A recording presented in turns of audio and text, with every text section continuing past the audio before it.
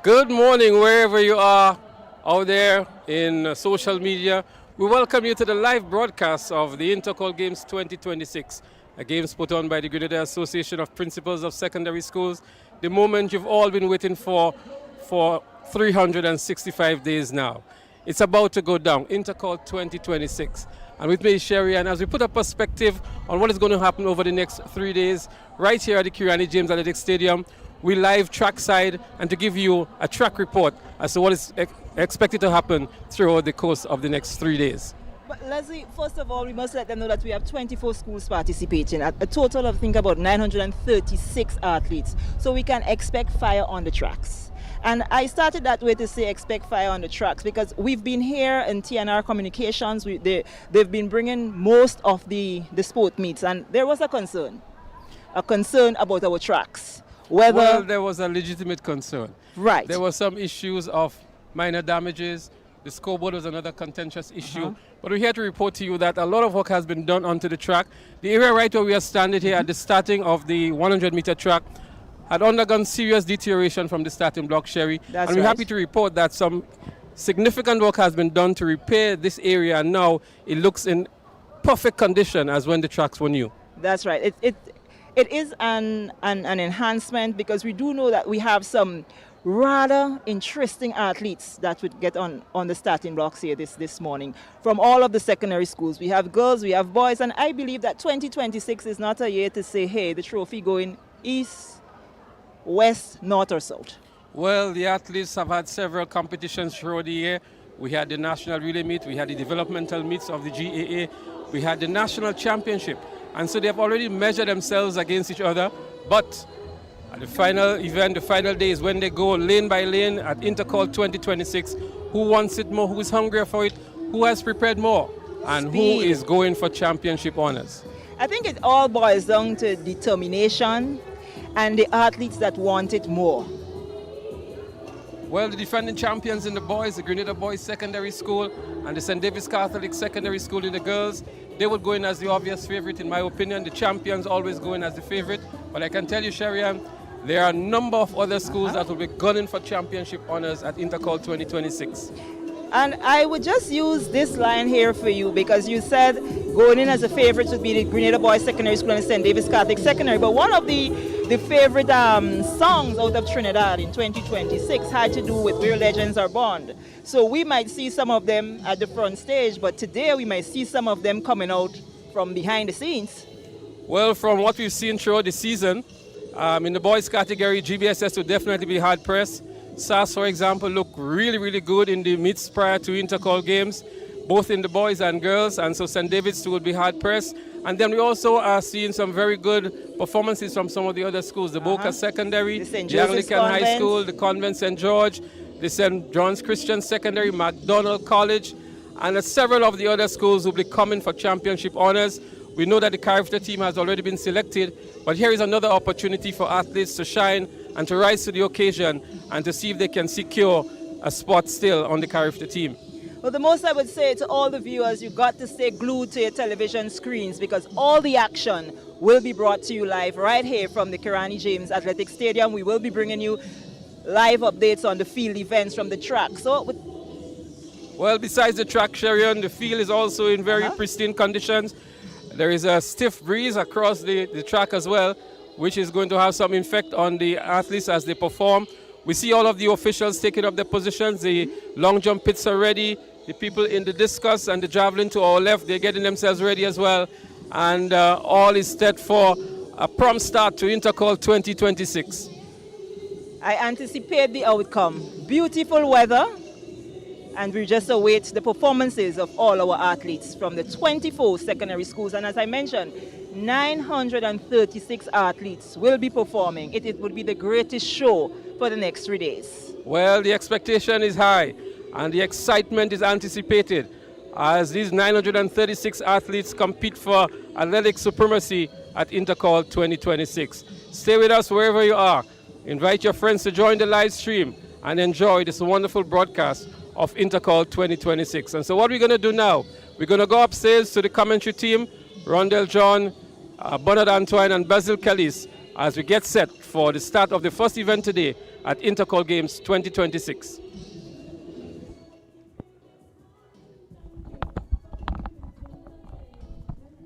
And welcome and good morning from the Kirani James National Athletics Stadium. GAPS Intercol 2026. This is the big one, Bernstein. Rondell, this is the big one today. Definitely. This is the big one, baby. This is the one that we've been waiting for. It is the culmination of all the athletics activities that we had in the secondary schools over the past couple months and all the mini meets that we've had. It's time to show the best that you've got if you want to be crowned champion of Intercol 2026. As was said on the field earlier, we anticipate a really keenly contested 3 days of competition. And this day one, the morning session, we have 23 events. 7 of those 23 events are final. So you don't want to miss this if you're on your way. You should hurry to get here. 23 events this morning in day number 1. Well, I'm certainly looking forward to the GAPS Intercall 2026. As we heard from Sherian, some 936 athletes. But what is more interesting, for 360 athletes, this will be their first Intercol games. For some 576, they are returning. And so it really is a good blend of the future and those that have transitioned from the younger stage into what I would say maybe the senior and the junior departments. But certainly some good sub-juniors to look forward to. Very much so, and it's a good point you made there, Clyde. Irrespective of what your form look like, if this is your first time on this stage, there will be some nerves. So the repeating athletes, those that are coming back, we anticipate that they will be a little bit more settled. But the competition brings out the best with excitement. Competition brings out the best with, it takes away those nerves. Once you get on the field, all that you are thinking of is to either hit a gun or it's time to perform in the field events. And we anticipate a really, based on what would have gone on for the entire year in the track and field world in Grenada here, the competition has been keen, very keen. We would have seen that right throughout, including our national championship, which was extremely keen. The first time that we would have seen a sprint to the end in most of the long distance events. I mean, we even had a distinction of witnessing 3-4 falls starting of 1500.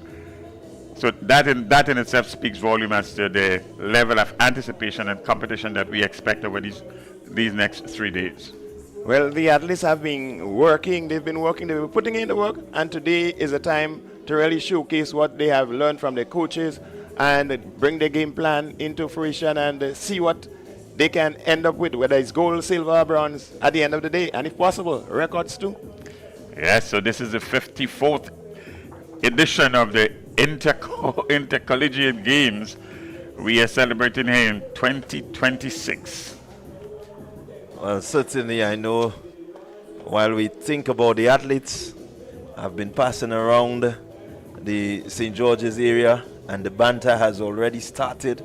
I'm seeing persons with some representing 3 schools, 3 ties in one person's neck. Is just about the banter that is about to take place. I know all the alma maters, persons are just ready. They are ready to go for this, the GAPS Intercol 2026. 2026 is a show. 2026 Intercol is where you ought to be if you have any interest in track and field. In Grenada, you will be here. And even for those online, we anticipate the rivalry will continue even online. Oh yes, the Intercol has grown into what we might consider now as a festival. Intercol is not just a matter of an athletic activity that we're having here at the Kirani James Athletic Stadium. It's a festival. Everyone is involved. You'll see the bus conductors in their ties, and many of the teachers of different schools are going to school with the school ties today, representing. And wherever the workers are, in whatever establishment, we know that the ties are on display and the banter has begun, and they're waiting expectantly to see who's going to bring home the beacon for 2026. Oh yes, the season has been long, but this is where it all culminates. And the sponsor of these games today is the NLA. Yeah, certainly NLA doing their part to support the sports, the culture, and the nation building.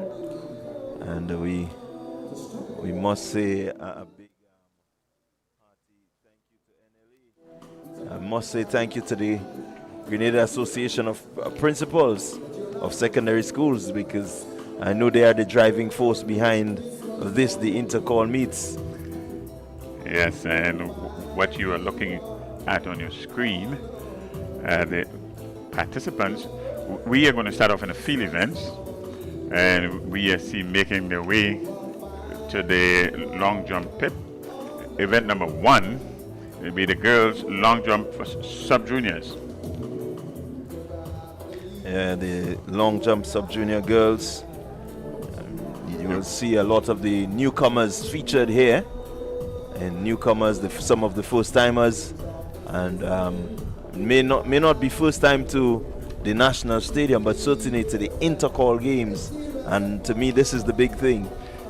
This is a big thing, and we have some 34 athletes registered at this event. That's a girls long jump for sub-juniors. These athletes are implied they would have been in the primary school system last year. Most of them would have. The uniform, the color schemes for the teams that are represented here, the schools that are represented. Some will be sporting new uniforms, but I guess the distinct colors will still remain intact. So we'll be able to give you an update on the color schemes for the various schools so that you can follow, enjoy, and be able to score at the same time. So as the excitement builds. And there we see the torch run, they're on their way into the Karani James National Stadium. What a beautiful sight. This really something, it has been a recent feature. It was tried in the past and now it's being brought back on. So this is the torch run, get it into the stadium, representing the start of these games. Yeah, certainly the torch run has become a spectacle in itself, where all the schools tend to, just bring that flavor, that flair that the Intercol games has to it. We saw a number of schools really going out there, and passing that torch in some extravagant manner. It's good, clean rivalry, and this is what you want. This is what you want. Arguably, it has been said that the intercollegiate track and field event in Grenada here is probably second only to Jamaica Champs. Well, we'll always have this discussion, and it's up to your interpretation. But we are number one in the OACS, and we're sure about that. Oh, by a long shot. By a long shot. And we are now regarded as one of the premier. And certainly in Grenada here, this event is arguably our biggest sporting event by far. Yes, certainly the biggest supported event. You have the likes of some 23 secondary schools taking part, and you're talking about the entire school being in support.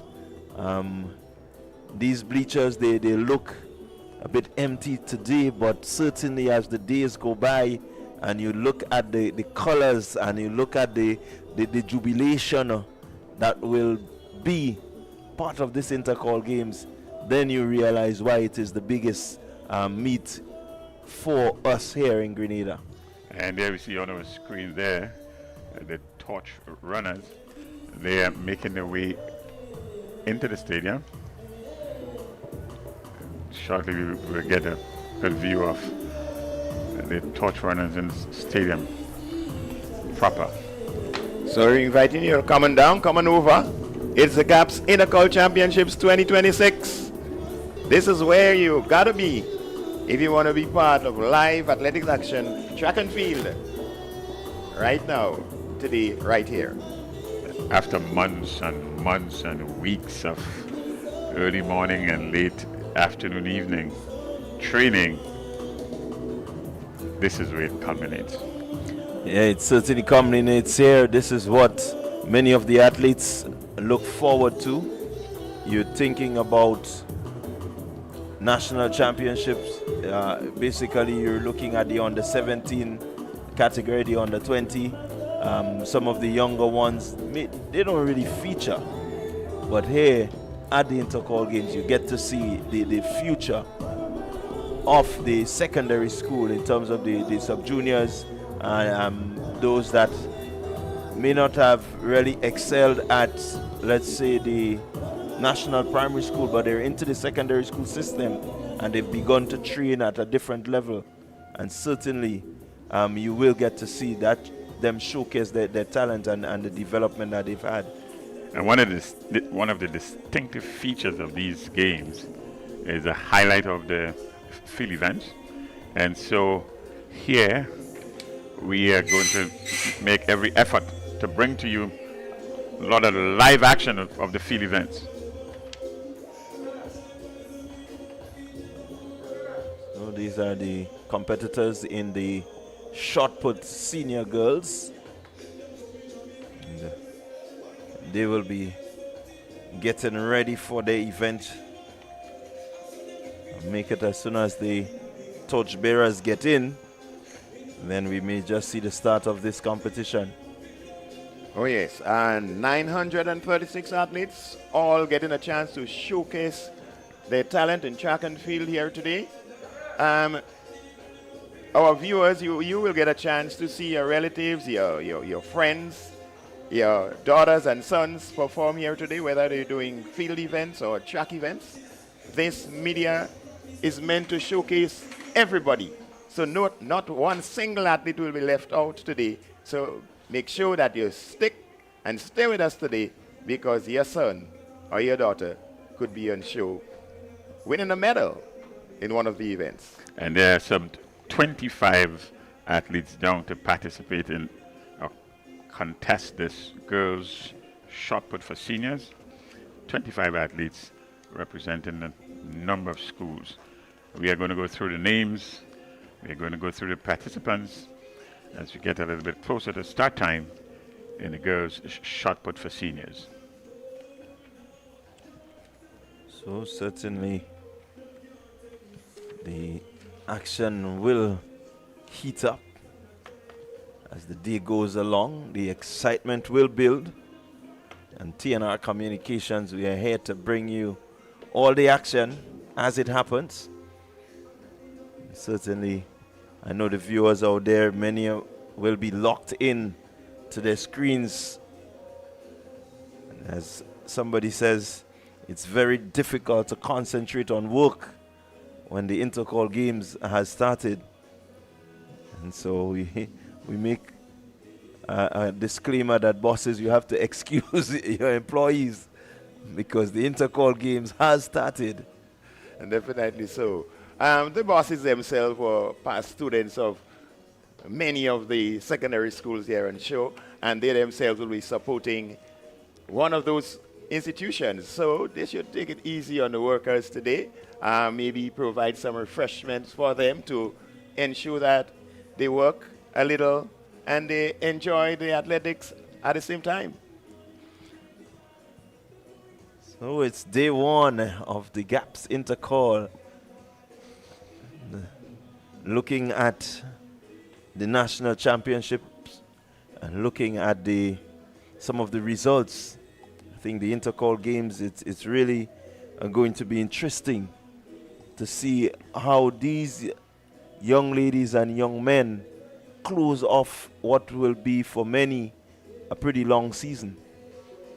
As they sit in the competition area, we can see that I guess they are, psyching out themselves and getting ready to do their very best.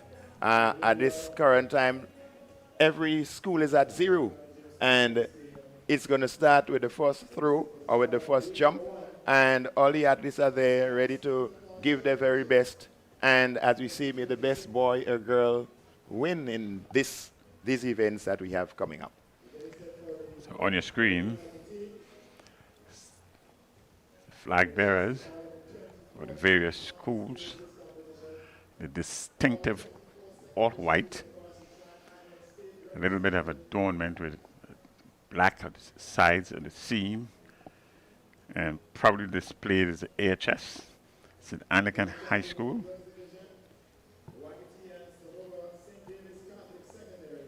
It's the Anglican High School on your screen with the distinctive all-white.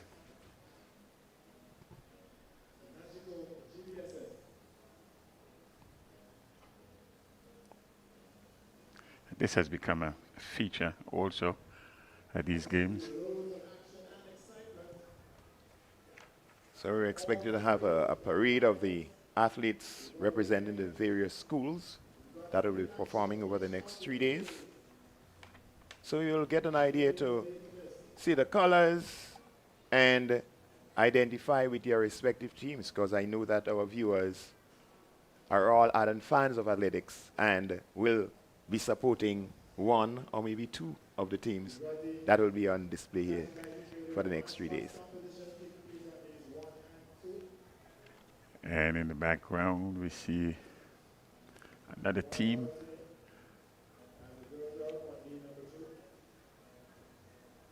while they're all making their way onto the field now. It's an explosion of a kaleidoscope of colors that will adorn our screens, the images over these next 3 days.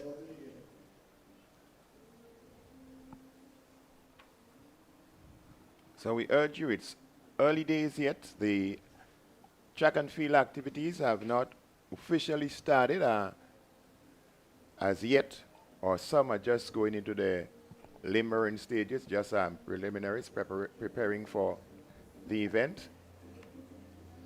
So we're going to urge you to get the fridge stocked. Make sure you have some cool drinks available so that there wouldn't be much distractions when the event goes into high gear as the morning session proceeds. This morning we're going to have some 11 finals. And this afternoon we'll have 26 finals, giving us a total of 37 finals for day one of GAPS Intercol Championships 2026.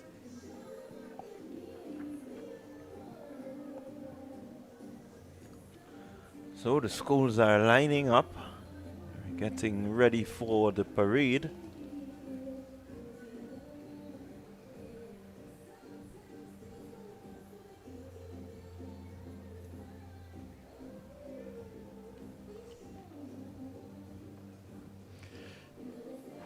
The weather looks good. The weather looks fine. I think this is the perfect day to start this 26 intercollegiate games. Well, we can certainly recall 2025, we were 2 hours late due to rain, and so today the rain is nowhere in the vicinity. Let me have a quick look at what it is that the people in the Met Office are saying for today.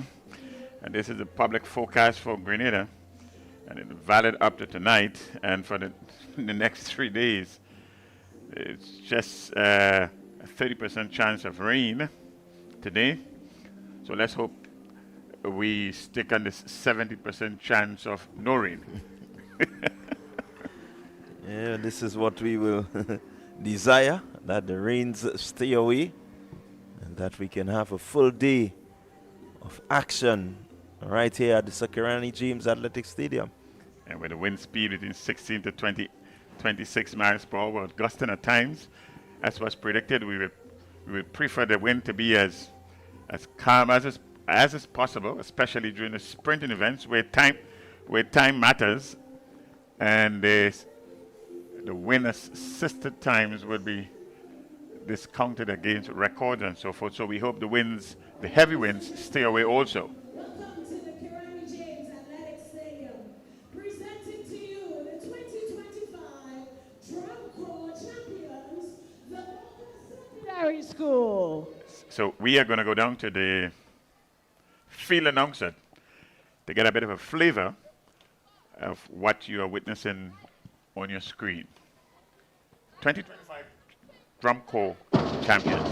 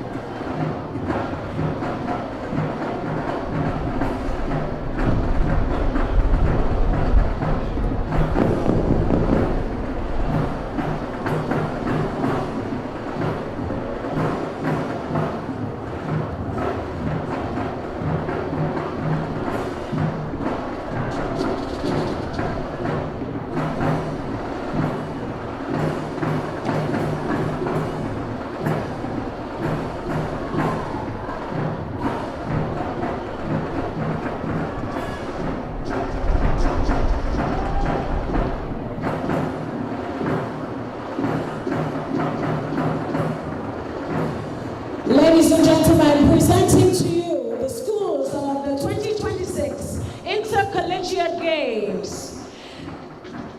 We welcome the Anglican High School.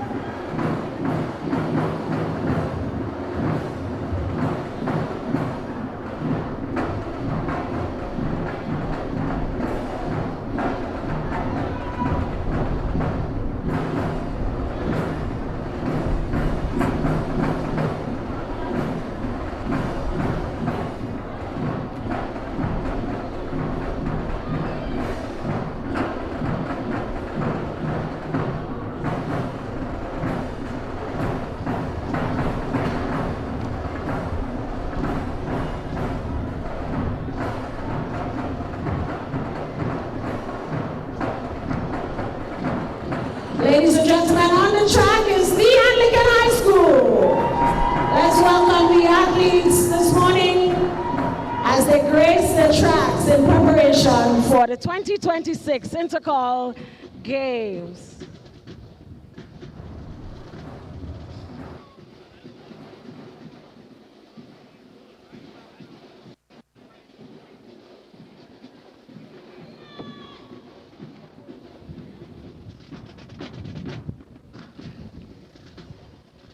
Up next on the track, Beacon High School.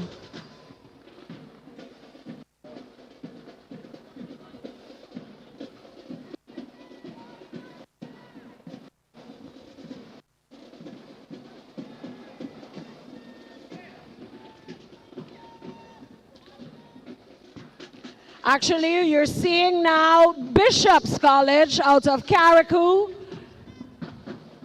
Let's make some noise. Let's welcome the students, the athletes, sorry, of Bishop's College.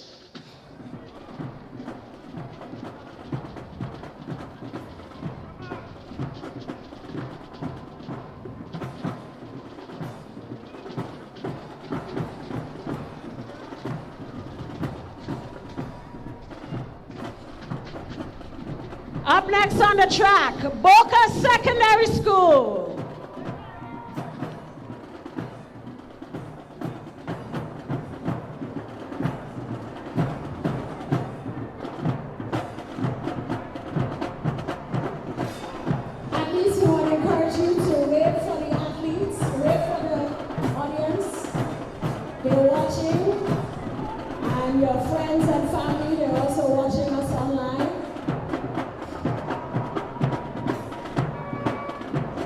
We want to welcome the boys from Tanti, the Grenada Boys Secondary School. They're up next on the track.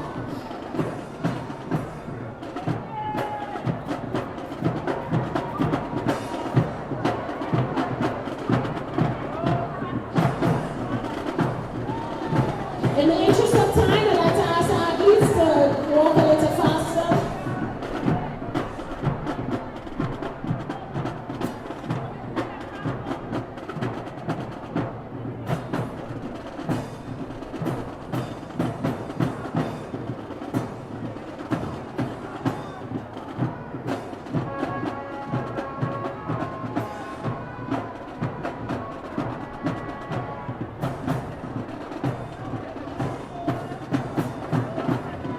Ladies and gentlemen, we welcome the Grenada Christian Academy, all the way from Pearl St. Andrew.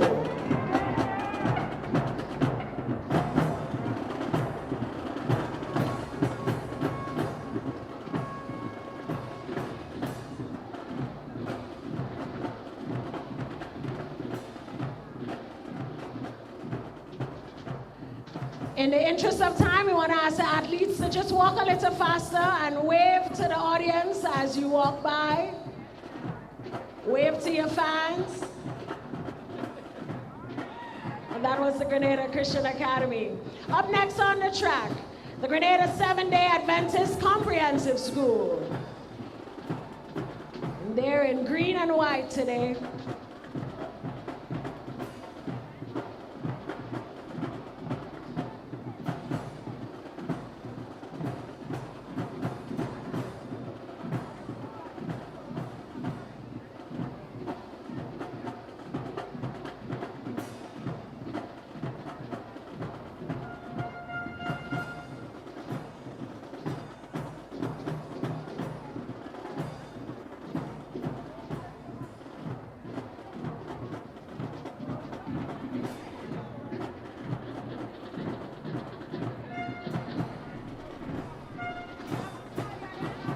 Up next on the track, the Grenville Secondary School. They'll be in orange and black.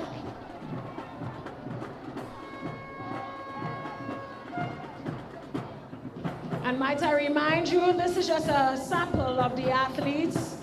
The competition has already begun. We have athletes jumping and throwing already. Ladies and gentlemen, let's welcome Happy Hills Secondary School. They're in purple and white.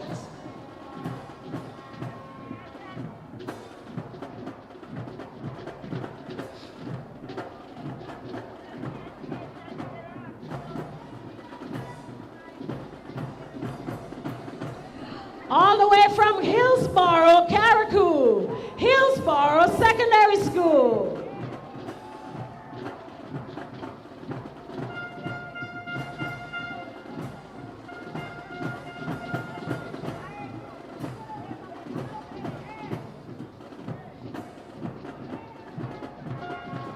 Hillsborough Secondary will be wearing forest green and gold.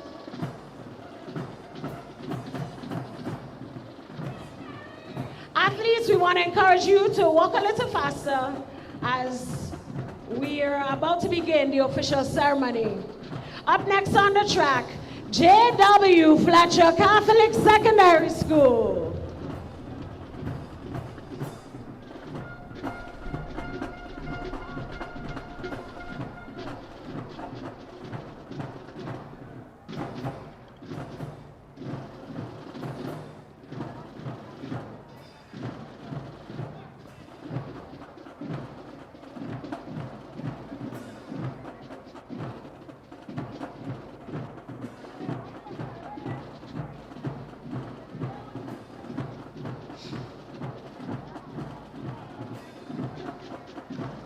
All the way from the north, Crown City, McDonald College. They'll be wearing maroon and white for the competition.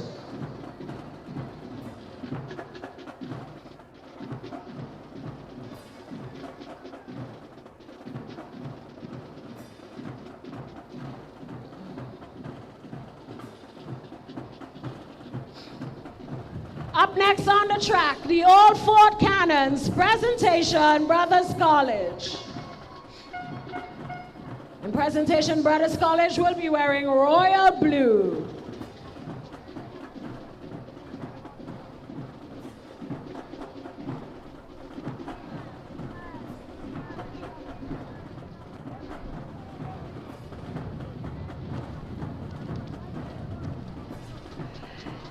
Ladies and gentlemen, we now present to you Nawasa Sass, the St. Andrews Anglican Secondary School.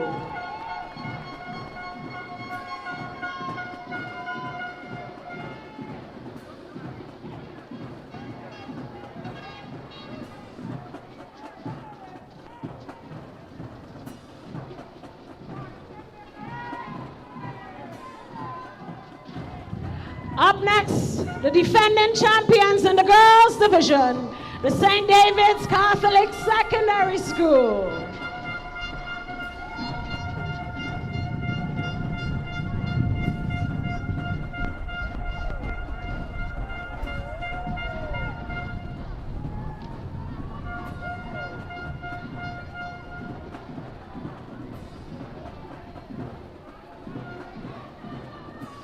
Ladies and gentlemen, from St. John, the St. John's Christian Academy. Sorry, St. John's Christian Secondary School. Actually, before us, this is the SGI, St. George's Institute, and they will be followed by the St. John's Christian Secondary School.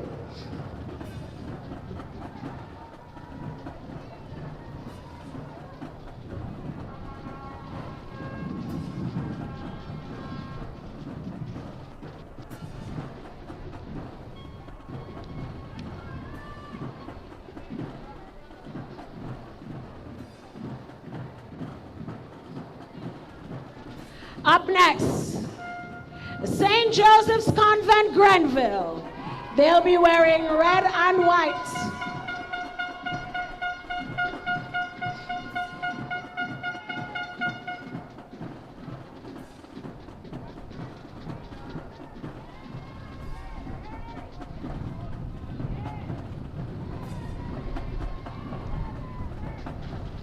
Up next on the track, we present to you the St. Joseph's Convent, St. George, the 4x400 meter champions from 2025.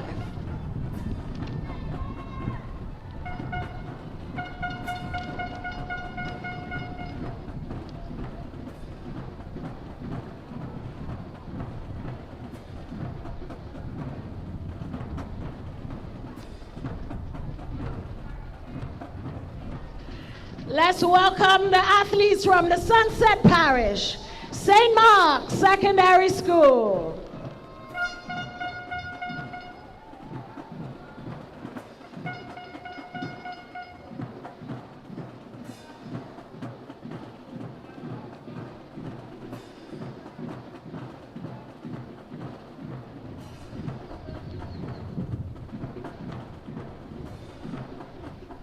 St. Mark's Secondary is followed by St. Rose Modern Secondary School. They'll be wearing royal blue with white and red.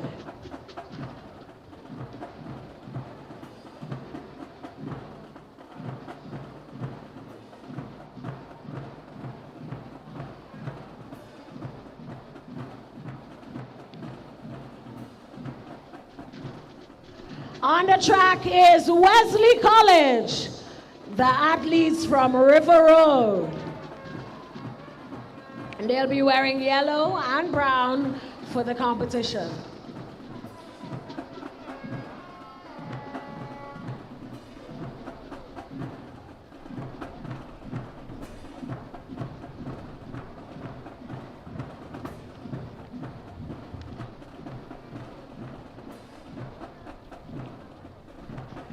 We want to welcome home of the Iguanas. The Wester Hall Secondary School is on the track. They'll be wearing fluorescent green for the competition.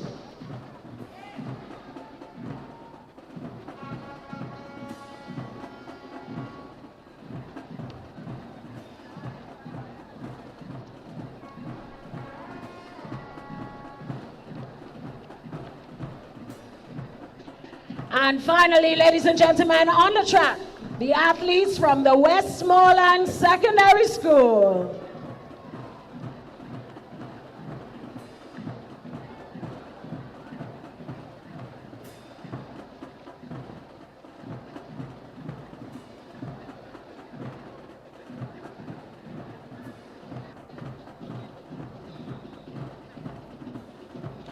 Let's give a lusty round of applause for all the athletes representing their schools today.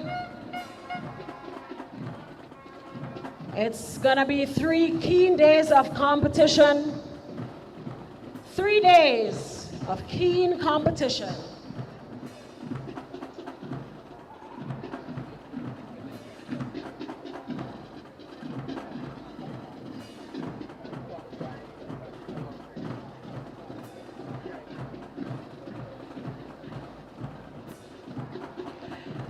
Ladies and gentlemen, we now invite you to witness the torch run presented by the defending champions of Intercol 2025, the St. David's Catholic Secondary School and the Grenada Boys Secondary School.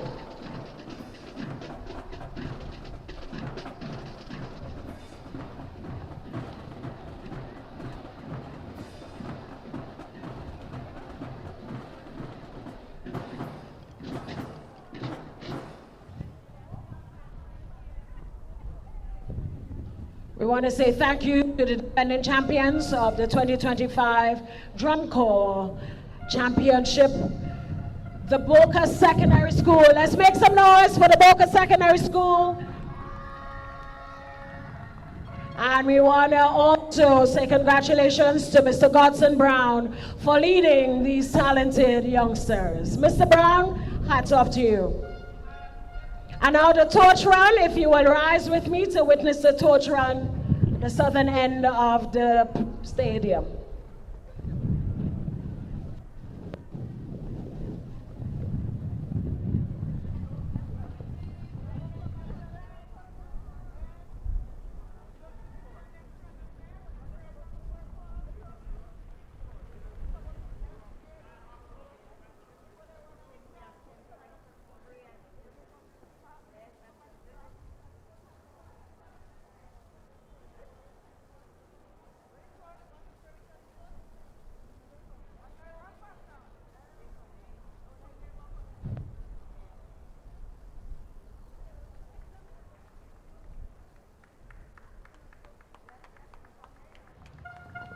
Make some noise for the defending champions of the 2025 Intercol Games, the St. David's Catholic Secondary School and the Grenada Boys Secondary School.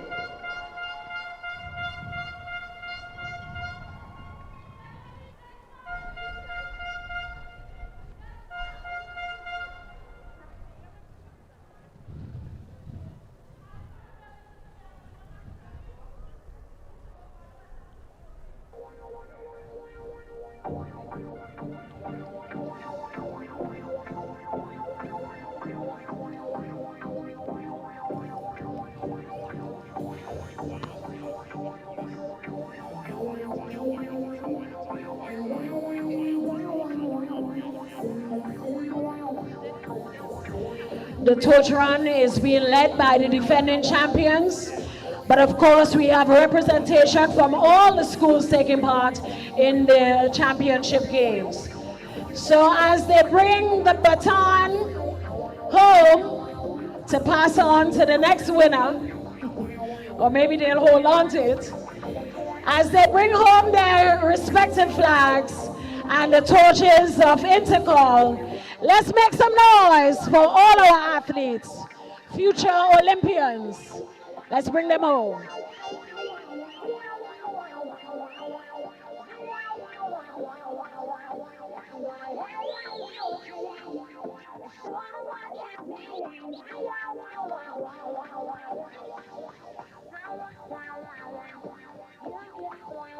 They're followed by one of our sponsors, the National Lotteries Authority, supporting sports, nation building, and culture.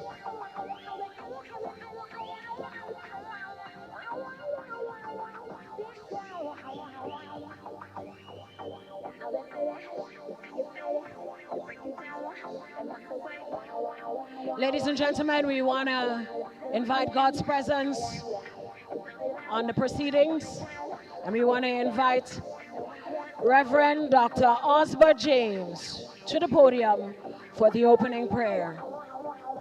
As he comes, I have one announcement. Drivers of PAW 887, PK16, and P3384, we have an emergency. You need to move your vehicles immediately. And now, ladies and gentlemen, we welcome for opening prayer, Reverend Dr. Osbert James.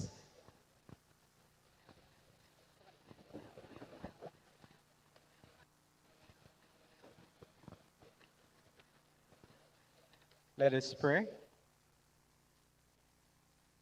Heavenly Father, we come before you with grateful hearts, acknowledging your presence among us today.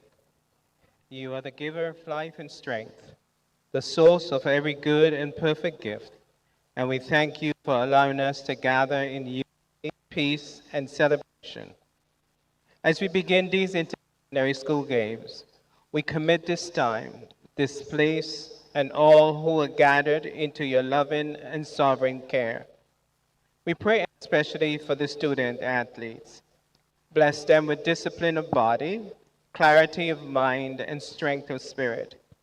Help them to remember that their abilities are gifts from you, and may they honor those gifts by striving for excellence with integrity, humility, and respect for one another.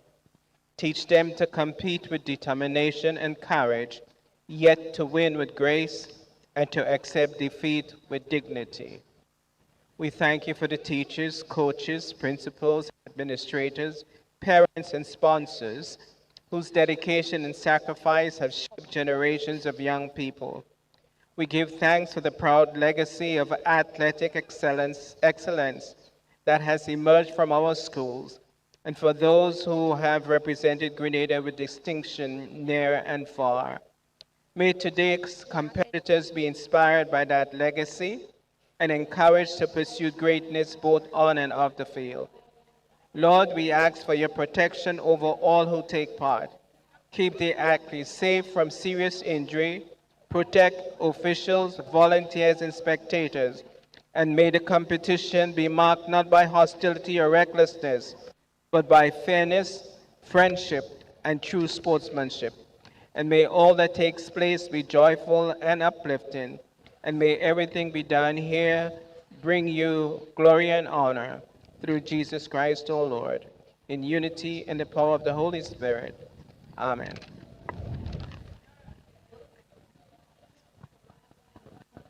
Ladies and gentlemen, we invite you to remain standing as we pay homage to our country, Grenada. We invite Little Miss Grenada 2024, a student of the Anglican High School, Miss Saraya Abraham, to sing the national anthem. And we also invite the National Cadet Corps for the hoisting of the flag.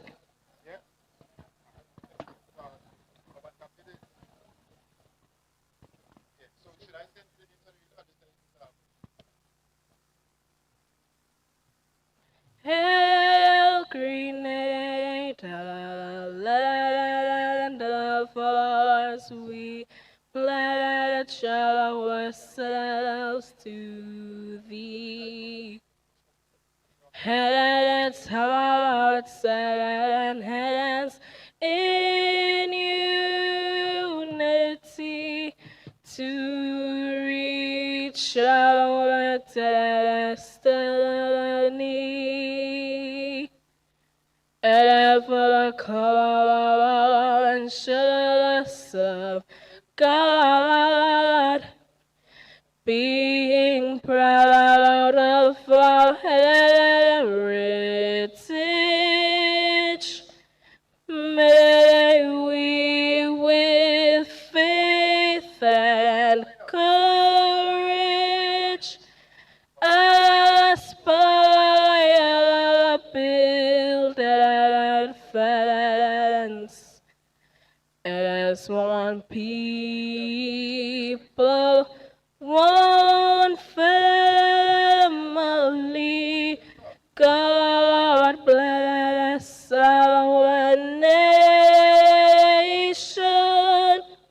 Thank you.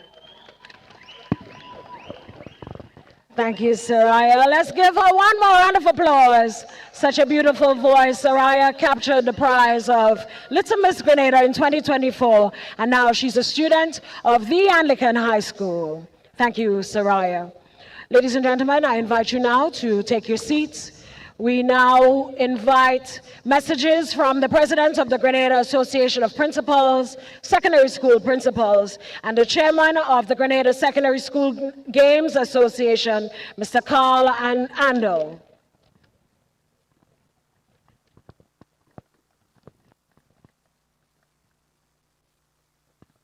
Thank you.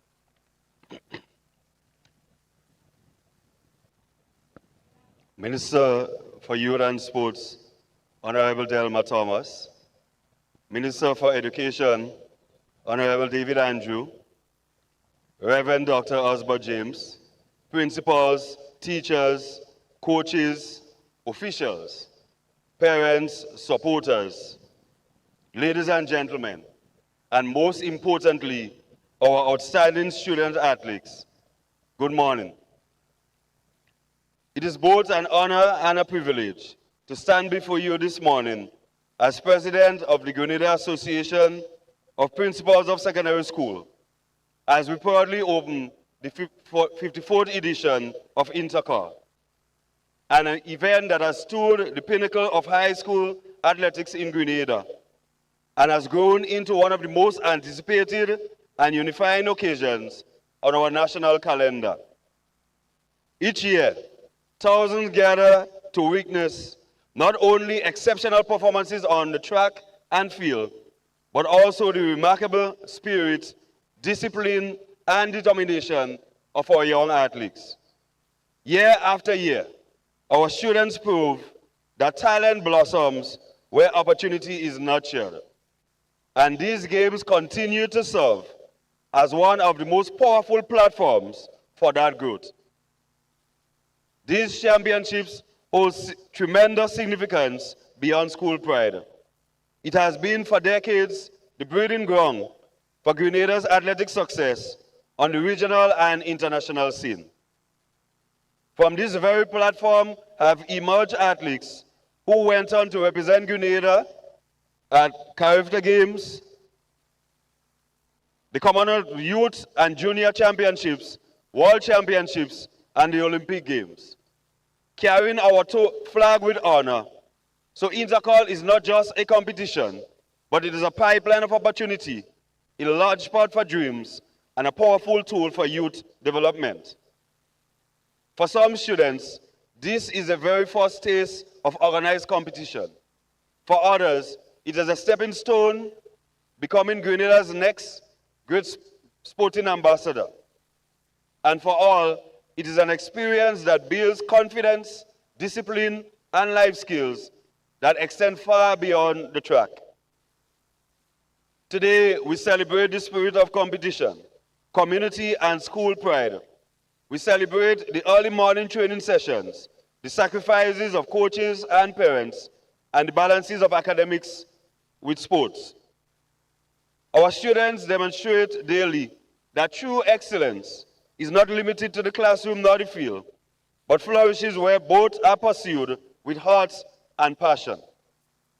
I extend our deepest gratitude to the government of Grenada, in partnership with the National Lotteries Authority, the main sponsor of this year's championships. Your continued investment in education, youth, and sports speaks to your commitment to nation building. Special thanks also to our diamond sponsor, the Investment Migration Agency, and our platinum sponsors, the National Sports Council, Blue Bubbles PA Rentals and Event Supplies, and Glenelg Spring Water, the official water of the Games. Thank you for ensuring that events like this remain strong, sustainable, and impactful for generations to come. I also extend special appreciation to all other corporate sponsors whose continued support has helped elevate this championship. Your investment in youth development through sport continues to make an immeasurable impact. To the principals and teachers, your leadership shapes environments where excellence thrives.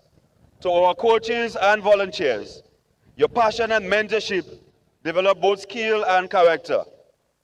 To our parents and supporters, your encouragement fuels your children's dreams. Motivate them to engage in physical activities so they will learn the significance of discipline, resilience, accountability, and teamwork, all of which are crucial for personal, social, and professional growth. And now to you, our athletes. Today is your day. Run with courage, jump with confidence, throw with strength. And above all, compete with integrity and respect for one another. As Olympic champion Jesse Owens once reminded us, the battles that count aren't the ones for gold medals. The struggles within yourself, that's where the real victory is.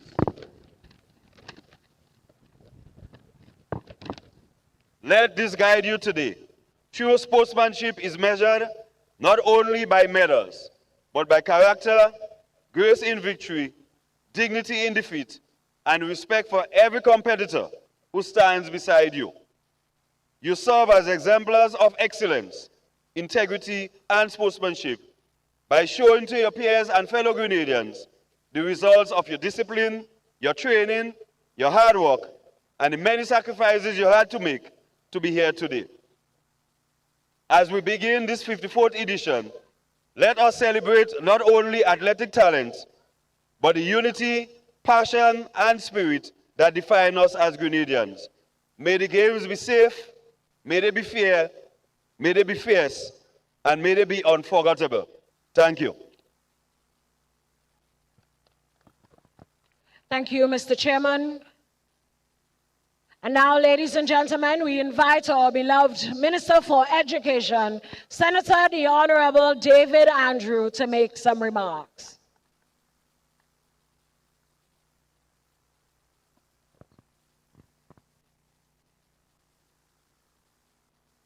Thank you very much, Madam Mistress of Ceremony. Ladies and gentlemen, I acknowledge our Minister for Mental Health, Youth, Sports, Honorable Delma Thomas, President of the Principals Association, other principals, athletes, specially invited guests, ladies and gentlemen, good morning. It is that time of year again. It is that time when school pride and national pride would soar to the highest. The rivalry is real, and the rivalry is not only among athletes, and it's not only among schools or students. Certainly, the rivalry engulfs the wider society, sometimes up to the level of the cabinet room. But that's all good. That's all fine. Because today we compete and tomorrow we combine. Because after all, Carifta Games are right around the corner and there is one Grenada team, one Grenada Carifta team that's going to do well. So today we come with our preferences, we come with our preferred schools and our preferred colors and our desires. And that's great. But one thing is certain, regardless of the scores at the end of the day, athletics will win. Good performances will win. And at the end of the day, great performances will emerge. Congratulations to all of you athletes who are representing your schools. Do so with pride, do so proudly, and make yourselves, your communities, and your schools very proud. I want to put on record our thanks to the government of Grenada and the various agencies, the NLA, the IMA, and all of our sponsors for continuing to sponsor these games. Special thanks also to the Games Association and the Grenada Association of Principals of Secondary Schools for your continued leadership in this regard. The Ministry of Education thoroughly supports this undertaking as it serves to holistically develop our nation's students and to provide them access to career opportunities and advancements in sports. Today, compete keenly, compete fairly, and do your best. And at the end of it, the Ministry of Education, as I said, thoroughly supports, and I wish that the best team, the best performances emerge victorious. Thank you very much. Thank you, Senator the Honorable David Andrew, Minister for Education. And now we move swiftly on to our energetic Minister for Youth, Sports, and Mental Health, the Honorable Delma Thomas. This will be followed by the athletes and officials' oath, and we will let you take your seats in the stands. Thank you, Madam Chairperson. Good morning, everyone. It is indeed a pleasure to stand here today to officially declare this Intercol Games open.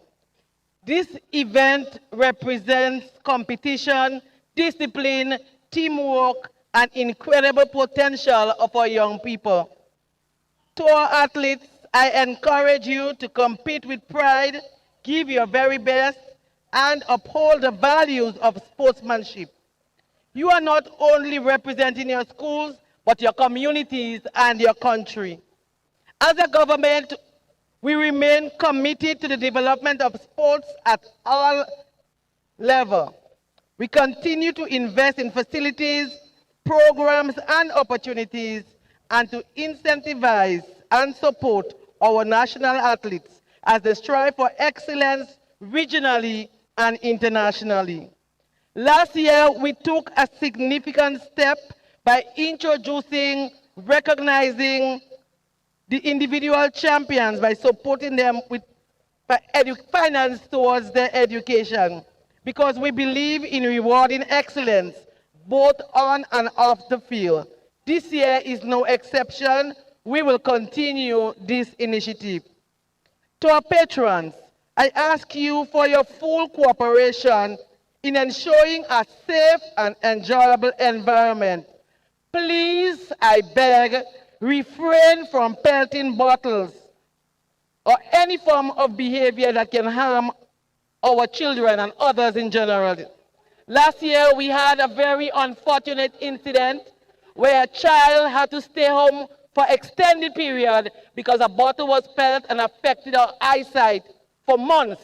And so this year, Intercol and going forward, we want to avoid all these incidents. And so I urge all supporters, please, please, please, refrain from pelting. Let us have clean fun. Let us support our teams. Let us waste our flags and bandanas, but please do not pelt. I acknowledge the government and the national authority for being our main sponsor, for providing in excess $350,000 in support of Intercol this year. As a government, we committed to continue providing the necessary support to Intercol and all other sporting activity. Let this be a day of unity, excitement, and positive energy. It is my honor to officially declare Intercol Games 2026 open. And I say, may the best teams win. Thank you.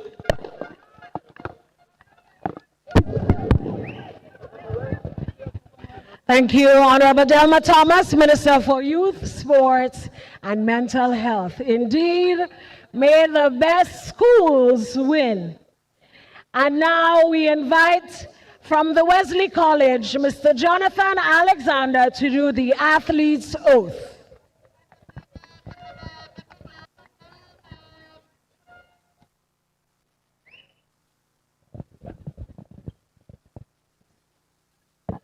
On behalf of all the athletes, I pledge that we will participate in the GAPS Intercol 2026 Championships in the true spirit of sportsmanship, abiding by the rules which govern them for the glory and honor of our schools and the success of the games.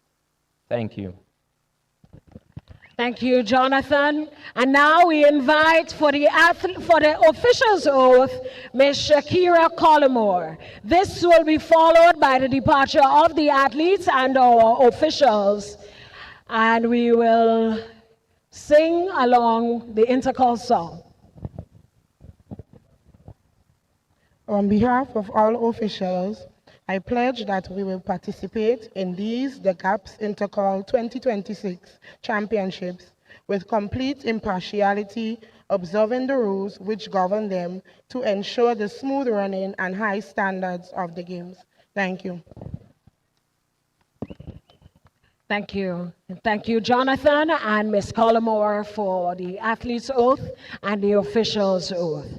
Ladies and gentlemen, I want to say special thanks to all of you for joining us for the opening ceremony. I want to say thank you to our viewers online, and I know you'll stick with us for the next 3 days. I want to thank the athletes, and at this time, I'd like to invite again the Boca Secondary Drum Corps to play us off. This will be followed by the departure of our principals and officials. All right, we invite the officials and the Principals Association to take their departure at this time.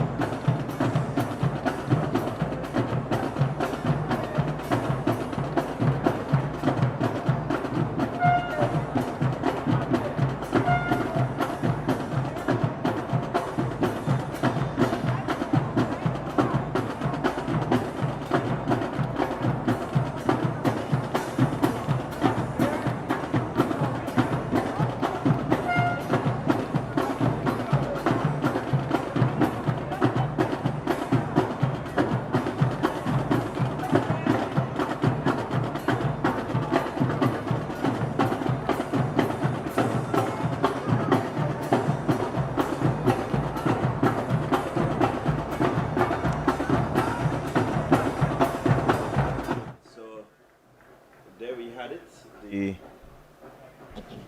opening ceremony of the 54th GAPS Intercol Games 2026 edition. And Leslie, I think that has set the tone for what I will make to be a very interesting and exciting day of athletic competition. Well, Clyde, 24 teams, 736 athletes, I think it is. 936 athletes, 3 exciting days ahead of us. And we can tell you, the viewers out there, it's going to be a thrilling 3 days of athletic rivalry. The defending champions in the boys, the Grenada Boys Secondary School, and in the girls, the St. David's Catholic Secondary. All of the other 23 schools combined in the boys and girls division will be going for championship honors, maybe even at the individual level, at the school level as well. And all the talk that we've been hearing for the last 2-3 weeks, all the posts on social media, all the bantering comes down to the final 3 days. It does come down to the final 3 days. And it's 3 days where the best of the best will showcase why they are the best. So we look forward to the next 3 days. I know the atmosphere is a bit charged right now. The banter has started, even while the action has not started on the track, but I can tell you the banter has started. People repping their schools. Well, we have completed the official ceremonies. The schools have done the bit. The coaches have done their work. The athletes have done their work. The parents have done theirs. And it's all going to be laid out on the track now to see what the athletes do for themselves, their schools, and obviously for the country later on. So we thank you for joining us wherever you are, the thousands of you that are already viewing the broadcast on the various social media platforms, on the GBN as well. And we welcome you to 3 exciting days of Intercol 2026, an event that has been put on by the Grenada Association of Principals of Secondary Schools, and they're working in close collaboration with the Ministry of Youth and Sports and also the Grenada Athletics Association to ensure that these games are of the highest standards. Quite a number of officials all over the arena, and they are excited just as the athletes are to provide exciting competition. Clyde, I had the opportunity to visit the athletes' village this morning. I can tell you from after 7 a.m., some schools are already there. And what impressed me most at that time was the discipline of the athletes in the athletes' village. They were all sitting there very calm, composed. Their coaches and managers were with some of them. And nobody was running up and down. There was no horseplay or anything like that. They were so well disciplined in the athletes' village this morning. Maybe not sure what's going to happen later on today, but from what I saw, it was a very good account of the athletes in the athletes' village this morning. Well, you definitely need to expect that. I think after the victory has come under your belt, you will get a bit agitated, you know, but for now, nothing really has started yet, so I could well expect that, you know, they're just anticipating what just may be for them for the day. Well, on screen we see the warm-up for the long jump. It's a long jump sub-junior girls, so we can just give you an idea of some of the events that will be happening this morning. There will be 5 final events this morning: the girls shot put senior, the boys discus throw junior, the girls long jump sub-junior, the girls high jump junior, and we're also going to see the heptathlon 100-meter hurdles open.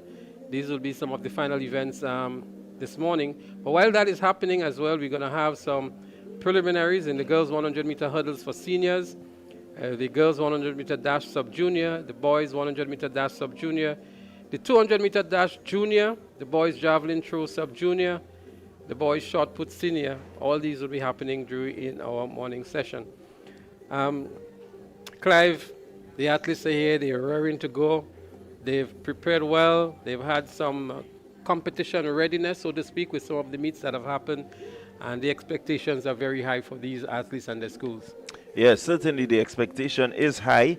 You know that the track year actually runs from, let's say, August into maybe, I would put it up to May, right? And certainly these athletes have prepared. They've taken part in competition to assess, you know, their readiness for this Intercol games. A number of development meets happened prior to the Arisa National Champs. Then you had the National Champs, and now the culmination, the make of it all, the Intercol games. Well, we can tell you in the sub-junior girls long jump, 34 athletes have been registered.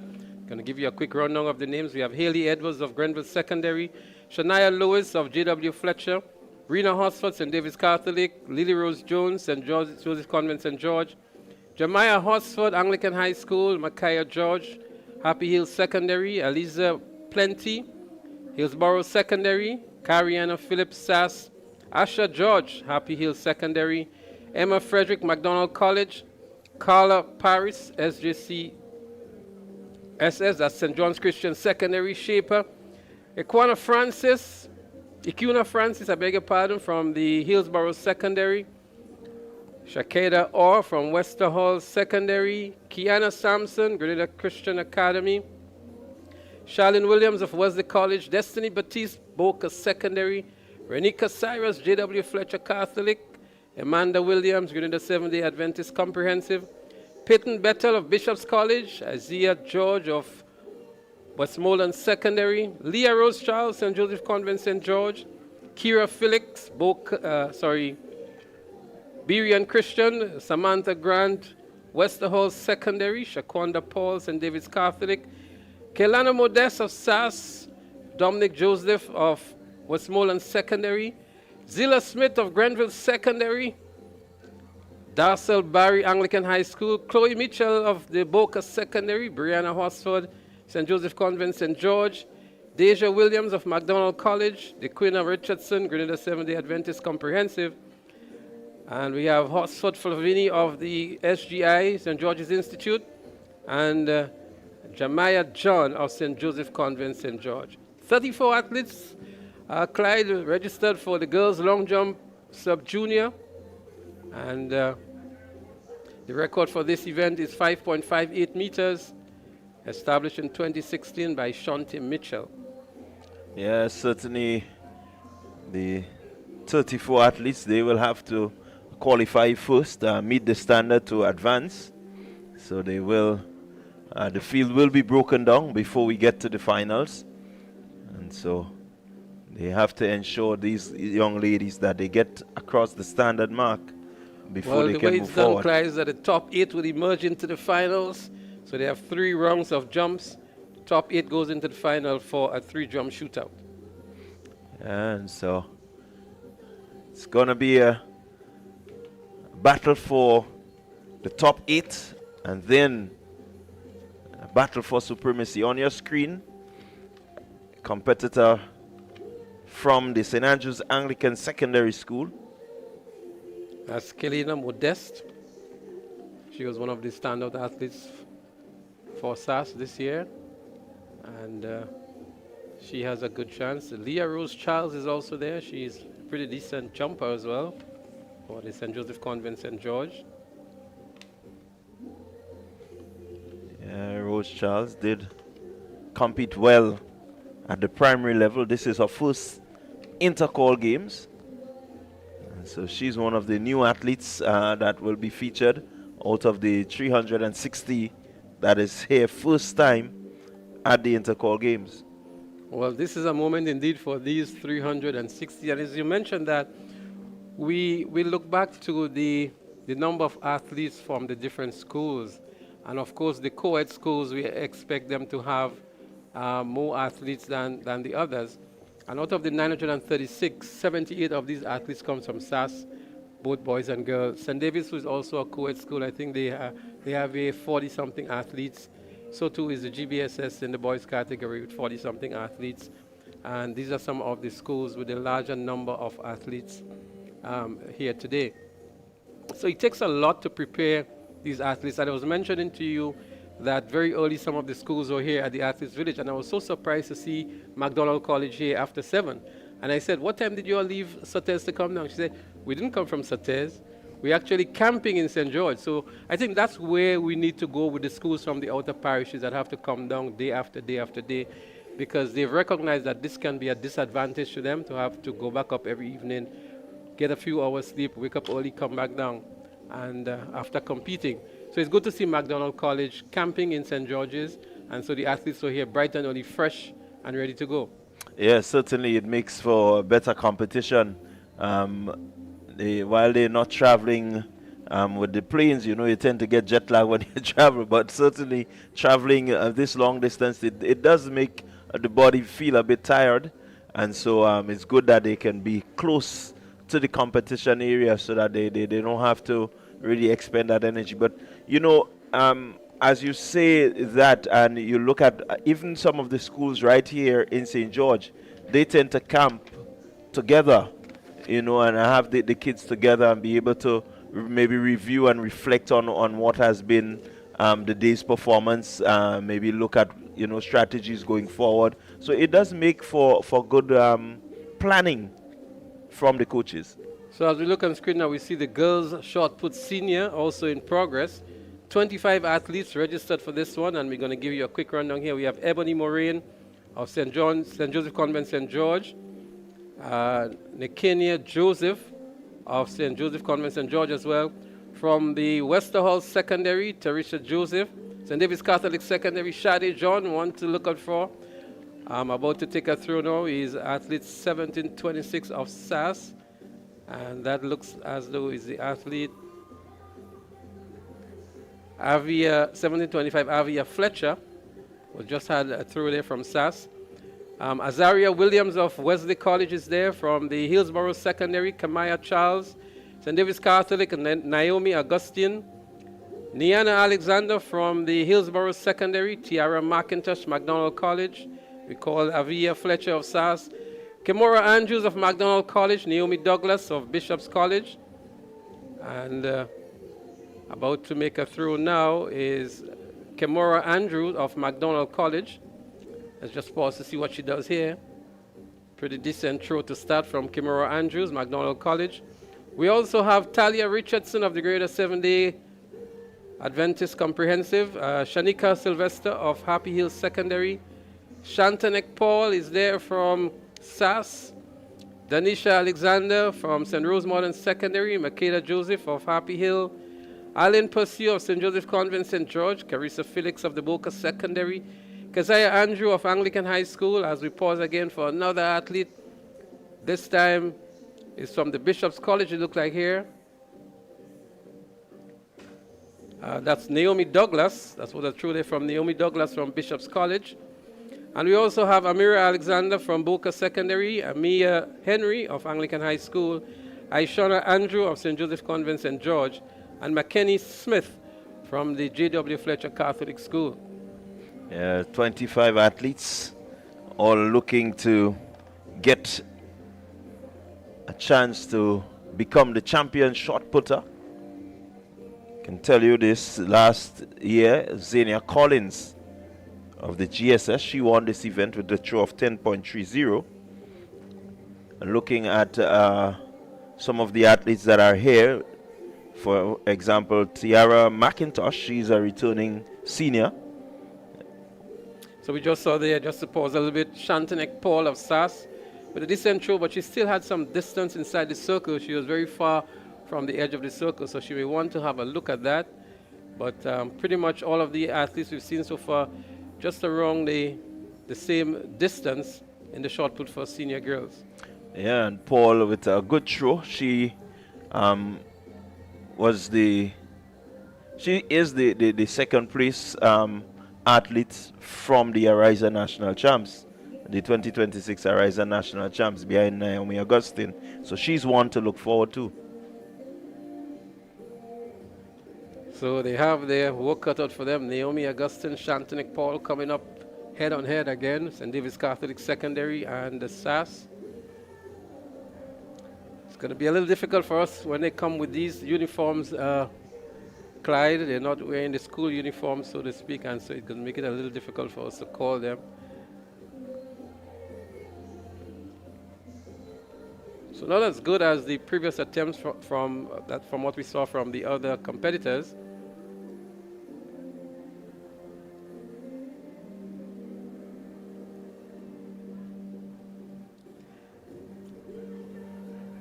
We expect to see the girls' long jump sub-junior, as we mentioned, in progress. The boys discus throw. They are crossed inside of the cage and getting themselves ready. They have not started yet. St. Joseph's Convent, St. Andrew is now attempting in the shot put for senior girls. Just above the red arc there. Not close to the lead, as we saw a very good jump from what looks like St. Joseph Convent, St. George in the high jump, which is now at 1.51 meters. And the high jump is happening for the girls' junior. So a number of field events in progress. And then we're going to see in a short while the start of the heptathlon girls 100 meters hurdles. And then the senior girls and senior boys. Another clearance for Hillsborough Secondary School in the high jump. Back and forth to the short put now. Looks like Boca Secondary School. Yeah, that sure looked Very impressive there, Leslie. To me, it looks like the best throw so far for the morning from the girls. We still have not seen Naomi Augustine from the St. David's Catholic Secondary. Anglican High School is going to have an attempt. That's your Hillsborough Secondary School athlete here, attempting now 1.51 meters. And that's Kalani Kwashi of the Hillsborough Secondary School. We welcome the viewers out of Carrico and P.T. Martinic. Your girls and boys are here, and they're going to represent admirably. Here she goes. Well, a very far leap from the bar. I was actually coming down on the bar. I'm sure if she adjusts her run-up, she would be able to clear the side because technically she didn't look too bad. I just felt that the leap to the bar was just a little bit too far. Yeah, I quite agree with you there. You want to get a little closer, maybe get a bit more angled. She came from a rather straightish approach. You want to get a bit angled so that you can go across the trajectory of the bar. Well, she's heading over to her coach for some instructions. He's obviously going to tell her something about the run-up, I presume. But they're in conversation now, and we see that happening on the international circuit as well. The athletes, after every jump, you see they look towards the coach to get some instructions as to how they can improve.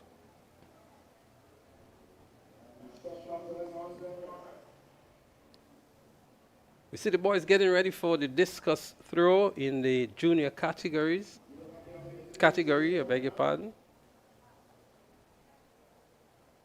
We're back with the high jump. Hillsborough Secondary School. So she's on a third and final attempt. And she unable to get over that height of 1.51. So early disqualification for Hillsborough Secondary in the high jump.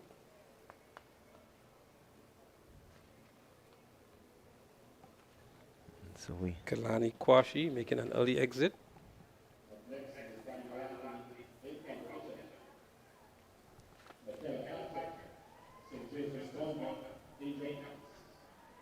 The long jump continues, sub-junior girls.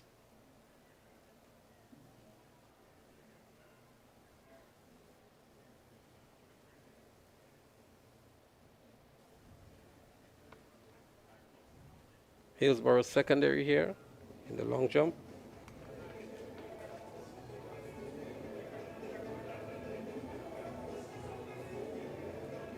That's Azariah Plenty of the Paddy's Hillsborough Secondary School. She's the next on the runway.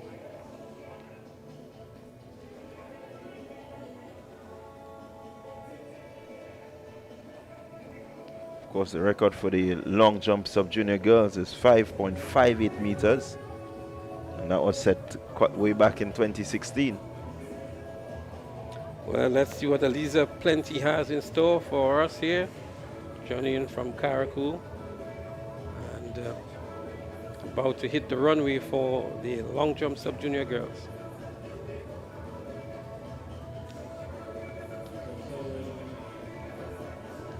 Meanwhile, let's see the bar for the high jump. It's being set at 1.54.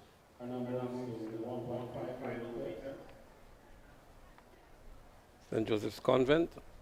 That's Michaela Patrick. And she's over. She is over 1.54. Really well done there. It looked rather easy for Patrick. I think the record for the high jump sub-junior should be 1.63. Let me just... Indeed, it is 1.63. Skeeter Isaac, the current record holder.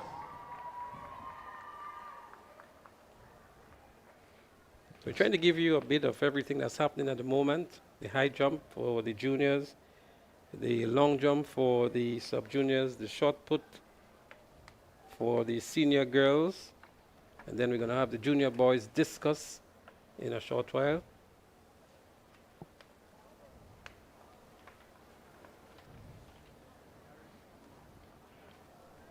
So the bar at 1.57.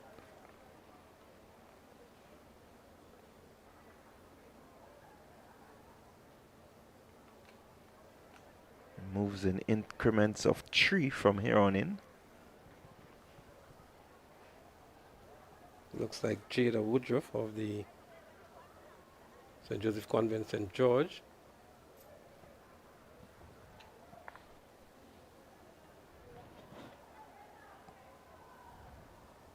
Failed attempt here by Convent St. George's. And that's her first attempt, so she does have 2 more attempts. So the game record for the junior girls high jump 1.63 meters. Skeeter Isaac, the record holder, established in 2005.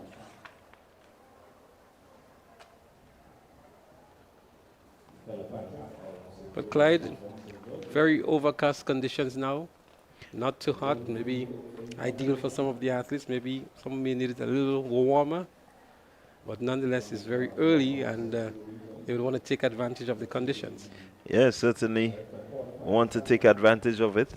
Just in the distance, there seemed to be a slight drizzle in the distance. Not certain that it's going to get all the way down here.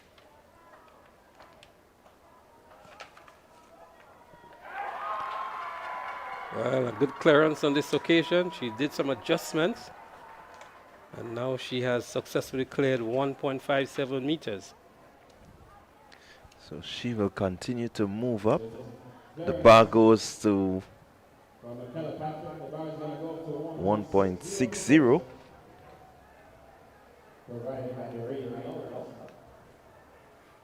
But there is a drizzle on now, Clyde. See the athletes taking cover, so too are the officials making some adjustments in covering some of the equipment. So it seems as though the high jump would be suspended for a moment. We see the officials covering the jumping mat now. Athletes seeking some resolve underneath the tent, the small tent that is there for them. And the heavens have opened up. I mean, if you look over the Grenada Hills, we can see the rains coming there. And we may just have a suspension in proceedings while the officials make some adjustments for the rain that is coming. Yeah, certainly it's not looking the prettiest. On day 1 of Intercol Games 2026, just slight hold up for the rain. Again, we got a start last year. We had similar conditions. This year we were able to get off to a good start, but unfortunately the rains are here. And let's hope it doesn't remain too long with us.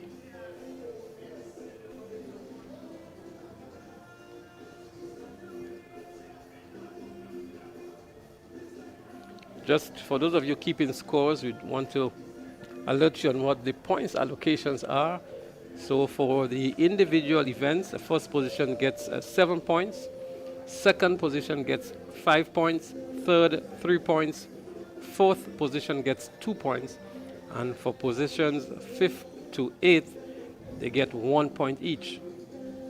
For the team events like relays, and also for the combined events like the octathlon and heptathlon, they get 13 points for the first position, 9 points for second, 5 points for third, 3 points for fourth, 2 points for fifth, and the sixth, seventh, and eighth also gets 2 points. So that's how the points would be distributed amongst the finalists.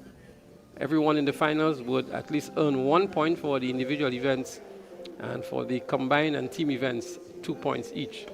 That is important in the scheme of things, especially when it gets down to the final events and persons are doing all of the permutations and combinations and want to keep their individual scores. And of course, on a daily basis, we remind you of those allocation of points for those of you who are tabulating for yourselves. Yeah, certainly points up for grabs. These points matter. These athletes will be putting all effort in to ensure that they get into the top 8. You look at a list of 34 athletes for one event, and it's only the top 8 that carries points. So apart from getting onto the podium, you have to get into the top 8 to get to the podium. Of course, and then we have the age categorization for those of you who are interested in that as well. So sub-juniors must be born 2012 and 2013. The juniors must be born 2010 and 2011. And the seniors from 2009 to 2006. These are the age categorizations for the athletes that are competing.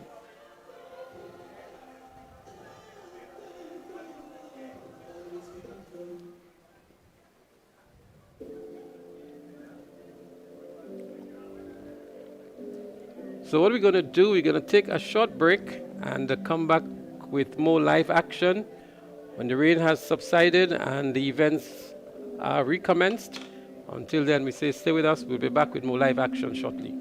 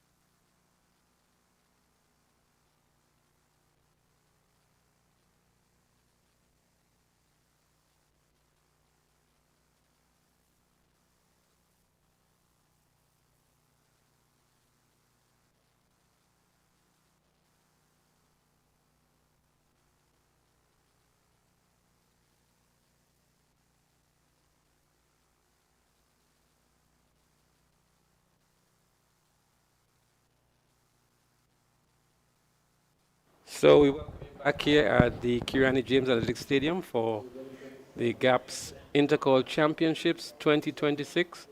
We just had a slight hold up in the proceedings because of the rains. The rain has actually subsided, and now we are going to continue with the events that are happening on the field. So we have a number of them. The long jump for sub-junior girls is still in progress.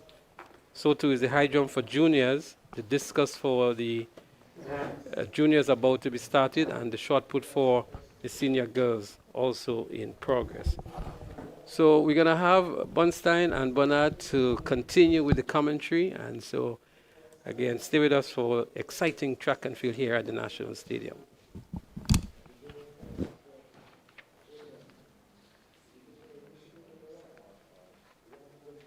So we are getting ready for the first event on the track. Just had a little sprinkling of showers of blessing with Bernstein. Oh yes, It's not rain. We call it showers of blessing. It was only a 30% rain and 30% defeated 70% today. Yes, so we expect for the remainder of the day, as we look out into the distance, where the rain actually comes from, there's no sign of further rain, so let's hope it stays like that. So we'll be getting ready for the first track event for the day.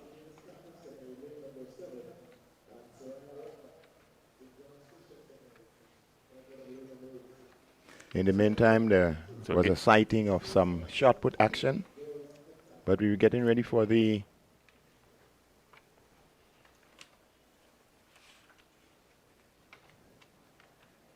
so it's the heptathlon girls 100-meter hurdles open. In lane 1, Maya Robinson of St. Joseph's Convent, St. George, Rachel Etienne of Anglican High School. She's in lane 3. In lane 4, Jadesia Mark of SAS. Lane 5, Matisha St. Bernard of Bishop's College.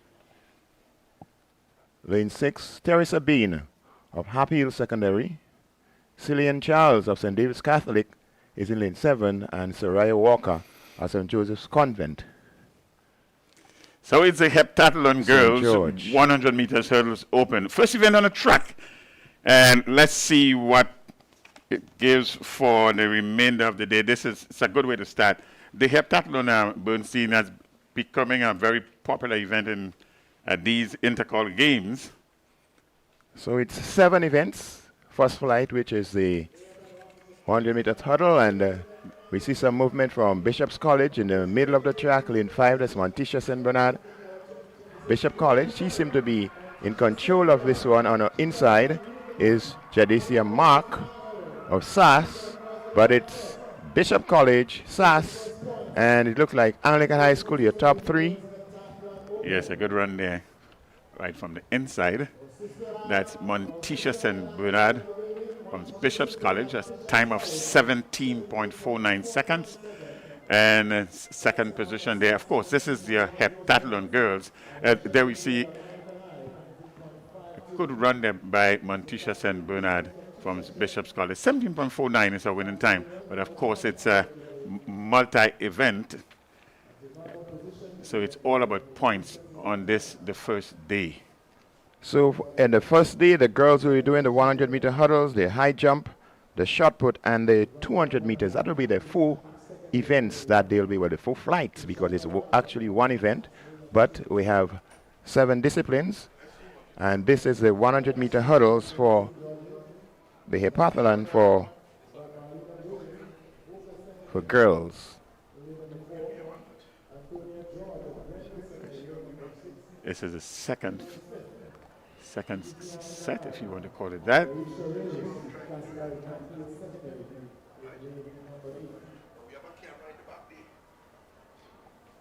So it's Hazard in lane number 1. She's from the St. David's Catholic Secondary School. Rogers, she's in lane 2. She's from SAS. In lane 3, St. Joseph's Convent, St. George. McFoy in lane number 4 from Bishop's College, from the carrier crew is Marlena Joseph. Antonia George from GSS. From Anglican High School is Janelle Smith. And the Happy Hill Secondary School, Arisha Regis. She's running out of lane number 8. So it's the second flight in the girls heptathlon open. That's Melina Joseph of Boca Secondary in lane 4. St. David's Catholic in 1, SAS in 2, St. Joseph's Convent St. George 3. In 4, Joseph of Boca Secondary. Lane 5 is empty. Lane 6, that's George of Grenville Secondary School, and Smith of Anglican High School in 7, and Arisha Regis of Happy Hill Secondary, making up the field here in the second heat of the girls 100-meter hurdles heptathlon. That's open event. And they're on the status orders.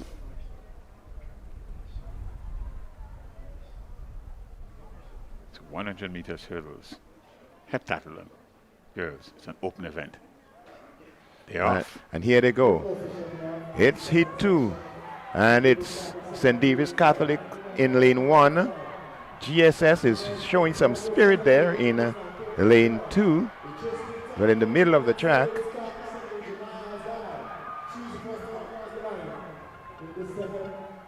As we seem to have lost our signal there. So it's Hazard from St. David's Catholic Secondary School, 17.71. She's the winner of this second heat in the heptathlon girls. Antonia George from GSS, 17.94. Janelle Smith, Anglican High School, 19.61, 20.47. It's Boca Secondary School. Marlena Joseph, and in 5th position from SAS, 21.05, Rogers. And then 6, Happy Hill Secondary Schools, Regis and McFoy from St. Joseph's Convent St. George, 23.34. So we have just witnessed the second batch of the competitors for the girls 100-meter hurdles open in the heptathlon. We have another flight coming up shortly, and this is an event where the girls will be doing 7 events over 2 days. They'll be doing 4 events today and another 3 tomorrow.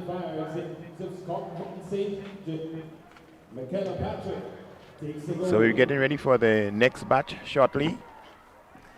And we would have heard announcers talking to the winner of the girls high jump for junior, Kalia Patrick. She's out of St. Joseph's Convent St. George. She, in fact, is our national champion in the girls junior at our recently held national championship. Congratulations there to the first gold medalist of the day, Michaela Patrick from St. Joseph's Convent St. George. Okay, congratulations to Michaela, indeed. Quite impressive in the high jump this morning as we get ready for so it's the 3rd flight. Heat 1. This is Heat 1 of the girls 100-meter hurdles senior.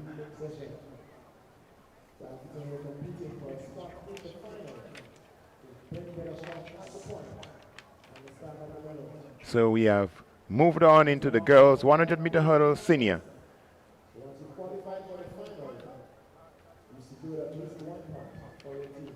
The action is heating up here.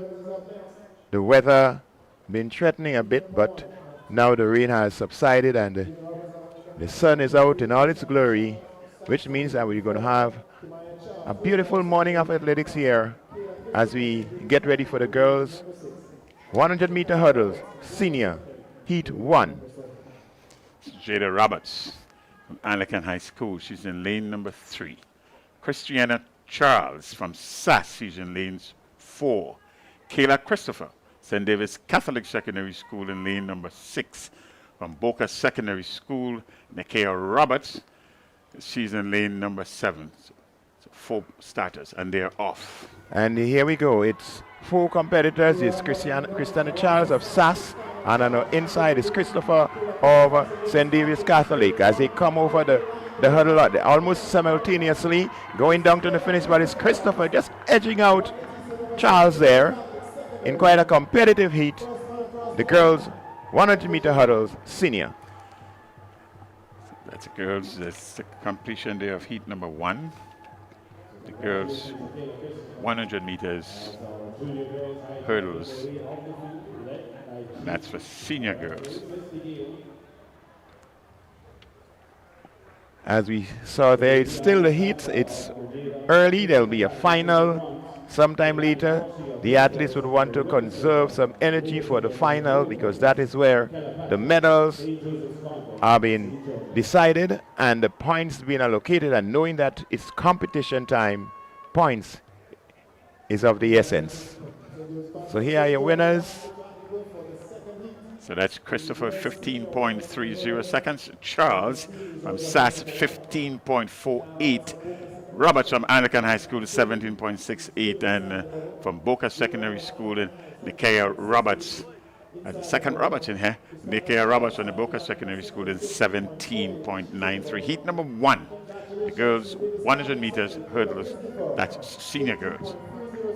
Heat number 2 is up next. So these are the heats. Remember, 8 of these competitors are going to get into the final this afternoon.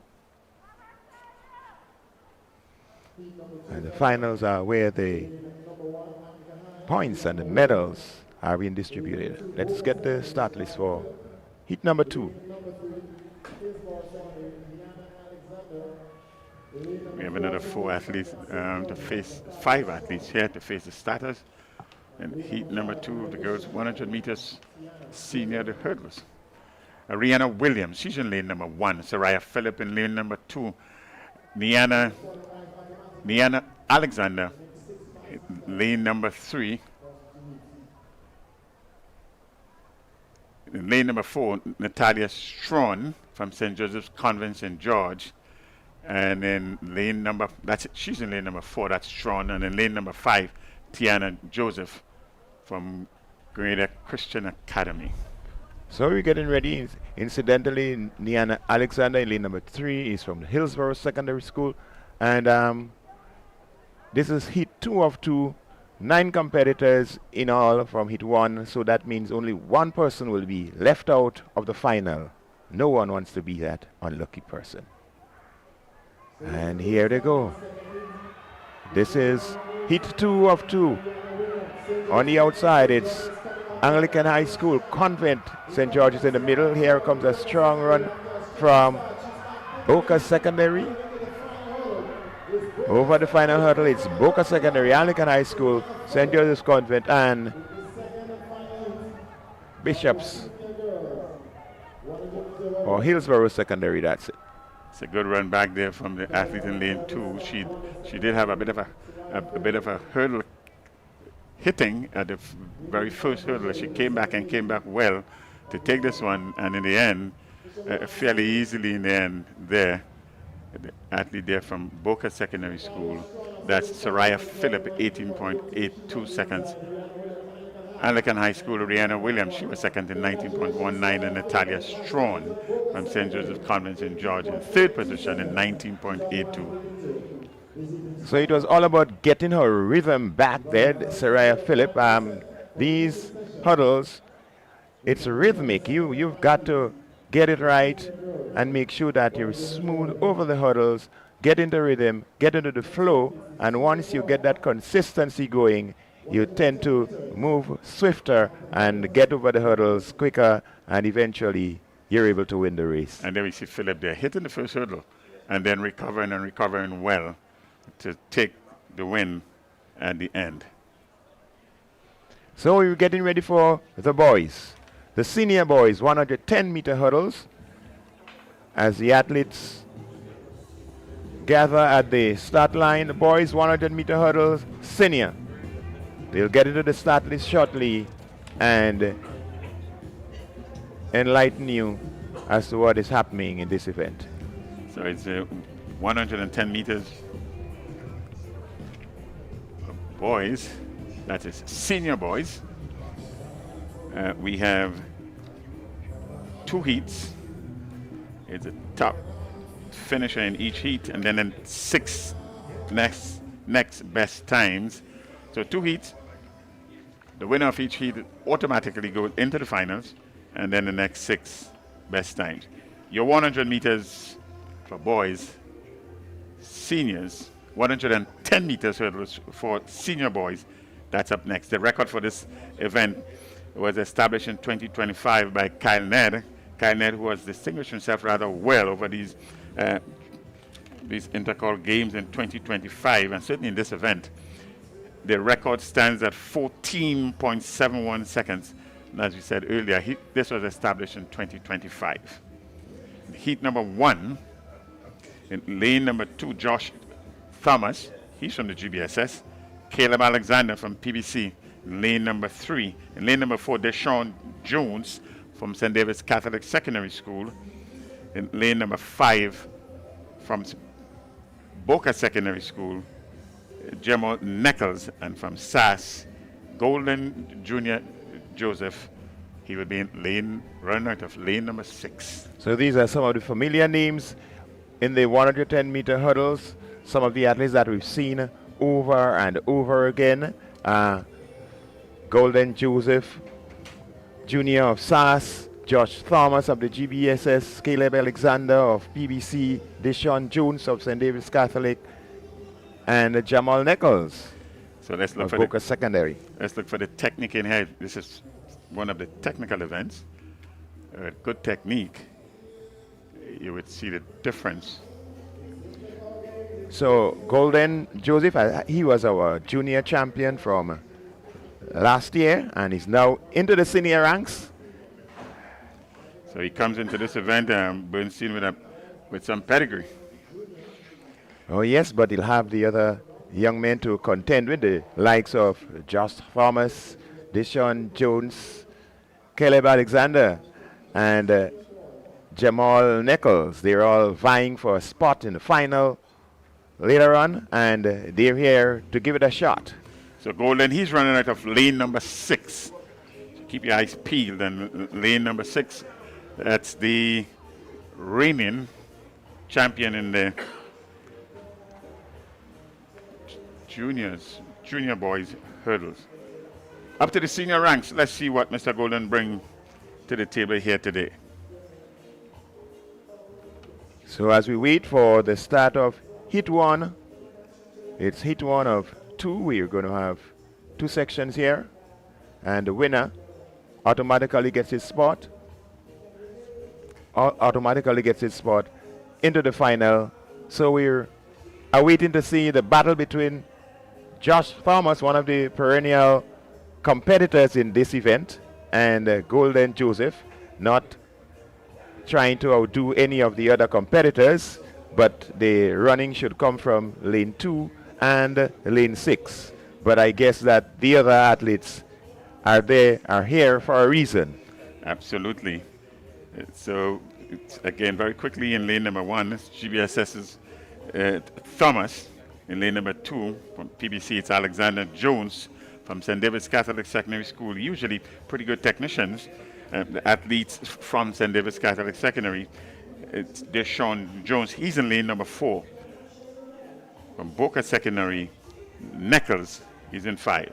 And we expect to see a better display of the hurdling technique in this section with the senior boys. They've been doing this event for a number of years now, and as the time progresses, they should start mastering the event. So we expect to see some top-class hurdling from these young men. And Joseph in lane 6.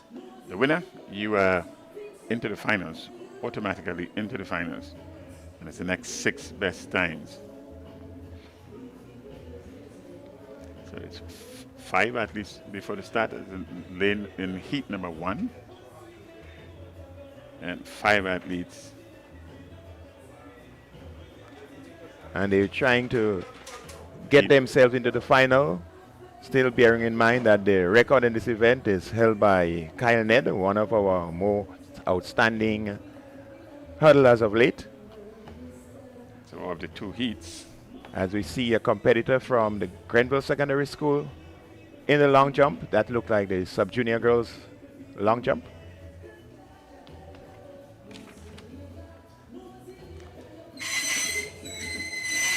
It is a long jump for sub-junior girls.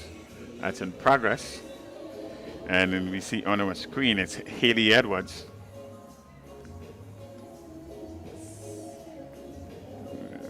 No, it's Dacel Barry from Anglican High School. That's Barry from Anglican High School on your screen. That's a girl long jump for sub-juniors.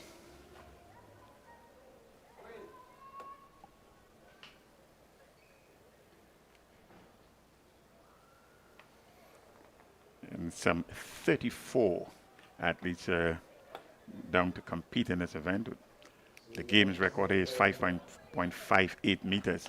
Let's turn our attention back to the track. The boys 110 meters hurdles. That's so senior boys. It's about to get on the way. So it's heat number 1. Heat 1 of 2. The winner gets an automatic spot into the final later on today. And the next best 6 times will join the winner from this flight and the winner from heat number 2, which will be coming up shortly. They're getting ready. They're readying themselves. The top 8 will go through to the finals.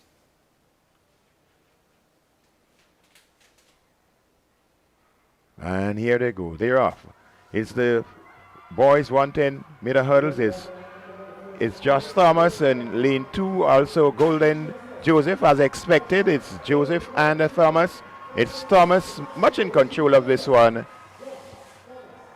So Thomas of GBSS, an easy win for him here.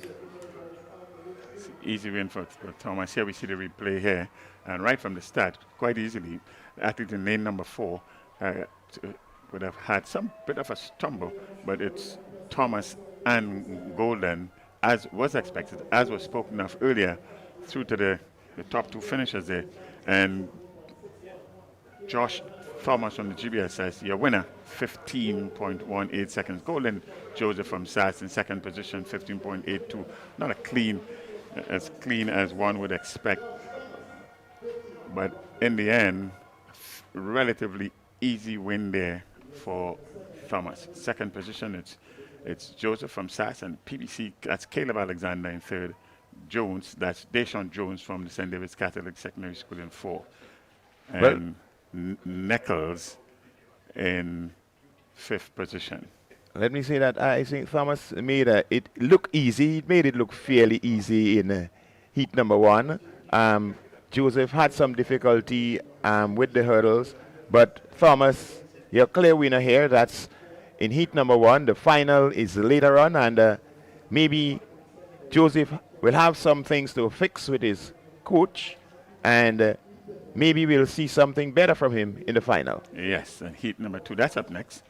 That's Kamal Joseph, starting out of lane number 3 from the GBSS. Michael Daniel from St. Davis Catholic Secondary School in lane number 4. Ethan O'Geist from the PBC. He's running out of lane number 5. And 6 is Rick Cade from SAS, and from Boca Secondary School, Jamal Kador. Well, Kamal Joseph, we've known from the junior ranks, character athlete representing Grenada, but now he's here in the 110 meter hurdles, senior. Ethan O'Geist of PBC, another of our sprinters, now into the 110 meter hurdles. So switching up the events a bit, but we know that it's Intercol, it's competitive, and the points really matter. So the athletes are showing their dexterity here. Yes, and it's a good thing at this age, before you zero in on where you are going to settle, it's good to have a go and see where the fit is best. So 5 athletes in heat number 1, another 5 in this heat number 2. Your top 8 finishers will go into the finals later. So we're getting ready for heat number 2 in the boys 110 meter hurdles, senior.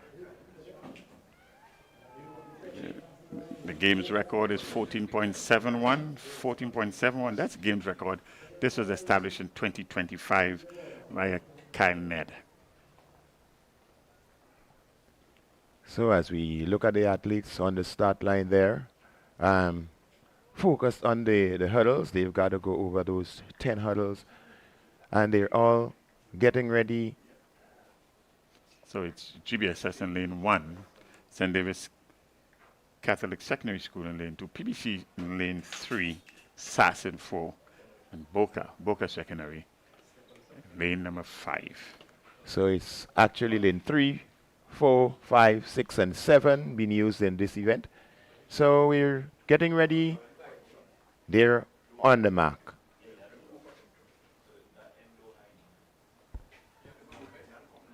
Joseph, Daniel, Auguste, Cadet, and Cadeau. Your boys, 110 hurdles. That's for senior boys.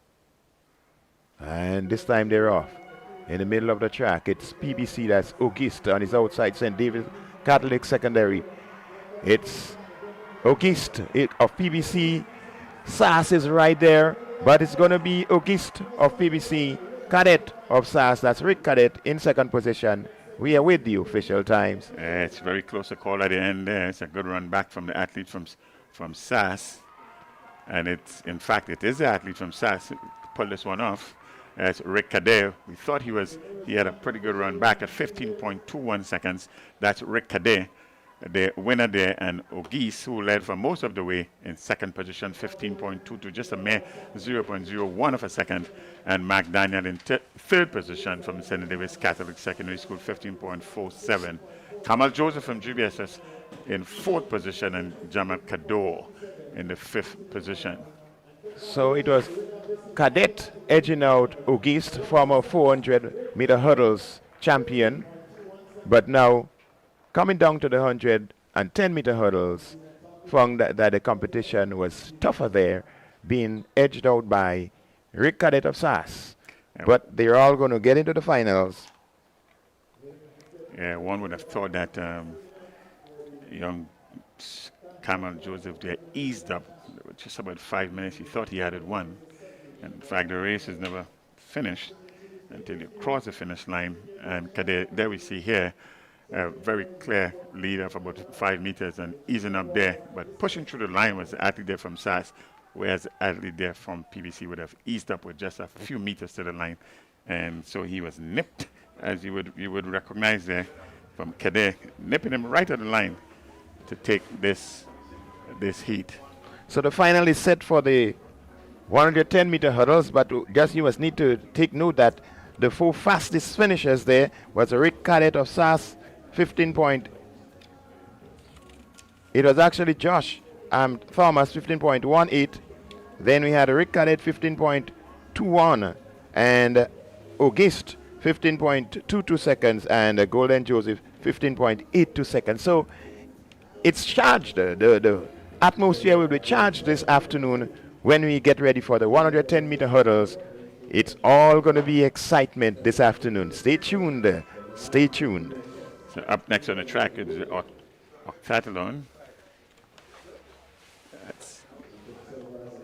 And you get in a view here. Competitors. Shot put. That's a shot put for senior girls.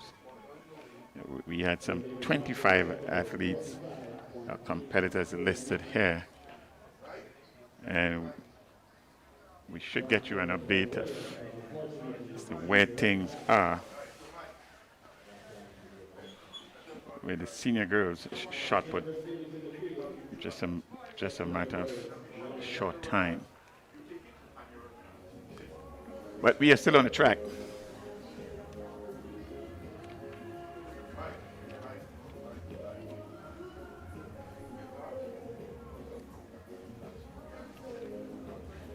So the hurdles are being removed, which means that we're going to be getting ready for some speed shortly. And we're now going to have an interview with Sherry-Ann. So we move over to Sherry-Ann on the field. Sherry.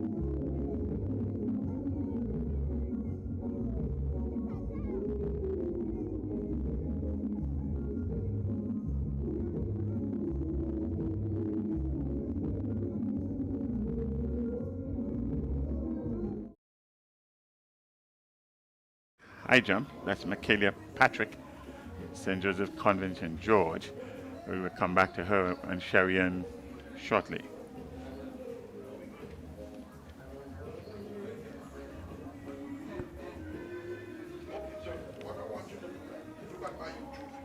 So we expect to see the girls 100-meter dash for sub-junior coming up shortly, followed by the 100-meter sub-junior dash for boys.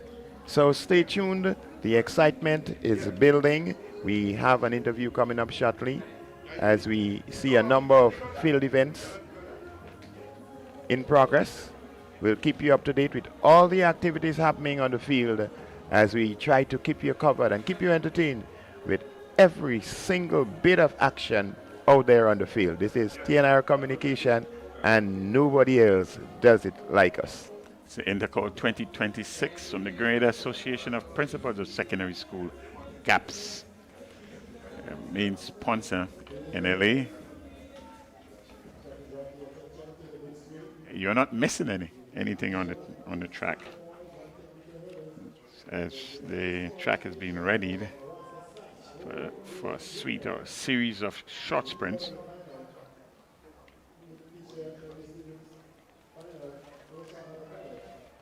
So we're getting ready for the girls 100-meter dash sub-junior, and we're going to see the reuniting of some of the battles that we've had throughout the athletic season among the girls.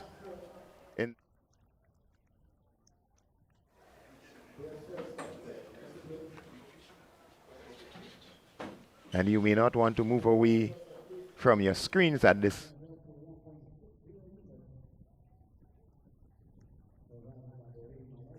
What's continuing is the long jump for sub-junior girls. The record in that event is 5.58 meters. This was established a long time ago, 2016 in fact, by Shante Mitchell. That's 5.58 meters. So this looked like the boys in the octathlon. So doing the 100-meter event.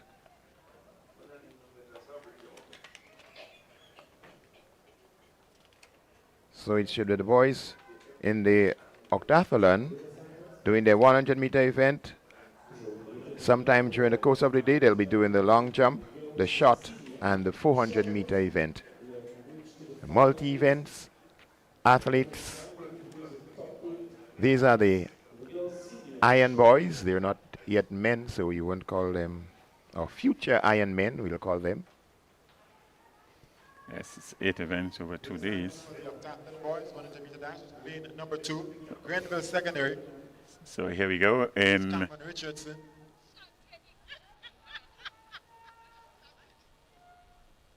Lane number 3, Najico GBSS, Javid Noel. Lane number 4, Nawasa Sass, Jamarai Fletcher. And lane number 5 is vacant. 3, 4, and 5 for this first section of Tathlon Boys 100-meter dash. the 3 boys to face the starters of the octathlon 100 meters open. So it's Adonis of GSS. He's in lane 2 on your track. You'll see that. In lane 3, GBSS, and in lane 4, it's Sass Jemiah Fletcher. It's GBSS, SAS, and GSS. And here they go. And it's a close battle here. It's GBSS and SAS. It's Noel of GBSS, Javid Noel of GBSS just edging out Fletcher of SAS, and Adonis of GSS in the 3rd position. 3 competitors here. The octathlon boys 100-meter dash open. 11.54. That's Noel from GBS as the winner. 11.66. It's all about points today. 11.6 is from SAS. Champ Maury Fletcher, he's in 2nd position, and Ali Shawn Adonis from GSS with a time of 12.64 seconds. The first event in the octathlon for boys. Continuing events on the track. We know that the octathlon could be a very grueling event. It is, and these young men, I want to congratulate them for participating in this 8-eventer. Where is heat number 2? That's up next. Heat number 2 is up next. Continue with it, octathlon for boys. 100 meters. And we get our lane assignments.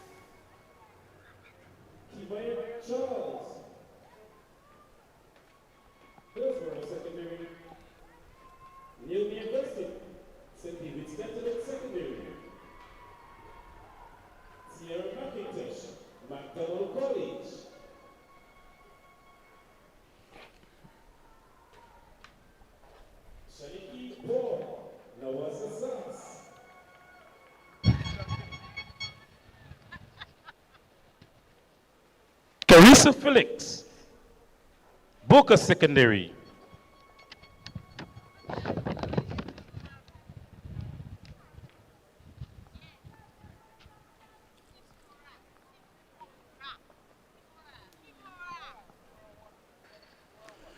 So we getting ready. In the senior. We're getting ready there for the octathlon. Heat number 2. Heat number 2, the octathlon for boys. 100 meters. That's Richardson, Cameron Richardson from GSS. Boca Secondary School here, Trevor Joseph, he's running at lane 2. Juani Morel from St. Joseph's. Heat number 2 from SJCSS. Heat number from lane number 4, Cornel Pierre from the GBSS.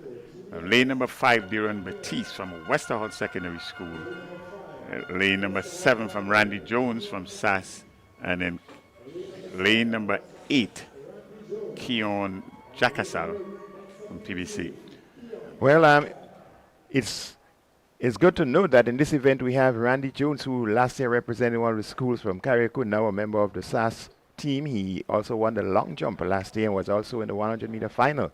And we have Quanel Pierre of GBSS, one of the names that we're very familiar with in athletics in Grenada. So let's see what happens in this 100-meter dash for the senior boys of the octathlon. St. John's Christian Secondary School in lane number 3. Juani Morel. And here we go. It's a fast one. It looks like Randy Jones of SAS just edging out Quanel Pierre there. And we know it's going to be a fast time. These are guys who have gone sub 10 in the past. Sub 11. And there we see here the 10.7 to the winning time of Randy Jones. And it's a legal win. Second position at 10.89. And Bernstein, you are correct. They're both sub 11 on this day. A good run in there from the athlete from SAS. 10.72. He gets some good points in this octathlon. 10.89. Cornel Pierre, Cameron Richardson from GSS, 11.55 seconds. Jacques Assal from PBC in 11.57. Trevor Joseph from Boca, 11.64. Diron Batiste from Westerhall, 12.33. And Quani Morel from St. John's Christian Secondary School, 12.81.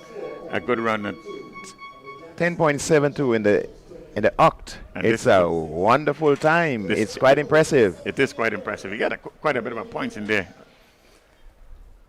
So that was the completion of the first events of the octathlon. And up next on the track would be the 100 meters for sub-junior girls. 100 meters for sub-junior girls.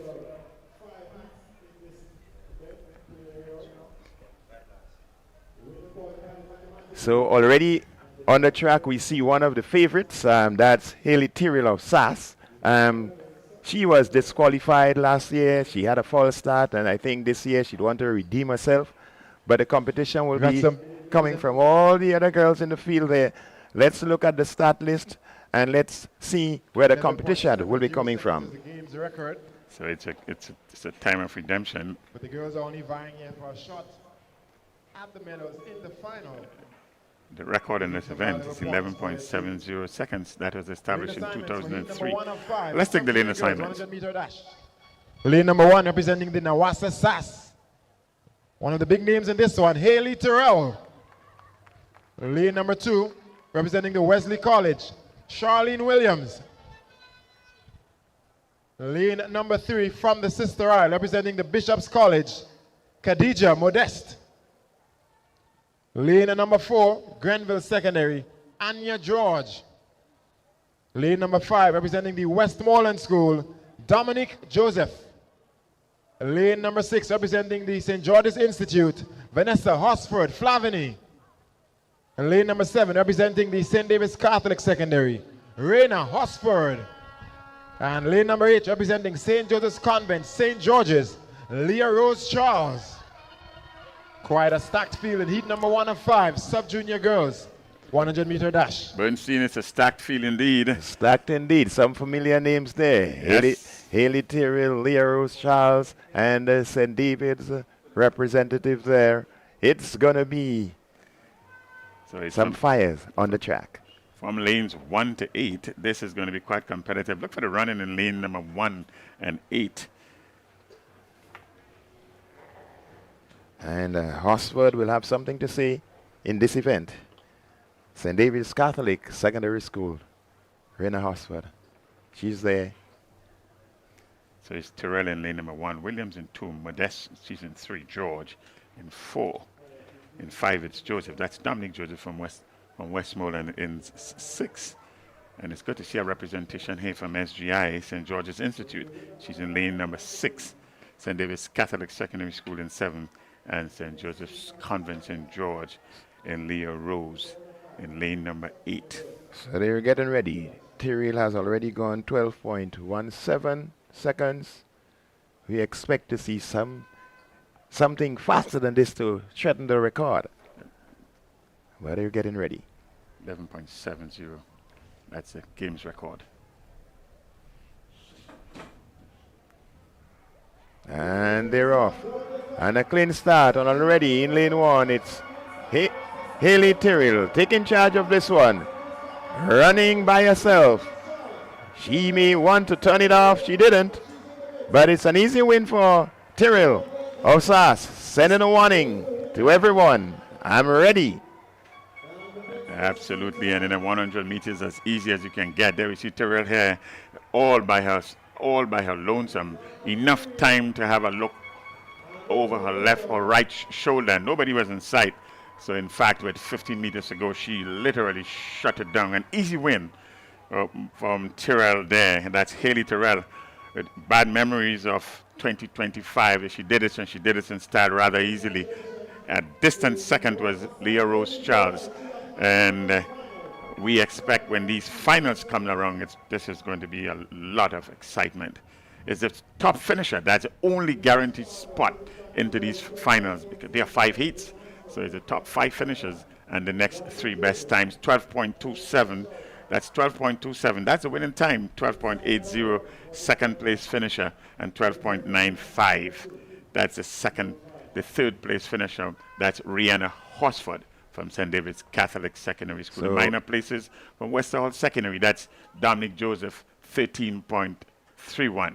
So running true to form, Tyrrell shutting it down and 12.27. Would you say that the record is under some threat this evening? Well, the ease with which she won this race gives you a lot to hope for. In heat number 2, let's take the lane assignments. Grenada 70 Adventist Comprehensive, Dequana Richardson. Lane number 2, Classic Lighting, J.W. Fletcher Catholic, Kaylee Charles. Lane number 3, St. Mark Secondary, Adisa Bartholomew. Lane number 4, Westerhall Secondary, Tristana Charles. Lane number 5, St. Joseph's Convent, Grenville, Brianna Hosford. Lane 6, Beacon High School, Daviel Cooper. Lane number 7, St. Rose Modern Secondary, Kyla Henry. And lane number 8, Nawasa SAS, Denise Mitchell.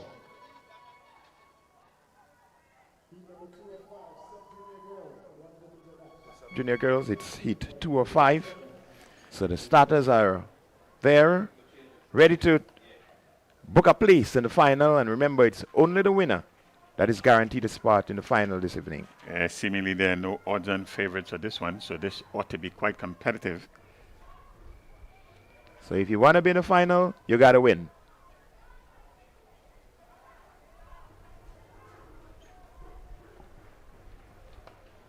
Heat number 2 of 5. The girls sub-junior 100 meters. This is the future of sprinting among females right here. Oh yes, some of them are having their first taste of Intercol. Others are returning for redemption and for a place on the podium on the winner's rostrum this evening. It's good to see St. Rose in here. St. Rose Modern Secondary. She's in lane number 7. That's Henry. And here they are. And in the middle of the track, we see it looked like Wester Hall, St. Joseph Convent, but it's SAS in lane 8. That's Denise Mitchell of SAS. She's going to take this one. Wester Hall in secondary in second position. And we wait for the time and the official result. It's a pretty easy win there. Here we see the replay. And Denise, right from the start, she was leading right from the start. A bit of a competition there at the early stages from Wester Hall Secondary School. She didn't have enough to even come close to the eventual winners. That's Denise Mitchell from SAS, 13.35. Second position from Wester Hall Secondary School, Tristana Charles, 13.96. And in 14.23 seconds, see a third place finisher from St. Joseph's Convent St. George. That's Brianna Horsford. So another win for another SAS athlete. So that's 2 SAS athletes into the final already for this evening's final. We have 5 hits. So that means that there'll be 5 number 1 places in there. And then the next 3 fastest time will get into the final. 13.96 may be the time to beat if you wish to get into the final this evening. Heat number 3, that's up next. And it's like number 3, like heat number 2, there seemingly no odds-on favorite, but a quite familiar name in Connor Marie Monroe. She's running right at lane 6. So let's take the lane assignments. Number 6, GTC Anglican High School, Connor Marie Monroe.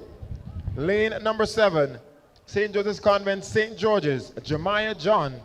And lane number 8, Classic Lighting, Grenada STA Comprehensive, Olivia Barry Charles. So in case double time, 13.31 seconds. Win and you are automatically into the final. If not, you've got to run faster than 13.31 seconds. Heat number 3 of 5, sub-junior girls, 100-meter dash. So in case you missed it, here are the lane assignments. In lane number 1 is Kiara Walters from SGI. Zaya George from Westmoreland Secondary School or Senior School from GCA. Is Kiana Sampson, Hillsborough Secondary from the sister island, Carriacou. That's Patrice. She's in lane number 4.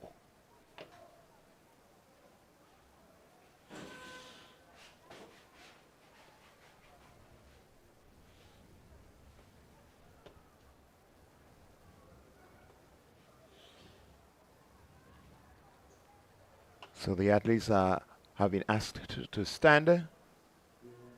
We're going to ensure that they are all comfortable and the officials got the equipment all in order. The field is just being given some little bit of reassurance or just running through some of the rules. So Bernstein, this one should be quite competitive. There are no odds-on favorite here, save and except a common name from a runner at Arlington High School. It's Connor Marie Monroe from lane number 6. So let's keep our eyes on the track. And this time they're off. Quite a clean start there. It's Monroe. That's Monroe of the Anglican High School. Seem to be in control of this one. St. Joseph's Convent. That's John in second position. Connor Marie Monroe, your winner of heat number 3 All smiles as she books her way into the final. 13.04 seconds, her winning time. Monroe in control. And Joseph Convent in second position. in the end, it's quite an easy win from Monroe there. 13.04, that's her winning time. And second position, Jemiah John from St. Joseph's Convent, St. George, 13.57. And third position, the athlete there from St. George's Institute. So we're getting ready for heat number 4 of 5. The winners and show off a place in the position in the finals this evening. And the next 3 best times will join them for the big dance coming up later on this evening. Heat number 4 up next. So we've seen some interesting sprints in the 100 meters for sub-junior girls already. Lane number 1, Classic Lighting, Boca Secondary, Jelena Panchu. Lane number 2, Classic Lighting, McDonald College, Ashel Romain. Lane number 3, GTC Anglican High, Ava Plenty. Lane number 4, Classic Lighting, JW Fletcher, Renika Cyrus. Lane number 5, Wester Hall Secondary, Summer Alexander. Lane number 6, Grenville Secondary, Haley Edwards. Lane number 7, St. Rose Modern Secondary, Zeta Robertson. Lane number 8, Classic Lighting Happy Hill Secondary, Micaiah George.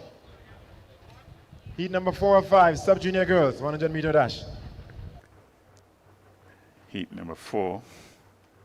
We have the athletes there, the lanes assigned. That's the sub-junior girls, 100 meters. They're down to starters. So we're getting ready for the start. Boca Secondary, McDonald's College, Anglican High School, Wester Hall, Grenville Secondary, Happy Hill. And they're off.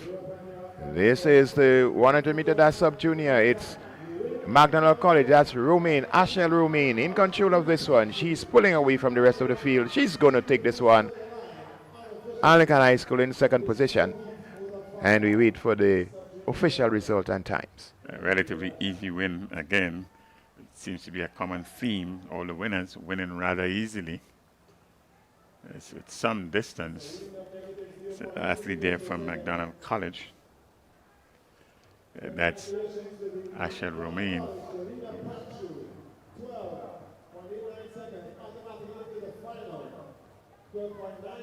So Romain taking this one, 12.97, quite an impressive time. Sub 13.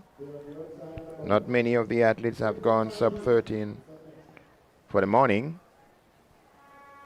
There's Romain there, winning and winning easily. She had this in control right from the 50-meter mark, and not much of a challenge thereafter.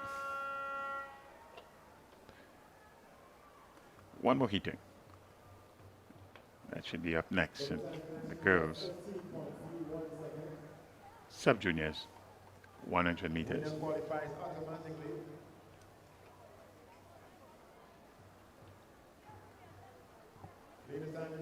Lane number 1, we've got the St. Mark Secondary, April David.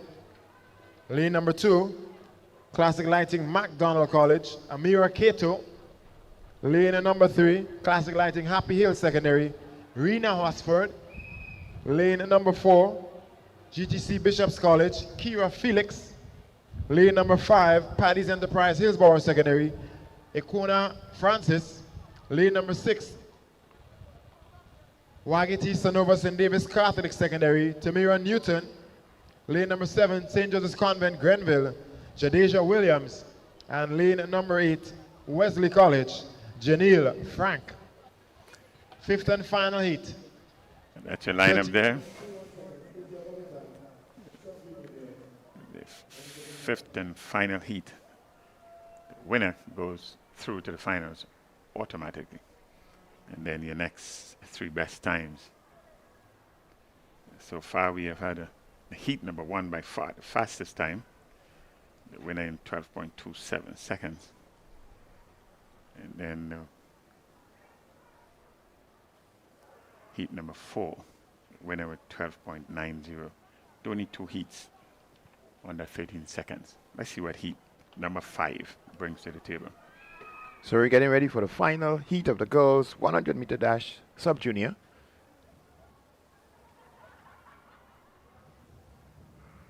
And they're off. And a good start from MacDonald College. St. David Secondary is also there in the mix. It's St. David in control. That's Newton of St. David, MacDonald College, and Hillsborough Secondary tussling for second and third position. Yeah, the 50-meter mark there. The athlete there from St. David's Catholic Secondary. That's Newton. That's Tamara Newton. Gained the lead there and walk it right through to the end rather easily in the end at a time of 12.66 seconds. This is the third of the 5 heats. That's under 13 seconds for the winner. 12.66 seconds. A good control run there. 20 meters ago, she had this on all wrapped up, eased up to the end. That's Tamara Newton winning the 5th and final heat. Mira Cater from MacDonald College in 2nd position, and Iquana Francis from Hillsborough Secondary School in position number 3. So the stage is set for the final this evening. We have some impressive time. 3 sub 13 clocking. We had 12.9 seconds from Ashel Romain of the MacDonald College. 12.66 from Newton of St. David, and 12.27 from Haley Tyrrell. We also had in heat number 1, the second place finisher, Leo Rose, also under 13, 12.80 second, and 12.9 seconds for Rena Hosford from St. David's Catholic Secondary School. She was in 3rd position, but also under 13. So they would get themselves into the finals.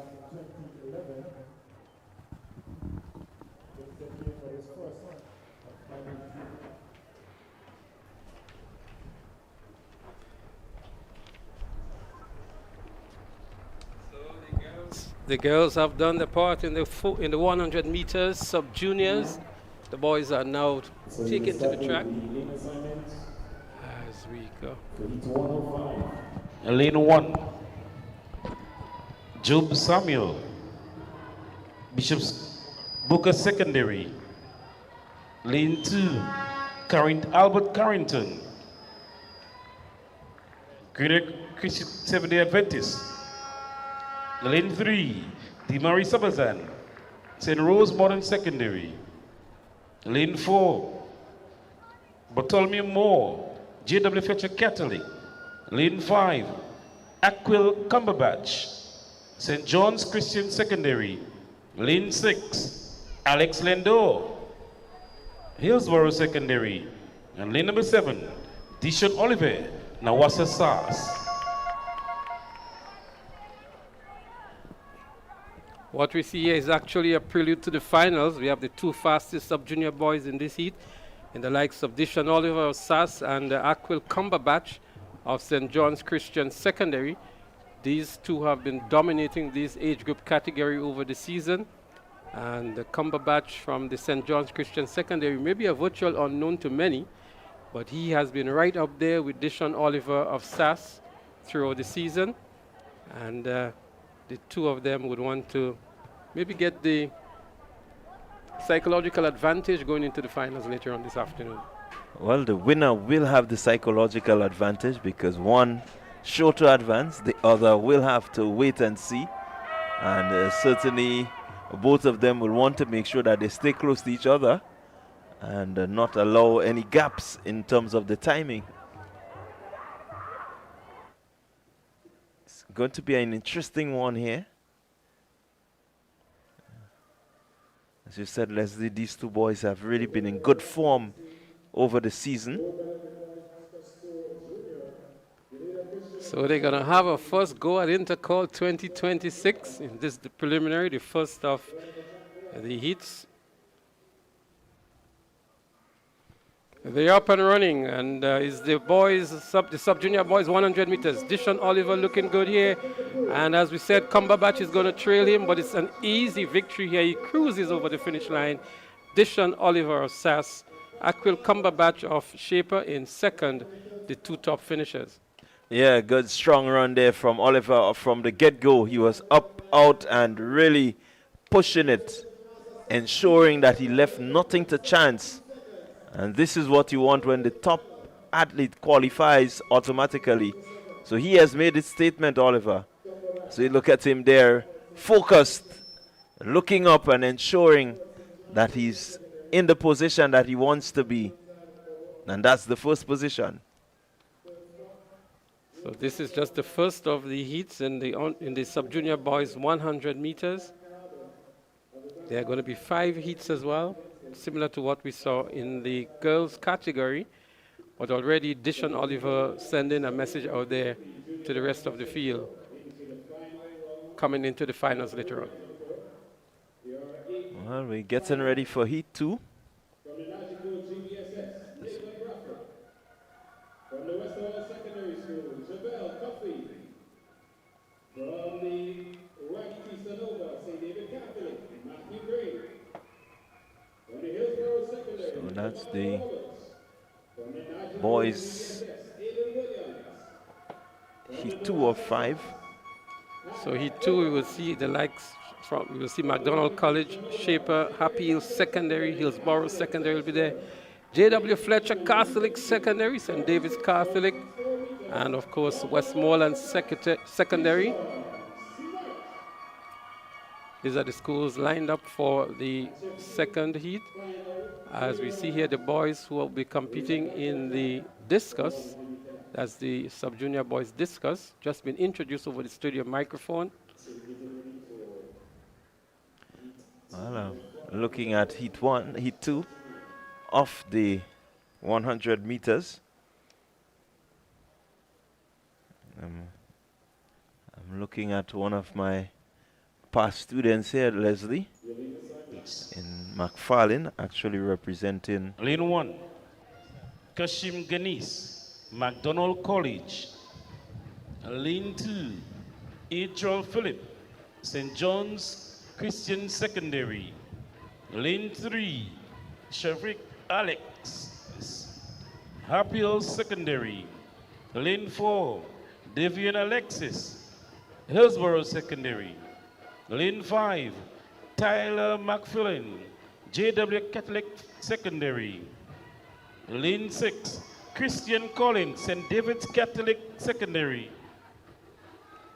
And lane number 7 for Westmoreland Secondary, Benjamin Smart.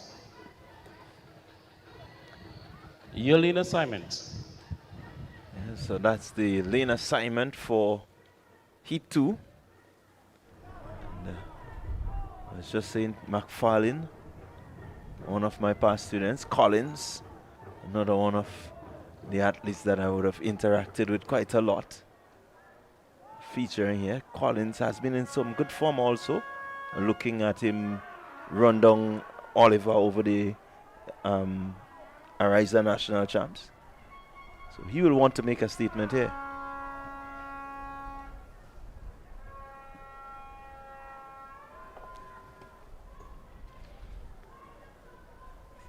On the starters orders. Clean start, here we go. Let's see the statement coming from Collins. He's moving away, but he does have some competition on his inside. He just moves ahead now and takes this one. Pretty good run there from Adriel Phillip from St. John's Christian and Kashim Ganes. So let's see what the times will be. That is the important thing. Well, Christian Collins has secured a position into the finals later on this evening by virtue of winning. And Phillips of St. John's Christian Secondary was second. He would have to see what the times of the others look like. We'll try to give you the time that Christian Collins returned. But what we know for a fact that he has secured his spot into the finals later on this evening. Yeah, the first place will automatically qualify.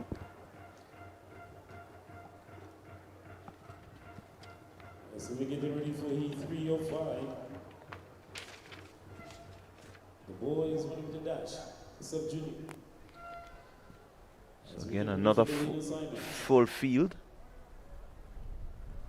7 athletes are present. Right up lead number 1. Zealand Charles, Happy Secondary. Lead 2. Ramon Beggs, Westmoreland Secondary. Lane 3, Rikel Simon, Beacon High School. Lane 4, Eden Bishop, McDonald College. Lane 5, Jabari Charles, Booker Secondary. Lane 6, Jamal Alexis, Presentation Brothers College. Lane 7, Tyrone Samuel, Westerhall Secondary. Yulin assignments.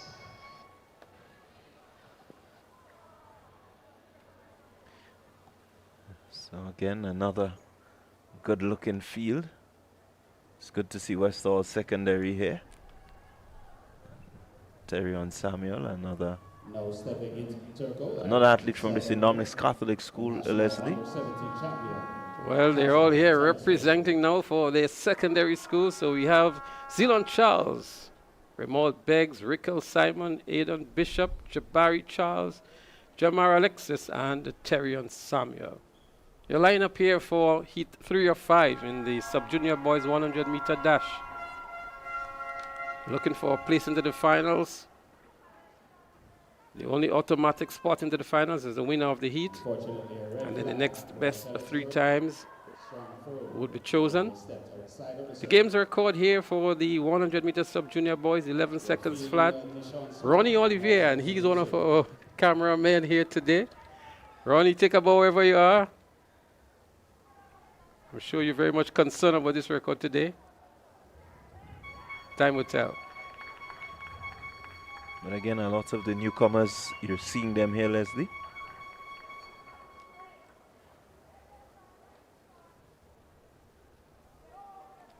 So they're ready to go. Heat 3 of 5. There they go. Nice clean start. In lane 1, looking good is Zealand Charles from the Happy Hill Secondary School. Happy Hill Secondary School looking good here, but on the outside looks as though it's Westerhall Secondary. Indeed, Westerhall Secondary. Terion Samuel, the automatic qualifier. Yeah, really left it pretty late there, Samuel, but he did the business. The automatic place will go to him, so he's assured of his place in the finals. And there you have it, 12.14 seconds for Samuel. Jamar Alexis of the PBC, he's in second, so he will have to wait. But certainly Samuel booking his spot, and he will join Oliver and Collins. Well, I'm sure the likes of Sherion would have felt good to hear Happy Hill Secondary School name being called, leading at one point in time. We're going to wait to see if they're going to emerge into the finals later on today. We didn't get the times for the first 2 heats. We're going to try to get that and share with you. But we have a 12.14 from the Terion Samuel of the Westerhall Secondary. Lane 1, Kamal Gordon, Westerhall Secondary. Lane 2, Tahir Nelson, Grade 7-day Adventist. Lane 3, Akel Briggs, GBSS. Lane 4, Jonathan Labari, Presentation Brothers College.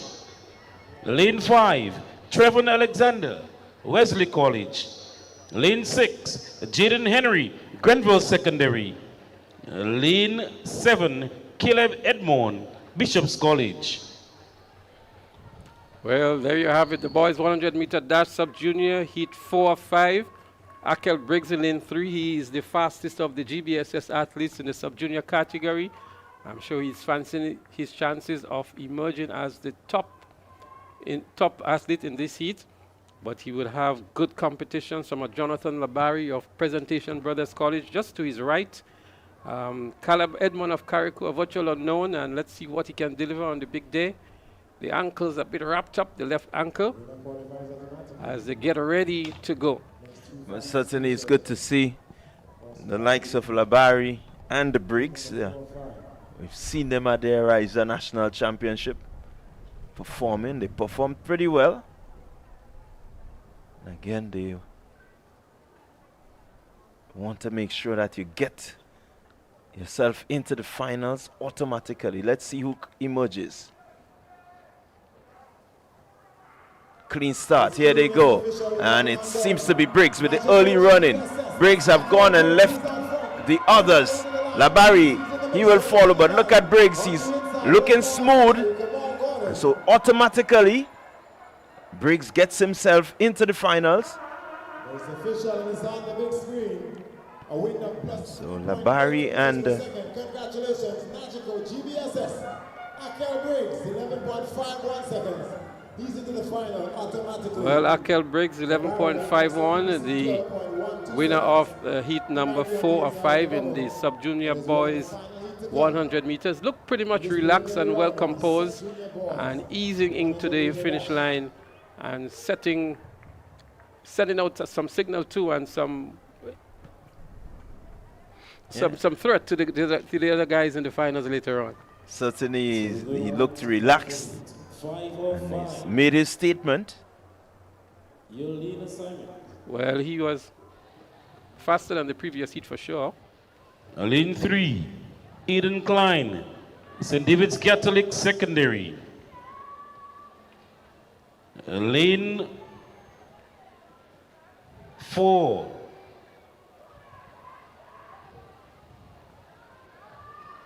Andre Coutin, Grenada Boys Secondary.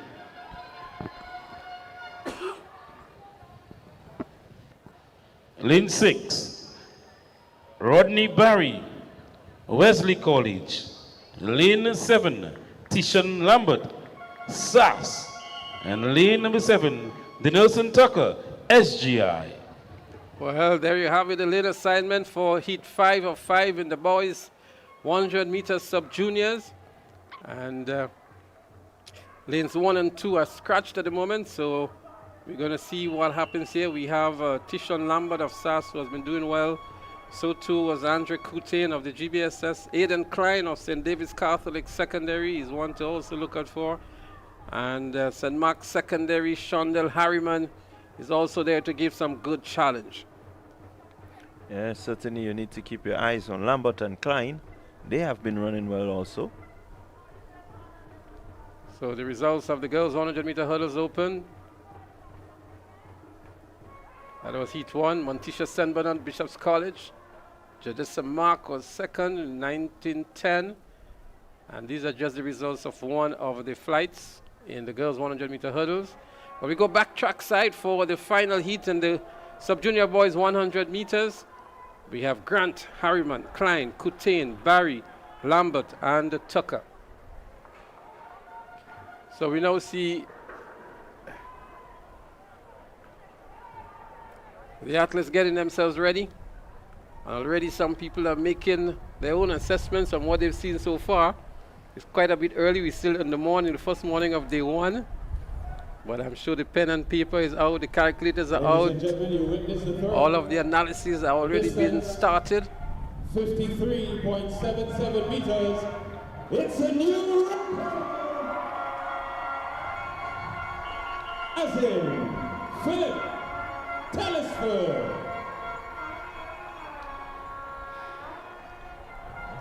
So quite a bit of excitement around the stadium. Seems as though a new record was established somewhere. It looks like the discus.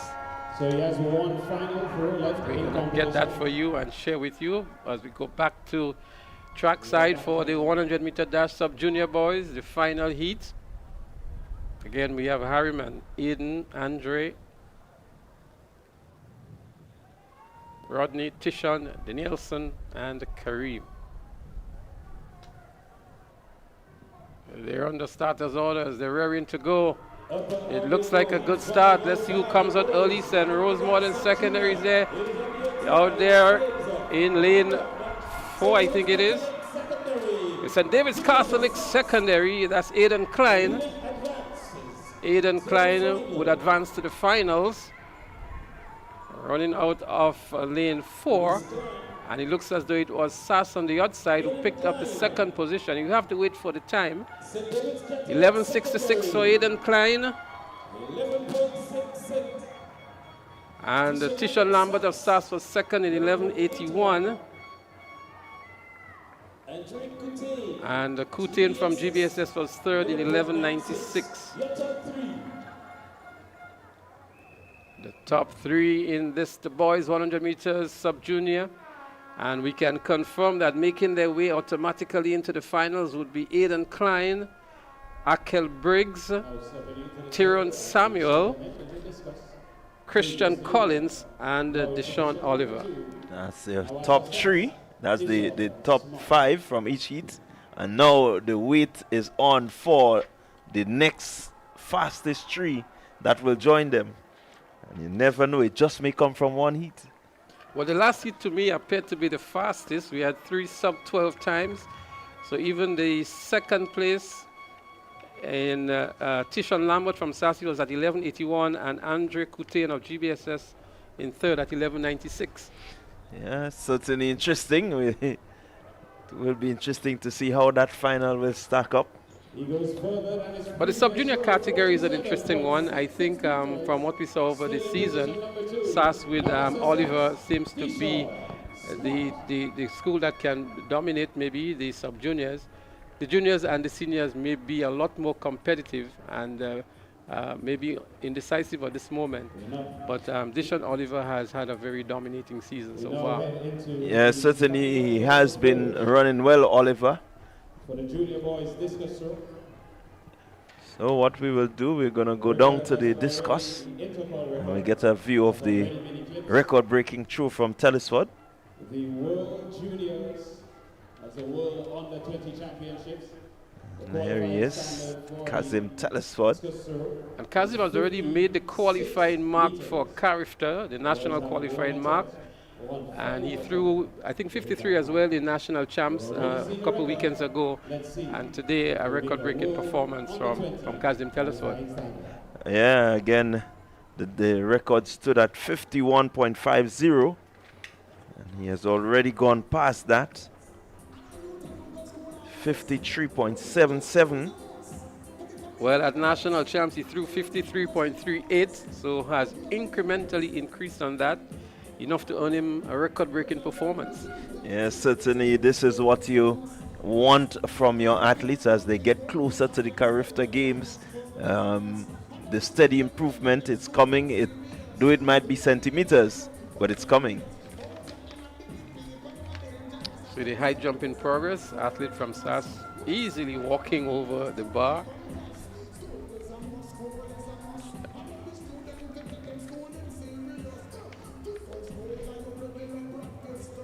High jump. This could be the girls' high jump in the junior category.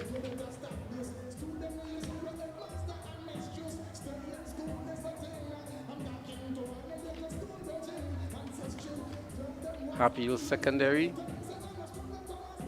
Looks like a 2-leap jump. You see the red flag going up. She needs to take off on one leg. So that's the first round of the high jump. Bar set at 1.10.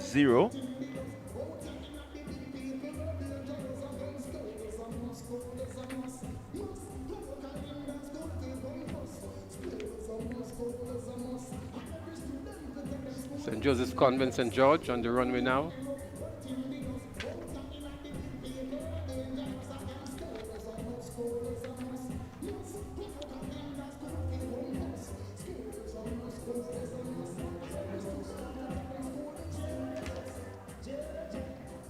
This looks as the girls' high jump juniors.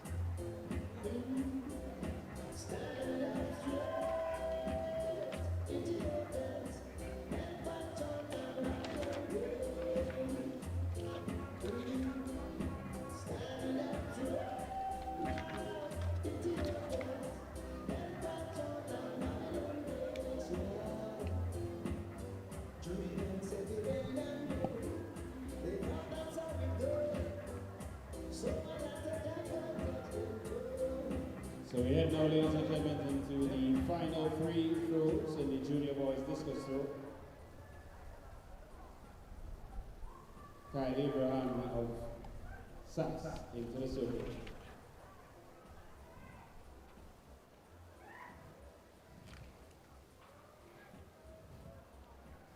Well, Leslie, just a little bit of results coming in. And Kelowna Modeste of SAS winning the sub-junior long jump. A distance of 5.38 meters. The record stands at 5.58. So not far away from the record was Modeste.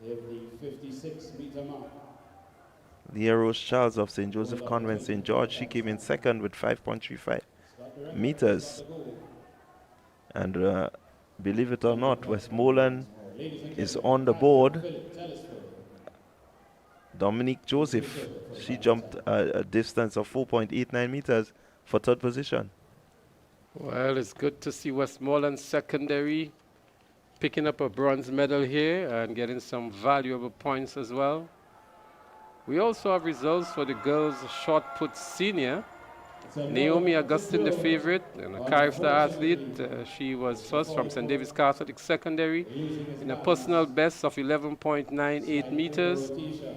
Carissa Felix of the Boca Secondary School was second in 10.22 meters. And Teresa Joseph of the Westerhall Secondary School was third in 9.9 with 9.9 meters. So Westerhall Secondary School on the board as well.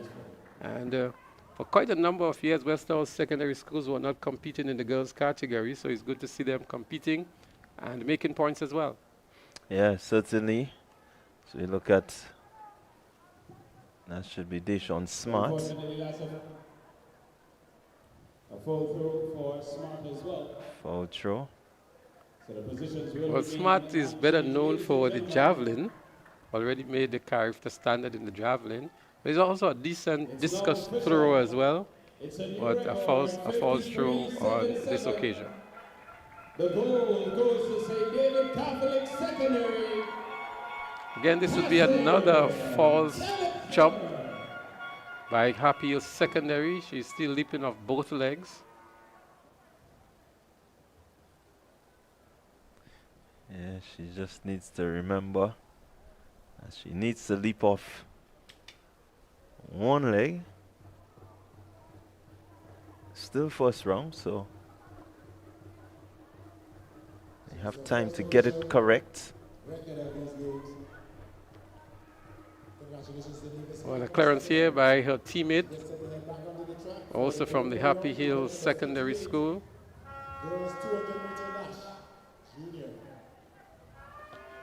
The next event on the track would be the girls 200-meter dash junior. We're going to have, again, a number of heats.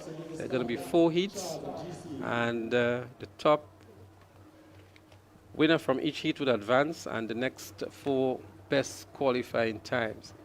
So the athletes are on the track, and they're ready for heat 1. Eliza Rose Benjamin, SGI is there. Zariel Charles, Nubia Renwick, Tishana Bascom, one to look out for. She's in 6th. Rishana Charles in 8th. There they are, and raring to go.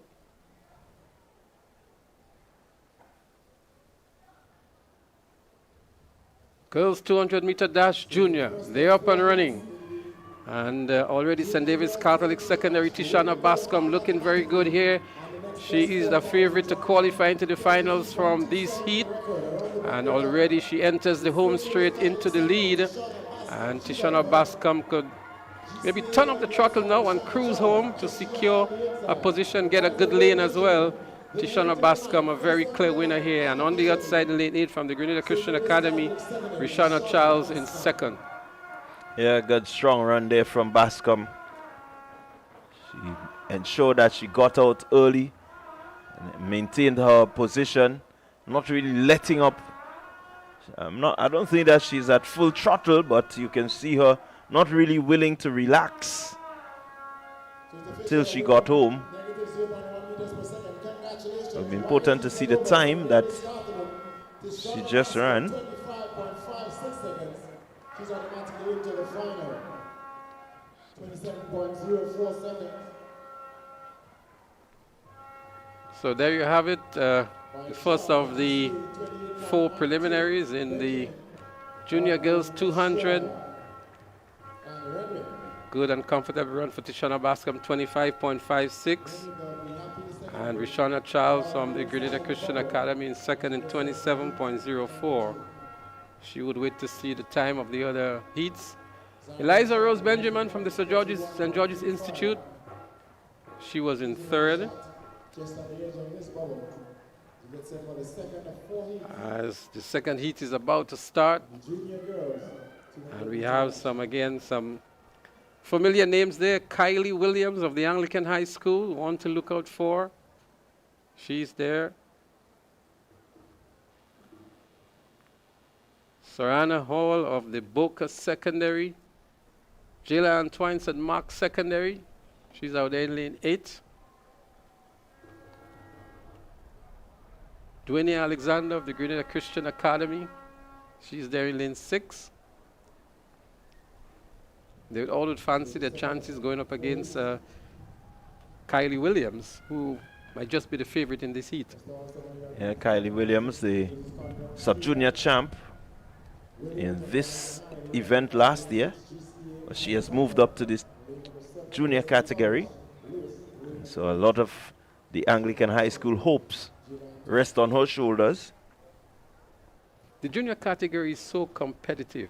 The Tishana Bascom, the Kylie Williams, the Rihanna, and it's just a very competitive group in the junior category. Well, we're going to keep our eyes on lane 4 and 5, Hall and Williams. We've seen them at the national championship. And here we go, clean start. And early running will come from Dwayne Alexander. She's out early, but here comes Williams. Rounding the curve now. Williams taking command of this one. Kylie Williams, Anglican High School. Here comes Sarana Hall of Boca. But Kylie Williams looking strong and powerful here. She's going to take this one. So she's automatically into the final. Hall will have to wait to see what happens. But I thought there was a good, strong start from Dwayne Alexander from the Grenada Christian Academy. But by the time they round the turn and head into the home straight, Kylie Williams really established a dominance, a 25.72 result for Kylie Williams. And Sarana Hall was second in 26.30. And Dwayne Alexander of the Grenada Christian Academy was third in 26.41, the top 3 finishers. Yeah, again, so Williams just settling the nerves, ensuring that she's automatically in. She doesn't have to wait for anything. There's an interesting name in the third heat here, Clyde. Running out of lane 1 for the Boca Secondary School, Annalisa Brown. We know her for prowess in the 1500 meters and these days the 800, even down to the 400, but here we see her going even further down to the 200 at Intercol. Well, I've seen her go as low as the 100 meters, and so we know that she is a good 800, good 1500 over the last season or so. I've seen her strength in terms of the sprints, and so let's see how she will stack up in this one. Well, it's good to see the distance runners and the middle distance runners doing the sprints as well. It tells you that they would have a kick for that last 100 meters, 120 meters in their longer distances. But Annalisa Brown is there. Micaiah Frederick from St. Mark's Secondary, one to definitely look out for. She has been turning some heads in recent times. Michaela Patrick, St. Joseph Convent, St. George. Christian Alexis of J.W. Fletcher is there. Destiny Harry of SAS. Karina Lashington is also there from St. Joseph Convent, St. George. Rihanna Thomas of the Anglican High School. Keep your eyes on her. She's in lane 8.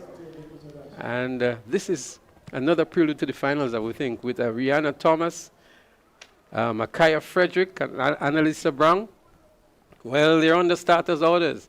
It's a race that you really won't want to miss, although it's just heat 3 or 4 in the preliminaries of the girls' 200-meter dash juniors.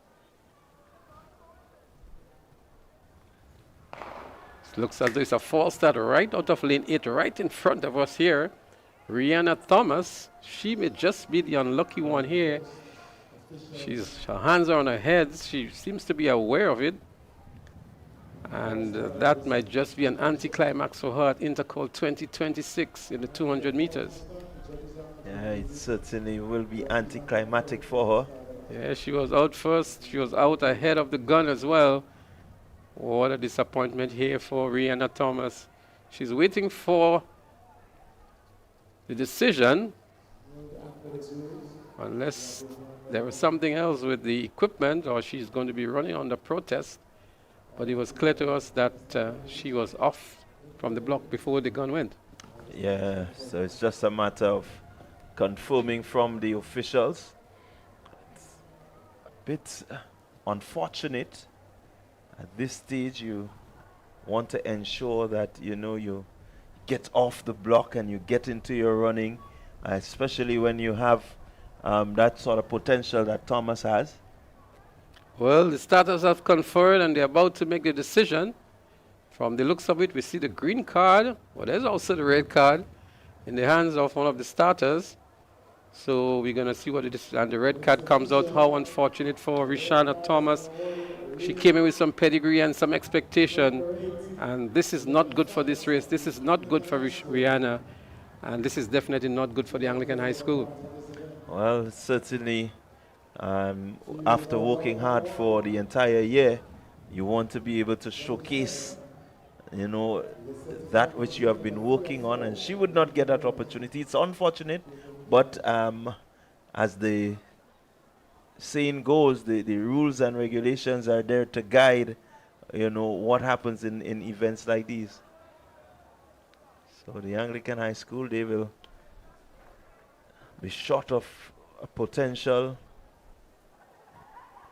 finalist. Well, they still have Kylie Williams, who can maybe return some redemption for them. But the athletes are down again. The third of the 40. It's a good start here now. And we see from SAS Destiny Harry making up good already out there on the outside. But look at Annalisa Brown on the inside here for Boca Secondary School. Destiny Harry is fading away. Annalisa Brown enters into the home stretch. She has good competition from Micaiah Frederick of the St. Mark's Secondary School. But Annalisa Brown is going to win comfortably in the end. And Micaiah Frederick will settle for the second position and wait to see the time going into the finals. Yeah, good strong run from Brown. She ensured that she got into her running just at the right time. You look at her, she's not trying to expend too much energy. She's just controlled, ensuring that she got across the line. The automatic spot belongs to her. Looking relaxed right there is Annalisa Brown.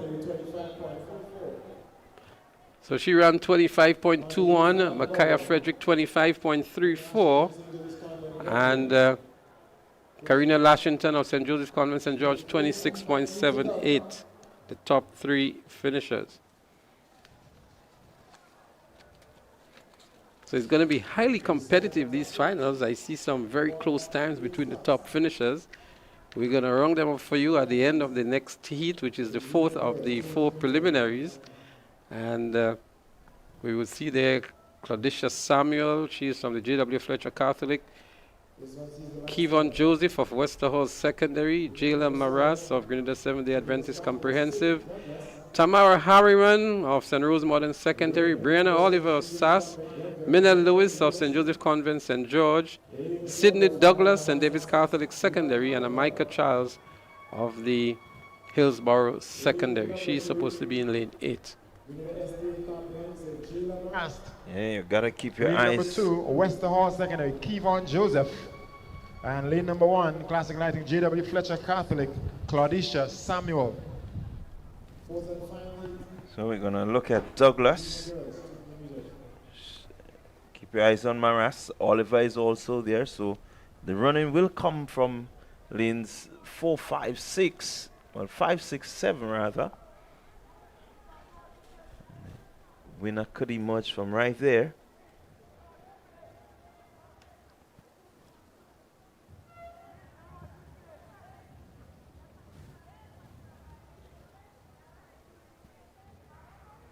Here we go. Let's see. Making up the early stagger is Oliver. Oliver surging ahead. Douglas running well also, but Oliver in the middle of the track. She's looking strong and powerful. Westerhall secondary. And I make it there. Kivana Joseph. She's looking also looking strong. There is Joseph, but here goes Brianna Oliver. And Oliver will take the automatic spot. Joseph will have to wait and see what happens. Douglas fading a bit into third position, but Brianna Oliver, she's looking for her official timing. But it was a good run from Brianna Oliver, but I was very impressed also by Kivon Joseph of the Westerhall Secondary. So 26:10 for Brianna, and Kivon Joseph 26:20 in the second position. And Sydney Douglas of St. David's Catholic Secondary, she was third in 27:53, the top three finishers. But a good run from Kivon Joseph of the Westerhall Secondary, just behind Brianna Oliver of SAS. Yeah, good strong run there.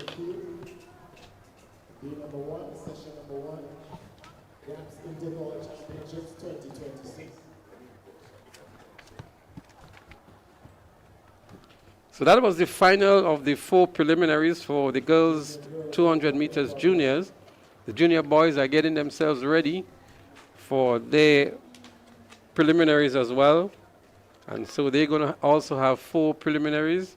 Again, the top of each of the hits plus the next 4 best times would emerge. So from the junior girls, Bunstein, we saw here some impressive times.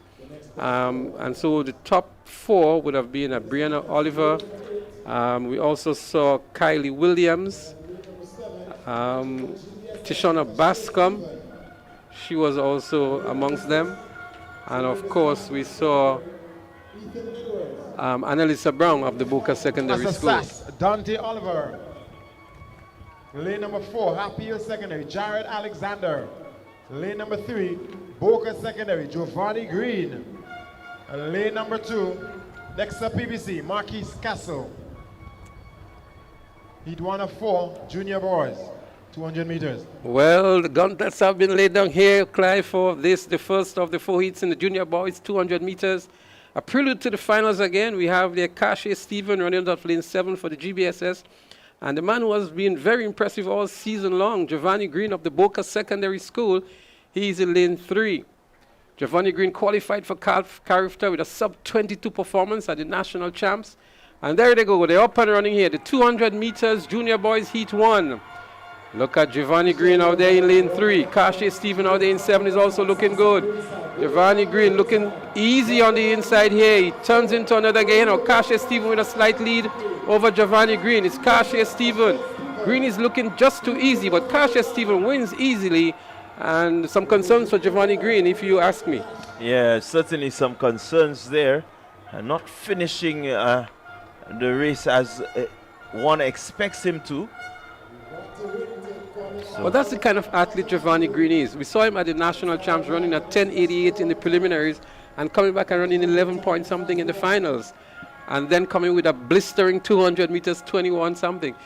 So, seems to be a little bit inconsistent, Giovanni Green, but he was a talking point coming out of the national champs.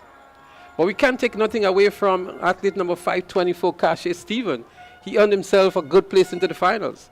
Certainly has earned himself an automatic spot. So he's first into the finals, Stephen. Well, the time has not yet been posted for Kashi Stephen. But it looks like a 22 point something in my estimation. In the meantime, we're getting ready for the second preliminary. We will see Damari Lendo, Omari Amade, Michael Aberdeen, Nathan Fraser, Joshua Braffett, Shaquille Bascom, Jaden Strawn, and Kiwani Matthew. Yeah, Shaquille Bascom of Westerhall Secondary. He has been running well. Also, his bar secondary, Damari Lendo. So these are some junior boys that have been around Michael Aberdeen. did feature in the Horizon National Championships Aberdeen. So it's about putting all the seasons together in this one. Well, you know, Clyde, this junior boys category, I think, is the most competitive category in all of the categories, boys and girls combined, at Intercol 2026, because we have some names there that can beat each other on any given day. The Cache Stephen, the Philip Mitchell, the Giovanni Green, and others who are challenging for those top 3-4 positions, you know. Yeah, I like the competition among these boys. It tells us that possibility of a really good, strong 4x1 or 4x4 team for the Carifta Games. When you have them running just around similar times, and that is what we expect for the finals, that they're going to be right there. Classic Lighting SGI, Nathan Fraser. Lane at number 3, Classic Lighting MacDonald College, Michael Aberdeen. Lane number 2, the Wesley College, Mario Amede. And lane number 1, Paddy's Enterprise, Hillsborough Secondary, the Marley Lendor. So there they are. The record that they will be chasing is a record of 20.60, and none other than Sir Kirani James himself. And this is going to stand the test of time for a long time. 20.60, the record that still stands with the junior boys, established in 2008. Yeah, it will take some getting if any of these youngsters intend to get past that mark. 20.60. As the boys, again, the junior category, it's really competitive, both the girls and the boys. But I think what we've seen from the national championships, from the relay meets and all the different events that we've had, we have a good crop of athletes who are really running well. So the boys are on their mark.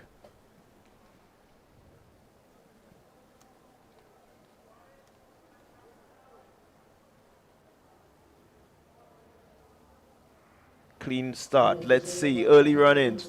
MacDonald College. MacDonald College, Michael Aberdeen. He's been running well this season, and he's going to come off the curve in first position. Aberdeen, but he does have some pressure on him.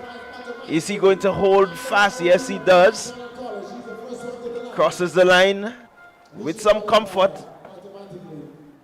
Well, it's good to see MacDonald College crossing the line first. Michael Aberdeen, the winner of Heat 2 of 4 in the boys 200 meters junior category. And second to his right would have been from the St. Rose Modern Secondary, Joshua Braffit. So 23.66 for Michael Aberdeen. And in second was Joshua Braffit of St. Rose, 23.93. So MacDonald College and Rose Modern Secondary putting a stake into the finals. That's Michael for sure. And then Shackle Bascom of the Westall Secondary, 24.09. Yeah, good run there from Aberdeen, continuing his good form. Well, we'd have loved to have gotten the results of Heat 1 with Cache and Giovanni, just for comparative purposes as well. As we look at the lineup for the third of the 4 preliminaries, again, some very familiar names. We have the Philip Mitchell, Victor McIntosh, Nathaniel Alfred, Tikwan Boswin, Christian Cato, Jaden John, Keon George, Alvin Franklin. Another prelude or a peep into the finals, as we see a matchup here between Philip Mitchell and Nathaniel Alfred. Yes, certainly. STA Comprehensive, Keon George. Lane number 6, Grenville Secondary, Jaden John. Lane number 5, Classic Lighting, J.W. Fletcher, Christian Cato. Lane number 4, Paddy's Enterprise, Hillsborough Secondary, Tikwan Boatswain. Lane number 3, Najiko, GBSS, Nathaniel Alfred. Lane number 2, GTC Bishop's College, Victor McIntosh. And lane number 1, Nawasa Sass, Philip Mitchell. Well, the boys are ready to go in heat 3. Sorry, heat 3 or 4 in the junior boys 200 meters. Again, the top spot is an automatic qualifier into the finals. And then the next 4 best times would join them. Mitchell, McIntosh, Alfred, Boswin, Cato, John, George, and Franklin. And as we see, the early run-ins and the winner would come from either lanes 1 and 3 from what we have seen throughout the season so far. Certainly, keep your eyes on 1 and 3. And these are all first-year junior boys, and they're already dominating on the junior scene. So they're all set and ready to go.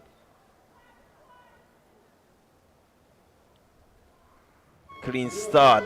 They're up and running, 200 meters, junior boys. Philip Mitchell in lane 1 already looking good here and eating up some good track on the inside as they run the turn and transition into the straightaway.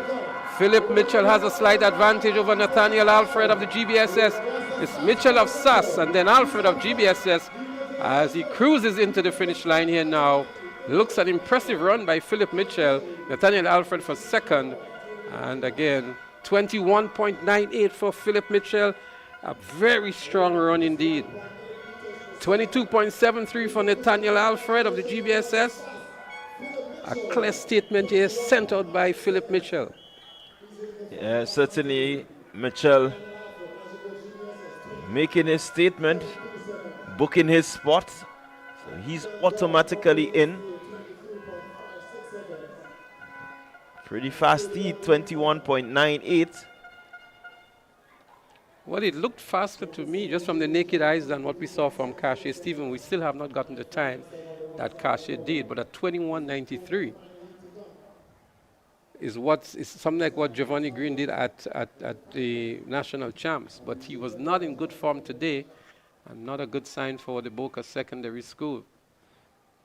So from what we've seen here, we see Akashi Stephen automatically into the finals. We also see from McDonald College, Michael Aberdeen and Philip Mitchell from SAS so far. We still have one more preliminary to go. And Clyde? Well, you can look for Philip Sampson, St. David's Catholic. Classic Lighting, Happy Hill Secondary, Relani Bascom. Lane number 7, Classic Lighting, McDonald College, Zuriel Fleming. Lane number 5, the Wesley College, Jonathan Alexander. Lane number 4, Beacon High School, Malachi Noel. Lane number 2, Classic Lighting, Boca Secondary, Kelson Francis. And lane number 1, Wagiti Sonova St. Davis Catholic, Samson Philip. Fourth and final heat. Only the winner qualifies automatically. 23.93 seconds is your bubble time. Well, there you have it, the starting lineup for the junior boys 200 meters, the fourth of the 4 heats. And they're looking for a position into the finals. The winner automatically qualifies. And there are some impressive next best times that they would have to beat, Clyde. Yeah, certainly some next best times. Good times. Let's see who qualifies here automatically. Keep your eyes on lane 1 and lane 7. We just may have had a false start or faulty start. We wait to see. Boca Secondary, Kelson Francis there, just maybe guilty of. So I'm also looking at Amir Ellis out of lane 3 from the St. Rose Modern Secondary School. Maybe not to win, but to give a good performance in this event. He has a lot of support from home, from his family. His mom is his biggest cheerer, Amir Ellis, St. Rose Modern Secondary. He's running out of lane 3.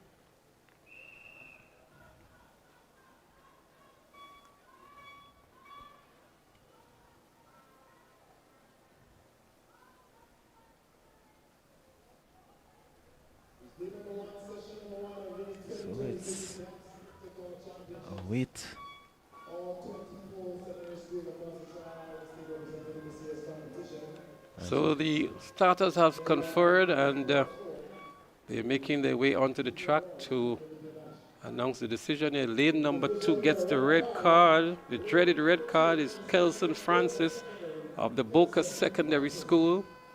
We never like to see when these cards come out, the red card. No, I never really like seeing them at all, whether it is football, whether it is athletics. Once you see the red card, you know it's danger. And so, Boca Secondary has lost its place here in the 200. Kelson Francis must be feeling a little bit dejected now. Very unfortunate circumstances when these athletes who worked so hard for the season have to be told that they cannot continue in that kind of fashion. Although the infringement would have been committed by them, it's never a good sight to see the athletes go out like that. Yeah, it's not something that you want. And that's a key part of the whole idea of sprinting. You have to hold your nerve on that block. So I often tell persons I think the start of the races are, for me, the hardest part. Because you want a good start. Let's see who will get the best start here.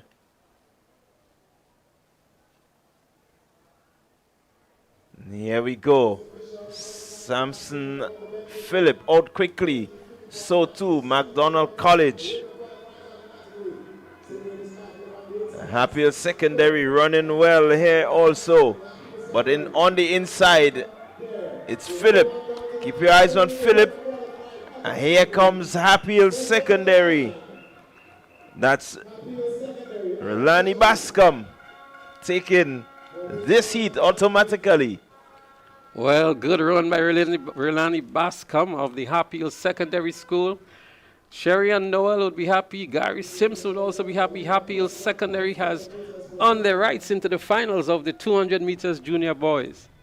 Relani Bascom it is who has put them on the stage. And in second would have been from the St. David's Catholic Secondary, Samson Phillip. Well, Phillip will have a long wait to see.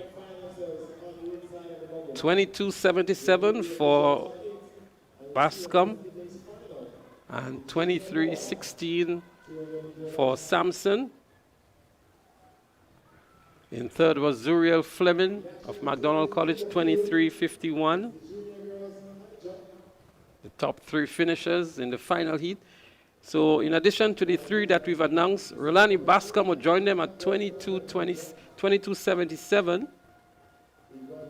And we saw a very impressive time from Philip Mitchell of 21.98. To me, the fastest time going into the finals. Kashe Stephen was very impressive as well. And then, of course, we had from McDonald College, Michael Aberdeen in 23.68. Some of the faster times would have been Nathaniel Alfred, 22.73. And we also saw a 23.56 from Kean George of the Grenada Seventh-day Adventist Comprehensive. They would have to wait. 23.51 from Zuriel. He would also have to wait to see what happens going into the finals. Certainly, the sprints final will be interesting in the junior category. So we will take a break. The next 2 voices you will be hearing will be Bunstein and Bernard Antoine.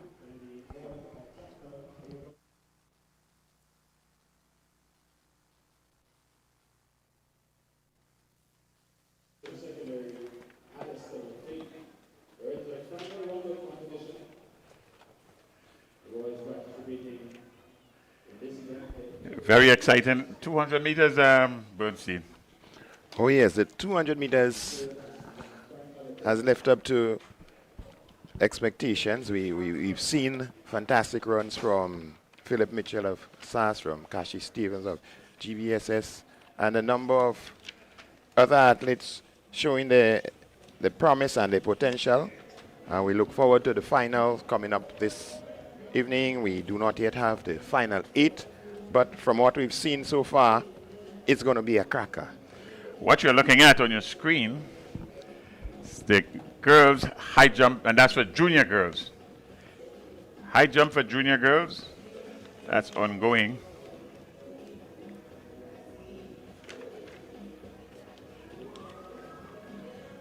We'll give you an update in a moment as to the height that's being attempted presently. But up next on the track, though, it will be the girls' 400 meters hurdles. That's for junior girls.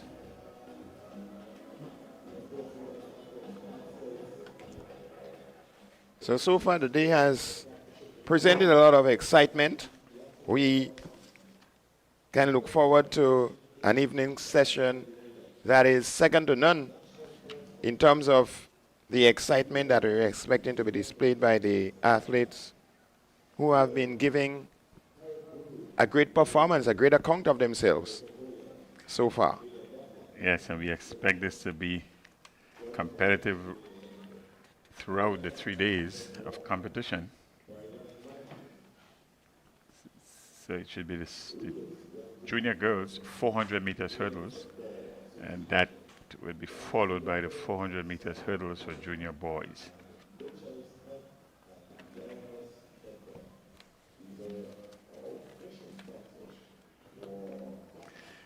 We are going to go down trackside for an interview with Sherian. Sherian, come in.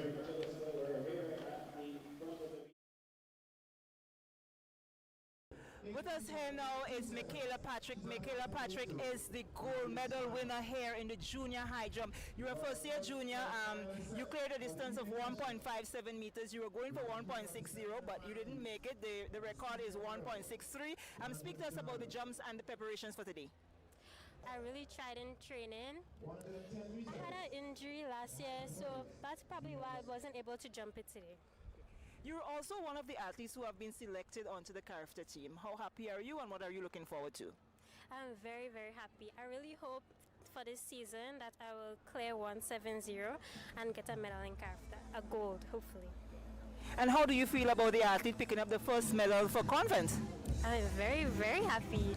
I'm very happy for Convent and I'm very proud of us. Thank you very much. That was Michaela Patrick. She is the junior high jump gold medalist here at Intercol on day one of the competition.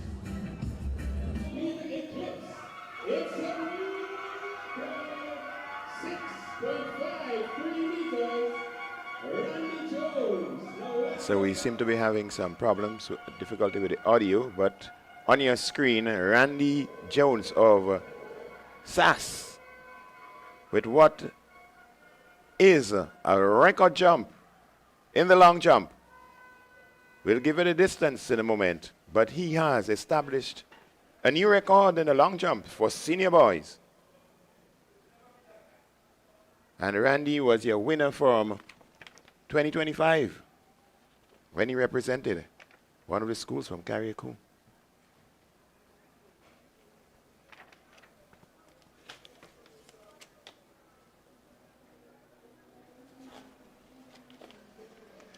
So we do apologize for the faulty audio a short while ago. It was Sherian Noel interviewing the winner of the high jump. That's Michaela Patrick from St. Joseph's Convent in St. George. That's a high jump for junior girls. She was the winner of that event. So we'll try to update you and inform you about what is taking place at the long jump for senior boys. A record already been established by Randy Jones of the St. Andrews Anglican Secondary School.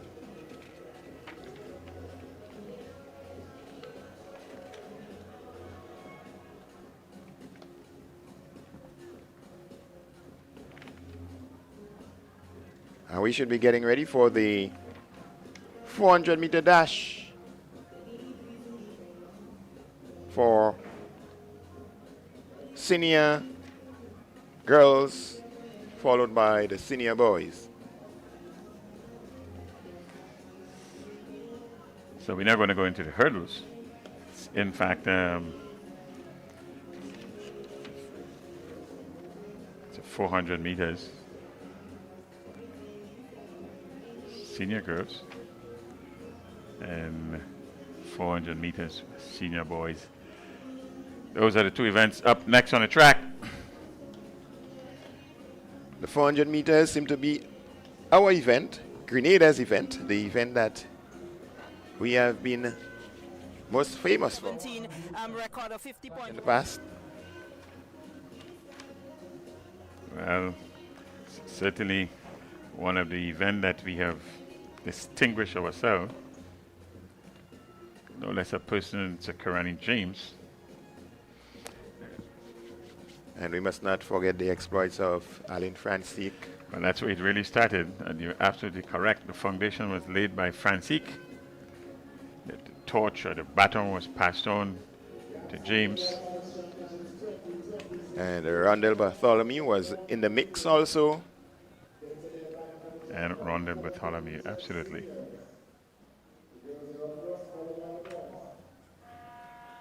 So we're getting ready for the 400 meter events shortly.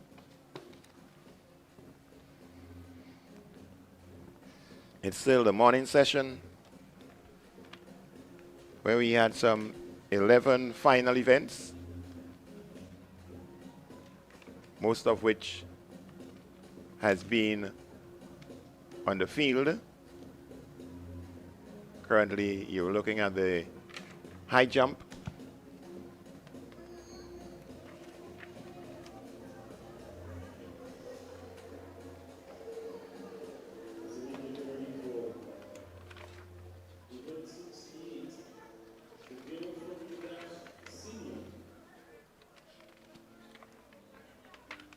Clearance by the athlete from St. David's Catholic. 1.28 meters, the current height. Still a number of girls participating in that event.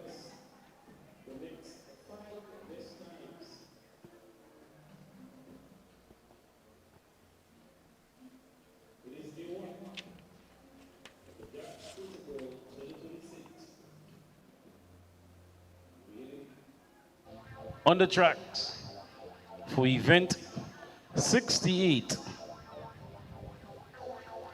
400 meter dash, senior.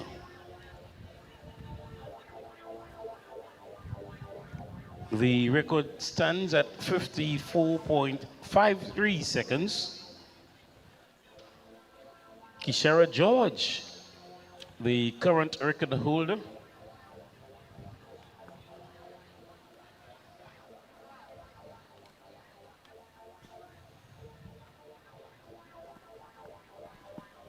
So the high jump is still in progress. Happy Hill Secondary there. The stub in the rod, the stub in the bar.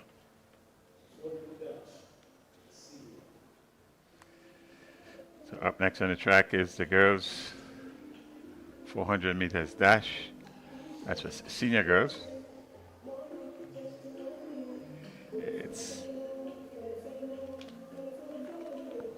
There's 3 heats, and it's the top finisher in each heat. Then the next 5 best times. The game's record stands at 54.53 seconds. Established a long time ago, 2001, by Kishara George. 2001, this is 25 years old record. And let's see if we can have a performance today that can eclipse that record. Records are meant to be broken. That's where the excitement comes in, Bernstein. The record is being challenged. It means that some serious effort would have gone into this. And we expect to see the likes of Jamea Williams, SGI, Soraya Phillip. Let's go down the trackside to get a lane assignments. Senior. 3 heats. The winner advances automatically into the finals. Plus your next 5 best times. Yelena Simons. Right of lane number 7, Anaya Frederick. Beacon High School. Lane 6, Kayla Kalia Olive, McDonald College. Lane 5, Kayana Alexander, St. Joseph Conference St. George. Lane 4, Niana Alexander, Hillsborough Secondary. Lane 3, Fiona Edwards, Westerhall Secondary. Lane 2, Sierra Phillip, Bocas Secondary. And on to lane number 1, Jemiah Williams, St. George's Institute, SGI. There you have it. That's your lane assignments there. And it's really good to see an entrant here from lane number 7, Bernstein. Erasing that 20. From Beacon. That's Anaya Frederick. First sighting of Beacon today. Welcome, Beacon. It's nice to see that what we might call one of the smaller schools or one of the schools with fewer entries competing here for a place in the final. Beacon High School in lane number 7, Anaya Frederick.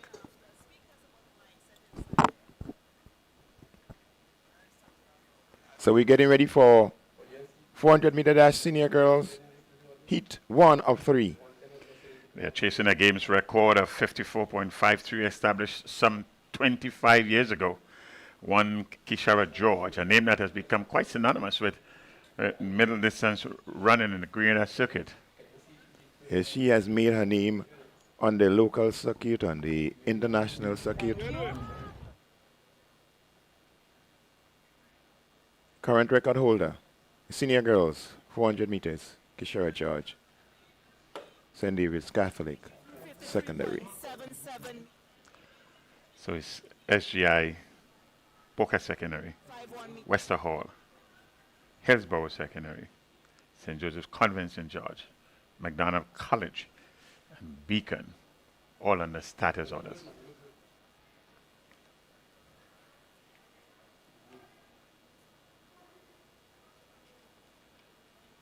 And they have been asked to compose themselves out of the set position. That's the official do a final checking. A little bit of the nerves there might be.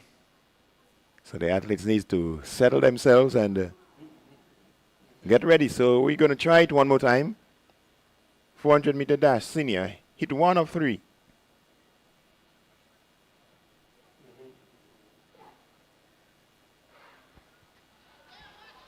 So they're officially off. And this time they're off. 3.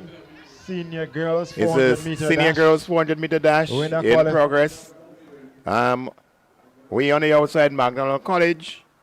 McDonald College seem to be holding their own, being challenged there by St. Joseph Convent, St. George. That's Alexander. So it's Alexander of St. Joseph Convent, St. George, and on the outside, Olive. It's Olive of McDonald College. As they take the turn and head into the home stretch to book a place into the final. St. Joseph's Convent being challenged on the outside by McDonald College. Olive heading for home and booking a place into the final. McDonald College. Convent will have to wait to see what her time will be, if she'll get a spot into the finals later on this evening. So the winner automatically go into the finals, and then it's the next 5 best times. Your winner from McDonald College, running out of lane 7, Kayla Olive. Kayla Olive from McDonald College, your winner. Good competition. The athlete there from St. Joseph Convent, St. George, that's Alexander and Olive, good tussle right to the end. By some 5 meters, it was Olive taking this first heat. Alexander seemed to be in control of most of the race, but when it came down to that final 50, Olive seemed to possess more strength and determination and was able to outlast her in this first heat in the girls' 400-meter dash for seniors. So it's the 400 meters. Heat number 2, that's up next. So we have some 7 athletes registered for this one. Senior. Let's take the lane aside. As we get ready for the next event, we want to call all students taking part in the march past. All students taking part in the march past, please report between the cricket and the athletic stadium now.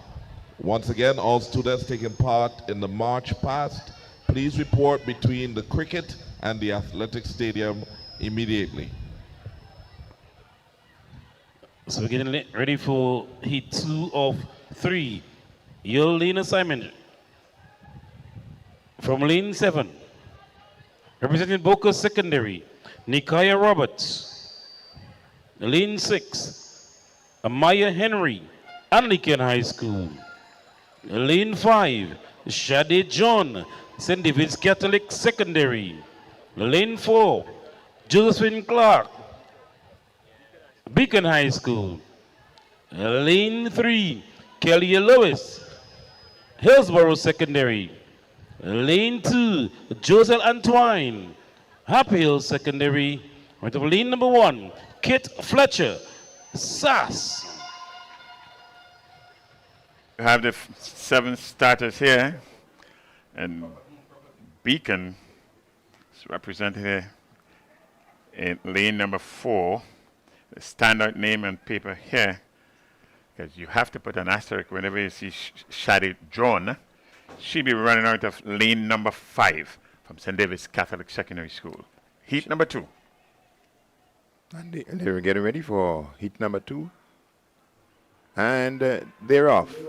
Shadi John, most known for her 100 and 200 meter efforts, is now in the 400 meters and seem to be taking control of this one. It's a very measured race at the moment.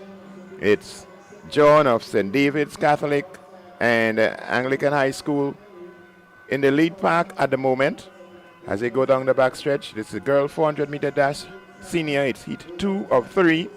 The winner will automatically book a place in the final this afternoon. John still there, but now going to work from the Anglican High School, Amaya Henry. Henry is there just getting ready to push for home. It's Henry putting more effort into it, trying to finish ahead of Shade John. Will she be able to maintain? She holds on. Amaya Henry of the Anglican High School, the winner there of heat number 2 of the girls 400 meter dash senior. That's the winning athlete there, Amaya Henry from Anglican High School. You get the impression, Bernstein, that was a very controlled running. It's some 62.58 seconds. Your winner, Maya Henry. Shadi John in second position on the outside looking in. A very measured run there indeed, and John seemed to be holding back and knowing that this is not one of her pet races, but wanting to get into the final to give some points to her school because this is a competition and they're all in it to win it. Yes, and there's a points distribution right to 8th position in the finals. So it's important to get into the finals. It's the top, the winner of each heat, then the next top 5 finishers. That will get you into the finals a little later in the meet.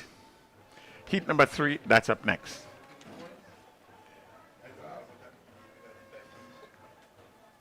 Seven athletes registered here. Kayla Christopher, St. David's Catholic Secondary School.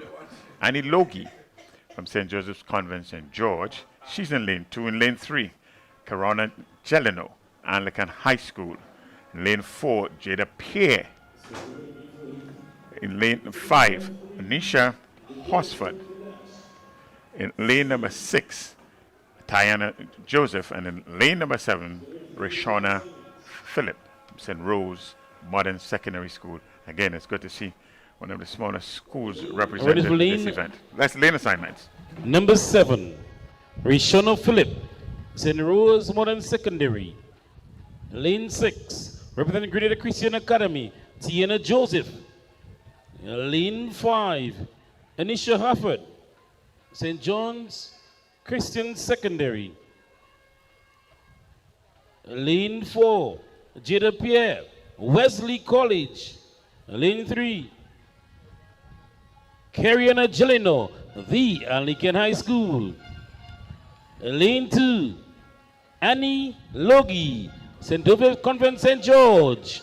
And right to lane number 1, Kayla Christopher, St. David's Catholic Secondary.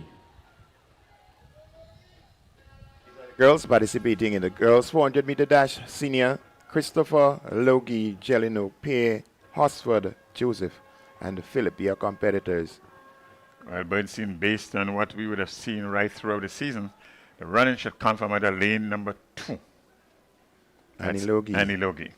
Yes, one of the familiar names in terms of middle and long distance running. Also showed a versatility in the sprints, 100 and 200 meters over the season. So let's see what happens here. And it's a clean start. It's the 400-meter dash for senior girls, heat number 3 of 4. A strong run already from the athlete of St. John's Christian Secondary, that's Anisha Horsford. She is running strongly down the backstretch. Grenada Christian Academy also saying something in this race, but we see some movement from Annie Logie. She has gone to work in this event as she keeps chipping away on the leader and now has taken control of this one. It's Logie of St. Joseph's Convent, St. George, your leader as we head into the final 100 meters of the girls' 400-meter dash for seniors.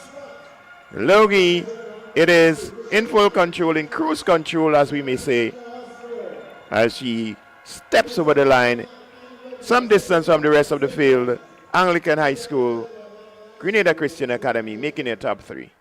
Yes, and this is as expected, according to the form books, 60 meters, the distance between Logie and a second place finisher.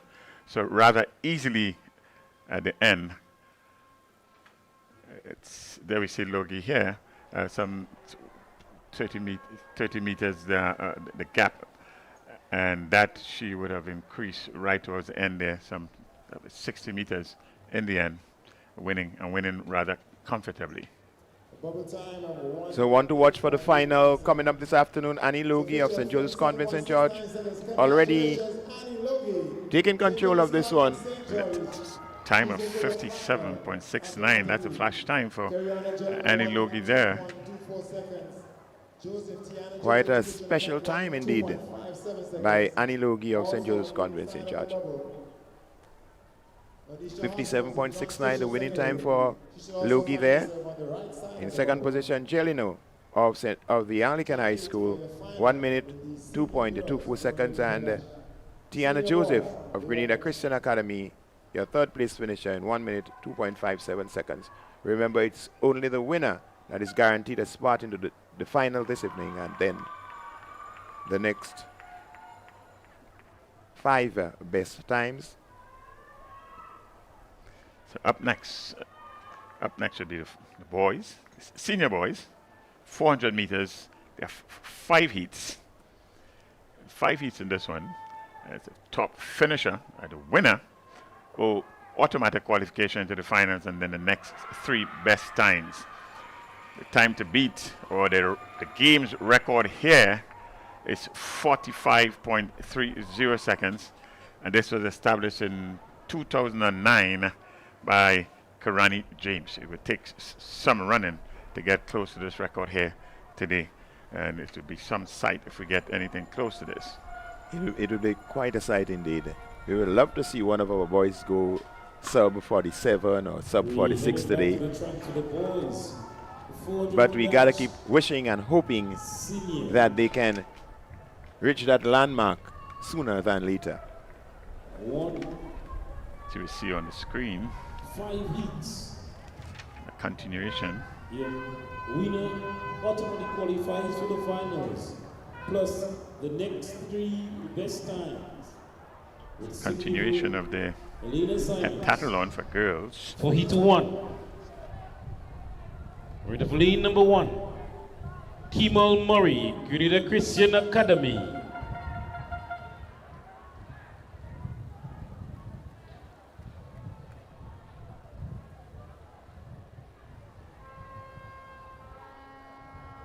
So with of lane number 7, Kemal Murray, Grenada Christian Academy. Lane 6, Ration Charles, St. Max Secondary. Lane 5, Josh Thomas, GBSS. Lane 4, Junior Alexander, SAS. Lane number 3, Daniel Simon, Wesley College.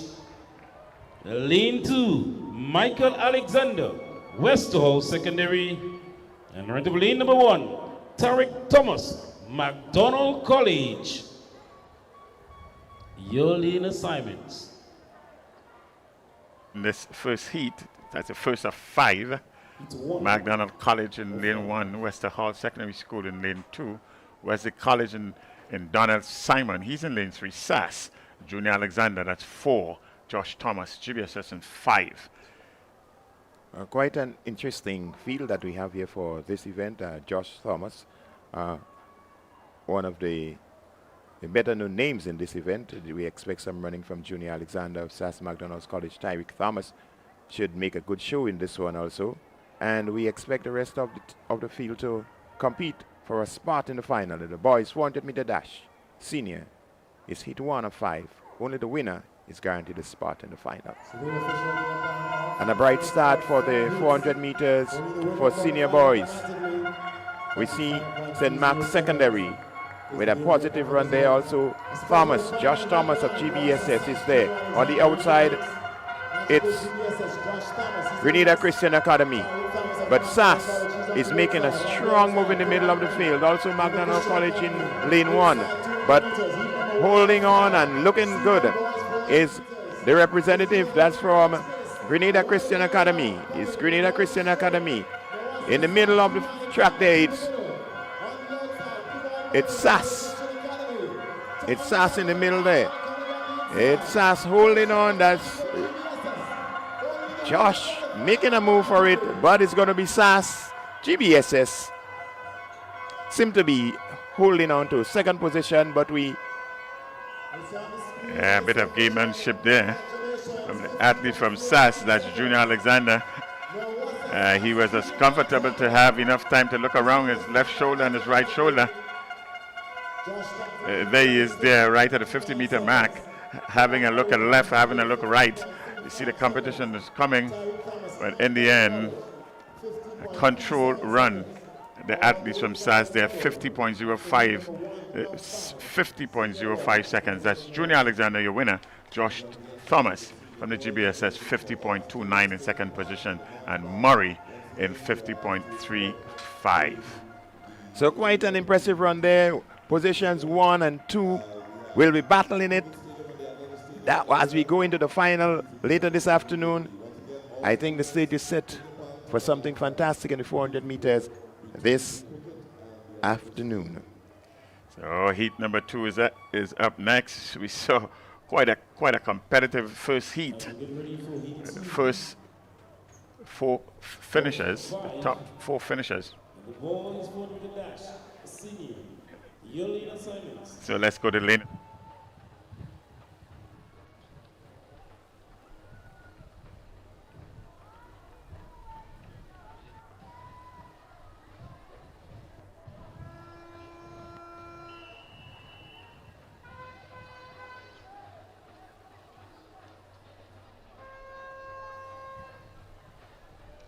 Lane 6, Max Richards, Westmoreland Secondary. Right of lane number 3. Kamal Joseph, GBSS. Lane 2, Shem Smith, JW Fletcher Catholic Secondary. And lane number 1, representing Hillsborough Secondary, Jalen John.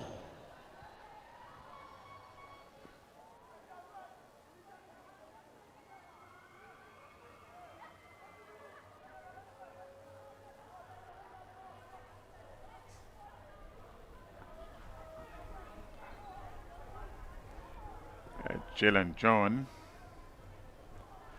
lane number 1, Shems Smith, J.W. Fletcher.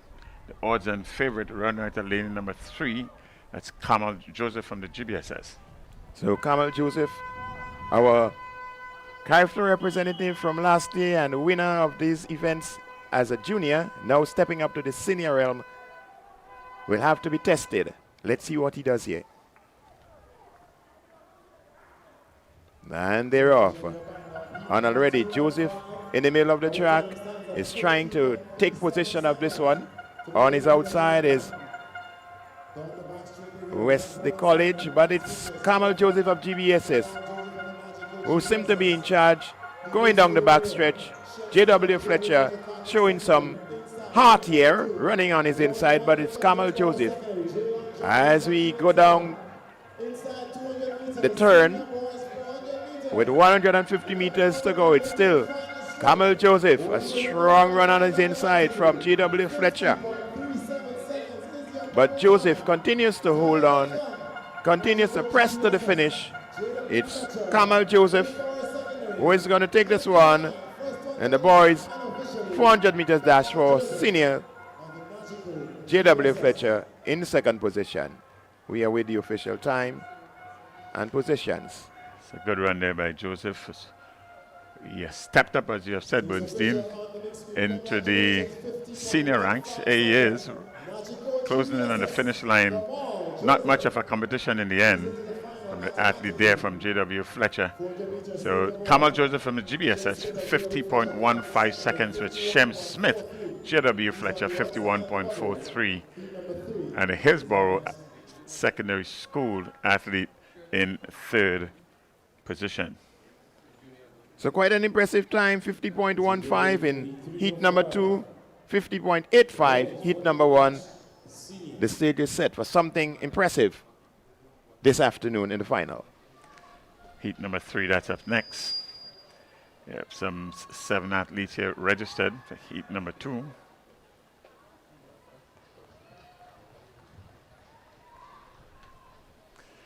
That's why Bernstein, it has been quite competitive. Quite competitive indeed. But the big names would have won the first 2 heats as expected. So Yolina Simons, Let's go. 43.05 in the boys 40 meter dash. Senior.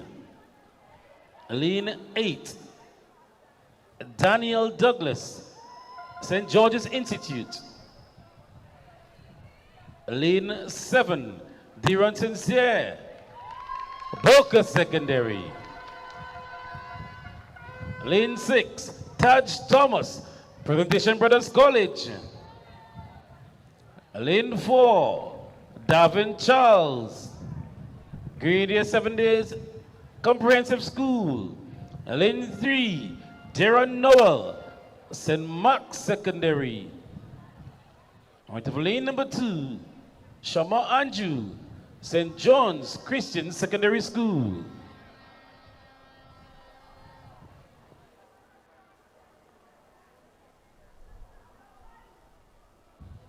Athlete from the Boca Secondary School, that's Deron Sincere, running out of lane number 7. He has been producing some good stellar run right throughout the season. Sincere has. Deron Sincere, formerly of SAS. We're noticing that some of the athletes are moving from one school to another. It happens in many areas of sports. So it's nothing new when we see athletes moving from one school to another. Nothing new. We have a non-starter from lane number 5. the athletes from Happy Hill. So it's at lane number 2, 3, 4, 6, 7, and 8. Sincere, the one to look out for in lane number 7. His competition should come from lane number 6. It's Taj Thomas.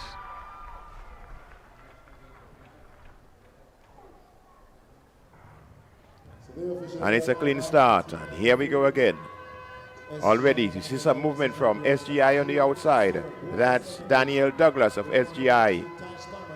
He's running strongly down the back stretch.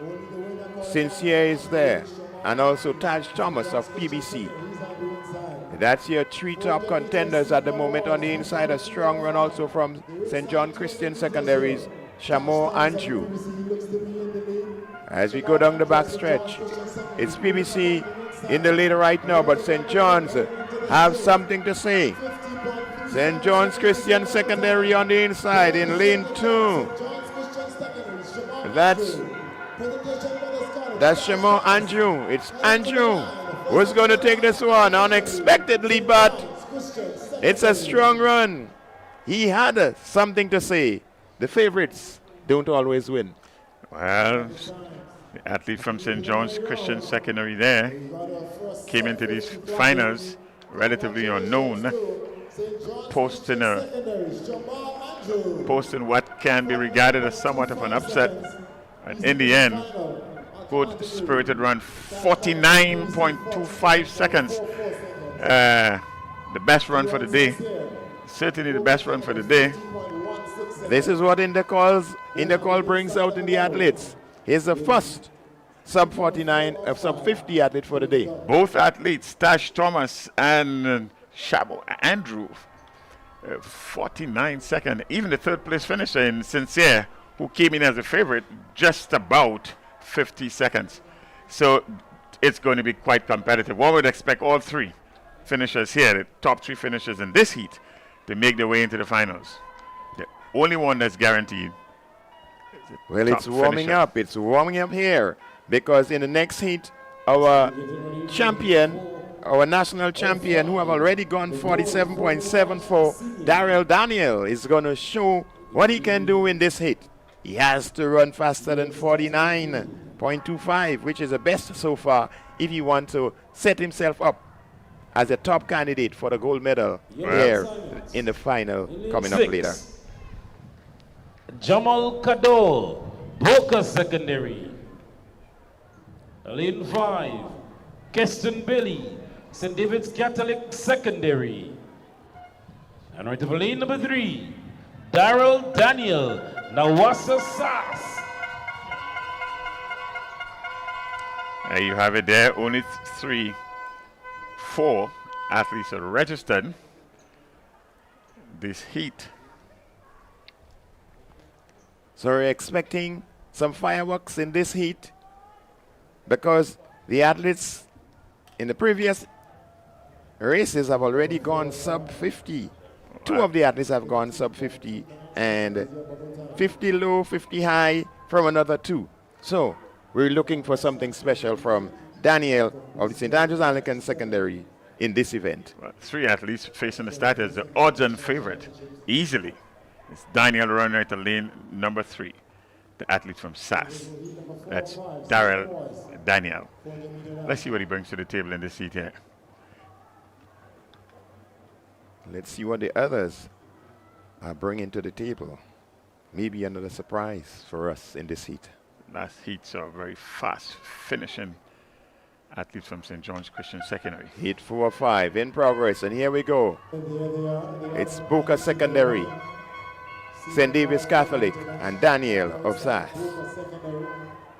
Boca Secondary, Kado, still in the lead as we see Daniel now going to work, but it's still Boca holding on there. Daniel already making up the stagger. He has now gone past all of his competitors and now in cruise control. Daniel it is, taking the top turn, getting ready to strike for home with some just about 100 meters to go. It's Daryl Daniel, St. Andrews Anglican Secondary, showing that he's a class above the rest of the field. It doesn't happen normally that in a 400 meters you got some 30 meters separating the winner from the rest of the field in the senior boys, but it happened here today. Yes, and he came in the odds-on favorite to win this one, and he certainly didn't disappoint. He still remains the odds-on favorite for these finals later. That's Daniel there in cruise control at the end, doing it and doing it quite easily. That's Daryl Daniel, your winner. Time of 47. 49.6. 49.60 seconds. 49.60 seconds. So these finals are going to see some under 50 athletes running. It make for a very, very competitive finals. Heat number 5, that's up next. So the stage is set for something fantastic this afternoon. Viewers, we have something special coming. St. David Catholic, Christians calling. From the Nawasa Sass, Caden, Antoine. From the Classic Lighting, Go2 Secondary, Ghana, Philip. And your field leader, 42.39 meters, Classic Lighting, McDonald College, Bishop. That's your final 8. We were trying to get a peek there.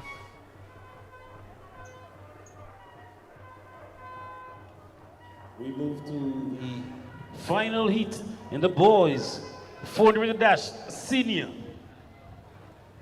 I'll give you a lane assignment shortly. Hit 5:05. Right of lane number 6. Representing Wellesley College, Keston Thomas.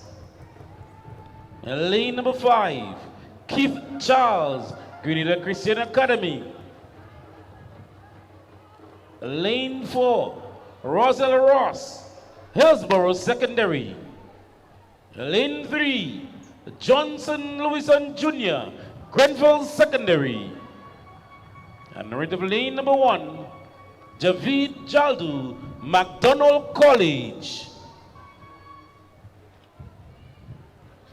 So that's the start list for the final heat of the boys 400 meter dash senior. We're expecting to see some running here from Johnson Lewis and Grenville Secondary School. He's been doing pretty well in this event. However, Kit Charles of the Grenada Christian Academy will have something to say, as well as McDonald's College, Javin Jaldu. So this should be a very competitive race, Bernstein. It's no odds and favorites here. These athletes would have seen what went on earlier in the heats, and so they know that they have to give it their best shot if they want to make it into the final this evening. Only the first place finisher gets his automatic berth into the final. Ross from Hillsborough is in lane number 4. And they're off. Let's see who's going to book their place into the final. This evening is the final heat of the boys 400 meter dash senior. Lewison of Grenville Secondary is setting up himself nicely to finish here outside. On the outside is St. Mark, the representative from St. Mark. As we go down the back stretch there, it's McDonald College. McDonald College, that's Jaldu of McDonald College, holding on there. Keith Charles striking for home toe. Let's see how we're going to go as we finish. On the outside, that's Wesley College. Wesley College, first place, 50.34. The flash time, booking his place into the final, Wesley College. Might have come into this event here unheralded, but it's Wesley College, Keston Thomas to the finish with some distance with the second place finisher. So congratulations to Wesley College. You've got your athlete into the finals. 50.41, the time rounded up to. That's Keston Thomas of Wesley College, as we wait for the final 8 who is going to step on the track for the 400-meter final, which should be coming up this afternoon. And what a race we were looking forward to. So, Thomas, your winner of heat number 5. Guaranteed his place into the finals, and then it's the next best, 3 best times. Will give us our 8 finalists later today.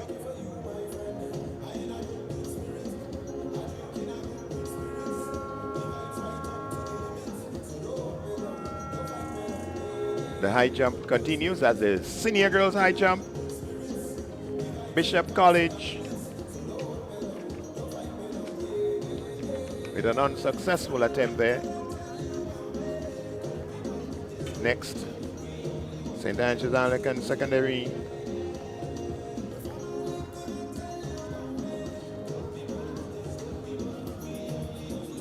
The height now stands at 1.37 meters.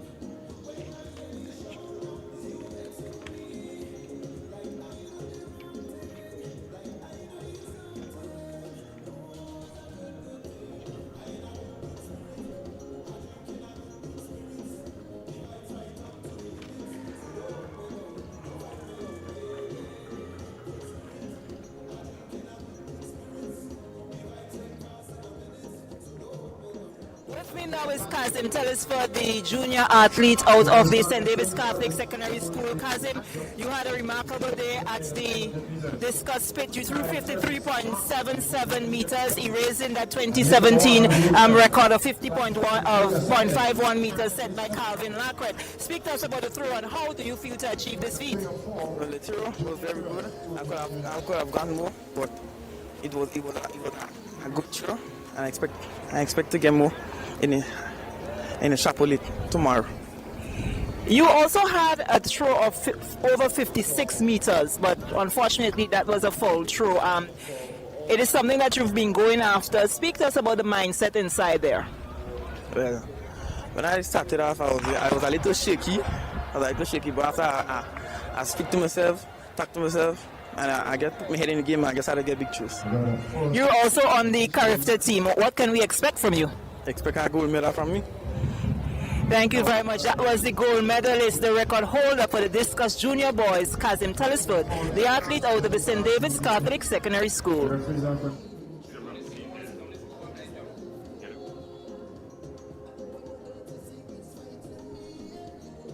Very much, Sherry, for this interview.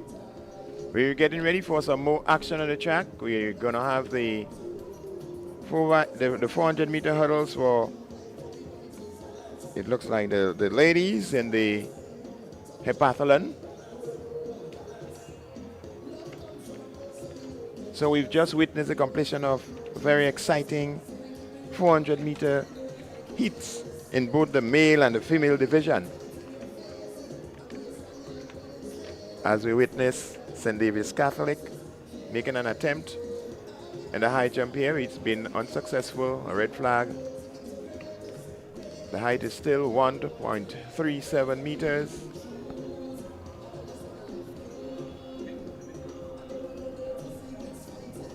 Happy Hill Secondary will be next on the runway.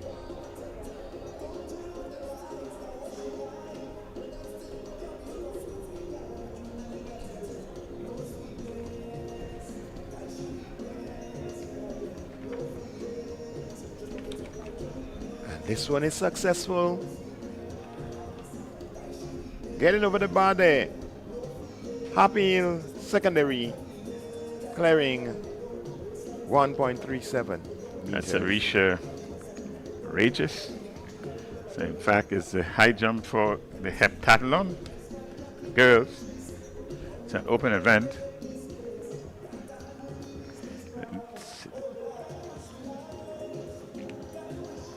And a good clearance there from Rachel Etienne from the Anglican High School.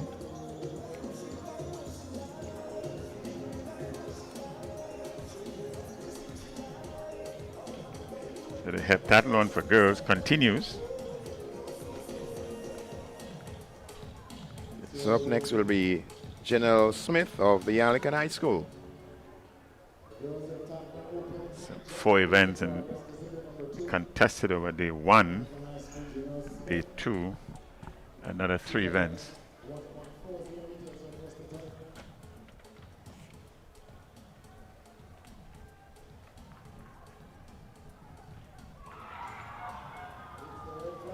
Smith just having a slight touch of the bar, but once it is disturbed and it falls to the ground with you still on the mat. As we see another field event in progress here, that's the javelin for sub-junior boys. As we see the fans packing into the venue.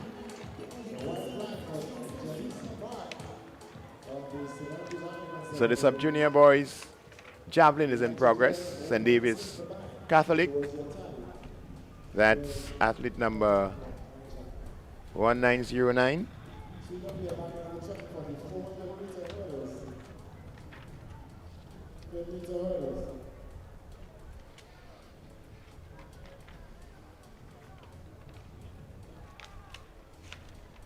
Javelin sub-junior boys in progress.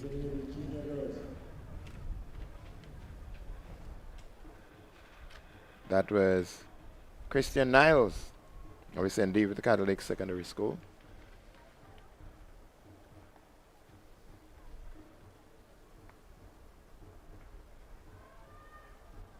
Now we see from the presentation Brothers College, that's Reynold Ashton. He's next on the runway.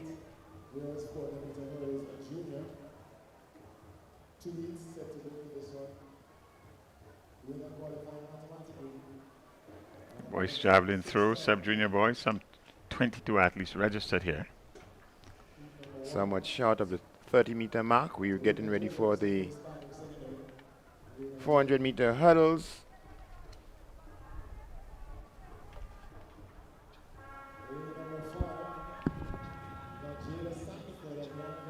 We're down to the final 8 in the javelin for sub-junior boys. Athlete here from St. David's Catholic Secondary School. This is the final 8. Pretty close to 40-meter. So the field has been reduced from 22 to the final 8. They're into the last set of throws. The game's record of 58.54 meters. It was established last year, 2025, by Deshaun Smart.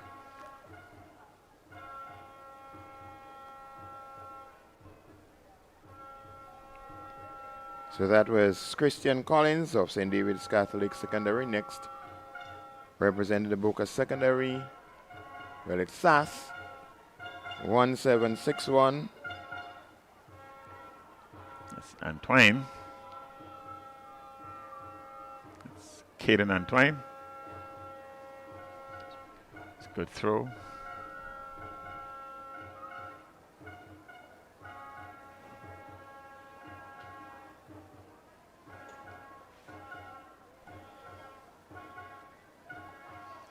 It's preparation for the next event on the track. Hurdles, 400 meters hurdles.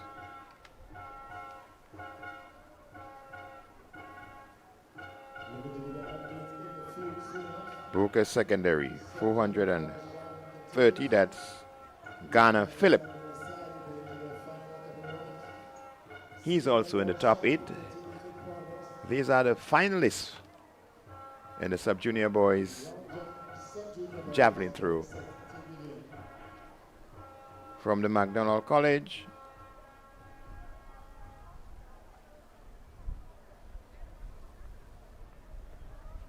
that's Adon Bishop. Bishop there from McDonald College. So these are the future javelin throwers of Grenada. They are the sub-juniors. Sub-juniors. They're chasing a game's record of 58.54. The high jump open, octathlon, girls continues. I say octathlon is a heptathlon for girls.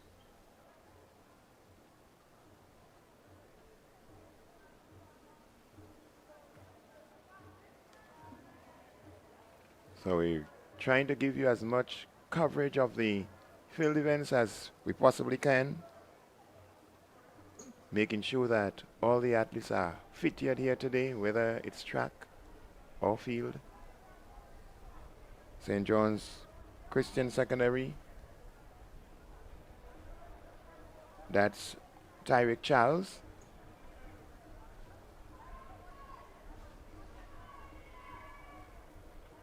There's Charles there. Another successful throw.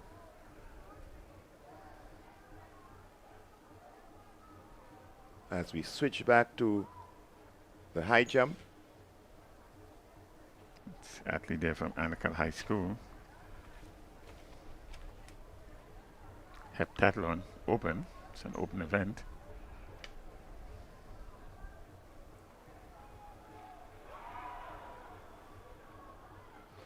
Interesting jumping style. This is scissors, as it's referred to. And back to the javelin.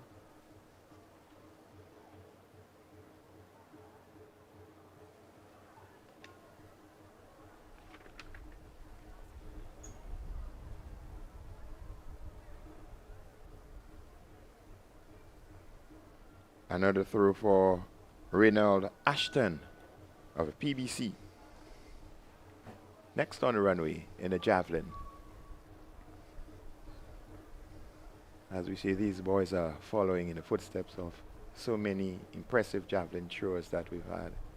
We've had Trevor Modeste, Selwyn Smith, Eros Rapier, a number of javelin throwers who came before Anderson Peters. Yes, yes. Good throw.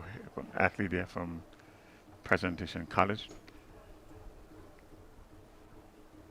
And it's good to see the field events taking some prominence. Not playing second fiddle to anything just now. Well, their fans, their parents, their friends, their neighbors can say, hey, I saw you on TNR Communications, being featured in your field event. You were seen, you were shown on television or whatever device that they've been seen on. So up next is Christian Collins from the St. David's Catholic Secondary School. He's going to have his throw.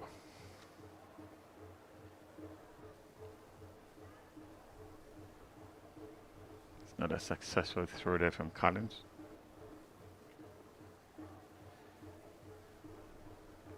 So these boys are going into the final rounds of throw.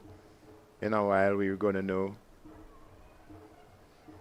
who the gold medalists, all the medalists are. Next up on the runway to throw is an athlete from SAS. That's Antoine. That's Caden Antoine.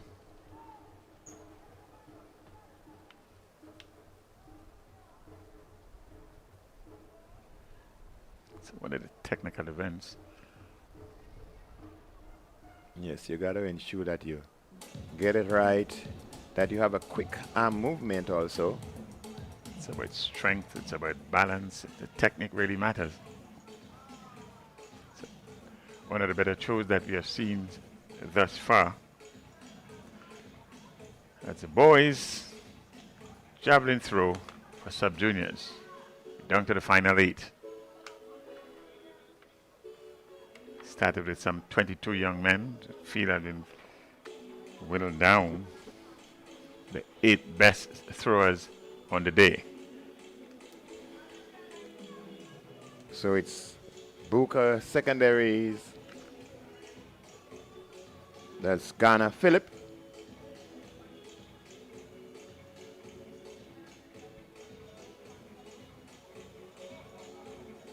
He's got quite a quick arm and some power. Oh, that's and another. some power also. It's another good throw, challenging for the lead, I would imagine, right there.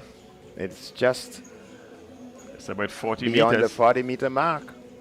Yes, just about. Certainly must be challenging for the lead with this one. Ghana Phillip of the Boca Secondary School.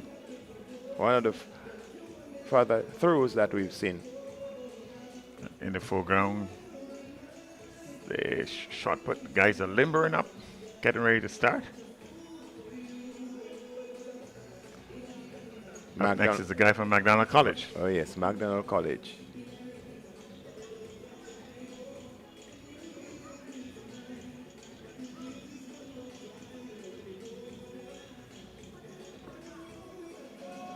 And this one is a big throw. McDonald College. Oh, in the last little while, this certainly is the longest throw. This looks like Bishop. So far. Looks like Eden Bishop.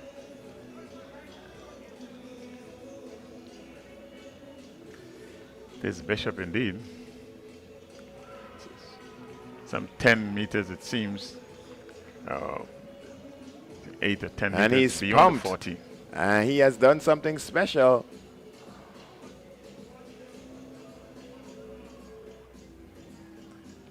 As we look at the rest of competitors. As he was quite pleased with that last throw. The game's record stands at 58.54. When we get a reading, we will let you know if in fact he has challenged this record, but he certainly looked as pleased as a punch. Oh yes, he is. Oh. I know that smile. That's Eden Bishop.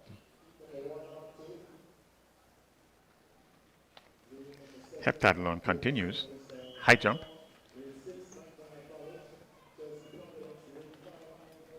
It's all about points here. Finishing as high as you can go. Points keep adding.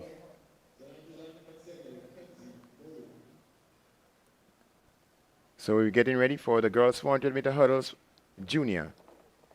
Kenzie Mudu of SAS will be in lane 1. Delena Joseph of St. David's Catholic. She'll be running out of lane 2. Sierra Augustine of the Grenada Christian Academy in lane 4. In lane 5, Jada Sandiford of the Anglican High School. Chelsea Providence of McDonald College will be in lane 6. And in lane 7, Sahana Hall of Buka Secondary. And they're off. That's the girls 100-meter hurdles junior. Buka Secondary on the outside, SAS on the inside, McDonald College, Anglican High School, Grenada Christian Academy, all in the mix. As they go down the back stretch, it's Buka Secondary in Shahara Hall. As we see them going down the back stretch, this is going to be a tough race. It's going to be quite curling. Remember, they have to jump over these 10 hurdles. On the inside, we see Mudu of SAS. She's out of your shot right now, but on the outside, it's Boca Secondary. She's on the outside there. It's Boca Secondary. As we get ready for the final 100, on the inside is Kenzie Mudu of SAS. So it's Boca Secondary and Mudu Secondary. Boca Secondary seem to be ahead at the moment as she dashes for home, completing the final hurdle and steps over the finish line. Mudu of SAS in second, McDonald College third.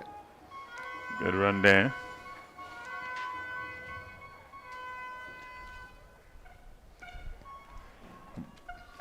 Boca Secondary School Hall finishes in first position.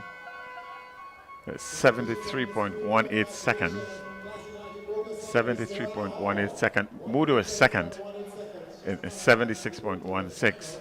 And Providence of McDonald College, 76.88 seconds. Those are your top three finishers. It's the first heat of 2. The girls, 400 meters hurdles. That's for junior girls. It's the top finisher. Then the next 6 best times. So Hall would have booked a place directly into the finals, and the other 6 finishers will be looking on. Girls 400-meter hurdles, junior. Quite an interesting event, but they managed to get around the track, get over the barriers, and complete the race. And it's about technique, it's about stamina, it's about strength. Well, it's one of the events that we are working on to master, and the athletes are continuing to work on their technique and strategy, and eventually they're going to get to where they want to be, but it's going to take some time and some hard work and dedication from the athlete, and the coaches themselves will have to apply strategies in order to get the athletes to master the technique. Absolutely, they're on a status orders now. Well, not quite. They're getting themselves ready. The games record here is 66.97 seconds, and this was established a long time ago in 2018 by one Alicia Charles. And now they get onto the max.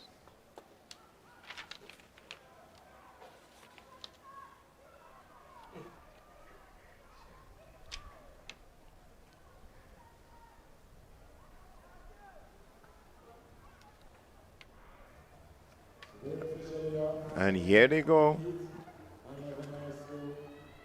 It's heat 2 of 2. It's the junior girls 400-meter hurdles. In the middle of the track, we see SAS, GCE, but in the lead, it's the Anglican High School. Looking very strong, running rather smartly there. She has already opened up a gap from the rest of the field as she go down close to the 200-meter mark. Anglican High School it is. So it's Anglican High School in control at the moment, being chased by St. David Catholic. SAS is also in the mix. Anglican High School it is. 80 meters to go, still hanging on, still running strongly and getting over the barrier quite easily. She is making that final dash home in lane 6 from the Anglican High School. Your winner, St. David's Catholic and St. Andrew's Anglican Secondary, picking up second and third positions. Not much of a competition in the end.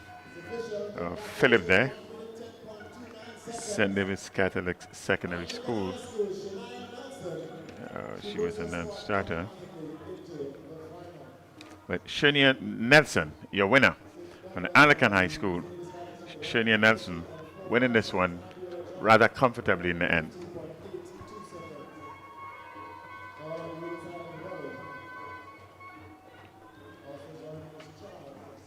So here is your winner from the Anglican High School, Shania Nelson.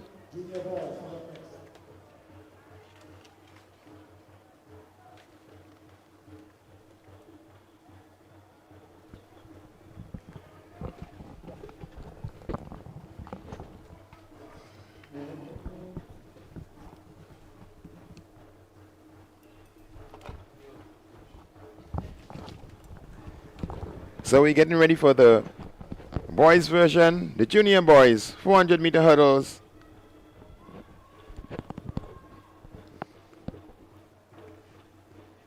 There are two heats, and here in this one. The game's record is 56.94 seconds. That was established in 2017 by Corey Joseph. Heat number 1, that's up next. So as the boys go through their pieces and set themselves up, we expect to see in lane 1 Ethan Edwards of St. David's Catholic Secondary. Kenton Olive of McDonald College, he should be running out of lane 2. From GBSS in lane 3, Alion James. From Boca Secondary, Kishon Franklin will be running out of lane 4. Tavon Hall of SAS, he'll be in lane 5. In lane 6, Kimon Joseph of Hillsborough Secondary, and from the Presentation Brothers College, Anthony Phillip. He'll be running out of lane 7. That's your field for event number 49. Heat 1, the boys 400-meter hurdles, junior. Yeah, this one promised to be competitive.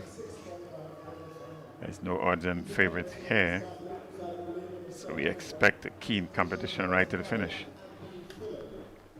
There's no favorites, so we expect.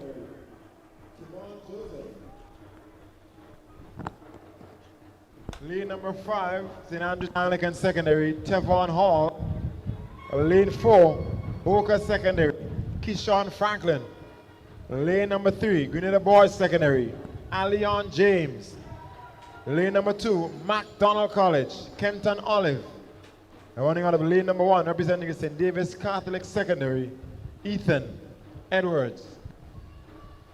Heat number 1 of 2. And that's your lane assignments. St. Davis Catholic Secondary School in lane 1, McDonald College in 2. GBSS is run right of lane 3 in Allion James. Boca Secondary School in lane number 4, SAS in 5. Tevon Hall in 6. It's Kimon Joseph from Hillsborough Secondary School. And in lane number 7 from representing the Presentation Brothers College, Anthony Phillip. They are on the starters orders now. So you got to win to book your automatic spot into the final.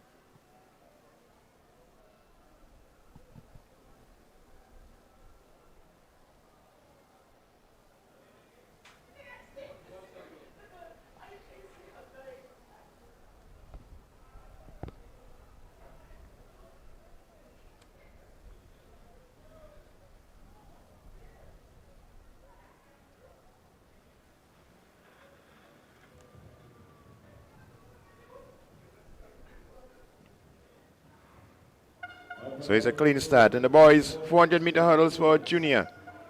And we see some movements from SAS. SAS is there, moving quite smoothly, pretty early in the game, making up the stagger on Presentation Brothers College. So from SAS, it's Hall of SAS. Boca and the rest of the field is trying to catch up, but it's Hall of SAS in control. GBSS is making a strong run in the middle of the field. That's Allian James. James is there, but Hall seemed to be back in control after having a little niggle in one of the earlier hurdles, but it's Hall as he presses for home. Hall it is of SAS. That's Tavon Hall, GBSS and PBC in contention for second and third positions. Absolutely beautiful run. The difference really, Bernstein, is the technique. There was some good hurdling, no jumping over the barriers. Here we see Hall there, all by himself, but 10 meters clear of anybody, and there he was, cruise right to the finish. The technique made a difference. He looked quite smooth throughout the encounter. He just had a little niggle somewhere in the earlier hurdles, but once he got himself back together, he proved that he was a class above the rest. Yes, and time of 55.04. It's a good time going into the finals. Not sure what the wind speed is like, but the record in this event stands at 51.94.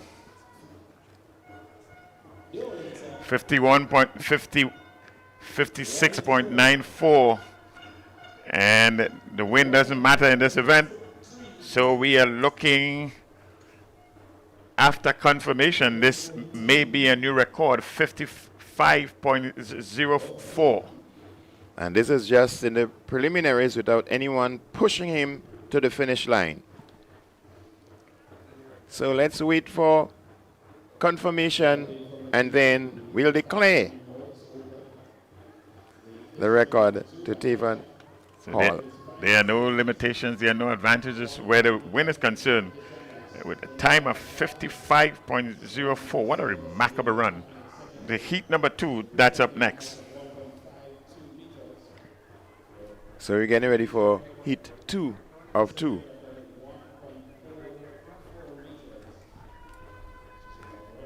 Heat number 2, that's up next. And lane number 1, Pope, representing Hillsborough Secondary School. He's a non-starter. In lane number 2, Boca Secondary School, that's Ezekiel Boys. Best. Okay. 400-meter dash. Hurdles. Lane 6. Samson Philip, St. David's Catholic Secondary. Lane 5. Omar King, Prevention Brothers College. Lane 4. Michael Simon, SAS. Lane 3. Kutain, GBS. Number 2, Ezekiel Best, Boca Secondary.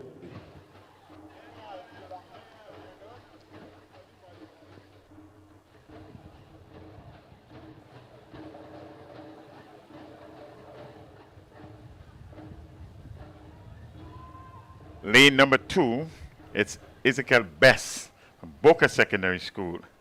And lane number 3, Noah Coutain from the GBSS. That's Noah Coutain from the GBSS.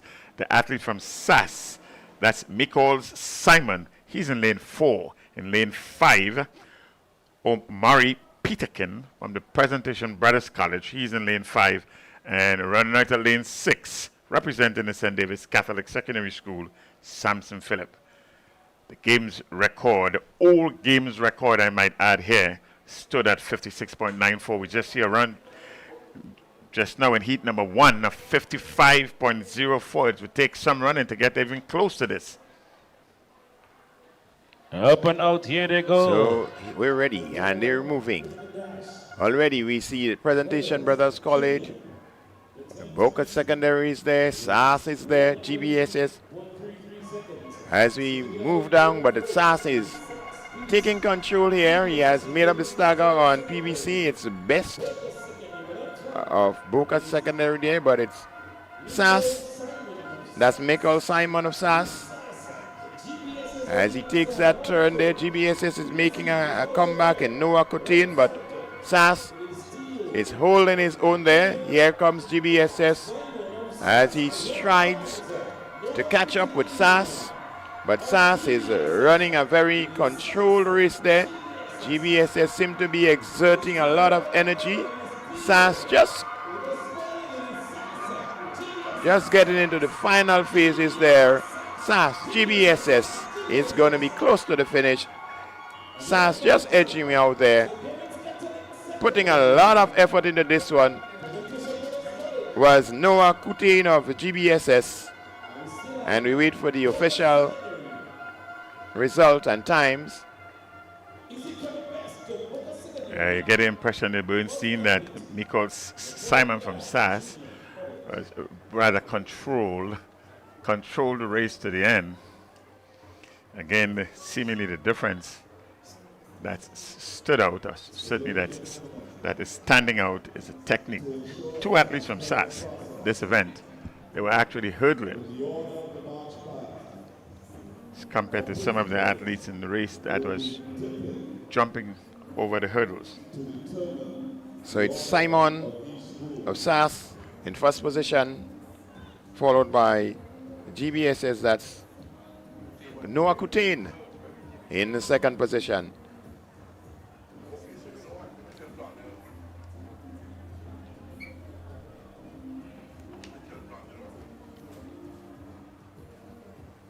So it's a 56.16 second. That's 66.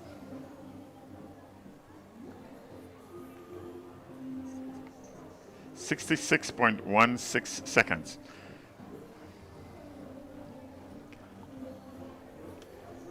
That's a winning time in heat number 2. As we would have intimated, the rather spectacular run in heat number 1, a time of 55.04. This is a record that stood since 2017.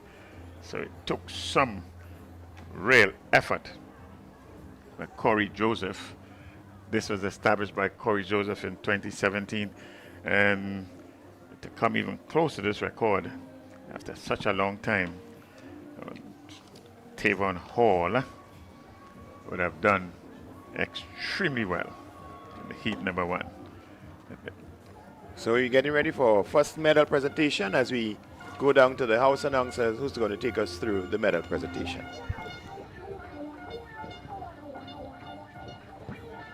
So while we await the dips from our principals, ladies and gentlemen, making their way off the field, the girls and the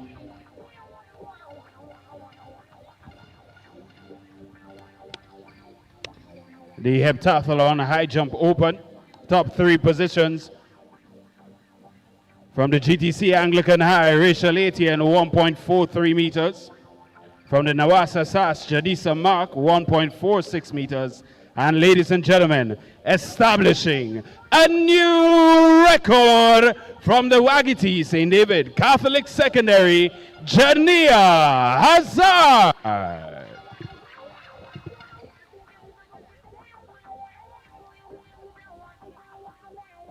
Congratulations. To dip first, we have Mr. Gary Jones, principal of the St. David's Catholic Secondary School.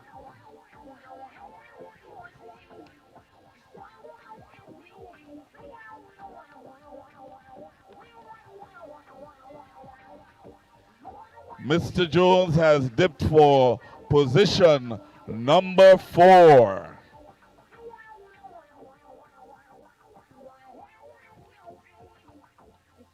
Up next, Miss Narissa Celestine James of the Happy Hills Secondary School.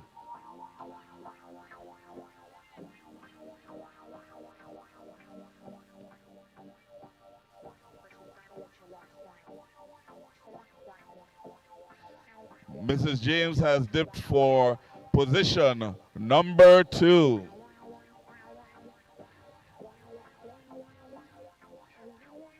We now call on the principal of the Grenada Boys Secondary School, Mr. Kenny James.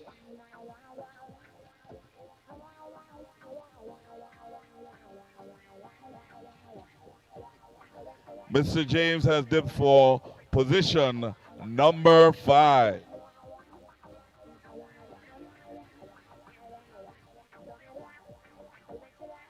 We now call on the principal of the J.W. Fletcher Catholic Secondary School, Miss Laurel Bartholomew.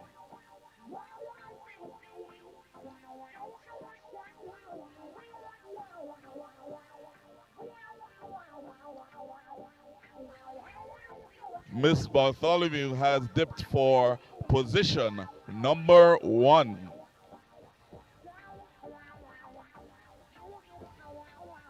We now call on the principal of the Presentation Brothers College, Mr. Marvin Phillip.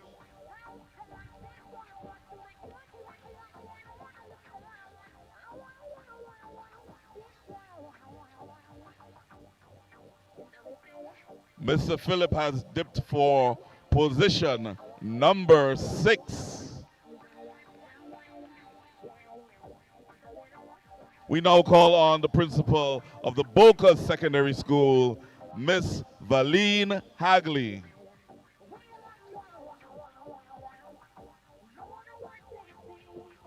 And she dipped in Jesus' name and dipped the holy number 7.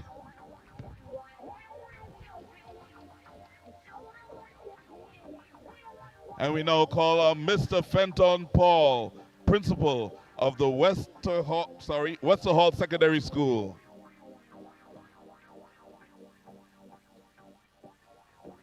And he has dipped for position number 3.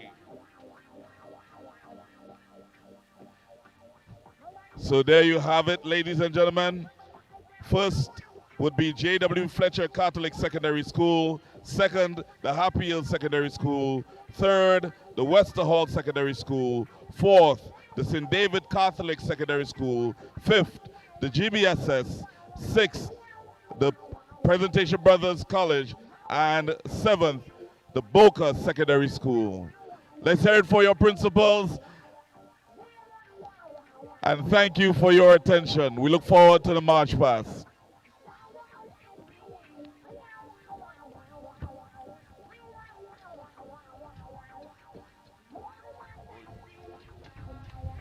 Indeed, we get set for the Classic Lighting Caribbean March Past competition. The boys are on display today. Defending champions Presentation Brothers College, trying to hang on to the title. Past champions in Davis Catholic Secondary. 7 schools vying for the championship. There can only be one. GAPS Intercol Games 2026, the action continues. Getting set for the final track event in the morning session. The 4x100 meter relay seniors preliminaries. In the field, the sub-junior boys long jump continues and the senior boys shot put.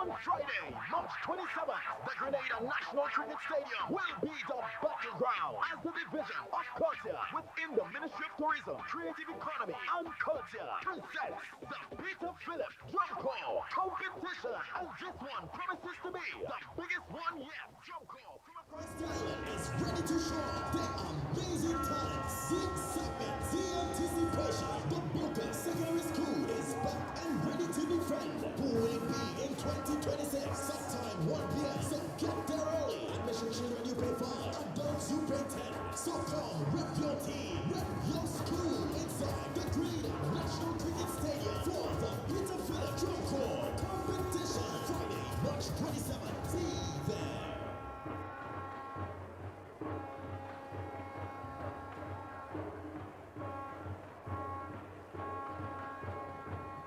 So at the northern end of the Karani James Athletic Stadium, the shot put boys senior currently into the final round of throws. 7 strong of the next PVC steps into the circle.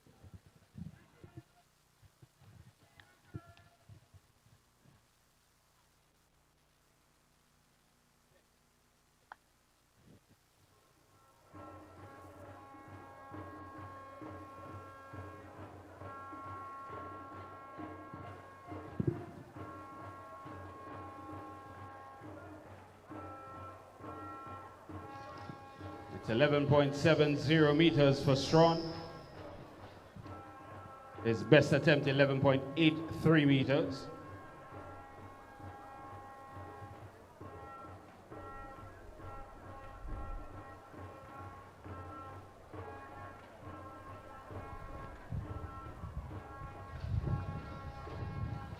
Tyrese Peters of the McDonald College, 11.73 his final attempt.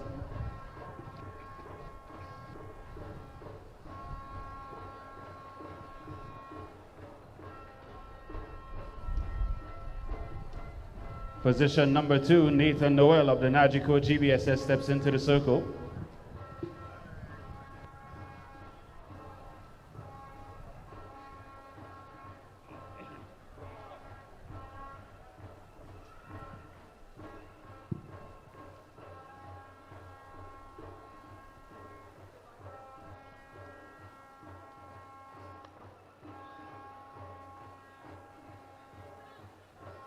It's 12.68.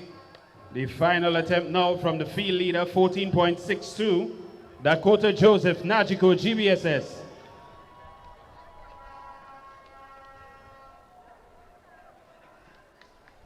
And he gets a big one, 14.62 his best attempt.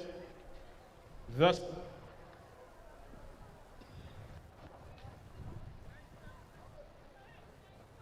this one 13.94 meters.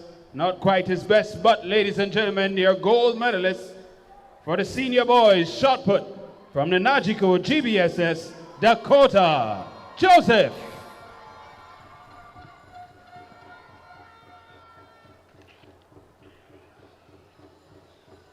Thank you very much. Russell, are we about to head back to the tracks before the first? Well, we welcome you back to the live action at Intercol Games 2026. We're still in the preliminaries, and now we move to the relays.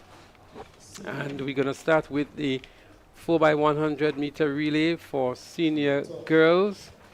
And we expect to have here two preliminaries. In the first of the preliminaries, we should see McDonald College, Wesley College, Anglican High School, Hillsborough Secondary, St. Mark's Secondary, and St. Andrews Anglican Secondary, SAS.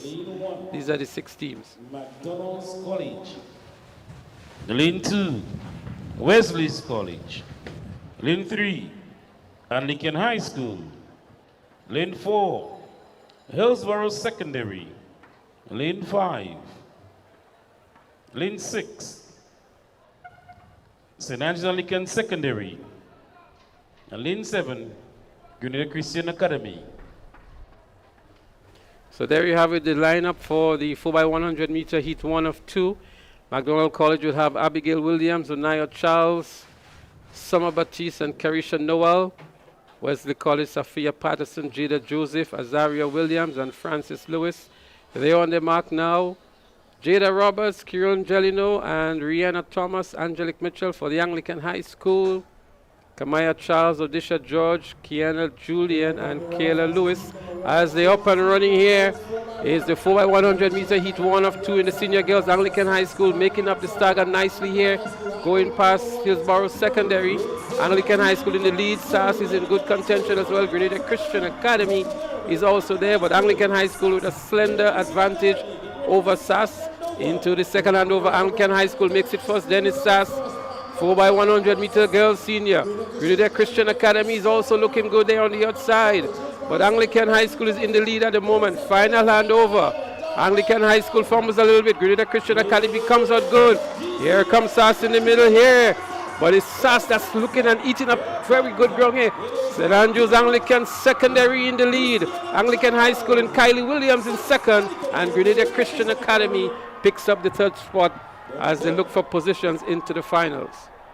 Wow, really good, strong running there from St. Andrews Anglican Secondary. They didn't panic. They were not at the front to start, but that final leg, they were able to come really into the position that they want. And from there, I mean, it's just to get home. Christina Charles anchoring for SAS. And Kylie Williams is a junior, but she ran the seniors here for Anglican High School.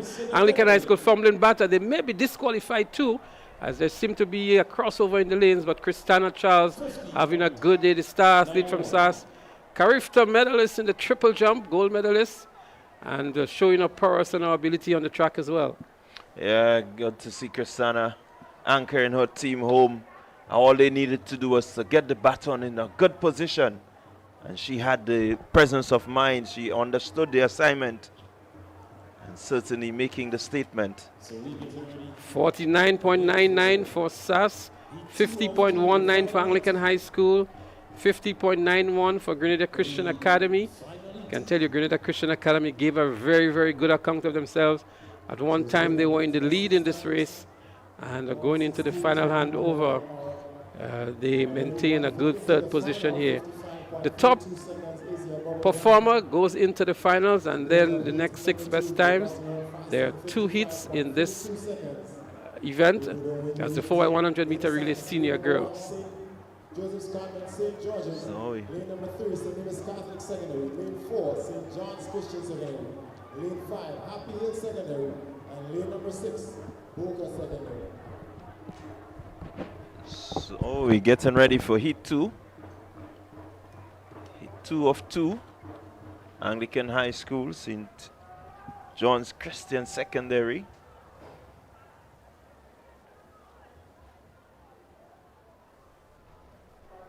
St. David, St. John, Happy Hill, they're up again. Boca Secondary. Well, look at the quartet from St. David's Catholic Secondary. We have Sidney Douglas, Kayla Christopher, Tishana Bascom, and Shade John. An impressive team from St. David's Catholic Secondary. Yeah, certainly impressive. St. Joseph Convent, they also have an impressive team. They're on their mark.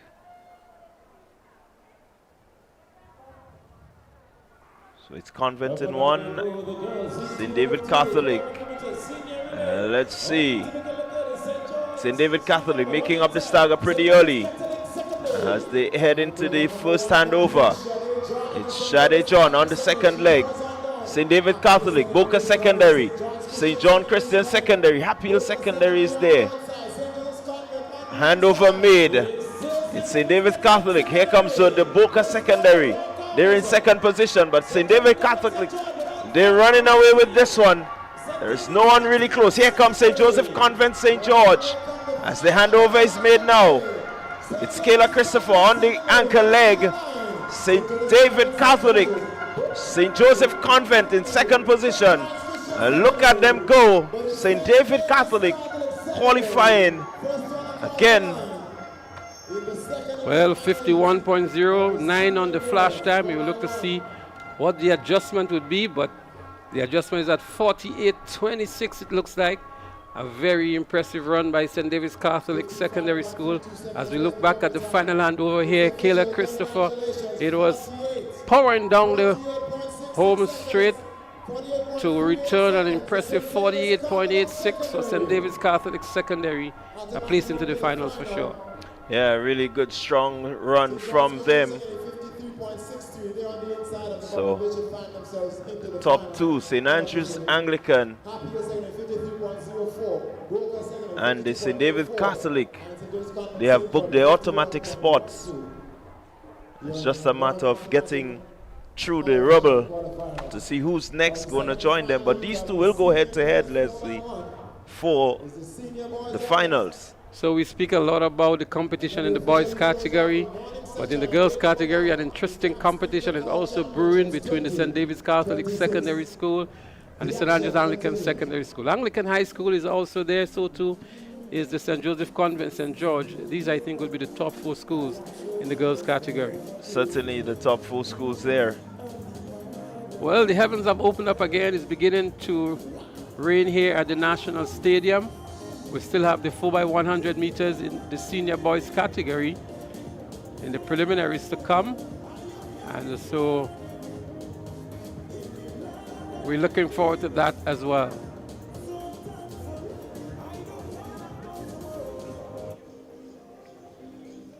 So we still have the senior boys. We have 2 prelims there. It will be good to see some of the teams as they prepare. So we look back at the St. David Catholic Secondary School making their statement from the onset. They were out.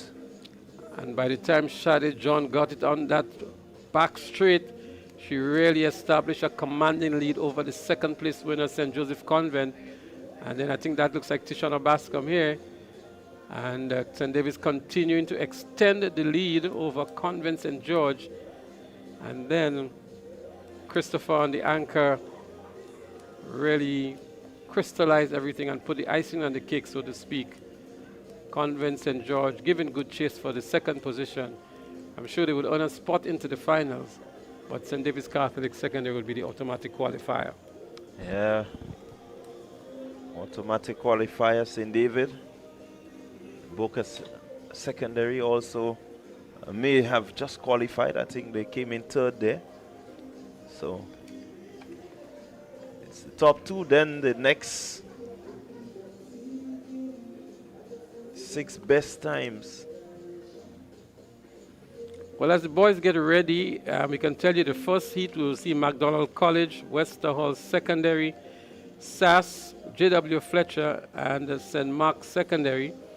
McDonald College will have Tyreek Thomas, Jevad Nelson, Raheem Rayburn, and Omar Franklin. Wester Hall, Behari Moraine, Omarion Richardson, Michael Alexander, and we don't have the fourth name here. SAS would have Rick Cadet, Delron John, Christoph Callis, and Daryl Daniel. J.W. Fletcher would have Anton Alexander, Josiah Harris, Kevin Noel, and Shem Smith. And the St. Mark's Secondary, Jeremiah Matthew, Jaron Noel, Dante Oliver, and Rishon Charles. Yes, St. Andrew's Anglican Secondary. You look at that lineup of Delron John, Darrell Daniel, Christoph Callis, and Anton and Rick Cadet. I mean, certainly you expect some fireworks. Well, Delron John has become a sort of a relay specialist now. Remember in the sub-junior category a few years ago, he was very dominant. He was also he also represented Grenada at the Carifta in the javelin, but unable to gain a spot in the straight finals for SAS. Now he's part of the relay mix, and so it's an interesting combination here. Daniel, we saw him in the 400 meters earlier on, so that's his actual second race for the day, the 4x1 seniors. And I think they will also get some good competition from McDonald College, Tyreek Thomas, Jevad Nelson, Omar Franklin, and Raheem Rayburn. Wester Hall Secondary, St. Mark's Secondary. So the stage is well set for these preliminaries in the relay events. The record here held by the Grenada Boys Secondary School, 41.30. A record they set in 2025, last year. And we recall this very impressive relay team of GBSS last year. Emilio Blanco Bishop, Ethan Sam, and others making up that formidable quartet. Yeah, certainly one will recall the quartet from the GBSS. I think Cameron Matlin was a part of that. Correct, quartet. yes. So, certainly one will recall they had to work for it. It wasn't a run through, as we may say, but they certainly had to work, and proving that that quartet really was a winning combination. So in the midst of the drizzle, the athletes are still making their way onto the track, and we believe we may see the start momentarily of the 4x100 meters. Following that, we're going to have an intermission where we will have the march past competition, and we're hoping that maybe Sherry and Blossom can take us through. Absolutely, Sherry and Blossom will be taking us through the boys march past competition. I think we have some 7 schools participating in that. And so it'll be an interesting part of today's Intercol games, boys march past. Well, before we leave you, Leslie, just some results coming in from the shot put for senior boys. And Dakota Joseph of the GBSS, he won the senior boys shot put, distance of 14.62 meters. Nathan Noel of the GBSS also in second position, distance of 13.59 meters. And Viondi Richards of the St. Rose Modern Secondary, he was in third at a distance of 12.47 meters. So that's the official results from the shot put senior boys. I see we also have some results here from the sub-junior boys javelin. Aidan Bishop of SAS, 46.79. In first, Gamar Phillip of the Boca Secondary in second, 44.95. And Caden Antoine of SAS in third with 38.20.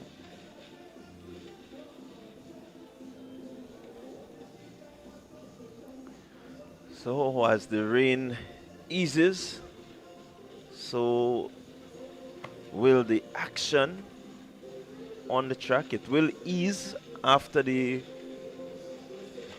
relay events. We will have the intermission.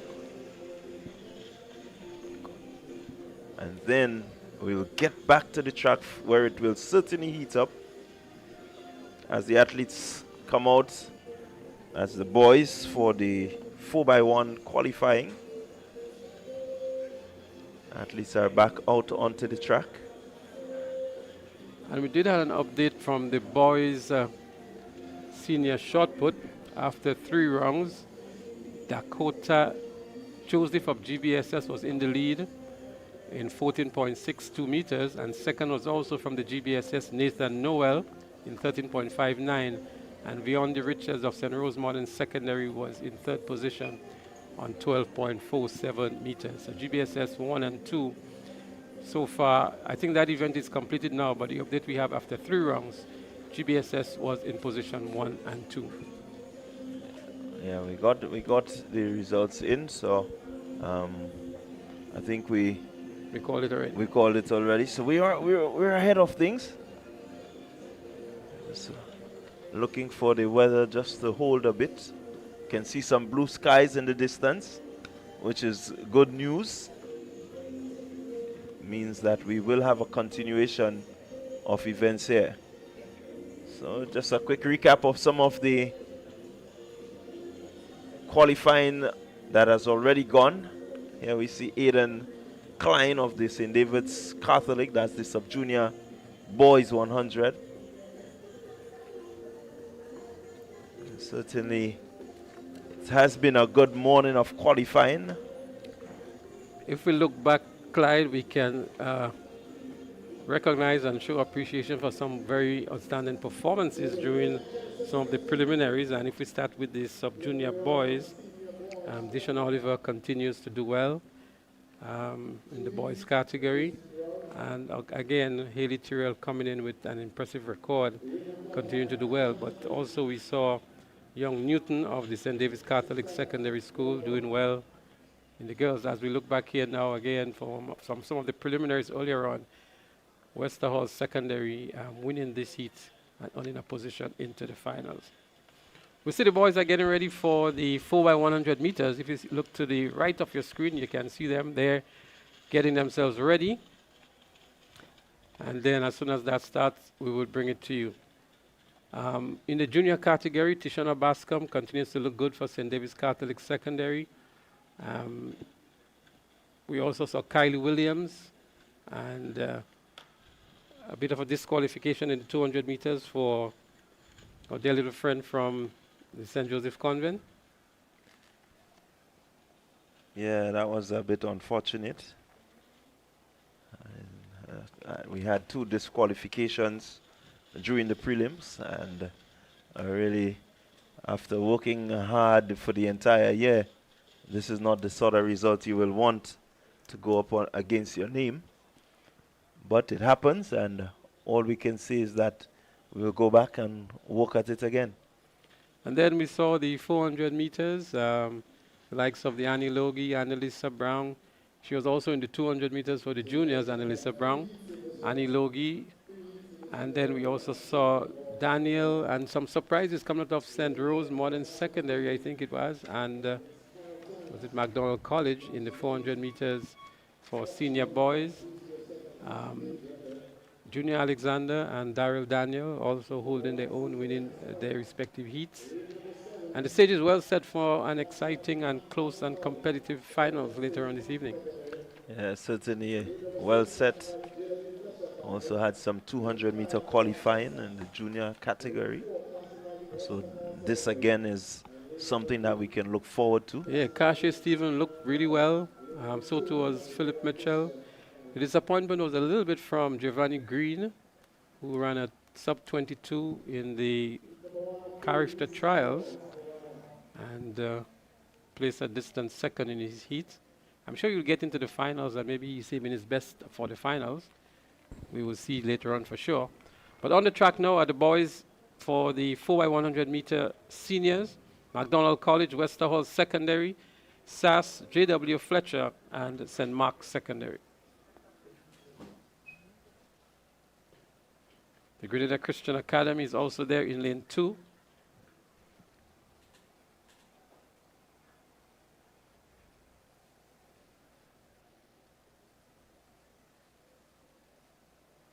Heat 1 of the 4x100 meters senior boys. They're up and running. It's a clean start. And let's see who is going to make up the early stagger. SAS making it up on J.W. Fletcher. McDonald College making it up on Westerhall Secondary. SAS out in a flash here on the second leg. Delron John running down the back straight here for SAS. Going past the J.W. Fletcher Catholic School. St. Mark Secondary on the outside. SAS makes a nice clean handover. SAS in the lead here now, trailed by J.W. Fletcher. And then there is St. Mark Secondary. The final handover, it's Daryl Daniel. That's Christophe Callis for SAS. Better known for long jump and triple jump. Ran a 10.9 last year and is going to ease his way into the finals for SAS. A good run by J.W. Fletcher Catholic School. Yeah, certainly impressive there, Callis, but spare that thought for the J.W. Fletcher. Really, they came out not really one of the favorites to qualify, but certainly they did the job. J.W. Fletcher must be happy with his performance. All eyes were on SAS, but they ran a very good race to get a second position. SAS did it in 42.43 seconds, and they would earn a spot into the finals. Christophe Callis here anchoring them home.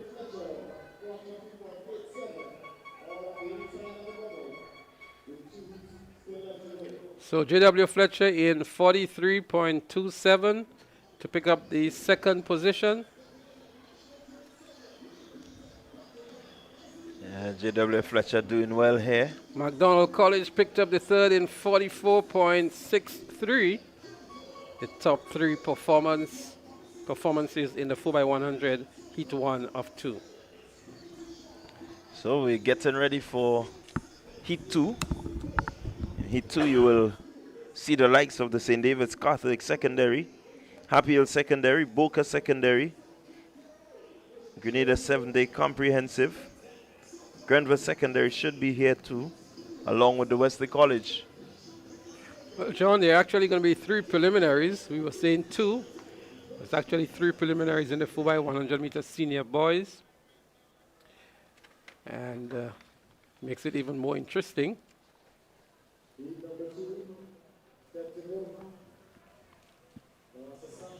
So it's going to be interesting. Quite a few teams in the boys category.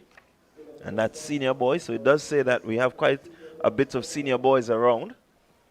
So Boca Secondary is expected to do well in this heat.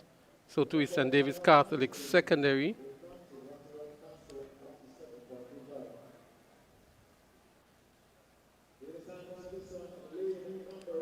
So we'll take the lane assignments. Grenville Secondary. Lane number 5, Classic Lighting, Boca Secondary.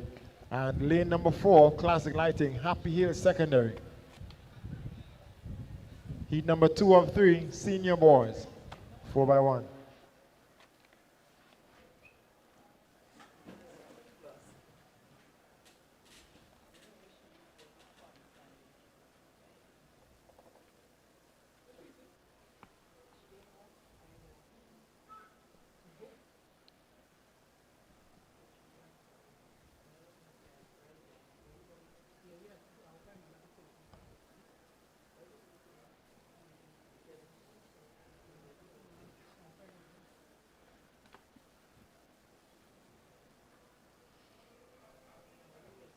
Again, the record in the 4x1 senior, 41.30.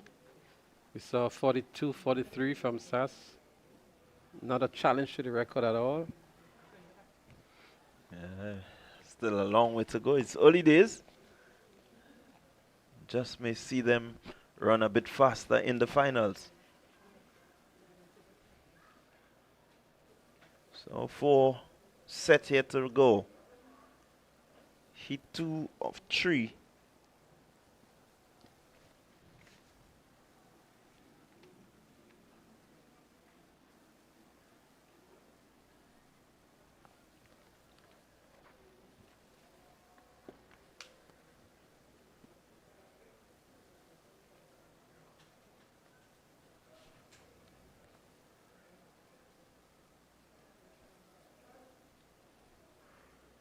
Here they go, clean start. Let's see who makes the early running. It seems to be Boca Secondary making some good ground. First handover, it will be Grenville Secondary. Boca Secondary doing well. Also, look at Grenville Secondary. They're motoring down the back straight. As the handover is made just about now, it's Boca Secondary. A bit of a slip up there from the Grenville Secondary. Boca taking control of this one. And it will now be handing over. Let's see, Grenville Secondary, Boca Secondary. Here comes Happy Hill Secondary. Happy Hill is running for his life, but Boca moving. Well, this was a very interesting race for many reasons. There seemed to be, first of all, there was a very sloppy battle passing by Grenville Secondary School. Boca Secondary seemed to have had a lane mixed up at some point in time. And then, interestingly, on the last leg, they were cruising. Boca Secondary was cruising, and then he saw competition from left and right, and then he had to turn on the afterburners right there, you know, and a very casual approach to a 4x100 meters. But a very interesting race indeed. Very, very interesting.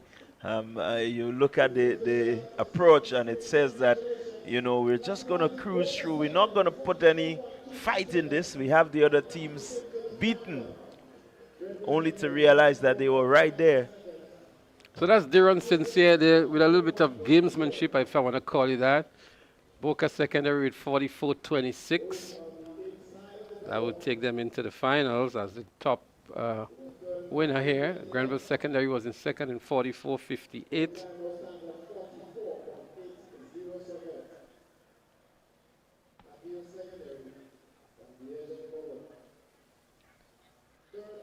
Boca doing enough to get themselves in as we get ready for heat 3 of 3. So the final heat would feature the likes of a St. John's Christian Secondary, Grenada Boys Secondary, St. Rose Modern Secondary, Presentation Brothers College, St. George Institute, and the Hillsborough Secondary School. The quartet from the GBSS would come from the likes of Josh Thomas, Kamal Joseph, Kesai Moody, and Rishon Daniel. St. John's Christian Secondary, Isaiah Philip, Niron Theodore, Ian George making his first appearance on the track. Shannon Henry is also there, one to look out for. He was impressive in the 400 meters. And the Presentation Brothers College would have Kerwin Reno, Keon Jacasal, Nathaniel Douglas, and Ethan Ogis. St. George's Institute, Olawushinayo Abe, I hope I get the name pronounced correctly here. Jaime Fletcher, Aidan Purcell, and Daniel Douglas. And Hillsborough Secondary would have Inzari Williams, Jalen John. Yeah, good competition expected from this heat. Have the likes of the St. John's Christian Secondary. So Moody will start for GBSS. I'm sure we will see maybe Josh Thomas on the anchor, maybe Sir Kamal Joseph.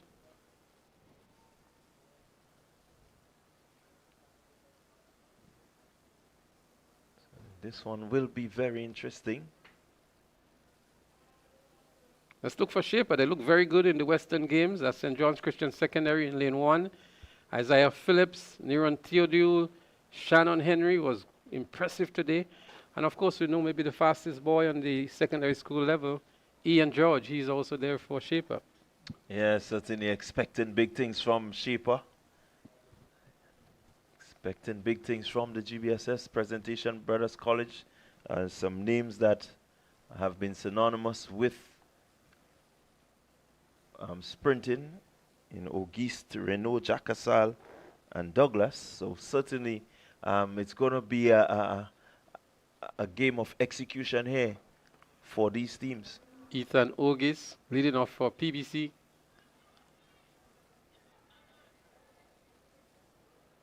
Execution efficiency will be needed, and this will separate the teams at the end of it all. So a number of slip-ups in the previous heat. I don't think the teams have time. Let's see as they get off the mark. Early running, the Presentation Brothers College, they're looking well. And first handover made. GBSS with a good handover. Presentation Brothers College, they're looking good down the back straight. Here comes GBSS. As we get into another handover, GBSS hands over first. PBC is still in the lead. Here comes the GBSS. Presentation Brothers College, running well. Here we go, last handover, final handover, it's the GBSS. GBSS, but here comes Ian George. Keep your eyes on him. It's GBSS. Here comes George. George closing in quickly. Wow, what a race. The GBSS able to hold on.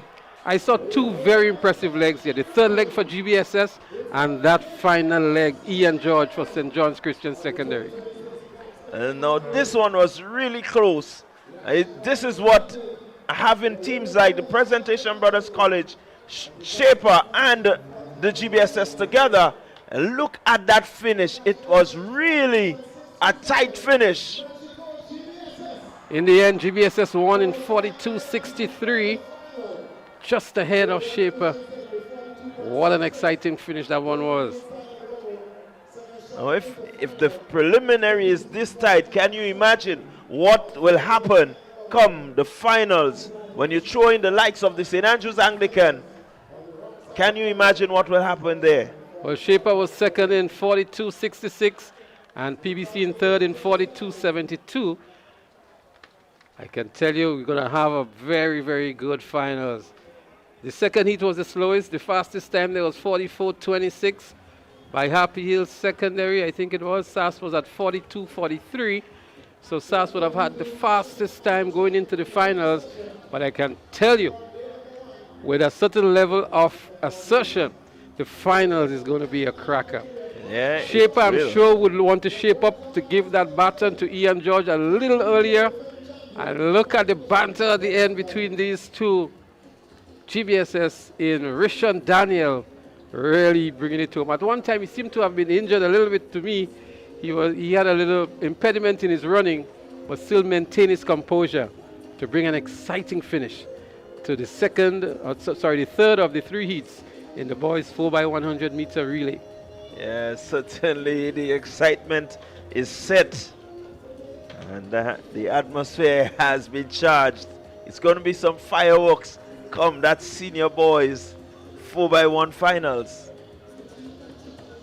So that's the third appearance we've seen in the preliminaries for Josh Thomas of the GBSS. He was in the 110 huddles, he was in the 400 meters, and he was also in this relay. He would have to triple up on those later on again. So an athlete that would want to get a fair amount of rest between races and overnight as well. But he needs to make those valuable points for his team. As we look back here again, GBSS on that third leg was very, very efficient. Look at him go here. Very, very good run here, catching up with PBC. And then it was Daniel that's Rishon Daniel for GBSS. Ian George, no way yet in contention here. But look at the run back by Ian George from the St. John's Christian Secondary on the inside and really dipping, trying to get ahead, running out of real estate, so to speak. Maybe another 5-10 meters, he may have caught up with him. As we see a point standing in the girls category. Convent St. George, that would have been a long time ago, on 13 points. SAS in second on 12. Defending champions St. David's Catholic Secondary 9. And in the boys, we have SAS and St. David's Catholic Secondary up front on 8. GBSS in third on 3.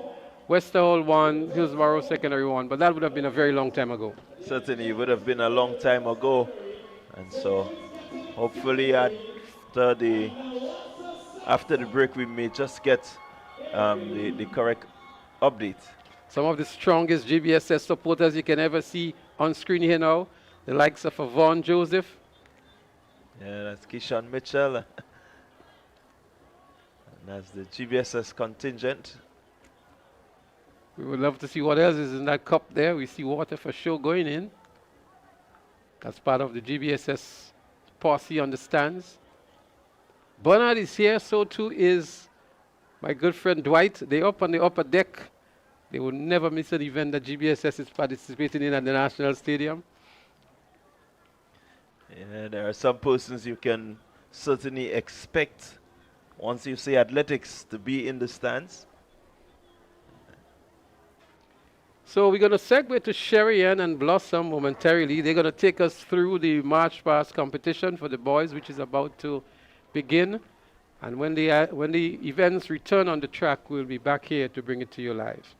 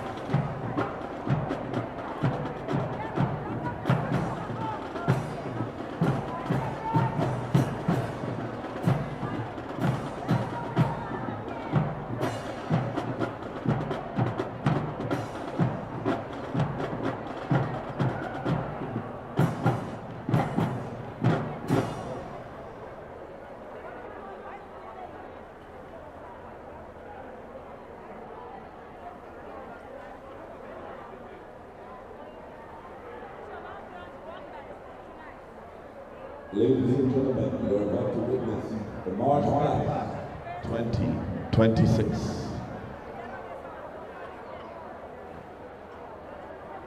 On the field, you can see the Boca Secondary School Drum Corps, led by Drum Major Haley John.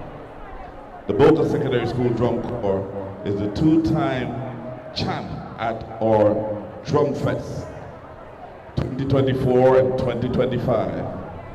And Miss Haley John, the drum major, was awarded Best Drum Major in 2025.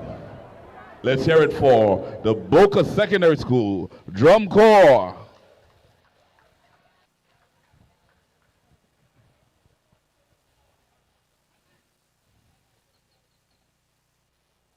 just to let you know what's happening, the judging for the March Pass has already started, and it started from the outside. So currently, the judges are going through the ranks, inspecting the uniforms, the costumes, and they're giving their grades. So in short order, the 7 schools will be parading across the lines so that you can see their wonderful displays.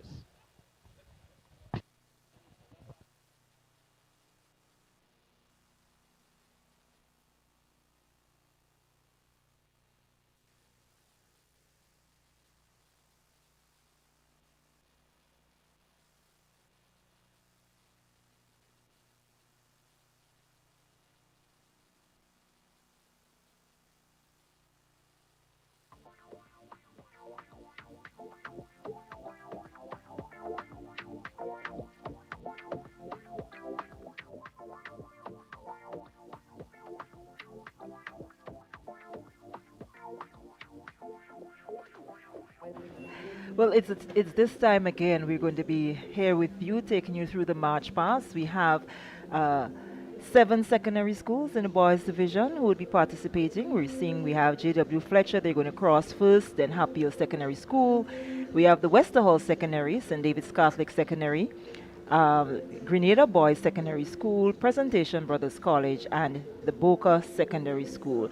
Those are the 7 male teams that will be participating in the Classic Lighting GAPS Boys March Pass for Intercol 2026. And like 2025, the top 3 schools will be getting the opportunity to be a part of the military parade during the independence, as was done in 2025. So Blossom, what are your thoughts? The fact that we have it again, and the schools are ready to participate and ready to show us exactly what they have to offer. I know some people might be a bit disappointed because while I was reading the rules, I realized there will be no pause for displays.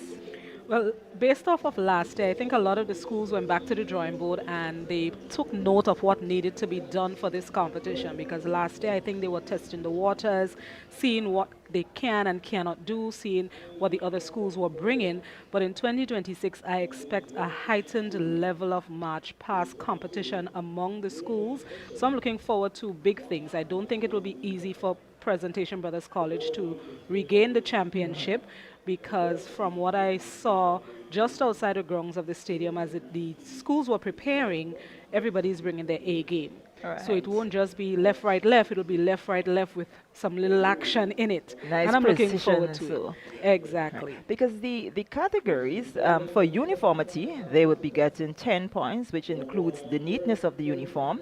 It is important to note that 25 is the minimum, 30 is the maximum in terms of the number of boys that can participate. And the precision includes the coordination, the synchronization of movements, so that is 25 points. And prior to that, they would have been prejudged to ensure that they fall within the requisite numbers, and that is 5, giving them 30.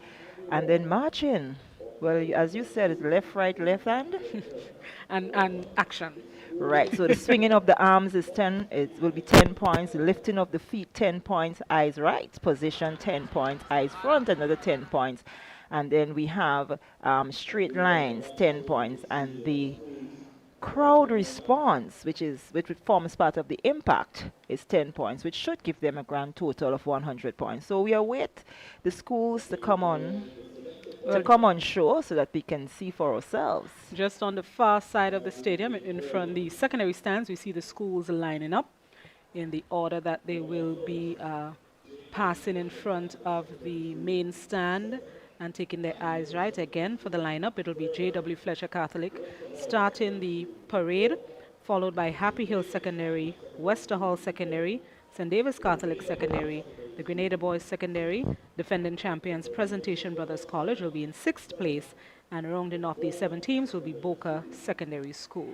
And I believe it is important to let the viewing audience know that the drum corps outside, I was told that is the drum corps of the Boca Secondary School. They would have won Drum Fest in 2026 and they have that 2025, and they have that competition coming up again on the 27th of March right here. And I understand they're using this as kind of a warm-up and a build-up to next week's competition because there's an added pressure being the defending champion of any competition. And Drum Corps is no different. So I think this will be nice for Boca to see where they stand in a competitive environment and get ready to defend that title next week, God willing. I do believe so as well. But as from our vantage point, we can see we are already seeing extra effort being given in presentation. Oh yes, I can see the purple and orange of the J.W. Fletcher standing out. I can also see the fluorescent green of the Wester Hall Secondary standing out as well. So like I said, I anticipated the teams to come bigger and better in 2026, judging from what took place last year. And so far, I'm not disappointed because you can see they put in that extra effort. I also see Happy Hill Secondary with the purple, which is the color of their uniform. I see them with the shades of purple, their mascots, as well as the students doing the marching. So it's going to be a good one. Yeah, and I think it's important that we say a special good afternoon to all those of them aligned to the Classic Lighting for sponsoring the competition for yet another year. It is important when, you know, corporate Grenada comes and be a part of sport and youth development. Oh yes, and Classic Lightning has also sponsored a number of the competing schools as well. Shows their dedication and their commitment to putting their best foot forward and putting their money where their mouth is and sponsoring some of these athletes or schools as well as the March Past competition. So just want to send some kudos to Classic Lighting Caribbean. And as we say here locally, big up your whole self. Right. So I believe any time from now the Drum Corps will strike up. Well, they have. And we will see the J.W. Fletcher Catholic Secondary taking it off, taking the lead. Yes, in that ever bright purple and orange. We will also join the house commentary for some of the descriptions that some of the schools may have for their different presentations in this afternoon's March Pass, so you can look forward to that as well.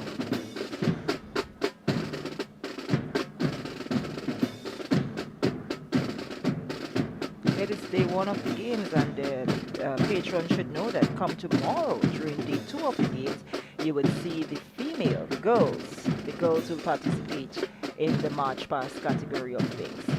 Of course, and then we will see the defending champions, St. Joseph's Conference St. George's. Let's see if they will be able to bring their A game and successfully defend that title. I just wish the camera was on you at this point in time. For all these antics that you have to put together here just to mention St. Joseph's Convent being the defending champs. It's one of the benefits for being off camera. Your voice is calm, but your body language says something different. Something completely different. Well, we'll just wait and see. Let's wait and see.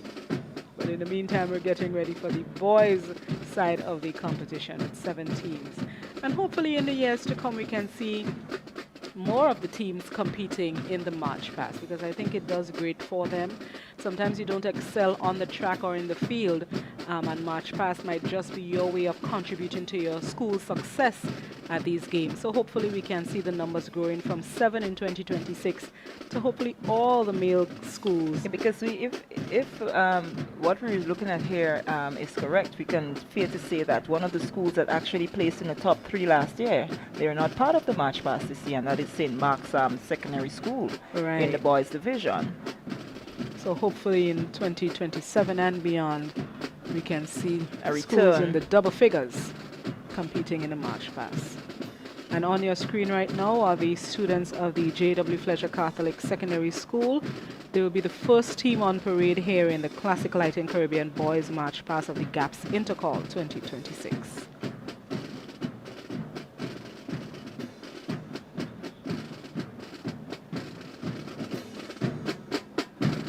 And so far, Sherry, it seems that they are well coordinated with the left, right, left. I don't see any right, left as we put it. That was sharp. So JW seems to have put in the work to ensure that their It's precision a- is on top. It's a competition, you know, and they have been doing well, so they would like, you know, to really give a good account of themselves, and try to add to the bragging rights from Tantine. Exactly. Become one of the schools in Tantine Bullets, perhaps. Well, based on their I think they location. ought to be based on the location. I agree. It's one family, one area, so we can all join forces.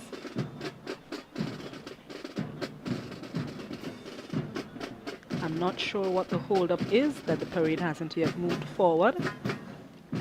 Hopefully we can get on the way with that soon.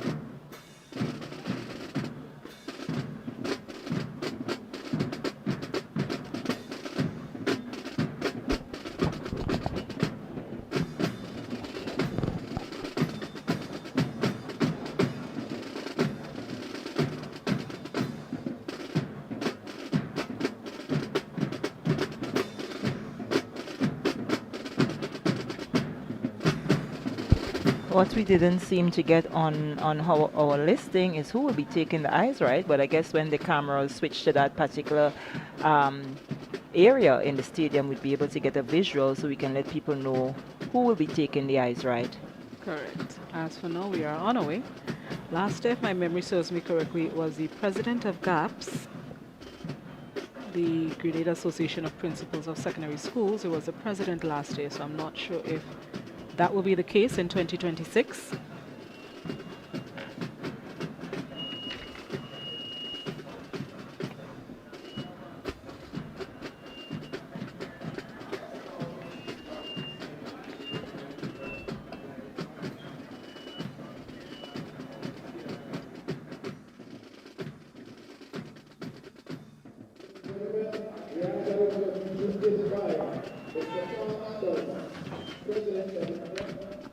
Principals of Secondary Schools and Chairman of the Grenada Secondary Schools Games Association, Mr. Victor Daniel, representing our chief sponsor, Classic Lighting Caribbean, and Mr. Reed McFarlane, Marketing Manager of the Communal Cooperative Credit Union. We're officially set to begin with the Classic Lighting Caribbean March Past competition. Day number 1, it is the boys. First up on parade, from Tantine Terrace in St. George's, is the J.W. Fletcher Catholic Secondary.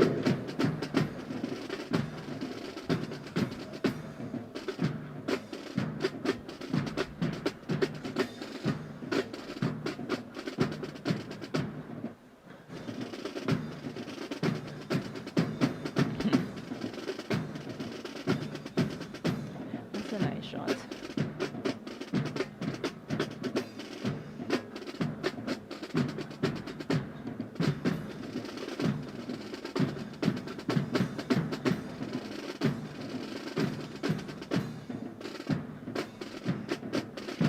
Plus, and I believe any time from now, we're getting a spectacular shot there from the drone. Oh, yes. Ooh. And J.W. Fletcher as the leaders, they look sharp.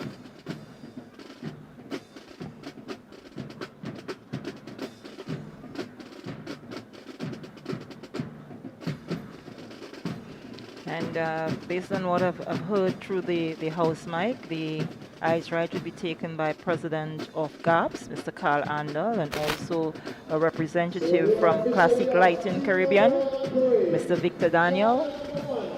And they're off, and the flag bearer is doing his thing. Oh, yes. Part of the entertainment comes from the flag bearer, and he's doing a good job. J.W. Fletcher seems to like to have the dancing flag bearers, eh? I like it. And to the folks joining us on social media, feel free to represent your schools in the comment section. I'm seeing a lot of hearts, green and purple hearts. I'm seeing gray. I'm sure that's for Boca Secondary School. Some green for GBSS, purple for J.W. Fletcher and Happy Hill Secondary. It So could feel be free. some green for Westerhall Secondary Westerhall too. Secondary as well. That's right. So represent your schools in the comment section. We still need to see some of the red hearts for the St. David's Catholic Secondary, some blue for PBC. We saw gray for Boca, and you know, just some orange love. Some orange some love. orange love for J.W. Fletcher. I'm seeing some blue in the comment section as well. I'm loving that now. You see, we're seeing orange, we're seeing purple, we're seeing blue. That is how you're supposed to do it. There's some white for the Anglican High School. That one jumped the gun. And I have to ask which school you're representing with that blue, because we have a few of them with blue this year. No, not this year, but we have a few blue uniforms. I guess based on the March pass, I figured the blue should be for the Cannons. I saw some iguanas. That's a Wester Hall sex child. I remember the iguanas represent Wester Hall Secondary. I like to see it. And on your screen are the students of the J.W. Fletcher Catholic Secondary School, the first team in competition this afternoon in the Classic Lightning Caribbean Boys March Past Gaps Intercol 2026. Oh, nicely done with the gentlemen in costume. Look at that. The display is encouraging. It's nice. Oh, yes.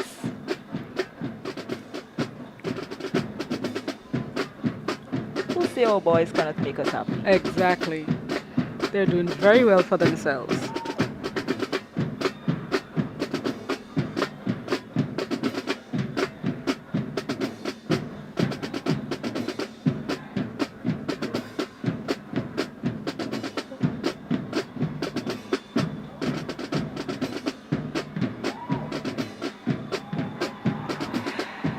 That was nice, Blossom.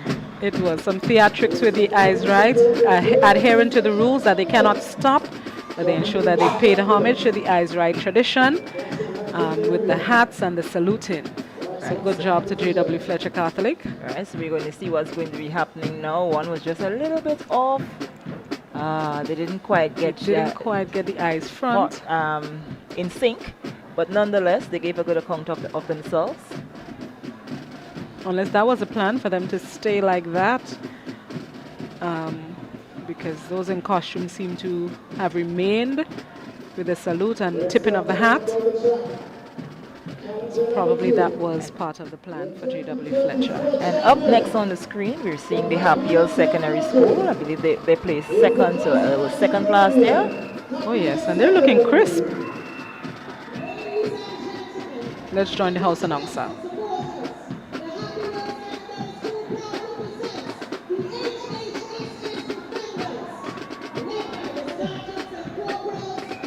Defenders.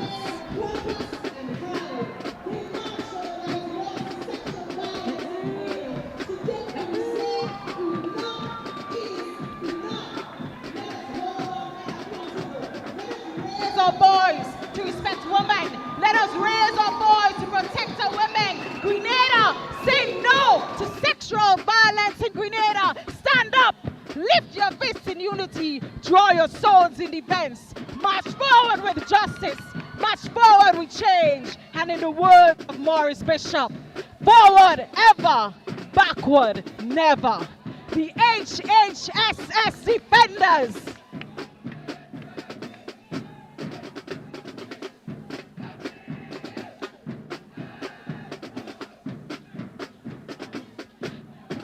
Ladies and gentlemen, the HHSS Defenders.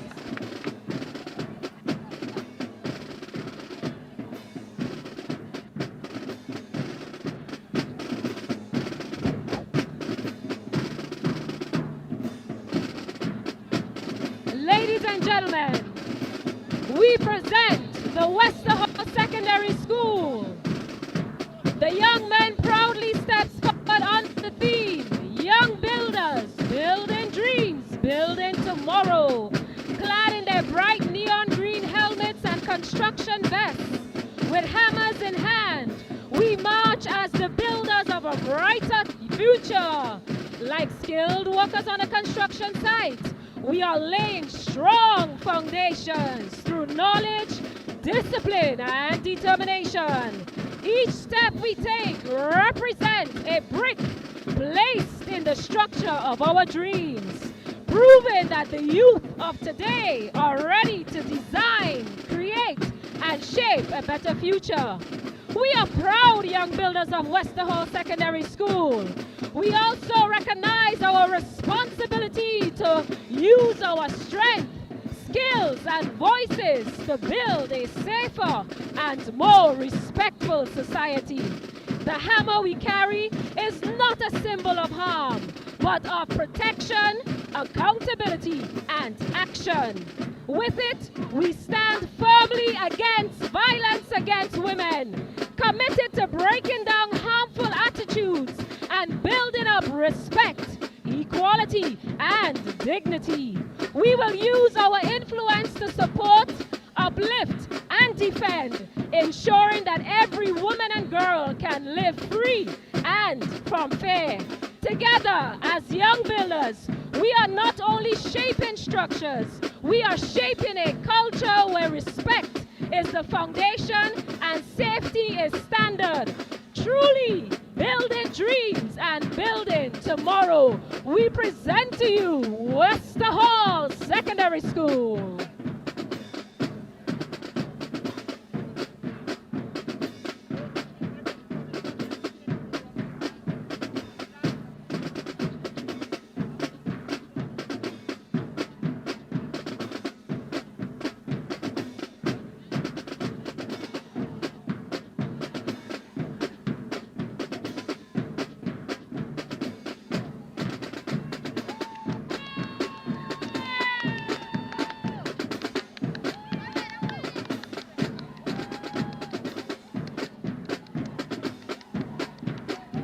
Wester Hall Secondary School marches today not just as students, but as young architects of change, building dreams and building tomorrow.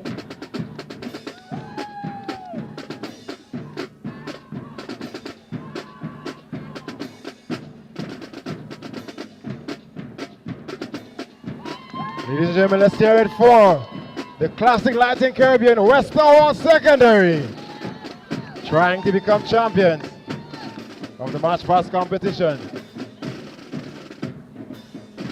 Next team on parade, the next challenger, perennial contenders from Deba in St. David's is the St. David's Catholic Secondary.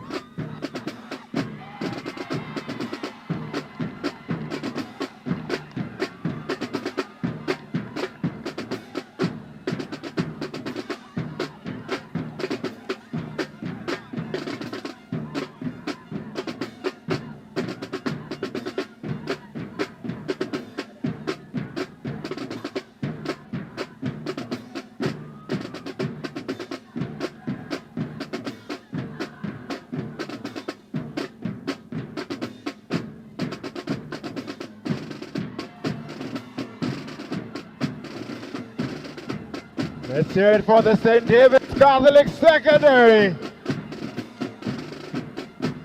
trying to grab the title 2026. Next up on parade, your defending athletic champions, from Tantine in St. George's, sponsored by Nagico Insurance, is the Grenada Boys Secondary.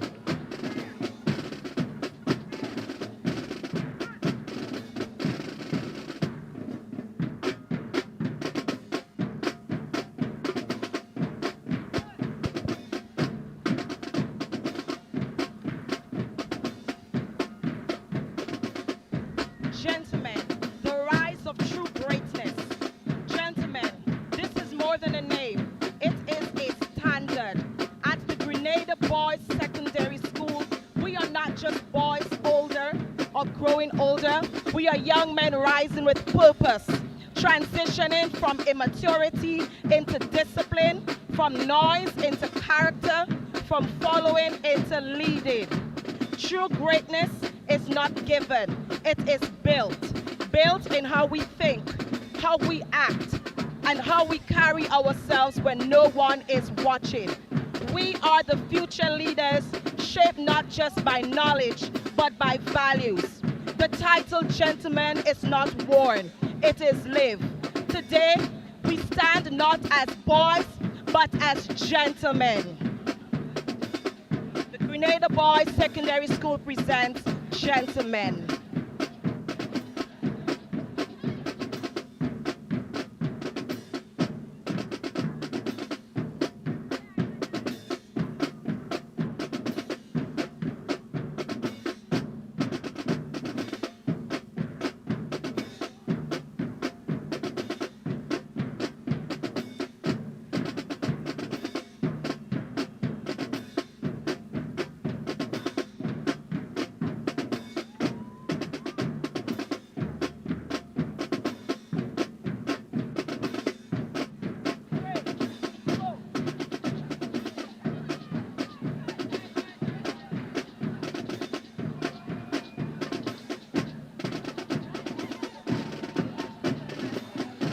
Let's hear it for the boys representing the Grenada Boys Secondary.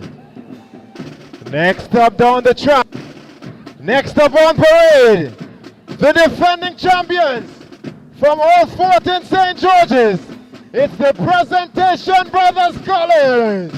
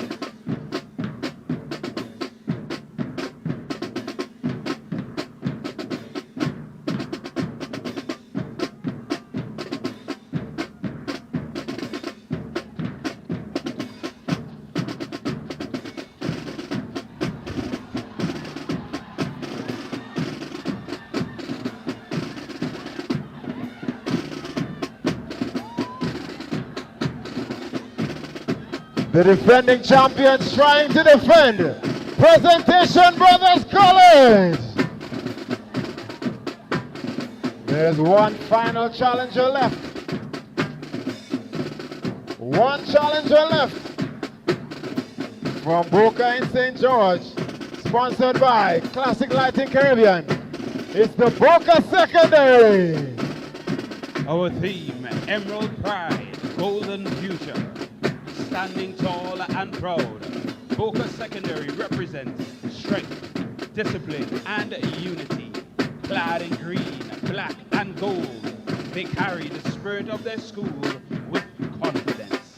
They walk the path between tradition and the future.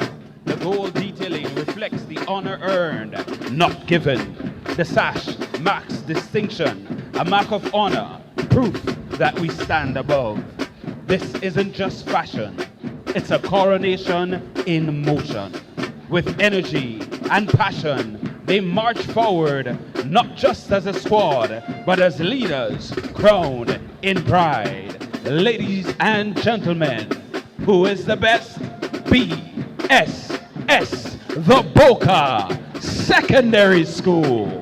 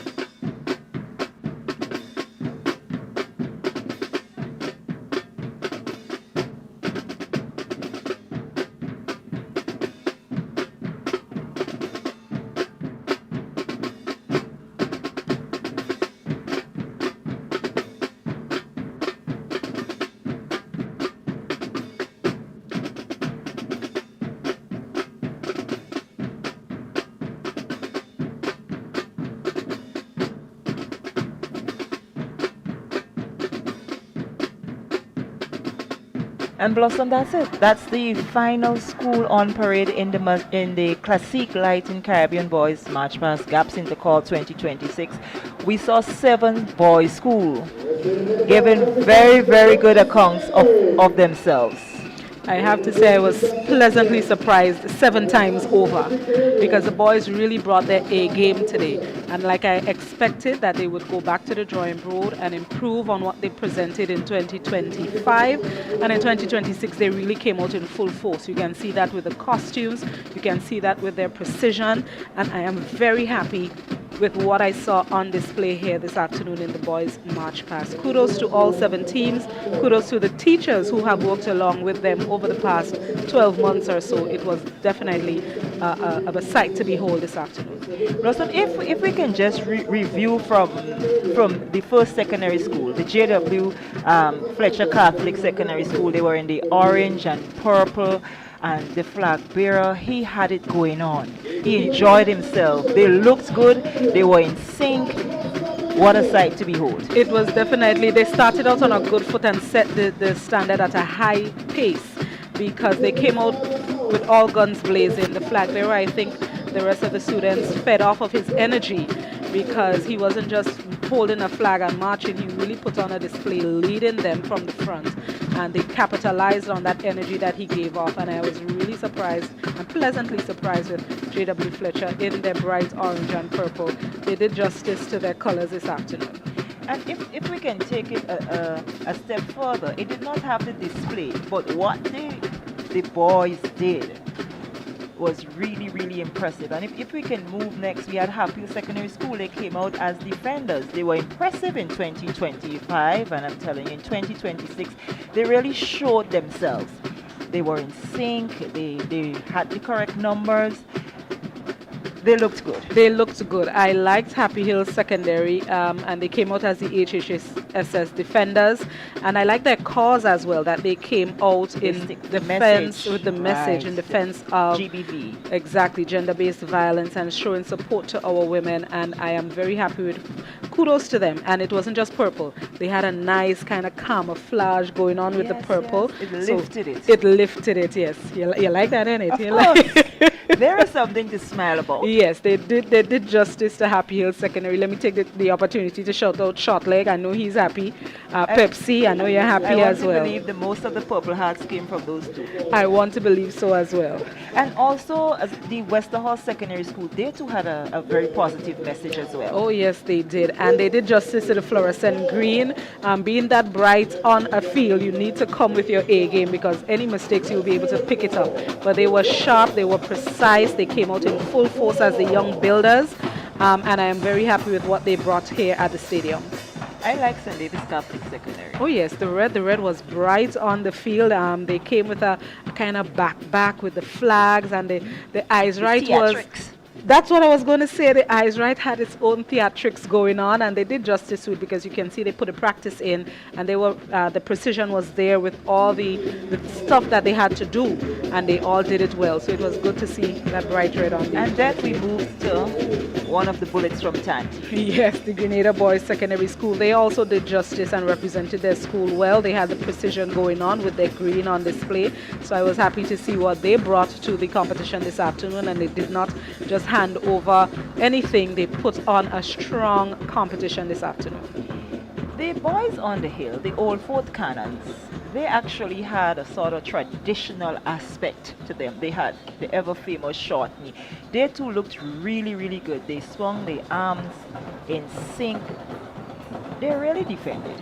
I agree. To me, the marching was not as tight as they were last year. There were one or two in between, but I think they made up for it with the actual Eyes Right part of it. Their theatrics and the display and the presentation that they put forward with the kind of slow march with the bending down and the getting back up. And I think they did well bringing forth the short knee as well. That was a good touch. The powder on full display, so they made up for what they didn't do in the actual marching. They made up for it in the Eyes Right. Well, as we're looking at the drum corps, they're the reigning champs. That's the Boca Secondary School. They provided all the musical accompaniment. We want to say kudos to them, and also to the guys, the boys from the Boca Secondary School. They looked smart. Oh yes, I love the black. Sometimes we think black as quote-unquote a dead color, is not as bright, but it made them look extra sharp on the track in the march past. So I was happy with the black and how they brought it forward. They didn't just have it as a dead color, they made it part of their presentation, and it really worked for them because that's their colors for Intercol, gray and black. So kudos to the Boca Secondary, and being accompanied by your own drum corps, I think that adds an extra special something for the squad. So big up to Boca Secondary School. Well, so viewers, I know that you did enjoy what it is you saw, the presentation of all 7 schools. We say once again a special thank you to Classic Lighting for making that investment, and also to remind all that come Independence 2027, the top 3 schools will be given the opportunity to be a part of the parade. You can, just sit home and just reminisce and just imagine what will happen on March 27th when they have the actual drum fest competition at the stadium. Because if this is what you're getting now without any big flair, exactly, you could just imagine the investment that these young people will put out to ensure that they come good and they give you a good showing. I'm going to be looking forward to the match. The drum corps competition is always exciting, and the schools always take the opportunity to do more than drumming. They always have the theatrics with it as well. So drum corps is going to be another good competition. That's next week, Friday, please the Lord. Okay. So look forward to seeing Boca Secondary defending their title. But Blossom, as we make our way from here and back down to the field, how was it for you this morning? So far, it was good. I love the field events. I've been keeping abreast with what was going on at the long jump, the shot put, the javelin, and I was excited to see the competition. I remember for sure the junior javelin. The young man that was in second place, he took the last round of throws. He took the lead. And the one that was actually leading, he said, I ain't going down so. And he came, he put on that extra something that he needed and took back, reclaimed his championship spot. So the field events is always exciting for me, and it's one of the things that I look forward to at Intercol. And so far, so good. The students, you can see they put in the training, and we've not seen much injuries in the field events compared to the track. We've had 1 or 2 this morning, but I'm not seeing the injuries in the field events, and I'm happy for that. Well, I had a similar case with the junior boys discuss. Deshaun Smart, he was leading up onto the point. You see, you had Kazim Telesford from St. David's Catholic Secondary, and then Kazim just came and made 1 throw, broke the record, and just said, this is it. Discuss is me. I am Discuss, so I am not going to allow Deshaun to just come and steal my thunder. 1 throw it was, and that's it. He broke the record and went home with that gold medal. And that record was set since 2017 by Calvin Lacrette. Competition does great for a lot of these athletes. It gives them the extra push that they need when they come to their specific events. Sometimes when you don't have much competition, you don't really put out as best. But when you know there's somebody gunning for your title, That's right. You give it your give it all. your all, and kudos to them. I want to also make mention this afternoon of the winner of the senior girls shot put, Naomi Augustine of St. David's Catholic Carifta Secondary. athlete. She is a Carifta athlete, and she came this morning in the competition, and she said, you know what, I'm going for it. I want to show you all what I have. And she took the lead from the first round of throws, and she kept it, winning that event 10.73 meters, second place 10.22 meters. So she did her best this morning, and I just want to big her up for her victory in the senior girls shot put. And as I take my leave too, I just want to say a big up as well to Michaela Patrick, the young lady from your alma mater who gave you all the first win, the first medal this morning, her gold medal in the high jump. She's also on the Carifta team, and she is so humble and polite that I do believe she can go far in the sport, as with a number of the athletes that we see outside. They are beautiful children. Some of them are well-mannered and humble and so, and I'm looking forward to go back down to the field because we're going to have some more of the field events. So at this time, I would like to turn back over to Leslie and his team so that they can continue with the running commentary. And don't move. There's still time to get down here at the National Stadium. We still have a number of events to take place this afternoon. So after work, you can feel free to join us here at the stadium. And we have competition continuing tomorrow and Thursday. So and don't forget, we will be back for the female version of the March Past tomorrow, God's where St. Joseph's Convent St. George's will try to defend their title. Until then, stick and stay right here.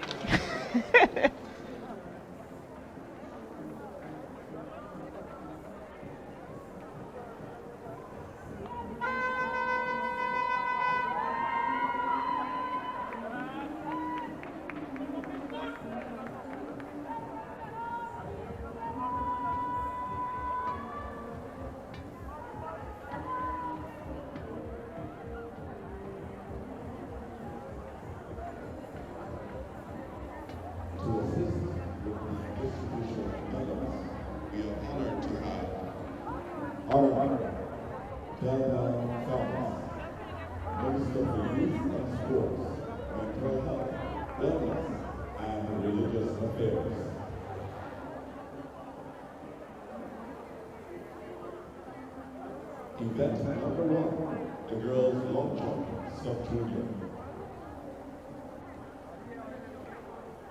Your bronze medalist from the Westmoreland Senior School, Dominique Joseph. This is a 4.89 meters. Your silver medalist from the St. Joseph Conference St. George, Leah Rose Charles. 5.35 meters. And your gold medalist from the St. Andrews Anglican Secondary School, Selena, 5.38 meters. These are your medalists for event number 1, the girls long jump, sub-junior.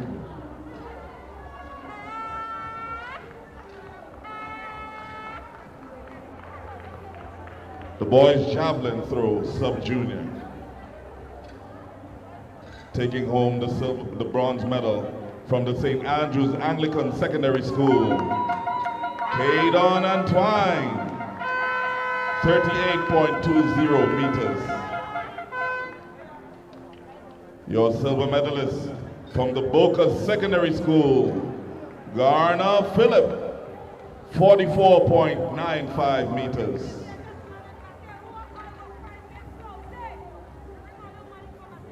And your gold medalist from the McDonald College, Adon Bishop, 46.79 meters.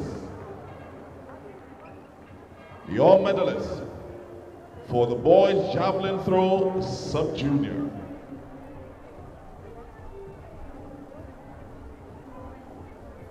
Event number 32, the boys discus throw, junior. Taking home the bronze from the St. Andrews Anglican Secondary School, Kyle Abraham, 40.27 meters. Your silver medalist comes from the same school, Nawasa Sass. Deshaun Smart, 47.66 meters. And ladies and gentlemen, taking home the gold medal today and wrecking the 51.50 meters record and turning it into 53.77 meters, Kazim Phillips from the St. David's Catholic Secondary School.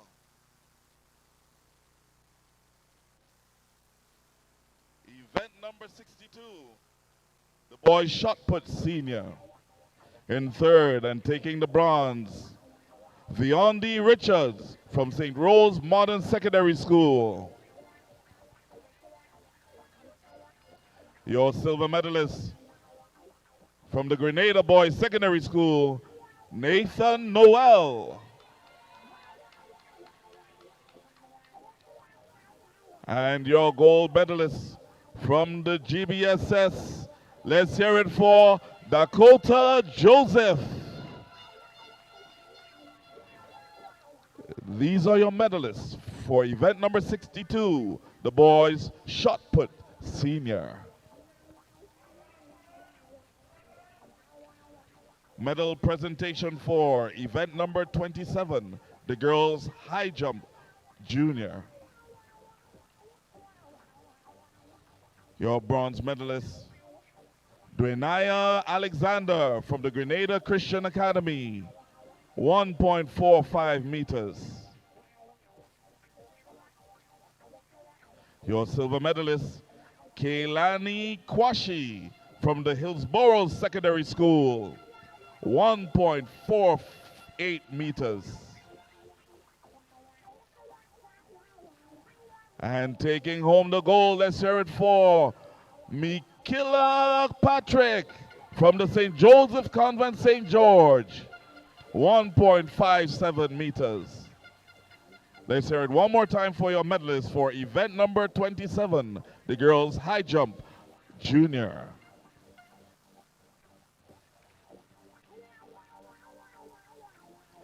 Event number 61, the girls shot put senior. Your bronze medalist from the Wester Hall Secondary School, let's hear it for Teresa Joseph, 9.99 meters. Your silver medalist hails from the Boca Secondary School, Carissa Felix, 10.22 meters. And leading the three, from the St. David's Catholic Secondary School, Naomi Augustine, 10.73 meters. Your medalists for event number 61, the girls shot put senior.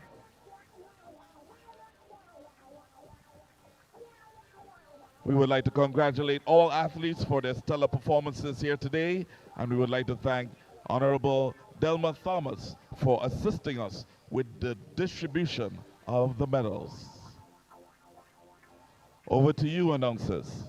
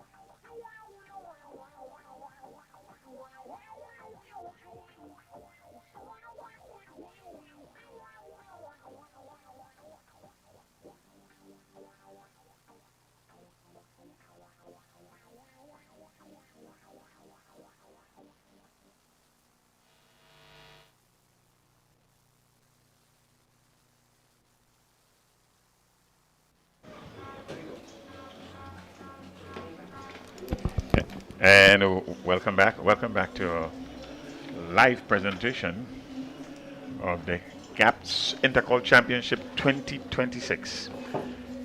Session number 2, your afternoon evening session. And first event on the track. Short sprints. We are going to start with the 100 meters dash for sub-junior girls. All of these events this afternoon going into the evening, they're all finals. And the track events from this morning give you an informed idea of who one can expect based on the early morning's run.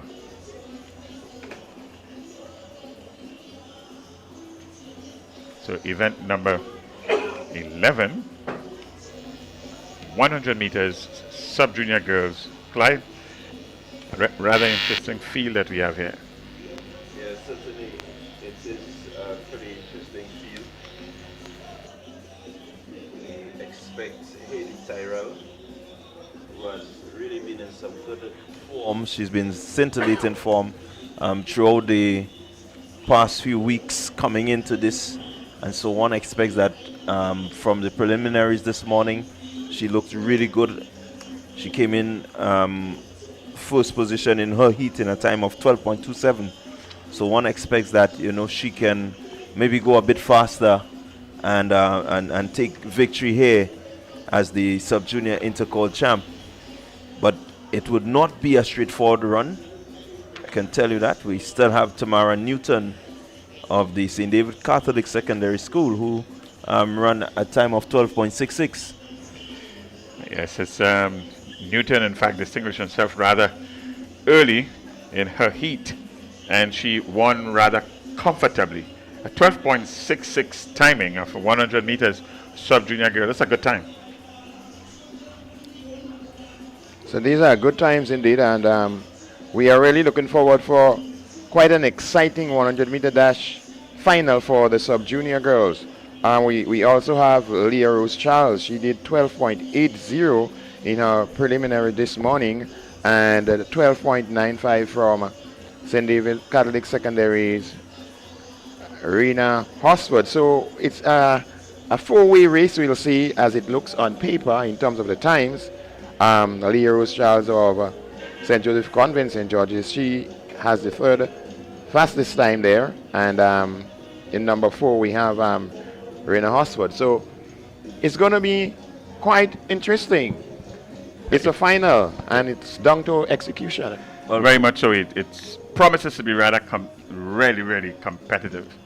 Well, we still have Romaine from McDonald College. I think she ran a really good race this morning to win her heat.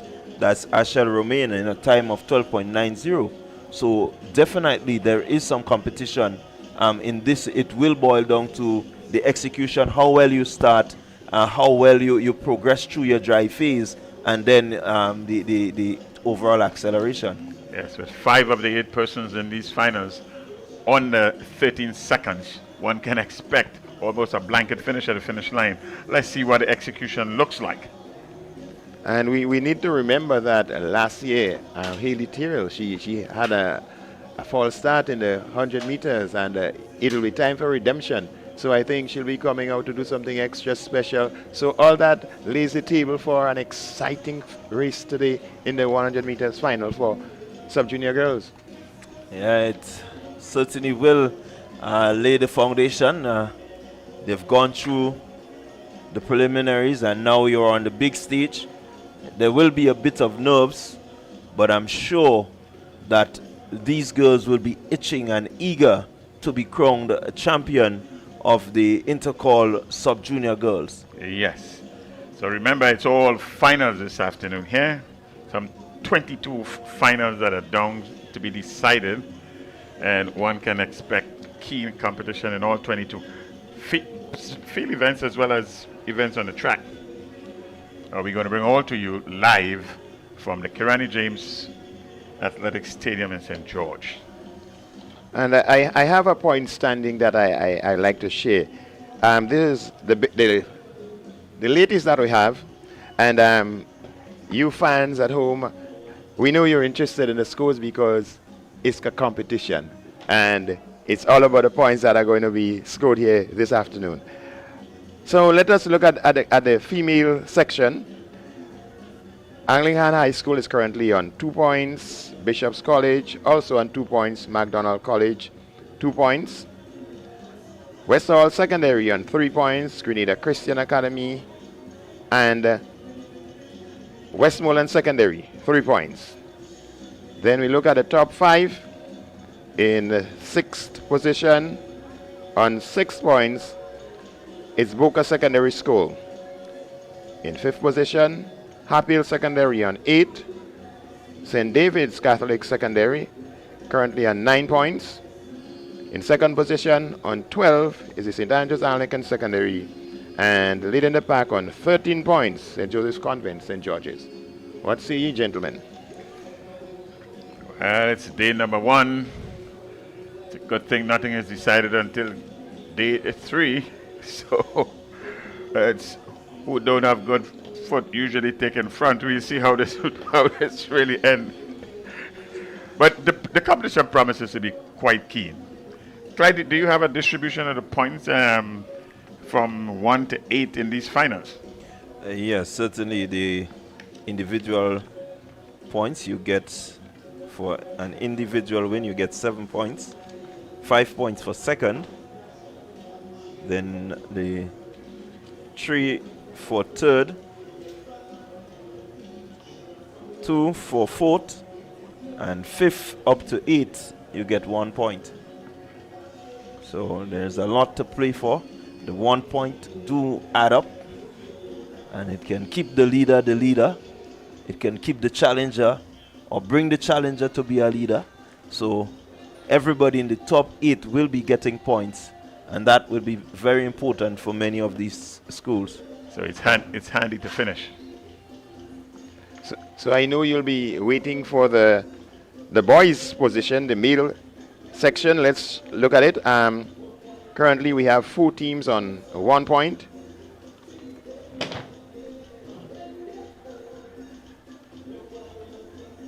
So that's Hillsborough Secondary on 1 point. St. John's Christian Secondary also on 1. Western Hall and the Presentation Brothers College are all on 1 point. GBSS currently on 4 points. That's your top 5, so it's not everybody, but we're just looking at the top of the scale still. GBSS currently in 5th position on 4 points. Boca Secondary on 5 points, they occupy the 4th spot. In 3rd, we have MacDonald College on 7 points, and we have joint leaders on 11 points, St. David's Catholic Secondary and the St. Andrews Anglican Secondary. Day number 1, the Intercol 2026. Clyde would have talked about the individual scoring, just to go over them. In first place is 7 points, 5 for second, 3 for third, 2 points for fourth, and 5, 6, 7, and 8 position, 1 point each. That's for individual events. For the combined events, it's 13 points for first position, 9 for second, 5 for third, 3 for fourth, and 2 points for 5th, 6th, 7th, and 8th. Team events, the relays.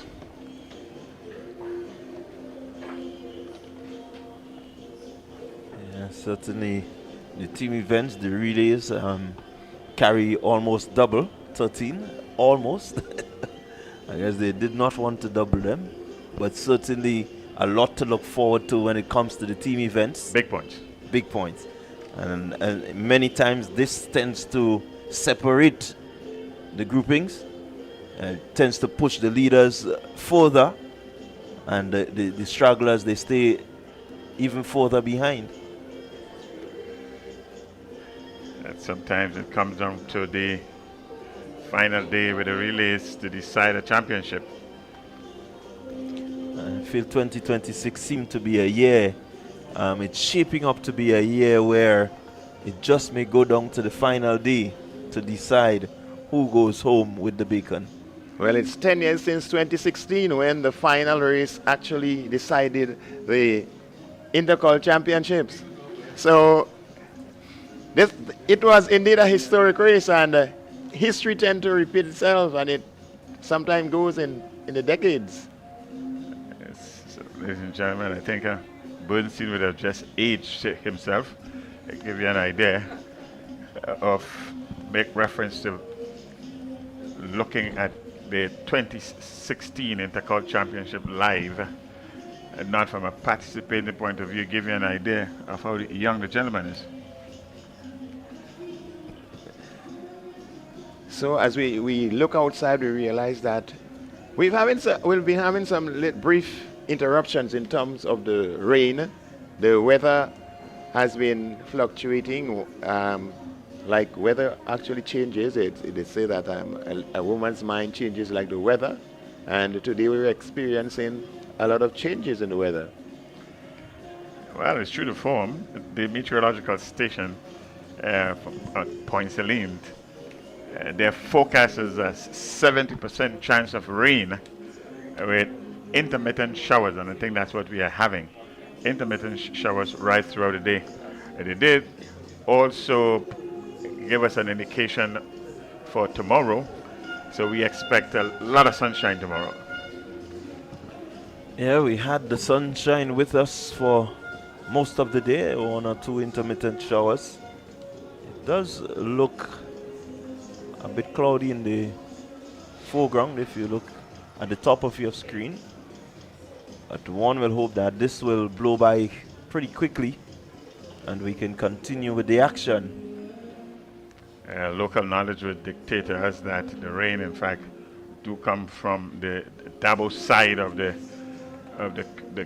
stadium here, and the Dabo side indicate that we probably have a 5-minute shower not too long from now, but indicating also it's not going to last long. This is a local meteorologist talking here from muscle memory. If we look on the screen, we notice that we're seeing the huddles being put into place. So it means that what we're seeing in front of us in terms of the scheduled events may very well not be what we may have first up. But as we speak, we see that they're removing the huddles. So let's wait until we get confirmation as to the events that we'll be having, and then we'll be bringing it to you live. You're not missing any action on the track, nor on the field. Yes. Getting ourselves all ready. Certainly the officials are for the resumption after the intermission.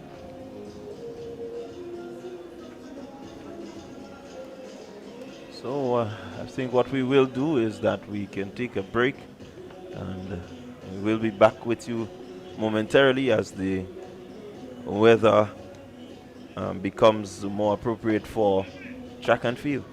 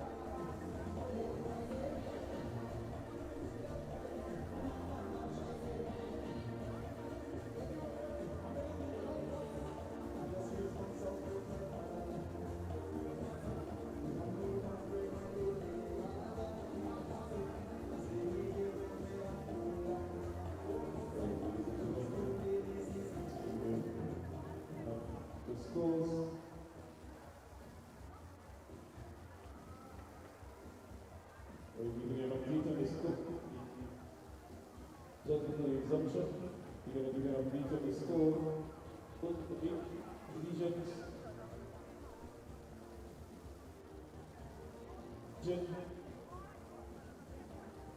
We have three schools sitting with 9th position on 2 points. They are Bishop's College, Anglican High School, and McDonald's College. We also have three schools sitting in 6th position on 3 points. Western Second, Grenada Christian Academy, West Poland Senior School. In 5th, 6 points in the girls division, Booker Secondary. In 4th position, 8 points. Hillsborough Secondary. Your top 3 on 9 points so far. Secondary. In the 2nd position, 12 points. These are Anglican Secondary.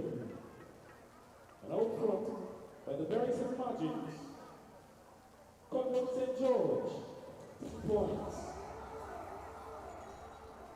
The girls, we get ready for the middle division. We have 8 folk schools in the kitchen. They are St. John's Christian, Western Secondary, St. Matt's Secondary, Hillsborough Secondary. They all have 1 point. In the 7th position, so far, we get the Japanese College. Division on 3 points. In Modern Secondary.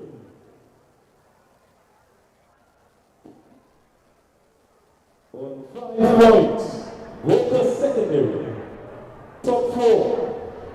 On 10 points, McDonald College. In 3rd position, on 11 points, St. David's Catholic Secondary.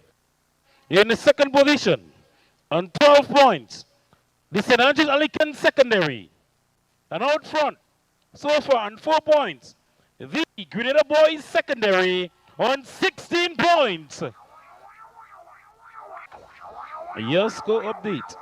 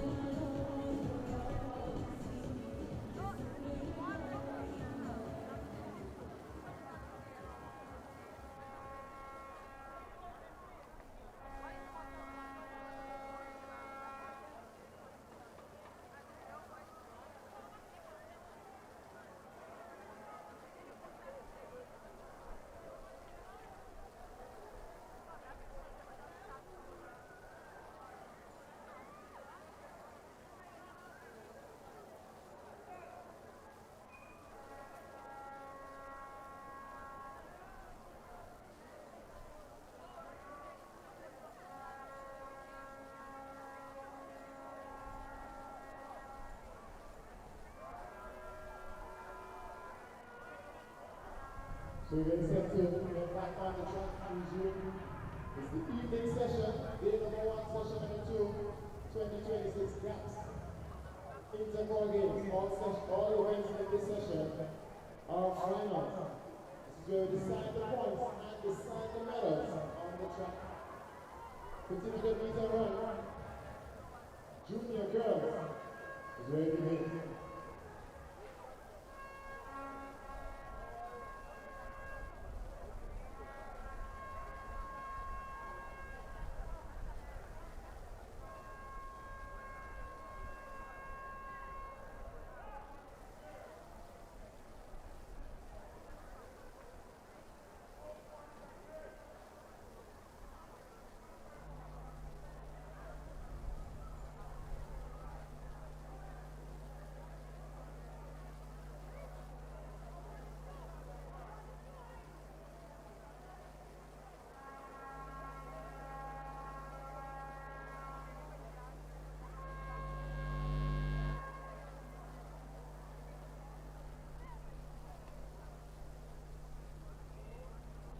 Some 22 athletes listed here for this World Cup.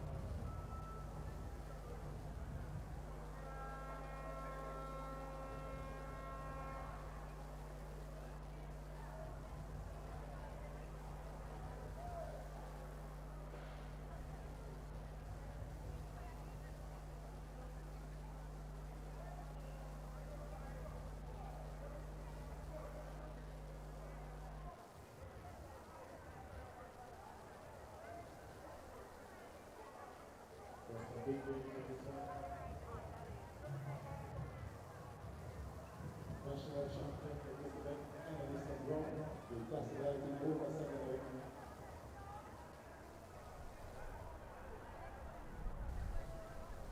We have the national school for minutes, the GCI behind.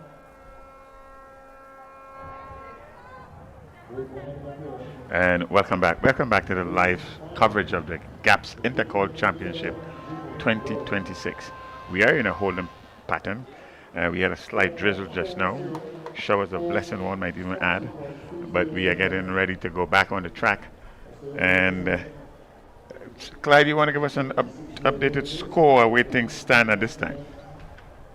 Well, the updated score, as I have it, the girls' division, and this is being led by the St. Joseph Convent, St. George. They are on 13 points. The St. Andrew's Anglican Secondary, they are on 12 points. St. David's Catholic Secondary, they are on 9 points. The Happy Hill Secondary, they are on 8 points. And Boca Secondary on 6. So that's your top 5. Top 5. Bernstein, the point standing to date. Anything to add here? Well, in the boys division, we have a new leader. Let's just look at the top 5 as we get ready for the 1500 meters for junior girls. Boca Secondary is on 5 points. Magnal College in 4th on 10. St. David's Catholic Secondary in 3rd on 11 points. SAS is on 12 points in 2nd position. And currently in the lead on 16 points, the Grenada Boys Secondary School. Okay, we are readying ourselves for the 1500 meters.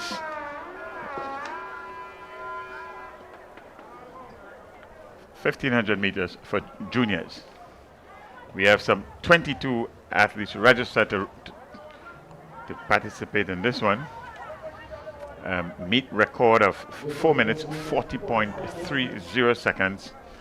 That was established a long time ago in 1999. Daniela Abraham. So the girls 1500 meters up next. Oh, it's been a long time since this record has been established. Conditions pretty cool. One will hope that someone within this lineup maybe can equal or maybe break that record. We've not really seen much of our female athletes running close to the 4-minute 40. So maybe today we can see them really put in the big effort.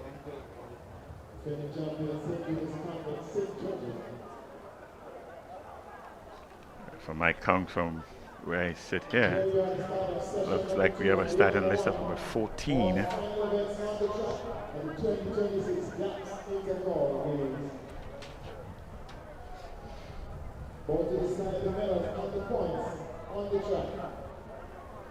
we should get to know away shortly. Again, the conditions will be good for 1500 meter running. It's not too humid. Still, there's a nice little breeze blowing across the ground. Something that would help to keep the athletes a bit cool. And they do not want to be cold, they want to be cool. So that they can give it their best. See, 2 athletes from St. Joseph's Convent, St. Andrew or Grenville. See an athlete there from St. Joseph's Convent, St. George. Carriacou is represented here. Bishop's College. St. David's Catholic Secondary School. Boca Secondary School. Anglican High School is also here, as well as SAS. You can see some of the athletes just trying to keep themselves warm so they get ready for start of the 1500 meters. On the screen, 2 athletes there from Hillsborough Secondary School, 2 from Anglican High School. St. Joseph Convent, Grenville, another 2. Boca Secondary School, 2. Well, you have some good names in this one. Kayla Abraham, Micaiah Frederick, of course our national under 15, sorry, our national champion at the 1500, Annalisa Brown, she's there.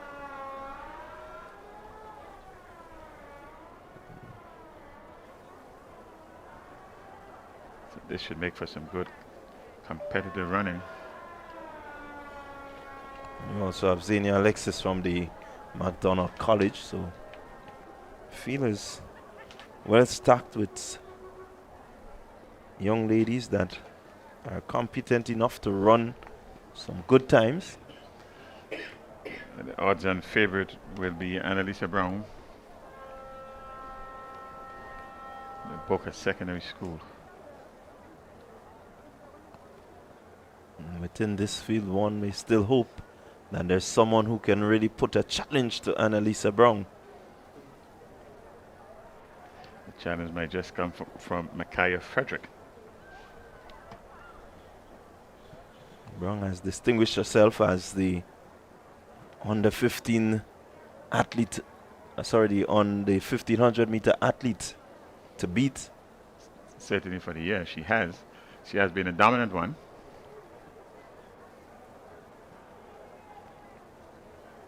So we're getting ready to see the start.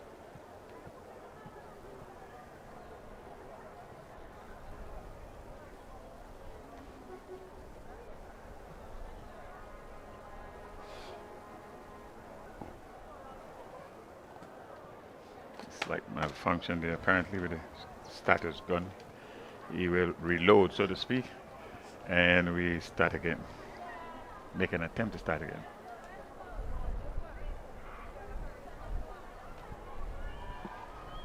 So here we go. It's the start of the 1500 meters, 1500 meter run for junior girls. Anglican High School, Boca Secondary, St. Joseph Convent, St. George. Your top 3 at the present. St. Joseph Convent is there. Also, Grenada SDA, another St. Joseph Convent athlete. Happy Hill Secondary and Boca, all in the mix. St. Andrew's Anglican Secondary. Quite a tight bunch here. It's quite early in this race. The girls' 1500-meter run for junior, chasing a record of 4 minutes 40.30 seconds. A record that is going into its 27th year, held by Daniela Abraham. There is a slight gap now opening up between the leading pack, that's Annalisa Brown, and from St. Joseph Convent, Grenville, St. Joseph Convent, St. George. Now a list of what started off as 22 individuals being registered has dwindled down, but we can identify in the leading pack Annalisa Brown of Boca Secondary. St. Joseph Convent, Grenville is represented by Michaela Abraham. So Abraham is there. Anglican High School, represented by Kamaya Lewis.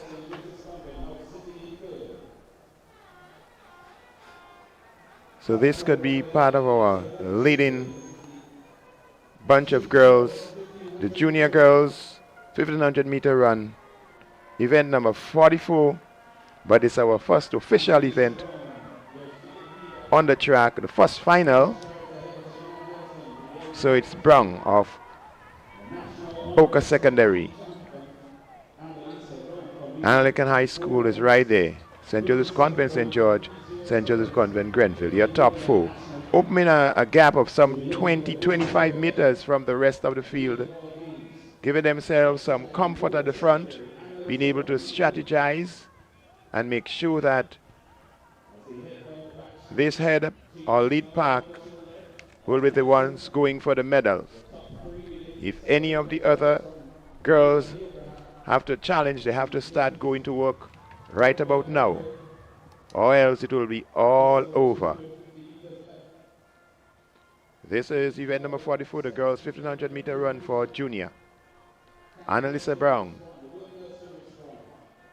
just jogging and taking control of this race at this point in time. St. Joseph's Convent, St. George is right there. That's James. Ariana James is right there. Also, the Anglican High School. That's Nelson, or is it Lewis of the Anglican High School?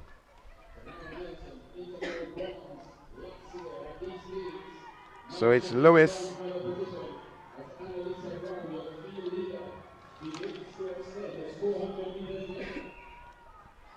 So it's Lewis. It's Nelson. So it's Nelson of the AHS in third position. Annalisa Brown still leads. And Ariana James. That's your leading pack. Annalisa Brown. James it is. And then Nelson. So this is a final lap. So here we go, down the back stretch. Annalisa Brown, Boca Secondary. They're just about a little less than 200 meters or so to go. Annalisa Brown, she's quickening her pace. So she's there.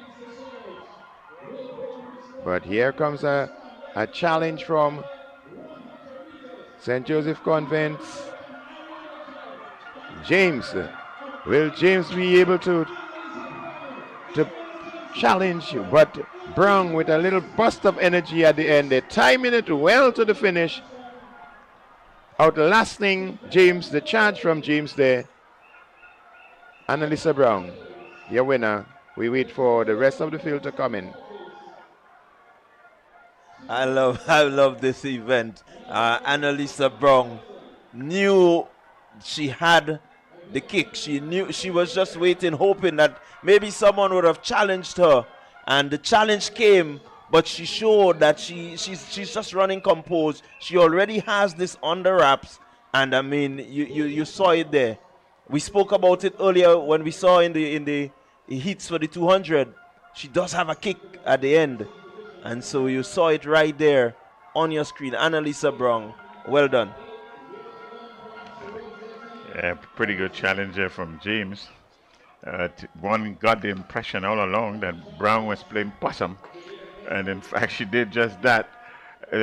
10 meters from the end, seems as though James was going to catch up with her. But to no avail, Annalisa Brown turned on the afterburners and winning quite comfortably in the end. So it was indeed a smart race from Annalisa Brown, and bearing in mind that it's a competition, she doesn't actually have to go for the record because it's one that will take a lot from her, but knowing that she has a number of events to do. She's been smart. I think it's part of the strategy been put into effect here by the Boca Secondary School. Yeah, really, it's good. That's good running, good thinking, good execution. You saw it. She didn't try to run too fast because she understands that, look, I have to take part in another event shortly. I have command of it. I'm just going to stay ahead. And James putting in that burst of energy there coming up the straight. But certainly, Brown knew what she had, and she was just saying to her, hold on there, darling, hold on. 5 minutes, 21.48. There she is there. 5 minutes to the end. Yeah, hold on there, man. 5 minutes, 22.08 seconds. The second place finisher in James and Nelson. A pretty spirited run from Nelson there. At one time, she looked to be in it, but then in the end, the stronger athlete came through. The boys are up next. The 1500 meters for boys, junior.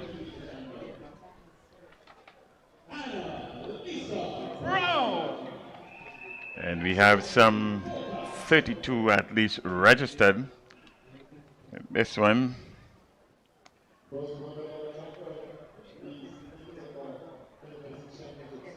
we get a good idea of what the final listing will be shortly. Well, I certainly like the event that has just been completed. It sets the stage again for what would be a very interesting finish to the one of the GAPS Intercol games. St. Joseph Convent, St. George may have just stretched their lead a little further. I think they have. Even ever so slightly. Well, it's not 32 athletes here at the starting line, but Clyde, Bernstein, this is a large field. It's quite a large field, and it shows that this is... Here we go. It's the junior boys, 1500 meters, quite a large field, and very early we expect to see one of these or two of these taking the lead and trying to separate themselves. Here goes the GBSS boys. St. David's Catholic Secondary is there. So Michael Moses, Jordan Griffith Hazard, and that's your lead right there. Quite a big field. As they round just about the 300 meter mark. Michael Moses, your 5,000 meter winner from the national championship, and he's there. We know that he has the stamina. Griffith Hazard has been running the 1500 pretty well. You have the likes of Zion Blackett, the St. David's Catholic. You also have right there Kidon Hile. So Blackett moving to the front. Here comes McDonald College. Roger Cummins of McDonald College. He's moved into second. Moses now pushed to third. So it's St. David's Catholic in Zion Blackett. Blackett finalist from the national championship. Here goes Moses as an athlete tumbles there. Moses back in the lead for the GBSS. Here comes St. Andrew's Anglican Secondary, just jostling himself into third position. Still Michael Moses of the GBSS, St. Andrew's Anglican Secondary, St. David's Catholic Secondary, MacDonald College is there. As the field tapers off, you have a leading pack and the others trailing. Just about 5 meters lead for the leading pack over the rest of the field. Michael Moses, he's closely followed there by the athlete from the St. Andrew's Anglican Secondary School. This is good running. They have separated themselves. As we see another move from the athlete from SAS. So it's GBSS out front, SAS, followed by St. David Catholic, SAS and St. David Catholic. That's your leading pack. Moses looking comfortable at the front. Here he goes. We're getting ready for the bell lap. It's the bell lap. One more lap to go. Will the challenge come? Yes, St. Andrew's Anglican Secondary moving to the front. It's St. Andrew's Anglican Secondary, GBSS.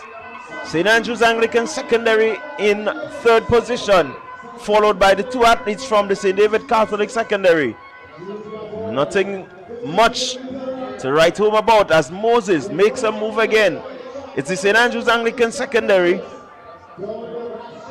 Kidon Hile, he's there. He's there with Michael Moses of the GBSS.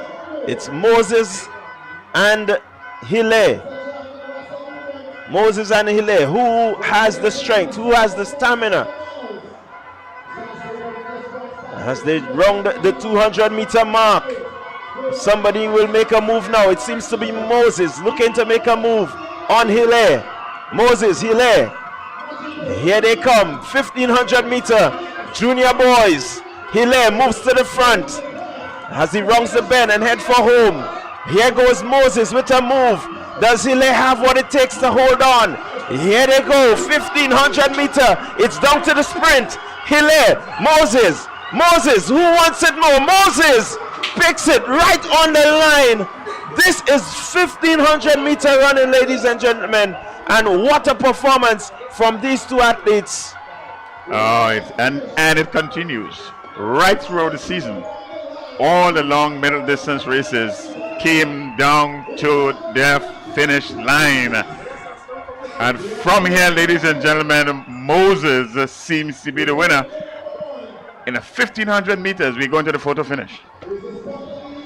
1500 meters is no longer a boring race.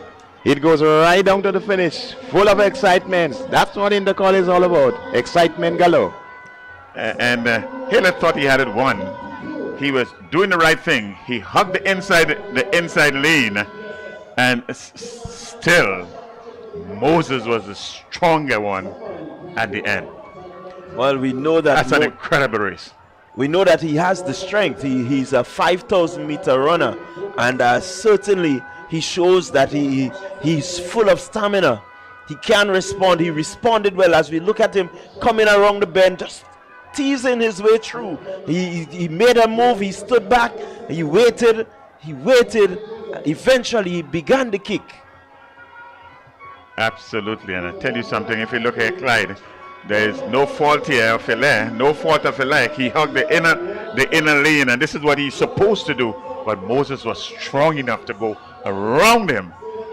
He had the strength to go around him, and in the end, winner by a whisker.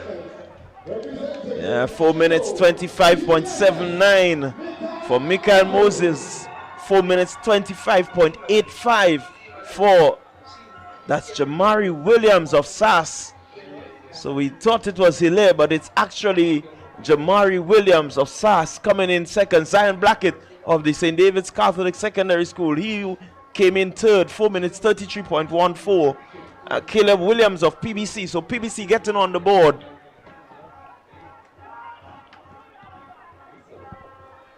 Certainly a really good race.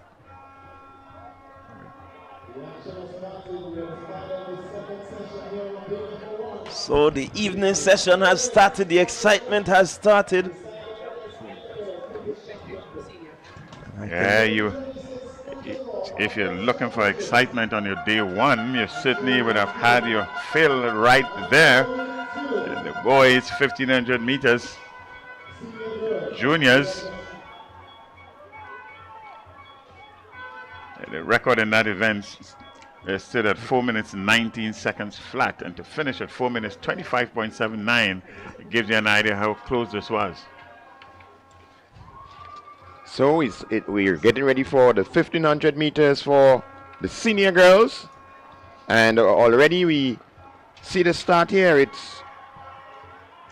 It's a field of some 20 athletes, but looking on the track, the numbers have certainly dropped, but already it's Western Hall Secondary, already Annie Logie of St. Joseph Convent St. George already been cited there. St. Andrews Anglican Secondary. In the lead pack also Boca Secondary, McDonald College also in the mix. It's a girls 1500 meter run senior. The record here 4 minutes 49.90 seconds. A record established in 2001. Stephanie Ferguson, originally of McDonald College. That's your record holder. And it's Westall Secondary in the lead, running strong, trying to just break from the field there. It's Mahan, Lexon Mahan it is of Westall Hall Secondary, being chased there by Logie and Alexander of St. Joseph Convent St. George.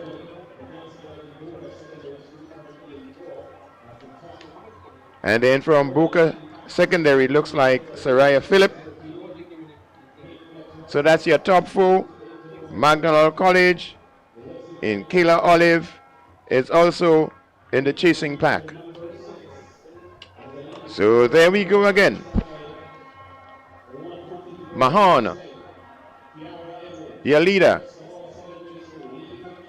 Logie, Annie Logie and Alexander of St. Joseph Convent St. George, sandwiching Mahon there.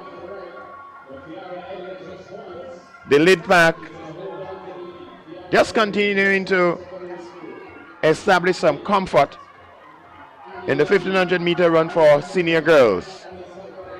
The chasing pack is not allowing them to break away from them. Olive is just keeping the leaded pack in striking distance. Olive of McDonald College. She wants to be reckoned with in this 1500 meters for senior girls. As we go down the backstretch another time. It's Western Hall Secondary, Lexon Mahon. That's your leader. Being challenged there by Annie Logie and Kiana Alexander of St. Joseph Convent St. George. From Boca Secondary, Saraya Phillip is right there in the mix. And Kayla Olive, that's your top five. That's your lead pack. These are the ones who are in contention at this moment in the girls' 1500 meter run for seniors. As they go around the top turn, just around the 200 meter mark, it's Annie Logie and Kiana Alexander, 1-2.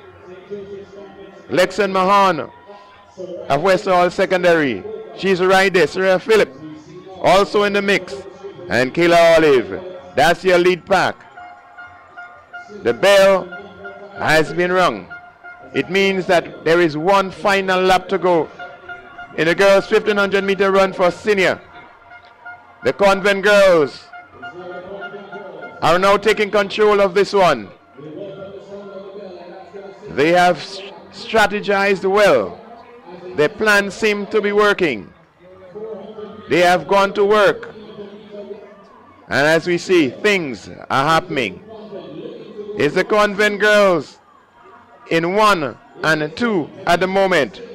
Annie Logie, Kiana Alexander, St. Joseph Convent, St. George.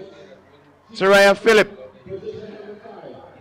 and Olive, Kayla Olive of McDonald College. That's your top 4. But the Convent girls are showing that they have planned well, that they have strategized well, that they are putting what they've practiced into focus and into work here as they go stride by stride. Now it's a competition between the two to decide who is going to get gold and the silver. And there's a slight lead. Annie Logan now about to separate herself from her teammate. But it's not an easy feat for Annie Logie. But we know she's got the strength, she's got the speed, and she's saying to her friend, I know I'm better than you. I'm your leader. You follow me. And that's how it goes. 1, 2, St. Joseph's Convent, St. George. Annie Logie, your winner. Kayla Olive, 3rd position for McDonald College. Oh, that's what you describe as a rare tactical race by the 2 young ladies there from St. Joseph's Convent, St. George. And spare thought for Alexander here. They're not as heralded as Logie. Not as heralded as Logie was coming into this event, but she certainly held her own and held her own well with about 80 meters to go. They were neck and neck right to the finish, and then Logie separated herself, the class that she has shown all year, to win by some 20 meters, and in the end it was fairly easy for Logie. But again, a very competitive race from a 1500 meters up to about 80 meters to the end. This is what you call good competition. Really good competition. They strategized. I think they knew exactly what the potential was that they have, and the potential to get 1st and 2nd. Really important points for St. Joseph Convent, St. George. And so they did what they had to do. They remained together. But Logie saying to her compatriot in Alexander, hey, you know I have this in the bag. Don't worry, I can take the lead. And took the lead, she did. Yes, a wonderful run there. Didn't come anywhere close to the record, the existing record. There's Logie there cruising 20 meters gap between herself and her compatriot Alexander in 2nd position. The record here would have stood for some 25 years, established in 2001, 4 minutes 49.90 seconds. The winning time there for Annie Logie, 5 minutes 13.93 seconds.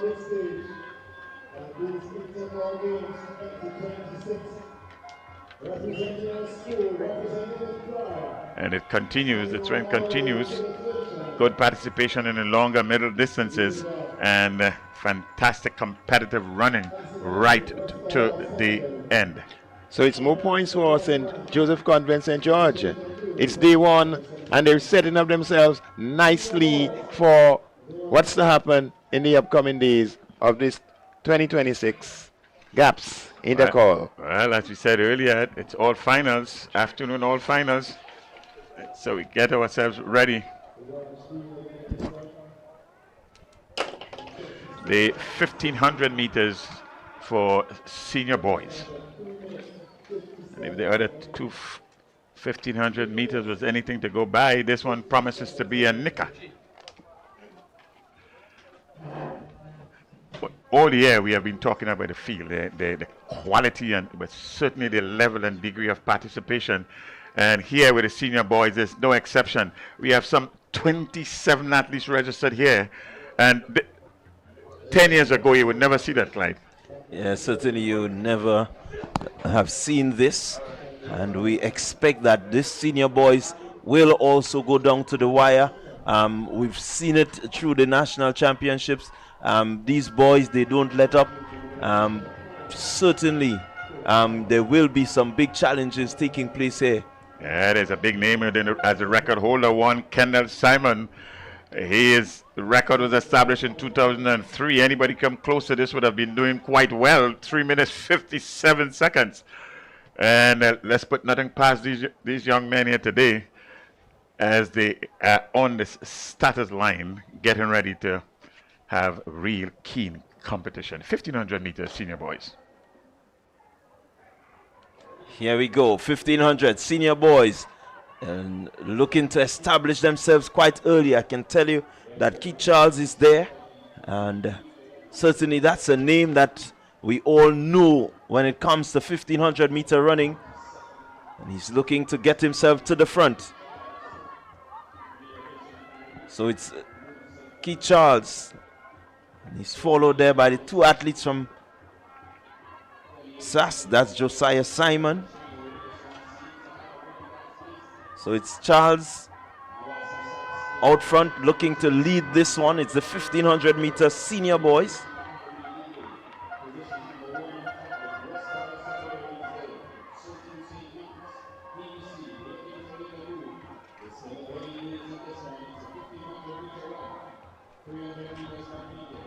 So they're going into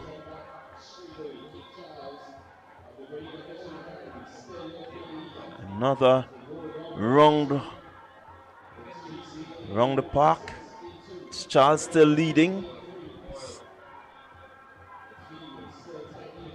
Grenada Christian Academy, Charles. McDonald College putting in a run. That's Michael Thomas Jr. He's looking to get himself to the front. So it's McDonald College. Sorry, that's me. St. Mark's coming to the front. St. Mark's Secondary. And nicely bunched still together. The lead pack not really spreading out as yet. It's still early days.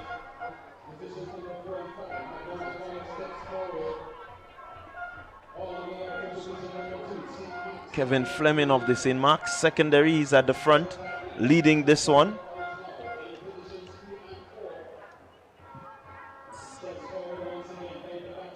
McDonald College in Thomas Jr., he's now making his move.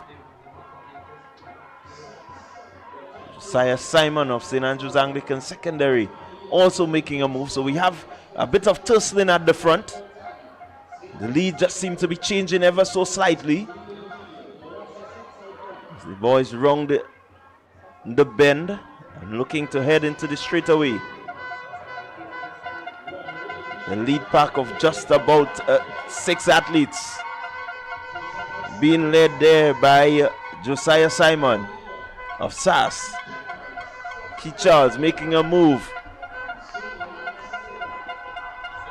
Kevin Fleming is still there in second position. And here we go, it's the bell lap. And that's the bell.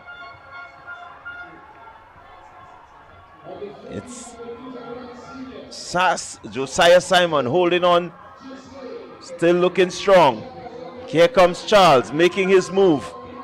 Charles looking to establish some distance between himself and the other competitors, but he's not allowed to leave them as Simon makes a move.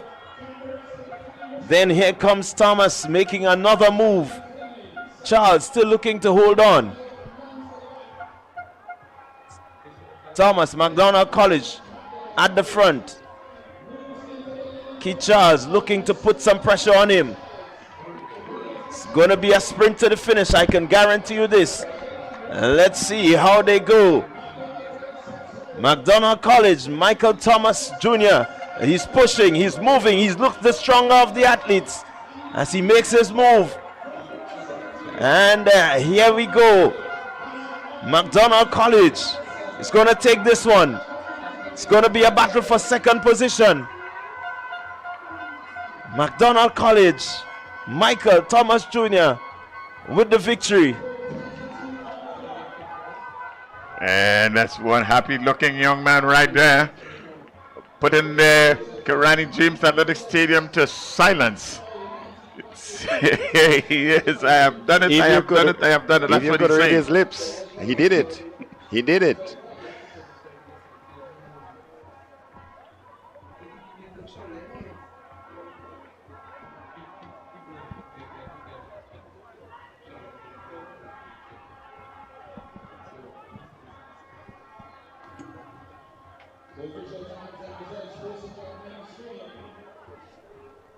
So we have seen the completion of a another exciting 1500 meter run. Michael Thomas Jr. taking this one, showing that he has the strength. At this time, we want to let our Facebook viewers know that we have reached the 8-hour limit, and so we have already, and we are in the process of ensuring that you do not lose the broadcast. So we have created a new live. So in about 10 minutes time, you can always join and pick up from where we are. We have reached the limit, so we just want to let you know that we have already put systems in place so that you don't lose anything. You can always rejoin the live from that new page. Another wonderful exhibition of long distance running. Yeah, Michael Thomas Jr. He had a point to prove. He proved his point, and he did so after 4 minutes and 22.58 seconds. That was his winning time, and not the favorite coming in on paper, but he certainly put all the critics and the prognosticators to listen. As I always say, favorites don't always win. What a wonderful run. What a wonderful run. 4 minutes, 22.58 seconds, the winning time for Michael Thomas Jr. So there's a bit of the scoring for you. Grenada Boys Secondary, that was the latest scores that we had. And so it's now up on the board. Of course, we had a number of 1500 events. So from here, these scores will change. But certainly with the 1500s completed, the point system in place, we will see some shift from here. So we are with the updated point standing. GBSS in position number 1, SAS in 2, and that's on the male side. 3, St. David's Catholic Secondary School, McDonald College in 4, 5, Boca Secondary School, 6, St. Rose Modern Secondary School, Presentation Brothers College in 7, 8 is Hillsborough, 9, St. John's Christian Secondary, 10 position. That's the first 10 spot, St. Mark's Secondary School, Westerhall, and the outside in 11 looking in with 1 point. So we've come to the end of some exciting 1500 meter events, and they lived up to the expectation. The excitement continued right onto the end. Beautiful running, intelligent running, and as we can see, the athletes are all set to give up their best today in order to make sure that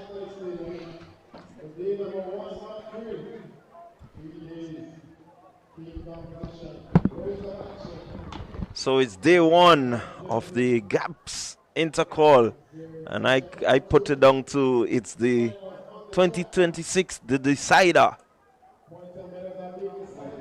The decider. 2 teams locked on 21, and somebody is looking for 22. Where will it go? That's the decision that we await at the end of day number 3. We will all find out.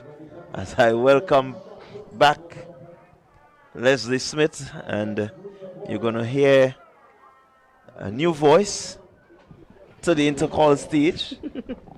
She's been featured before in Samantha Worms. She's here joining us, and so we're bringing you finals evening on the first day of the GAPS Intercol 2026.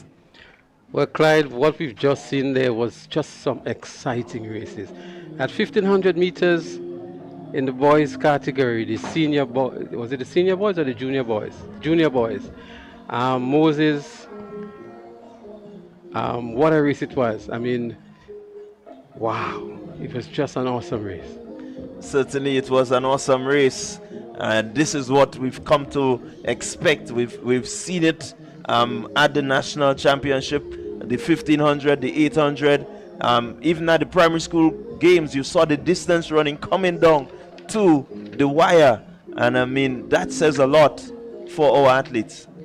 I agree with you guys very much. When it comes to Moses, to be honest, no surprise because we know he delivers well. But I think it was very admirable or very brave of the SAS athlete to try to stay on his heel and try to give him some sort of competition. We can all agree that Moses, as good as he is, had to work for it. It wasn't handed to him, he had to work for it. And that is what I saw of all the 1500 events this afternoon, save and except for maybe the girls one with the two young ladies from Convent who literally just played along and then eventually they just ran away with the race. Annalisa teased the young lady quite a bit, you know, but she knows how to run her race. It shows that she knows who she's running with. She knows her competitors. And that is exactly what she did. She just, you know, gave them a little something to feel. And then when it was time to run away with it, she said, you know what, I'm going to seal the deal. You hold your horses. I'm going to do what I have to do. So I must agree, gentlemen, the 1500 events have been quite entertaining this afternoon. Absolutely so. And we have we have much more exciting events coming up. We will still have the 100-meter hurdles for the seniors, the 100-meter dash for the sub-juniors, and of course the 800 meters in the sub-junior category, the 200 meters for the juniors, as we see the girls for the 100 meters in the seniors getting themselves ready. And the long jump for the senior boys is also in progress. It's coming to a close in a moment, and we'll try to update you on the positions in the long jump senior boys. But quite an interesting day so far. Yeah, it's been a very interesting day, and I mean, I'm just anticipating what is to come because we have some events that I know many supporters will be glued to their screens just to ensure that they do not miss anything. We still have the 100s to come in the sub-juniors. Final. We're going to give you a lane assignments. Going to lane number 1. Representing St. Joseph's Convent, St. George, Natalia Strawn. In lane 2, Nia Alexander, Paris Enterprise, Hillsborough Secondary. Fastest in qualifying. Winner of lane number 3, Carla Christopher, St. David's Catholic Secondary. In lane 4, Boca Secondary, Syria Phillip. Lane 5, Lincoln High School, Jada Roberts. Winner of lane number 6, out of St. Angela Lincoln Secondary, Christiana Charles. Lane 7, within Classic Light in Boca Secondary, Nikaya Roberts. Right of lane number 8, representing the Anglican High, Ariana Williams. Well, there you have it, ladies and gentlemen, the lineup for the 100-meter girls senior.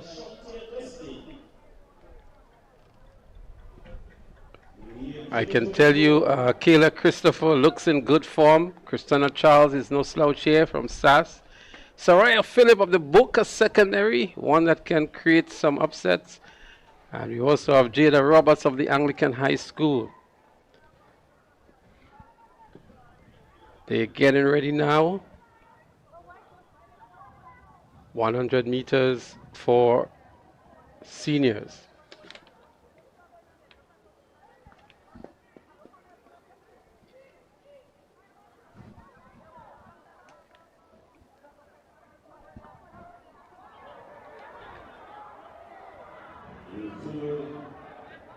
.100 meters hurdle seniors.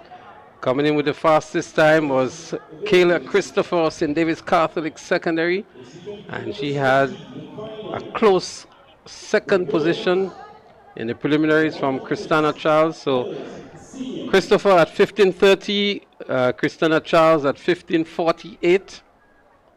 And then the next best time would have been 17:68 by Jada Roberts of the Anglican High School. So the runnings would definitely come from lanes 3 and 6, the two fastest times in qualifying. And it's very close indeed between these two, 15:30, 15:48. This may very well go down to the photo finish. Yeah, we expect it to be a close one between Christopher and Charles. They both nicknamed CC. Well, they're up and running. 100-meter hurdle, senior girls. And Christina Charles looking good. So too is St. David's Catholic Secondary, Kayla Christopher. Christopher with a slight lead over Christina. Christina moving nicely now. Christina in the lead and she dips for the tip.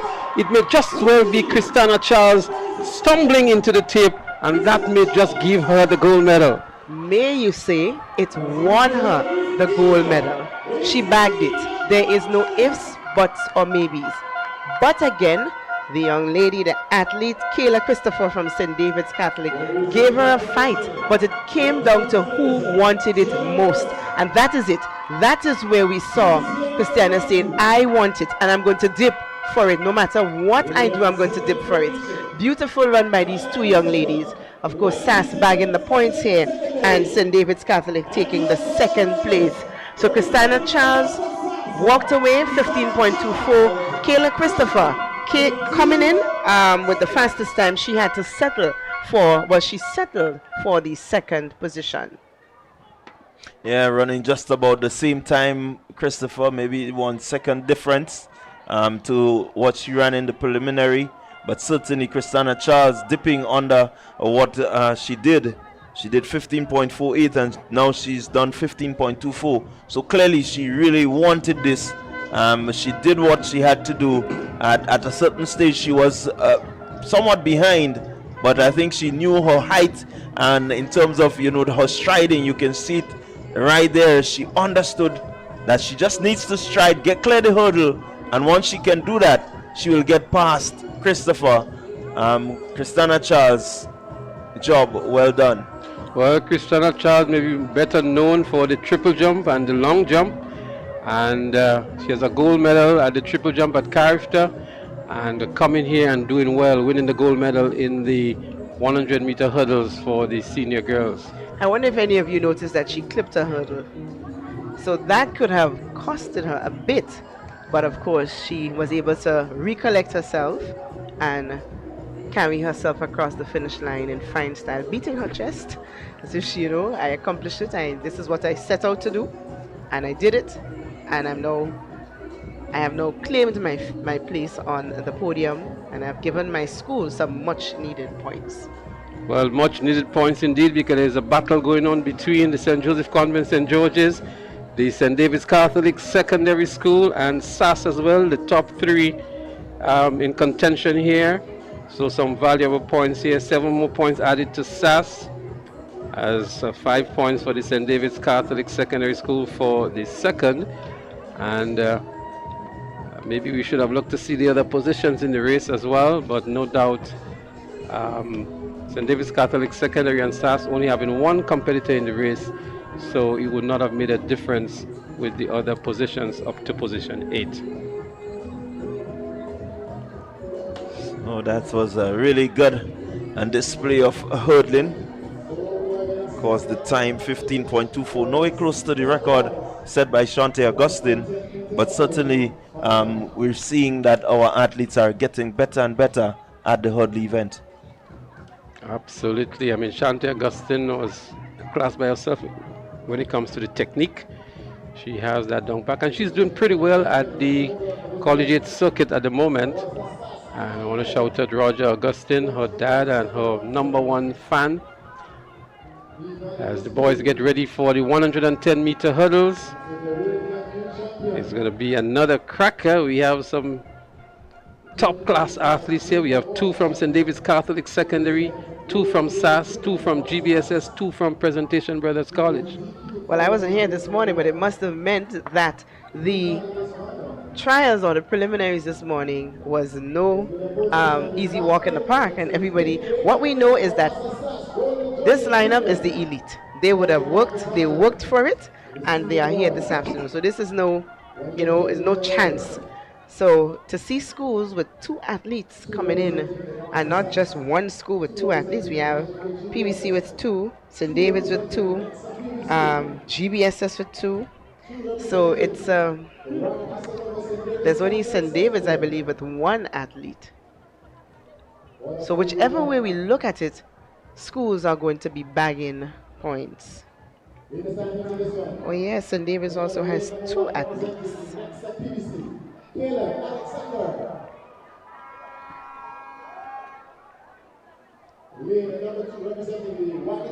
For St. David's Catholic Secondary, Deshaun Jones.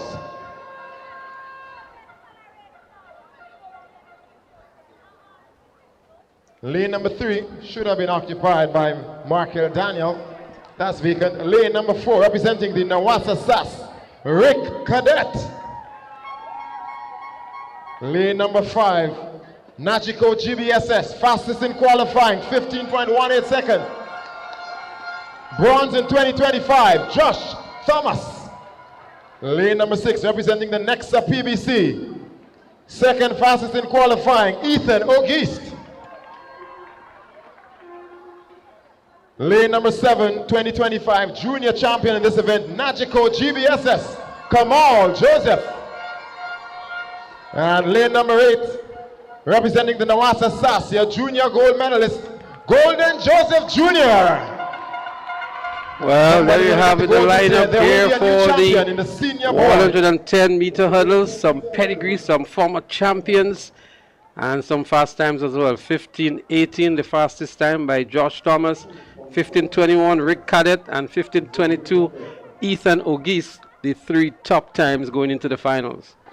Well, you have 6 athletes under the 16 seconds, so that tells you that it will be an execution race. I think it's going to go down to who can execute the hurdles the best, that will come out on top here. This is going to be a cracker. As you said, 5 athletes under 16 seconds. Technique, speed, grit, determination, all on test here today. And this is the 110-meter hurdles for the senior boys. The record 14.71. Kyle Ned of SAS, the current record holder.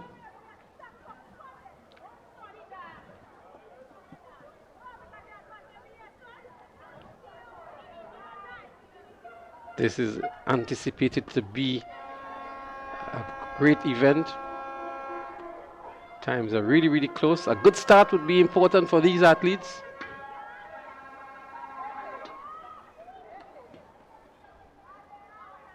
PBC with 2, SAS with 2, GBSS with 2. St. David's should have also been here with 2. But lane 3 is scratched at the moment. There is no Markel Daniel. That is the anticipation that we see from the spectators who are here. They're up on their feet. Some are still sitting. I recognize my good friend Shelley there, a past pupil of the GBSS. Strong supporter as well. She believes in her alma mater.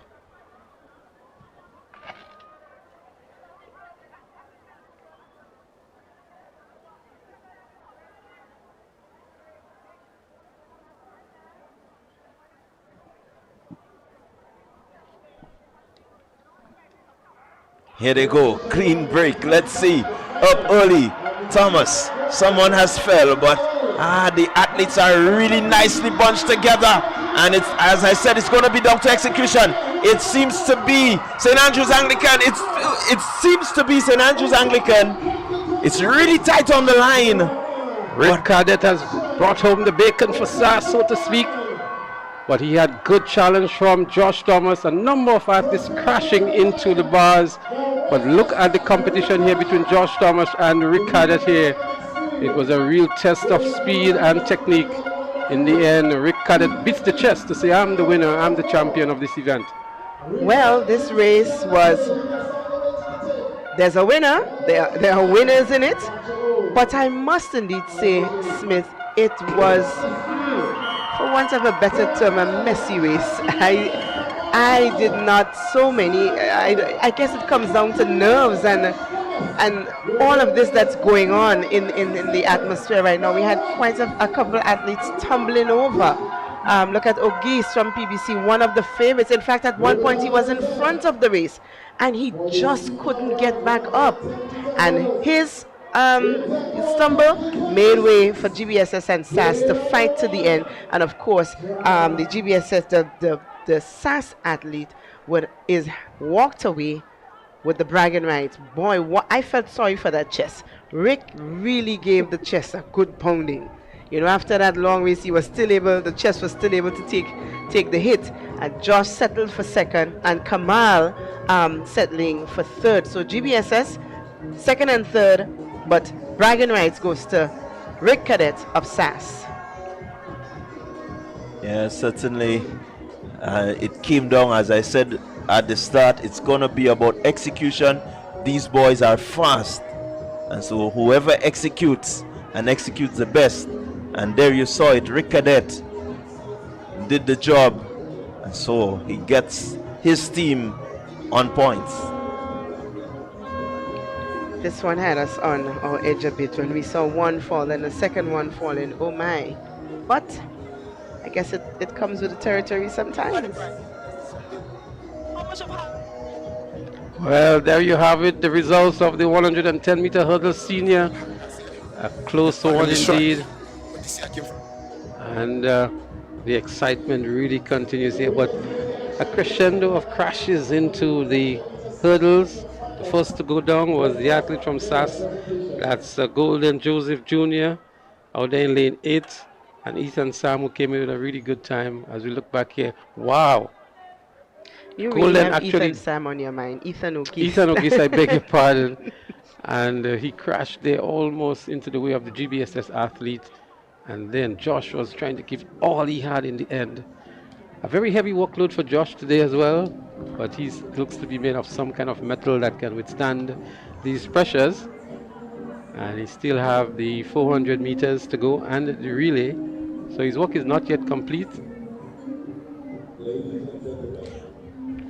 So what we're going to do now, we have Sherian down on the ground who has an interview, and we're going to go over now to Sherian to see who she has to speak with. Congratulations, Christina. You won that 100-meter hurdles, 15.24 seconds, and you were overjoyed. You said that win was special to you. Special to you, why? I had to make my father, my mother proud, and especially my coach Night Simon, and the rest, big up yourself. Hurdles is not new, but it is fairly new. Tell us about the work that went into today. Really, actually, I haven't put in the work for hurdles, to be honest. I haven't. So how do you feel overall? I feel proud of myself, not even getting a good week of training. I'm coming out here with a PB of 15.24. I'm very, very, very, very proud of myself.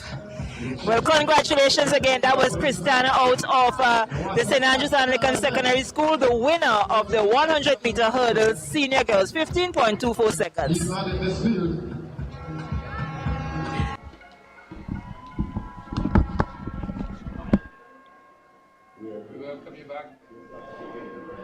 And before we go to the next medal presentation, news just coming to hand indicates that SAS was disqualified in that 1500-meter run.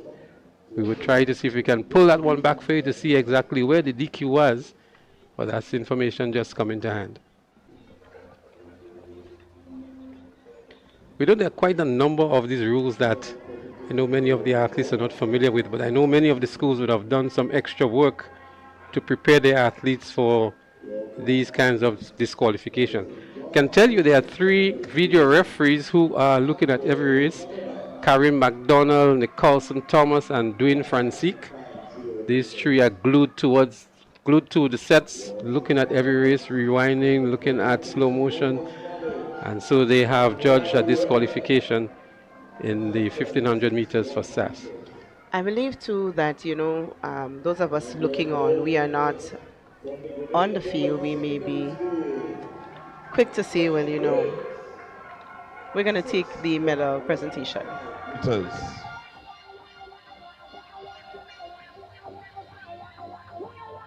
Your medalists for the boys long jump sub-junior.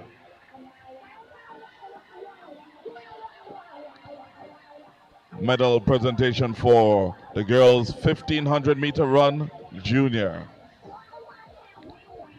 In third and taking the bronze, Shernaya Nelson from the Anglican High School. In second and taking the silver from the St. Joseph's Convent St. George, Ariana James.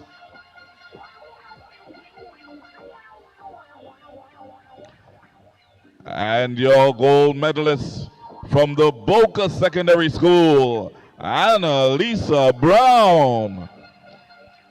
5 minutes, 21.48 seconds. Your medalist for the girls 1500 meter run junior. Medal presentation for the girls 1500 meter run senior. Your bronze medalist from the McDonald College, Kalia Olive. 5 minutes, 20.01 seconds. Your silver medalist from the St. Joseph's Convent St. George, Kayana Alexander. 5 minutes, 15.63 seconds.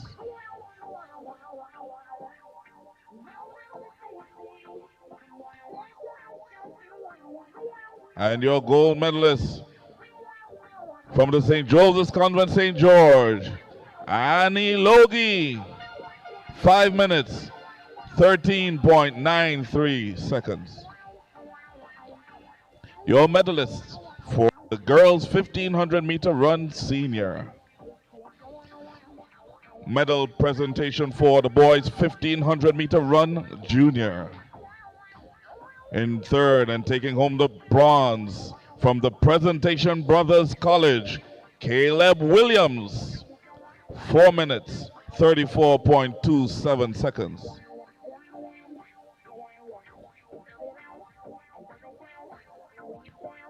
Your silver medalist from the St. David's Catholic Secondary School, Zion Blackett. 4 minutes, 33.14 seconds. And your gold medalist from the Grenada Boys Secondary School, Mikael Moses. 4 minutes, 25.79 seconds. Let's hear it for your medalist for the boys 1500 meter run junior. Medal presentation for the boys 1500 meter run senior. Your bronze medalist from the St. Mark's Secondary School, let's hear it for Kevin Fleming. 4 minutes, 24.37 seconds. Your silver medalist from the Grenada Christian Academy, Malton Lindsay. 4 minutes, 23.66 seconds. And your gold medalist from the McDonald College, let's hear it for Michael Jr. Thomas.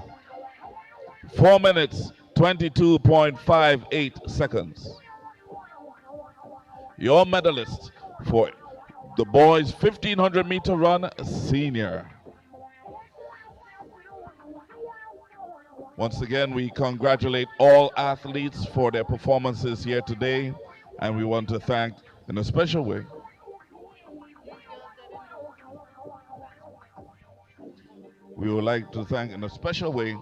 Senator the Honorable David Andrew for assisting us with the distribution of the medals.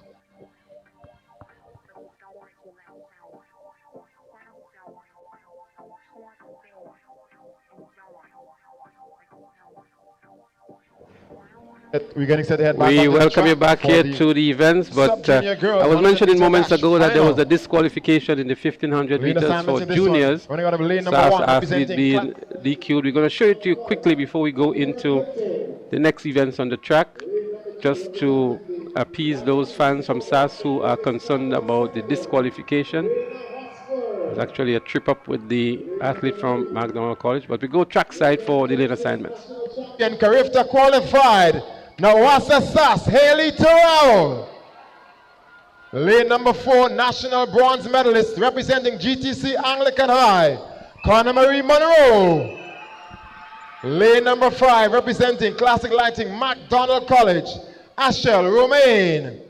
Lane number 6, representing Wagiti Sonova St. David's Catholic Secondary, Tamira Newton. Lane number 7, representing St. Joseph's Convent, St. George's, Leah Rose Charles. And lane number 8, your 2025 bronze medalist, representing Nawasa Sass, Denise Mitchell. Well, there you have it, the lane assignments for the 100 meter dash sub-junior girls. A lot of pedigree in this race here. The obvious favorite is Haley Terrell of SAS. She's been doing exceptionally well throughout the season. Her personal best been 12.17. But she would have very good competition from Tamara Newton, who has been on her heels throughout the year. Denise Mitchell of SAS is also one to look out for. Leah Rose Charles of Convent St. George, first year sub-junior. And she would also be one who will be looking for a medal in this race. Haley Terrell making the Carifta standard in the under 17 girls category and has been running really, really well this season. Fall start last year at Intercol, and they're up and running here again. The 100 meters sub-junior girls. Haley Terrell already in the lead here. After 50 meters, she's pulling away from the rest of the field.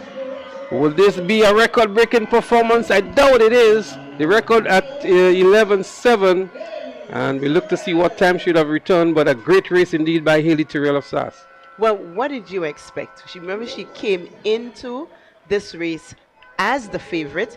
She has been running well all season, and this, the Intercol stage, to be honest, we did not expect anything else of Haley Terrell. And of course, she delivered today. This was her race. This is her race. This is her pet race. And she got a chance to redeem herself. So she took this race in a time of 12.26.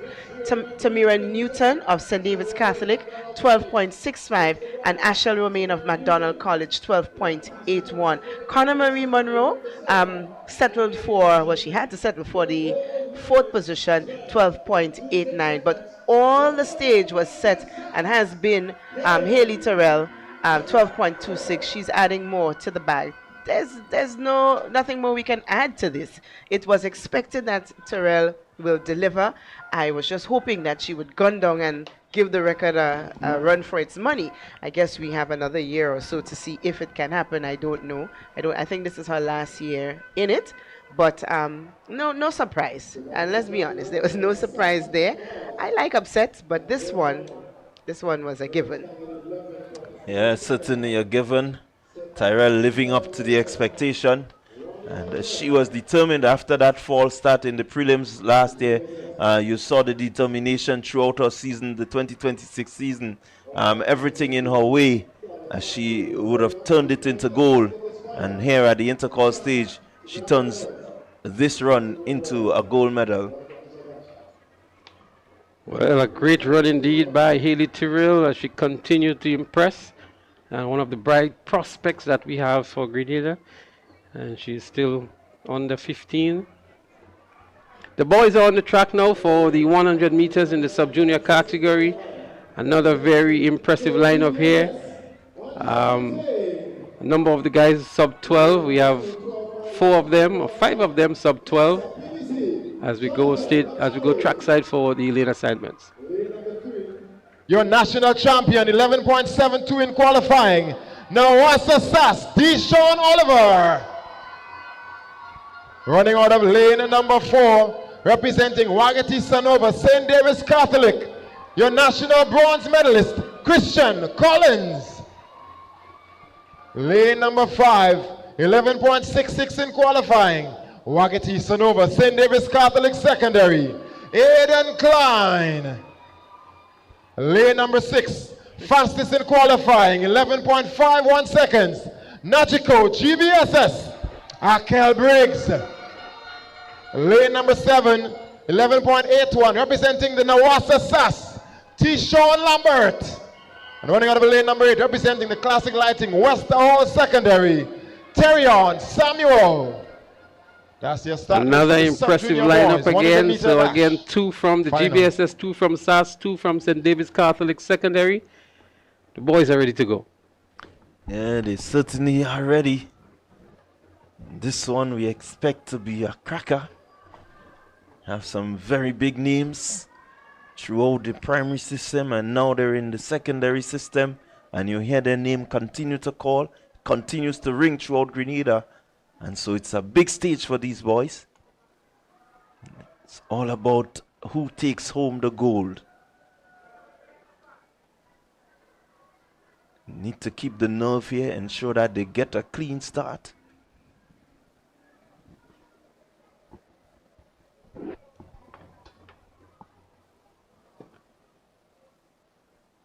Here we go, clean break, early run-ins. It seems to be Oliver. It seems to be Oliver. Here comes Briggs from GBSS, but it's Nawasa SAS. It's Nawasa SAS taking this one. Another victory in the sub-junior category.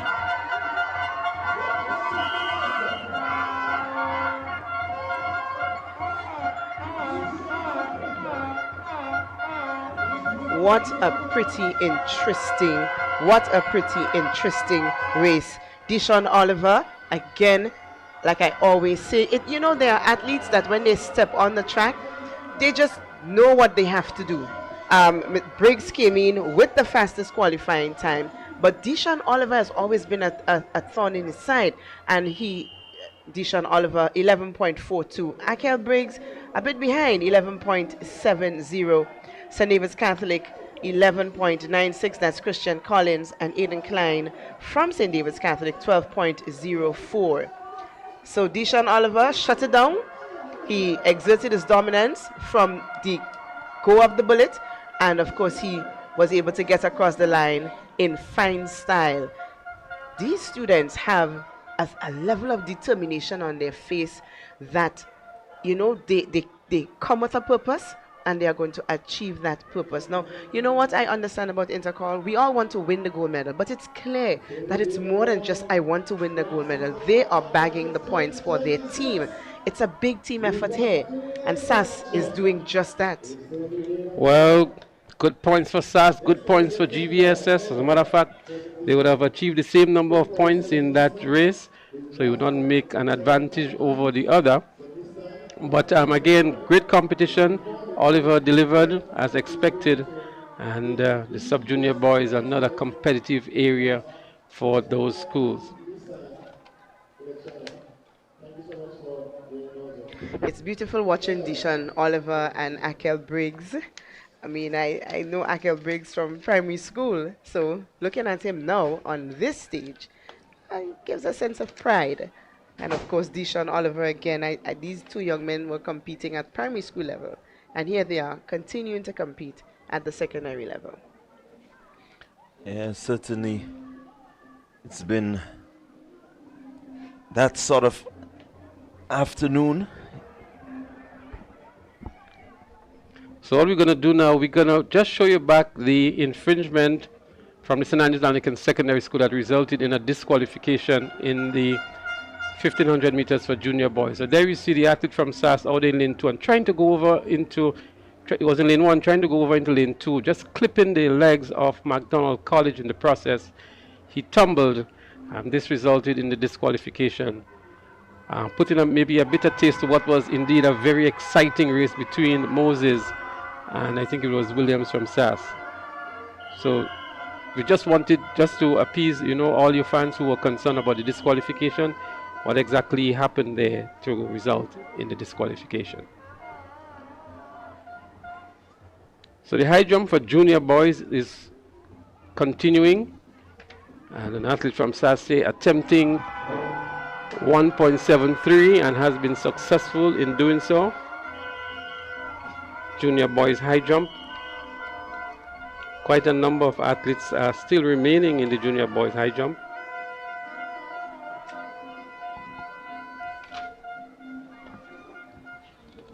Tevon Hall is also there, but we see Wester Hall secondary attempting and a failed attempt at 1.73.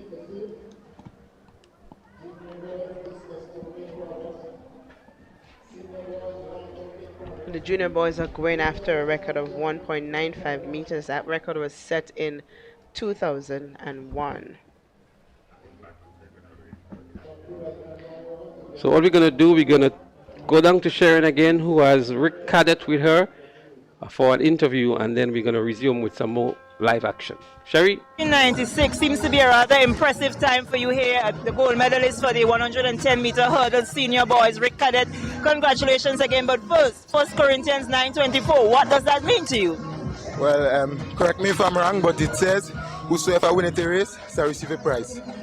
And you got the prize? Yes, I did. How much of hard work went into today? Well, a lot throughout the season. I was not performing as well, and last year, them destroy me, but this year I came for revenge. So, there was a little bit of a fumble coming down, maybe after the 80-meter. Tell us, how did you recover from that? Well, I just kept my composure, and continue my race, lean forward, and execute. Thank you very much. That was the winner of the 110-meter hurdles, Rick Cadet, out of the St. Andrew Anglican Secondary School. Well, indeed, revenge he got. He said he came back for revenge after being destroyed last year. And Rick Cadet, with that scripture written across his forehead, was a man with a mission. Well, it says that in a race there are runners, but only one gets the prize. He probably has a different version, but what he is certain of, that he is the only winner, and the prize is his. Very much so. I never knew that the scripture said that. However, I learned something today. Thanks be to Rick. The girls are on the track now for the 400 meters seniors. The girls 400 meters seniors, the next event on the track. And we're going to go trackside for the lane assignments. They've got 2 in this final. They're sitting up top the points table here on day number 1, session number 2. Lane number 8, representing the Classic Lighting, Boca Secondary, Soraya Phillip. Lane number 7, representing GTC Anglican High, Carriana Gelino. Lane number 6, fastest in qualifying, representing St. Joseph's Convent, St. George's. Gold in the 1500 meters, Annie Logie. Lane number 5, silver in the 1500 meters, representing St. Joseph's Convent, St. George's, Kayana Alexander. Lane number 4, representing the Classic Lighting, MacDonald College, second fastest in qualifying, Kalia Olive. Lane number 3, representing GTC Anglican High, Amaya Henry.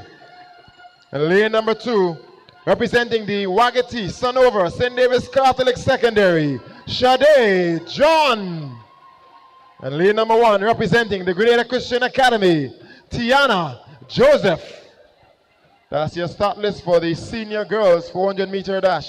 There you have it, the start list for the 400 meter girls senior.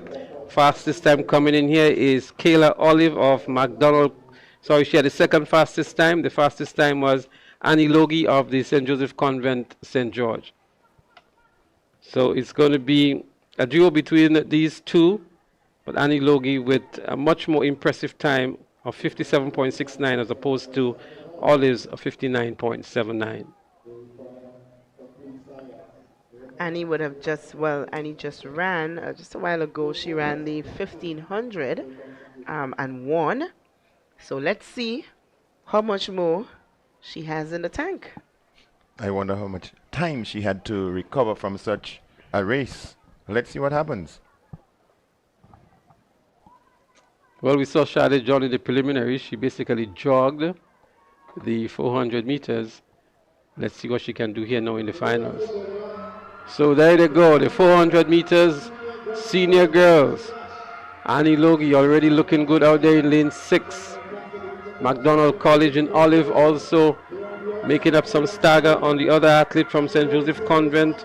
That's Kiana Alexander. But that's the leader here now, Annie Logie of the St. Joseph Convent, St. George. On the inside from the Grenada Christian Academy, Tiana Joseph is also looking good. But Annie Logie is leading this one here, heading towards the 150 meter mark. Annie Logie in the lead here, commanding lead 2, just coming off the 1500 meters.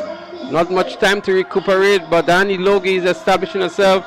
St. David's Catholic Secondary in Shade John is making a run for it. Not a favorite event by any means, and Annie Logie is going to win. Shade John will pick up the silver, and Olive of McDonald College will pick up the bronze medal. A very comfortable run for Annie. Clearly she had something in the bag. Still, we just saw her running the 1500, but she was able to sprint around the track again and bag the first place position for her school. A comfortable run for Logie. No challenge really. Shade tried her best to put some pressure on, but if you know Annie Logie really and truly, this was not much of a competition for her. Very relaxed young lady, and she went around the track in the 400 sprint, 58.98. Shade John, a minute, just about a minute, a little over a minute, and Olive from McDonald College, also over a minute, and Soraya from, I think that is the Boca Secondary School, taking the 4th position. So there we had it, the results of the 400 meters seniors, and those athletes really gave a good account. Good to see Shade John still picking up a silver medal in this not being her favorite event. Kayla Olive, who came in with the second best time, had to settle for bronze. Soraya Phillip, who has shown a lot of improvement over last year's season, picking up the 4th position. And some good points here for St. David's Catholic Secondary School in the quest to defend the girls' championship. It's worth noting that Kayla Olive was also in the 1500 meters for the senior girls. So being able to cop that 3rd place is a plus for her, and points in the bag for McDonald College. Well, there's going to be a cracker coming up next. If we're going to see anything close to what we saw at National Champs, with a 47.74, 47.76, and I think 47.77, the top 3 competitors. Well, Keelan Moses is not here, but Daryl Daniel is here. Also, we have Josh Thomas, Kamal Joseph. It's going to be a cracker going into these finals here. Junior Alexander is also there. And Deron Sincere.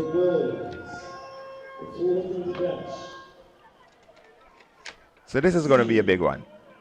It is the final. It is the final. The boys. 400 meter dash, senior. We're getting ready for your lane assignments. Ready for lane number 8. Representing Presentation Brothers College, Taj Thomas.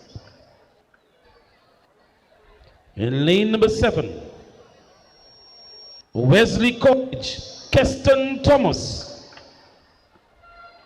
Lane number 6, from the Grenada Boys Secondary, Kamal Joseph. Lane number 5, from the St. Angelican Secondary, Daryl Daniel. Lane number 4, representing St. John's Christian Secondary, fastest in qualifying, Shamu Anju. Lane number 3, representing St. Angelican Secondary, Junior Alexander. Lane number 2, representing Nagico GBSS, Josh Thomas. Lane number 1, representing Classic Light in Boca Secondary, Deron Sincere. Well, there you have it. These fine young men who will be contesting in the 400 meters. We saw Daryl Daniel doing a 47.74 at national champs. Deron Sensei has done a 48 for the year. He's not in good form at the moment. Junior Alexander had an impressive run. Shamar from Shaper was very good as well as they get set. Man versus man here in the 400 meters seniors. It's going to be a banger. Let's get ready for this one. And it's a clean start. Already we see Sass, that's Daniel there in the middle of the track. Running down GBSS, that's Kamal Joseph already. So it's Kamal Joseph and Daryl Daniel in the mix. In lane one, we saw a glimpse of Deron Sensei with just about 200 meters to go. It's Joseph, but Daniel is already on his heels, making up the stagger. We got to head into the 100 meters. Who is going to take it? It's going to be exciting to the finish. But Daryl Daniel is holding on. He's pushing his way. A strong run on the inside. It's Sass. 1-2 at the moment. Sass is going to be 1 and possibly 2. What a win. What a bag of points. And he puts his crown on. He is the king. He has exerted himself as the champion of that 400-meter sprint. Sass taking the first position. Daryl Daniel, Sass 49.31. Junior Alexander, Sass second, 49.84. Kamal Joseph had to settle for third from GBSS, 49.89. Well, you know what I pick up from this race? The timing wasn't all that great. I mean, 49.31 for senior boys is not the best time. 49.84 for second, but nonetheless, a gold medal is a gold medal is a gold medal. Congratulations to Daryl Daniel. He came into the finals as a favorite, having won at the national champs, delivered. And Junior Charles, who was in the finals last year, didn't do too well, coming back and picking up the silver this year. A great 1-2 performance for Sass. Great 1-2 indeed. Junior Alexander reminds you of Junior Charles, but this is Junior Alexander today, not Junior Charles. Valuable points here on display, on offer. Valuable points taken. We see the high fives going up from the contingent from Sass. They know what that means to them with regards to their championship contest. And we're going to go back down to Sherry and Noel, who has Haley Tyrrell with her, the winner of the 100 meters sub-junior girls. We're saying congratulations now to Haley Tyrrell, a time of 12.26 seconds as the athlete out of Sass, 100 meter sub-junior gold medalist here at Intercol Day 1. Speak to us about the race. Well, I executed my race very well. I pushed up the blocks. Well, I almost stumbled, but that can set me back. This year is my year, and I will make my coach proud, my family proud, and everybody proud. You have been having a pretty good season this year. Is that all as a result of the hard work? Well, it's all because of God. God first, before everything I do.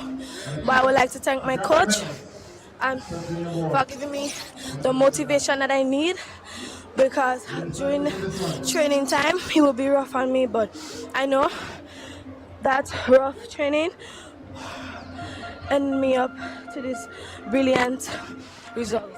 Well, congratulations again, and also congratulations to you, because you are a member of the character team 2026.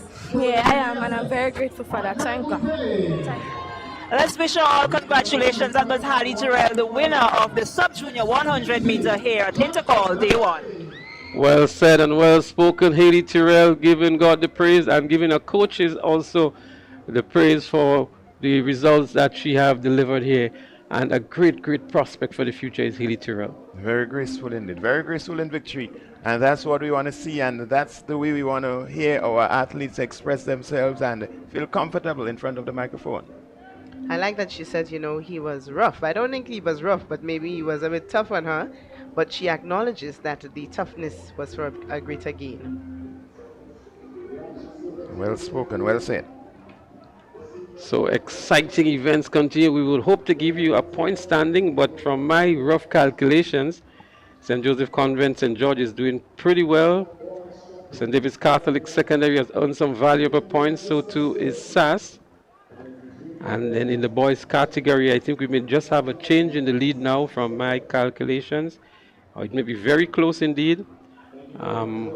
We had a disqualification from SAS, which would have allowed the gap between themselves and GBSS to widen, but in the recent events completed, SAS coming back and establishing some lead over GBSS, those two who are really pushing hard for championship honors in the boys category. But we'll wait to see what the point standing looks like now in both the boys and girls category. These two divisions are really, really competitive. Yes, indeed. It's anybody's game.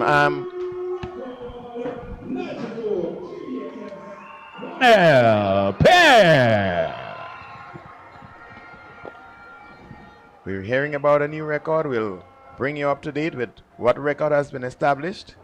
Sounds as though it's a record established by Cornell Pear in one of the multi-events.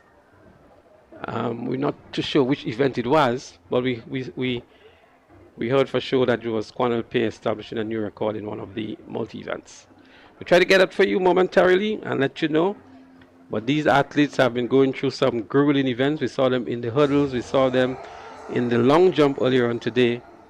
And they have, I think, 8 events they're competing over the 3 days. And that may have been the last event for today. But these are grueling events for these multi-athletes. So there's going to be another medal presentation. So we're going to segue to the house mic, and as soon as the action resumes on the track, we'll be here to bring it live to you. Stay tuned. Well, congratulations. It's in order. 11.42 seconds gave you that gold medal, 100 meter sub-junior boys. How elated are you, because you have been putting in the work? Well, we put in the work every day consistently because we want to get the both boys and girls, and we go with this and jump up in the big bash. That was a rather competitive race. Coming in from the semi-final, we had a better timing coming out of the Grenada Boys Secondary School. So what sort of mindset you went into that race with? Well, the mindset is you just execute the games right and get the gold medal, come out on top. At which point coming along that 100-meter stretch, you decided that you had to push even harder? Well, it had a part there, but I would say the starting, because I didn't really find I come out of the start very good, because I feel like I could stumble. Yeah. Well, congratulations again. That's the winner of the 100-meter sub-junior boys, Deshaun Oliver, out of the St. Andrews Anglican Secondary School.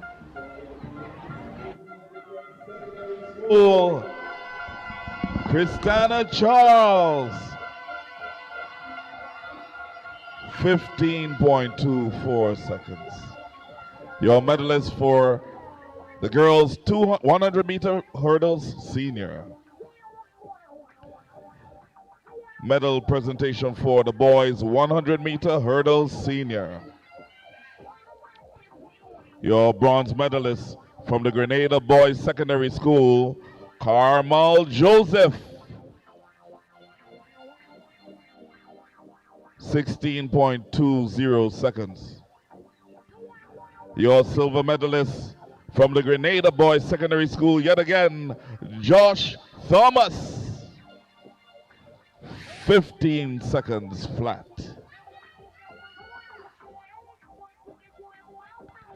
And your gold medalist from the Nawasa SAS, St. Andrews Anglican Secondary School, Rick Cadet, 14.96 seconds. These are your medalists for the boys 100-meter hurdles senior. The girls 100-meter dash sub-junior. Your bronze medalists from McDonald College, Ashel Romaine, 12.81 seconds. Your silver medalist from the St. David's Catholic Secondary School, Tamira Newton, 12.65 seconds. And your gold medalist, St. Andrew's Anglican Secondary School, Haley Tyrell. 2.26 seconds.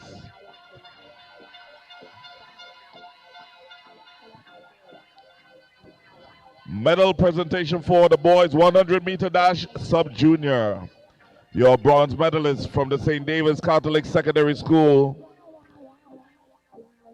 Christian Collins, 11.96 seconds. Your silver medalist from the Grenada Boys Secondary School, Akel Briggs, 11.70 seconds. And your gold medalist from the St. Andrew's Anglican Secondary School, Deshaun Oliver, 11.42 seconds. Your medalist for the boys 100 meter dash sub-junior. Medal presentation for the girls 400 meter dash senior. Your bronze medalist from McDonald College, Kalia Olive, 1 minute, 0.81 seconds. Your silver medalist from the St. David's Catholic Secondary School, Shade John, 1 minute, 0.17 seconds. And your gold medalist from the St. Joseph's Convent St. George, Annie Logie, 58.98 seconds. Your medalist for the girls 400 meter dash senior. Medal presentation for the boys 400 meter dash senior. Coming in third and taking home the bronze from the Grenada Boys Secondary School, Carmel Joseph, 49.89 seconds. Your silver medalist hails from the St. Andrew's Anglican Secondary School, Junior Alexander, 49.84 seconds. And taking home the gold today from the St. Andrew's Anglican Secondary School, Darrell Daniel, 49.31.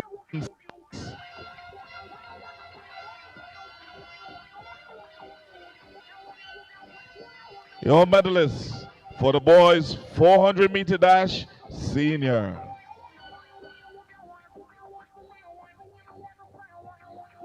We would like to thank Minister Andy Williams for assisting us with the medal presentation for today, and congratulations to all athletes for their stellar performances. We look forward to for more action on the track as I turn you back over to the announcers. We welcome you back to the live track and field action, and we have another interview lined up with Sherry and Noel.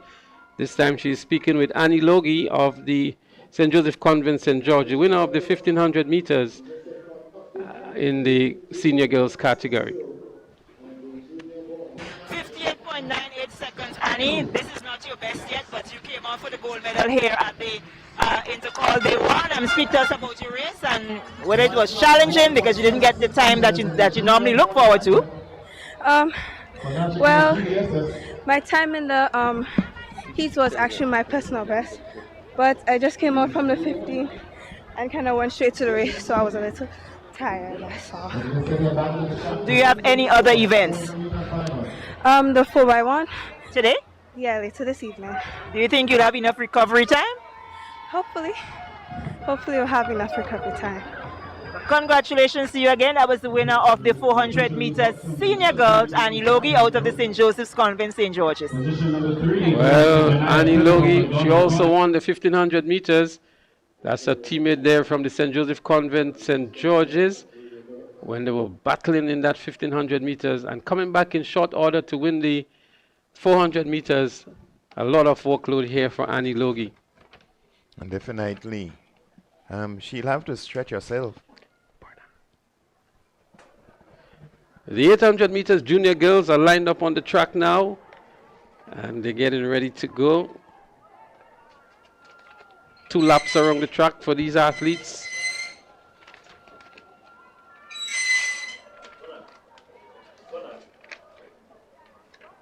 800 meters junior girls. Oh, it looks like the sub-junior girls. That's the sub-junior girls, actually. They're chasing a record established by Annalisa Brown in 2024 of 2 minutes, 23.86 seconds. We have 33 athletes registered here. It doesn't seem like though we have all competing. I see 2 from the Happy Hills Secondary School, 2 from Westmoreland Secondary, 1 from St. David's Catholic Secondary.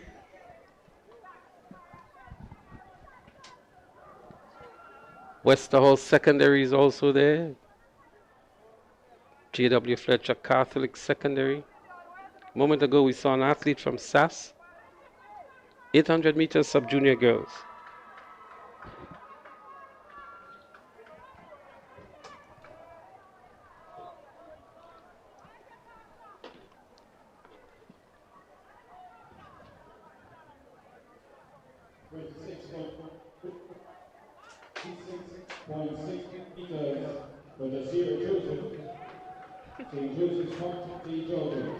The high jump junior boys still in progress. The bar now at 1.82 meters. Presentation Brothers College having an attempt and has a failed attempt on this occasion. SJC now joining the other athletes on the track for the 800 meters sub-junior.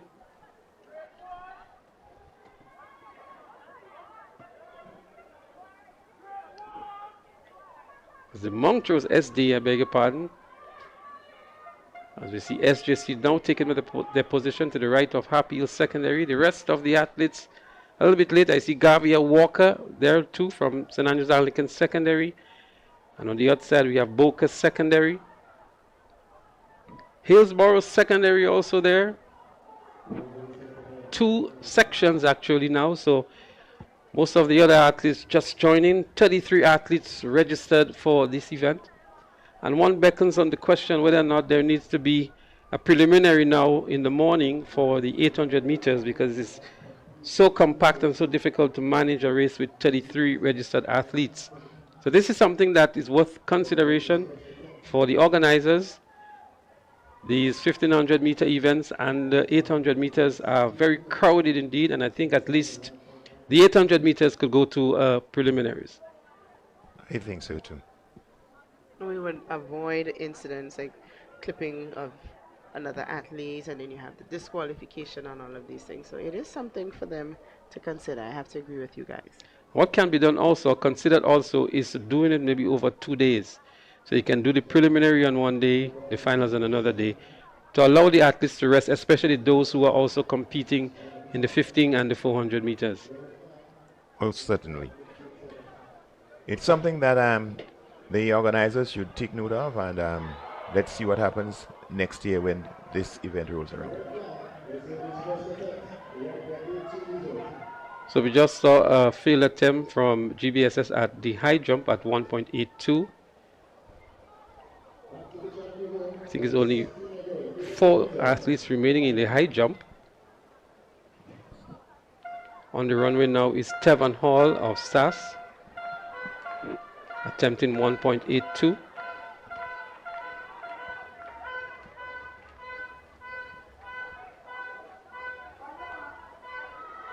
As the athletes are called to order for the 800 meters. A clearance by Tevin Hall at the start of the 800 meters for sub-junior girls. 33 athletes registered here. 2 laps around the track. McDonald College and Anglican High School already taking early lead. Gavia Walker of SAS moves into the 3rd position. St. David's Catholic Secondary in 4th, but it's Anglican High School who is at the lead at the moment. Anglican High School, McDonald College, St. David's Catholic Secondary. Bunch of athletes trailing behind. 4 athletes moving away from them. That's Anglican High School, McDonald College, St. David's Catholic Secondary, and the Walker of SAS. Then we have Convent Grenville, another athlete from SAS. SAS looking for valuable points in the championship quest. St. David's Catholic Secondary is there. They in a straight line just about the 400-meter mark. Just going to cross about 1 minute 8 seconds on that 400-meter split. McDonald College moves into the lead.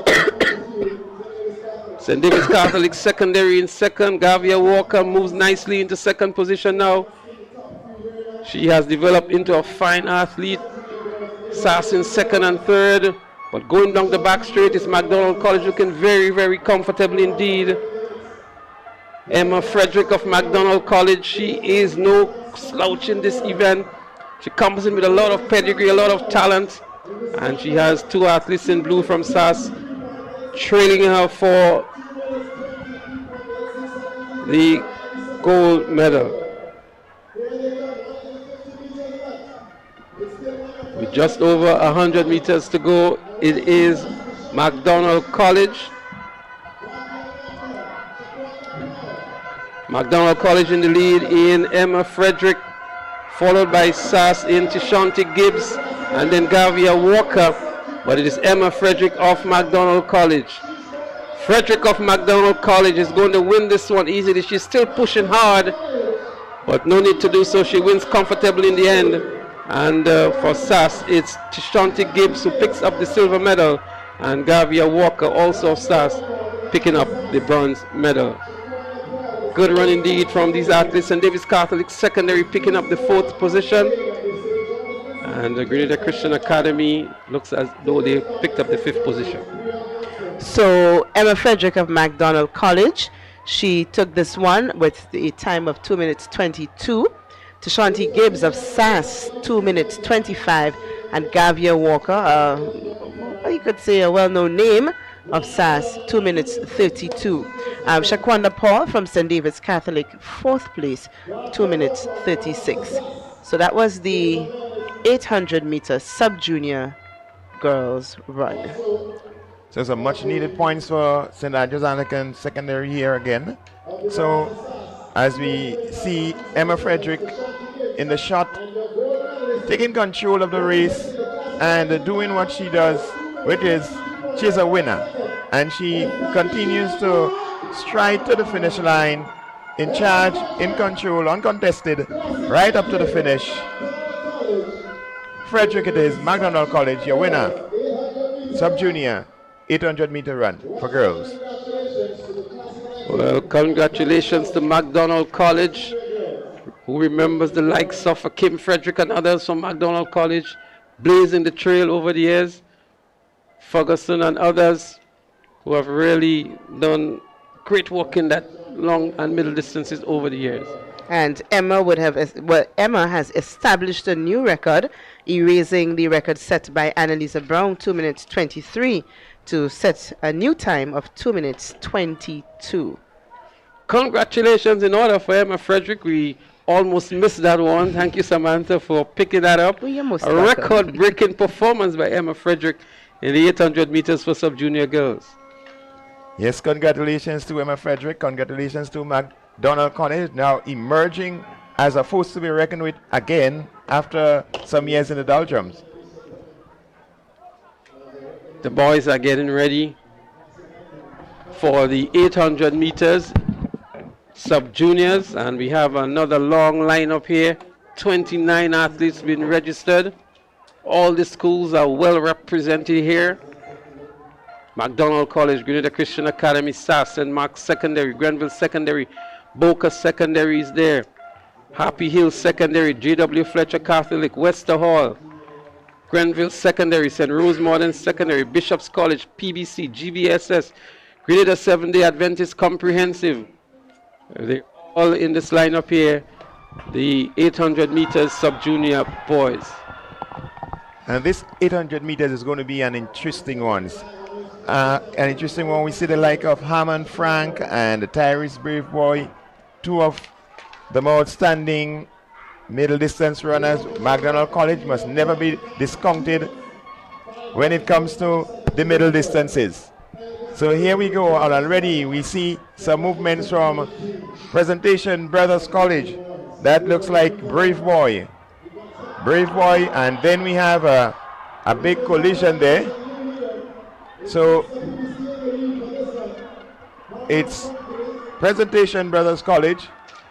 On paper, it's Brave Boy and Hammond Frank, but let us see what happens. It's PBC, SAS follows, and it's Tyrese Brave Boy, followed by Perryman of SAS. It looks like Perryman of SAS. So it's Brave Boy and Perryman. As we look at the early stage here, it's Perryman of SAS taking an early lead. Also, Frank is there, and from the Grenada Christian Academy, also in the mix. Could be Simon there, Caleb Simon, but we continue. It's building up to be an interesting one. It's Brave Boy and Perryman, and they keep going. The shades of the two athletes there, maybe giving them something extra. But here we go again. It's Brave Boy. It's Tyrese Brave Boy of PBC. And Perryman not giving up. Here comes Simon.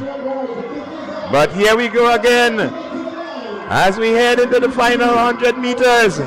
And here they go. No giving up. It's Perryman and Brave Boy. Brave Boy and Perryman. But he's holding on. He's holding on. And holding on he does. Brave Boy for PBC winning the 800 meters for sub-junior boys. What a race. What a race indeed here. They were jostling for positions. SAS tried on several occasions to go past Brave Boy, but Tyrese Brave Boy held his composure, maintained his form, and in the end it was just too much for the young man from SAS. Brave Boy running a very good race indeed. Very good race. In fact, Brave Boy dominated this event at the PBC sport meet, and he has been running quite well right through the year. So not much of a surprise here. What was surprising was the expected more in terms of competition that really didn't come. And apart from the athlete from SAS there, that's Perryman, there was nothing else to really pose a serious challenge. And in the end, Brave Boy and Perryman, easy 1-2 in the circumstance, winning this one. A time of 2 minutes 12.20 seconds for Brave Boy and 2 minutes 13.12 as Perryman in second position, and Caleb Simon in third position, 2 minutes 15.92 seconds. Some distance behind there.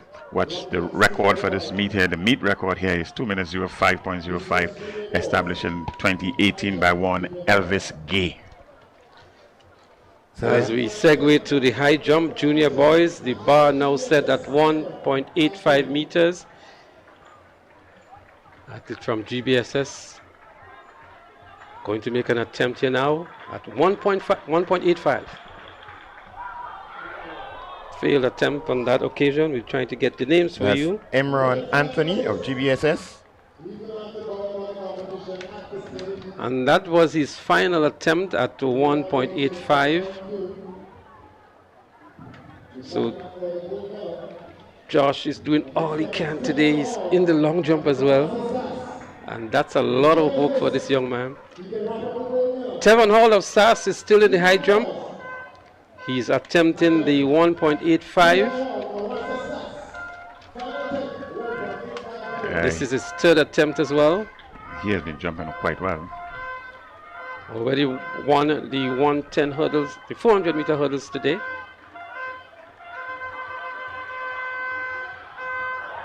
Failed attempt by Hall of SAS. That would have been his last attempt as well.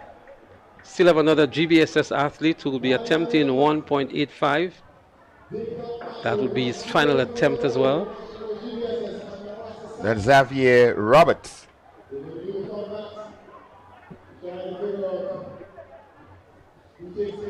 Long jump senior boys still in progress. Presentation Brothers College on the runway. Thank you very much, Roland. We're into Douglas of PBC. 3 rounds. Top 8 has been decided. Currently sitting in the number 3 position. Seems to be a jump just under 6 meters there, or maybe in the 6-meter area. That's Jasira Joseph, St. Joseph's Convent, St. George's. Well, the high jump is over. We're going to try and get you the official results, but what we can tell you, the last 3 athletes remaining, 2 were from GBSS, 1 from SAS. We're going to try to get the results in terms of who placed first, second, and third.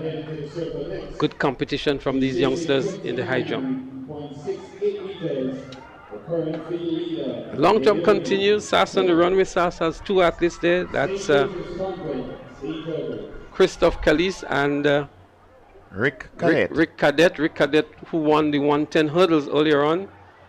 He's back in the long jump. This long jump was won by another athlete from SAS last year who competed for Carriacou. Opted to go for the multi-events this year.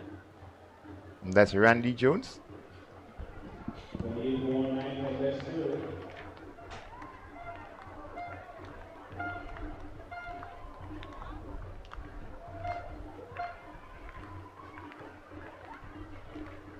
Rick Cadet on the runway for the high jump, from the long jump. Looks a much better jump than the previous athlete, but it's a no jump. Up next on the track will be the girls 200 meters for junior. That's junior girls, 200 meters, and that is next.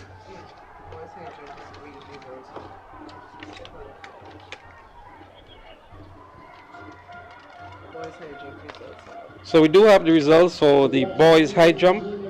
In first position was Trevor Hall of SAS, 1.82 meters. Aaron Anthony of GBSS was second with 1.82 meters as well. And Alden Cadeau of PBC was third in 1.79 meters. The top 3 in the boys high jump. Trevor Hall of SAS, 1.82. Aaron Anthony, GBSS, 1.82. And Aiden Cadeau of PBC, 1.79. Lane number 7, representing Classic Lighting, Western Hall Secondary, Kevon Joseph.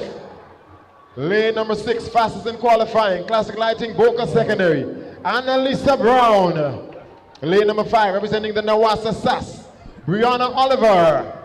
Lane number 4, representing the GTC Anglican High, Kylie Williams.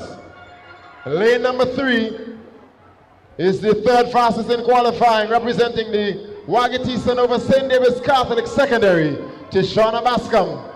Lane number 2, representing Classic Lighting, Boca Secondary, Serrana Hall. And running out of lane number 1, representing the Grenada Christian Academy, Duenia Alexander. It's your junior girls 200-meter dash final. Well, the Intercol record is held by one Alison George. She established this record in 2004, 23.27. Frederick, St. Mark's Secondary. 23.27 seconds.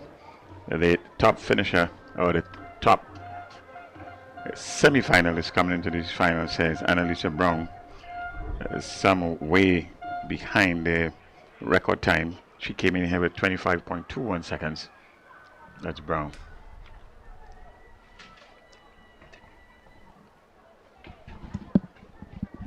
That's 4 athletes under 26 seconds. And they're off. It's a clean start. Annalisa Brown is making some movements already on the athlete from. She's in full control. It's Annalisa Brown. Here comes Bascom on the inside. It's Bascom on the inside. Annalisa Brown on the outside. She's got strength. She's got power. It's Annalisa Brown, Boca Secondary, your winner of the girls 200-meter dash for junior. Well, she came in with the best time, but she didn't have everything her way. There was, in fact, some serious competition there. Coming out of lane number 3. And the athlete there from St. David's Catholic Secondary School, that's Tishana Bascom.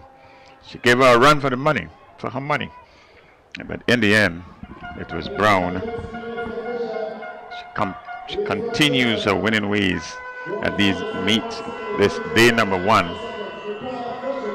And Alicia Brown, your winner, at 24.51 second, and in second position, St. David's Catholic Secondary School, Tishona Bascom at 24.90, and at 24.95, Micaiah Fredericks. She got a bronze medal in this event. Up next is the boys' version of this.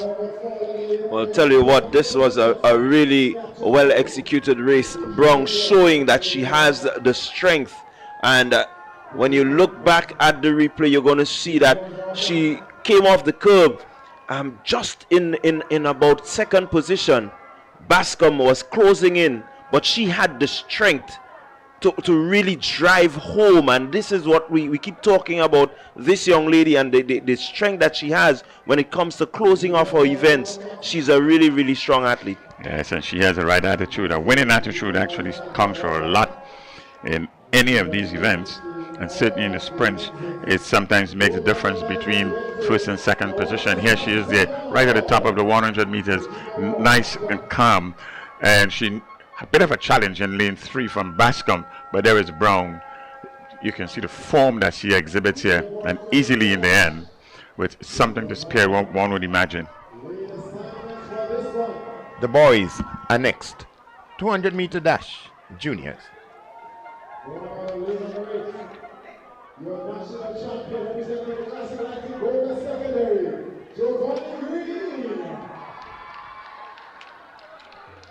Lane number 7, just outside the medals in 2025, representing the Nagico GBSS, Nathaniel Alfred.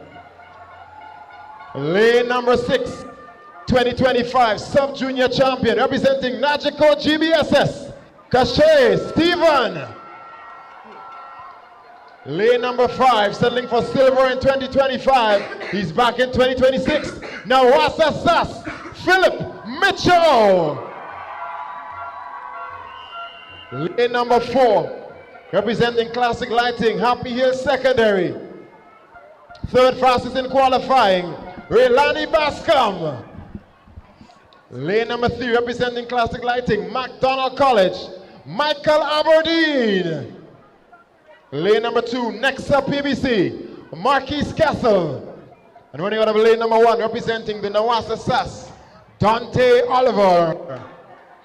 That's your start list for the junior boys 200-meter dash. So there you have it there, the 200 meters dash of junior boys.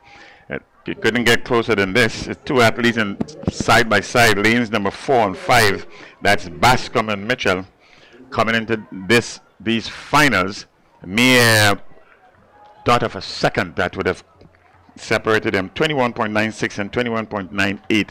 Most of the running would come from lanes 4 and 5, not discounting the lanes number 8. That's Giovanni Green from Boca Secondary School. Well, tell you what, you look at this field, it is a field that says these are the best of the best. These are the young juniors that have been making waves throughout Grenada for the past few months. Giovanni Green, Cachet Stephen, Philip Mitchell, Relani Bascom, all names that have been there. It's been spoken. Now it's crunch time. We're here for the big final, 200 junior boys. Which way will it go? On the starters orders. And here we go, clean break, early running, let's see. Still even, it's pretty even. We expect it to be even. Here we go, Mitchell coming off the curve. He's in first position. Mitchell, here comes Green. Green on his outside. Philip Mitchell, Giovanni Green. There is the Philip Mitchell. He's moving away. Philip Mitchell, that's the name. He takes it over Giovanni Green. Green had him at the national championship, but Intercol 2026. Philip Mitchell says, hey, I am the champ right here. Here he is there with 80 meters to go, and he established a lead of some 8-9 meters. And in the end, you must say for 200 meters, it's seemingly easy in the end because he did win with some distance to spare. That's Philip Mitchell. A big win for Mitchell, indeed. He might have said to himself, redemption is nigh, redemption is mine. He's now the 200 meters champion. Intercol 21.56. A good time, a good run. Here he knows that he is the winner. Philip Mitchell of SAS, 21.56. Boys 200 meter dash champion in the junior division. Yeah, really good stuff here from Philip Mitchell. Taking this one. Again, Green was casual in the prelims. He made it into the final, and there you saw what sort of potential he has. But again, you have to remember, Philip Mitchell, he's the young man that does not give up. He's always putting his best effort. So in fact, they came in here as the top 4 200 meters junior athletes. They delivered. What was different here from the nationals was a shuffling of the pack, but same 4 guys that who have been doing this all year. And if in fact there was any smacking of a disappointment, it might have been Cassius Stevens, who came in here with the best time and finishing in 3rd position. Well, that tells you that if these 4 boys continue to run the way they are running, it means that Grenada should have a pretty decent 4x1 junior team. A time of 21.56. That's a good time. It's a good time in any competition. Of course, the record holder in this event was 20.60. There's some ways to go to catch up with those times. That was established by one Karani James in 2008. But up next,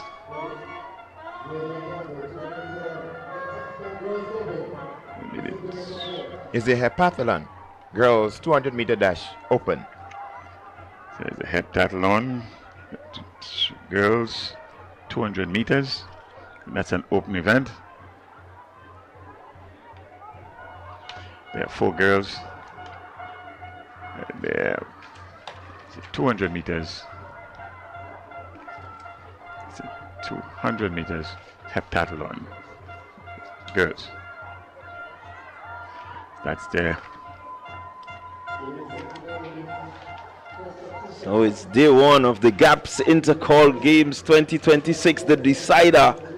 And it's really shaping up to be a very, very interesting Intercol Games. This is only day 1, and there's so much action on the track and in the field.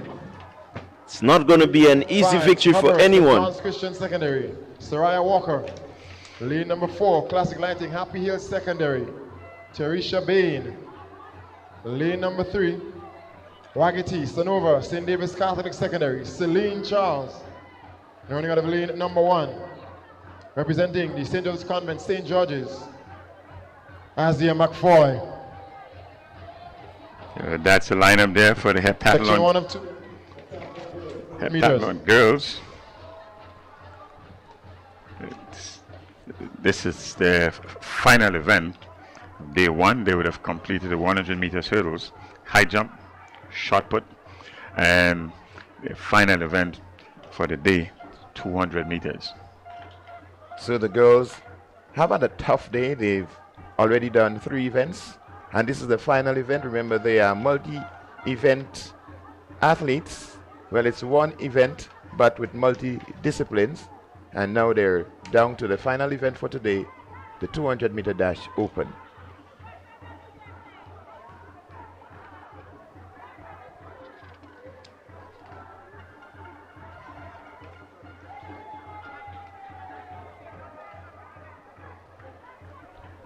So it's McFoy of St. Joseph Convent, St. George, Charles, St. David's Catholic Secondary, Bean of Happy Hill Secondary, St. Joseph Convent. That's look like Soraya Walker. She's from St. John Christian. Anglican High School, Smith, Rogers of SAS, and from the Boca Secondary, Melina Joseph.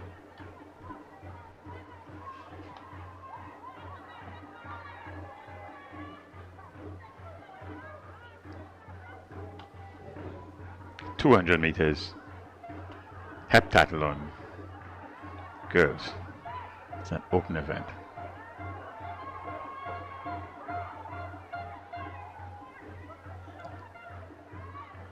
All these girls will be happy to complete their 200 meters and get some rest, some much needed rest.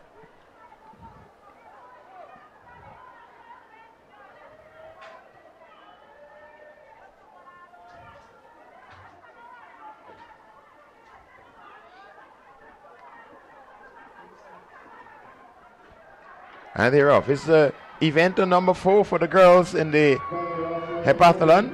And we were seeing some movement from Anglican High School. Anglican High School it is. With just about 100 meters to go. Anglican High School, Boca Secondary is on the outside. St. David's Catholic making a go for it. St. John's Christian is also there. Harpville in the mix. But it's going to be General Smith, Anglican High School, your winner. Two sections. This is section 1. And the winner in section 1 here is from the Anglican High School, General Smith. Here she is there at the top of the curve. With 100 meters to go, she was clearly in the lead. She maintained that lead with a bit of a competition. The athlete there from St. John's Christian Secondary School and St. David's Catholic Secondary School. That's Walker in lane number 5. And Charles, that's Celine Charles in lane number 3. So General Smith, your winner in section 1 of 2, the girls heptathlon 200 meters. So as we look at it again, Smith coming off the curve with a lead, and all she needed to do was just to hold her form and focus on the finish, and finishing she did in first position. A good run from General Smith. It's all about points, so the time matters. She finished here with 27.95, and Charles from St. David's Catholic Secondary School 28.31, second position.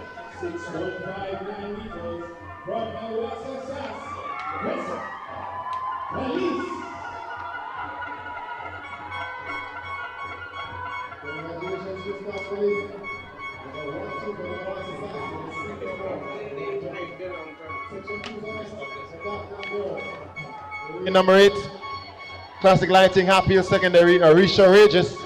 Lane number 7, GTC Bishop's College, Montisha St. Bernard. Lane number 6, St. Joseph's Convent, St. George's, Maya Robinson. Lane number 5, Wagati Sonova, St. David's Catholic Secondary, Jania Hazard. Lane number 4, Grenville Secondary, Antonia George. Lane number 3, Nawasa Sass, Jarisa Mark. And lane number 2, representing the GTC Anglican High, Rachel Etienne. Second and final section, heptathlon girls, 200 meter dash. There you have it there. Good first heat. Fast heat, 27.95. And the winner in that heat number 1, or section number 1, that was section number 2.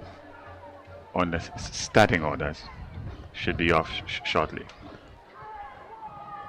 Well, the record time for the 200 heptathlon is 27:04.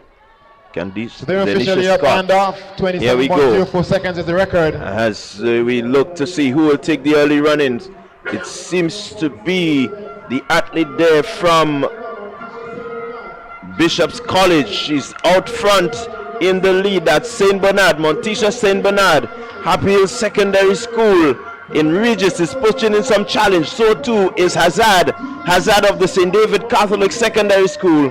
But Montisha St. Bernard, she takes this one. It's going to be interesting to see the time.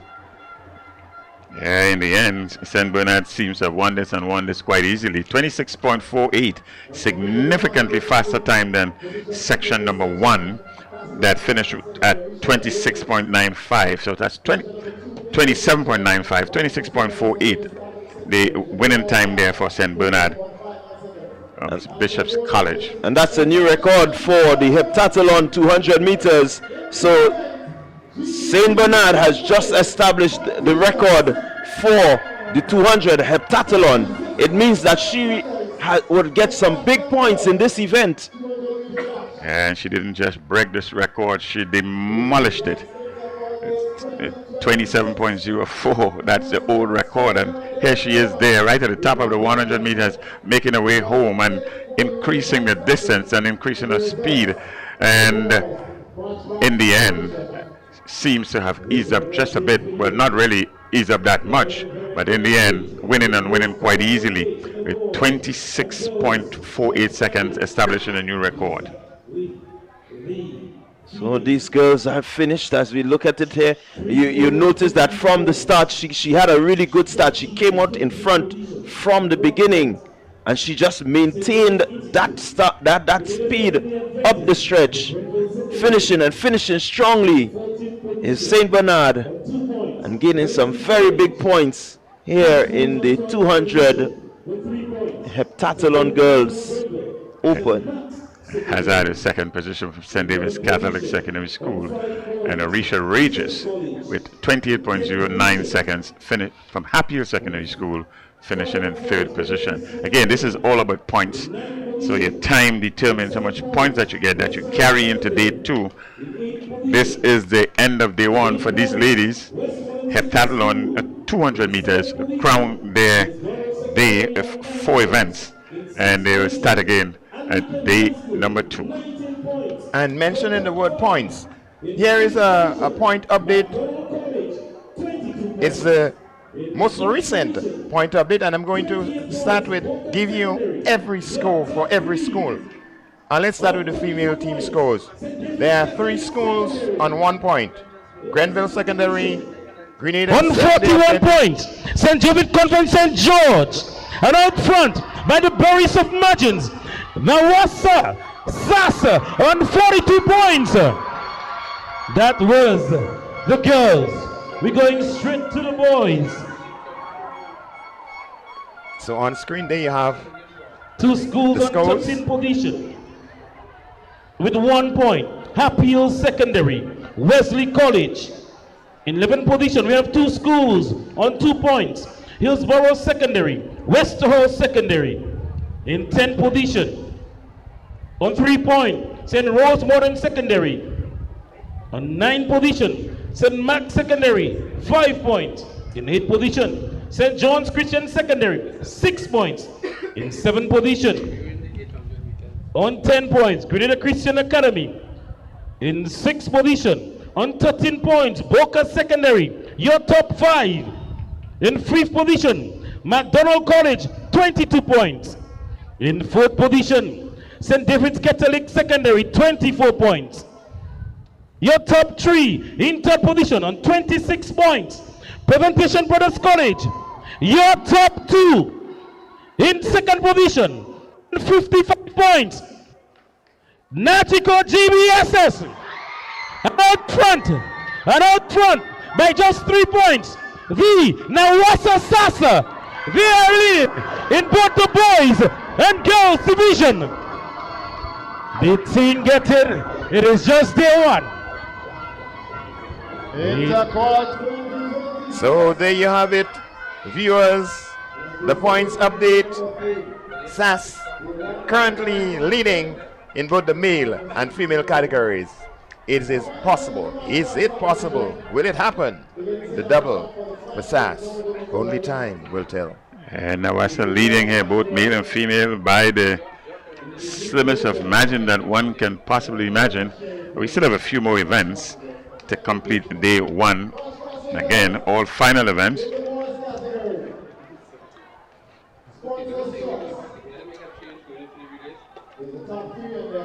So certainly day 1 setting the pace, and you can just imagine what day 2 will bring as we draw closer and closer to the end of day 1 in this, the GAPS Intercol 2026.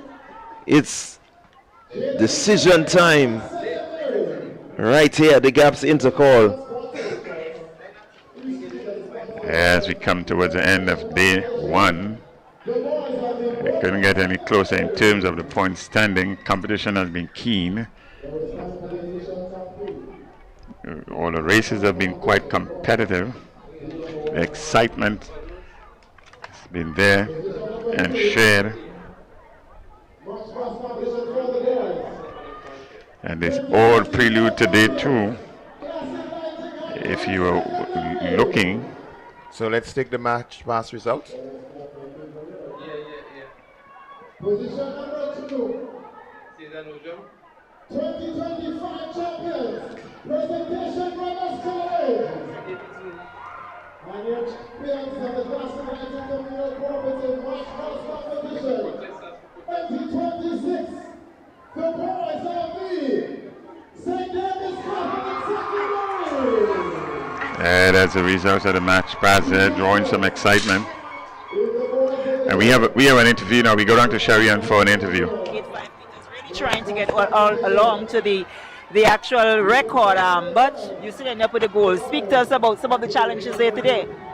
Well, you know, I tried my best to come and compete. I had a lot of ups and downs going through the season, and I wanted to come here and do my best. The athlete from PBC and GBSS were very, very good competitors. What exactly did the coach say that you needed to do in order to come out on top? Jump 1.83 to win, because going through the season, 1.8 was the only thing that was jumping. So he told me, don't 1.83 and I would win. And how do you feel overall? I feel good. I feel very happy of myself. Well, congratulations to you. That was the winner of the junior boys high jump, Trevon Hall, out of the St. Andrews Anglican Secondary School, a height of 1.82 meters.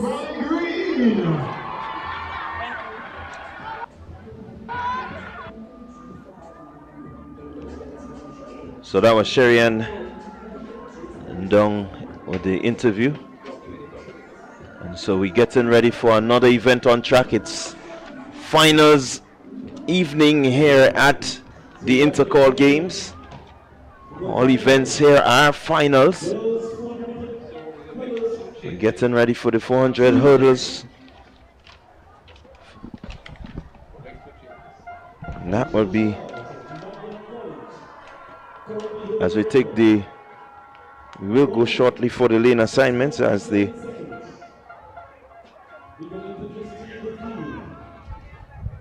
final.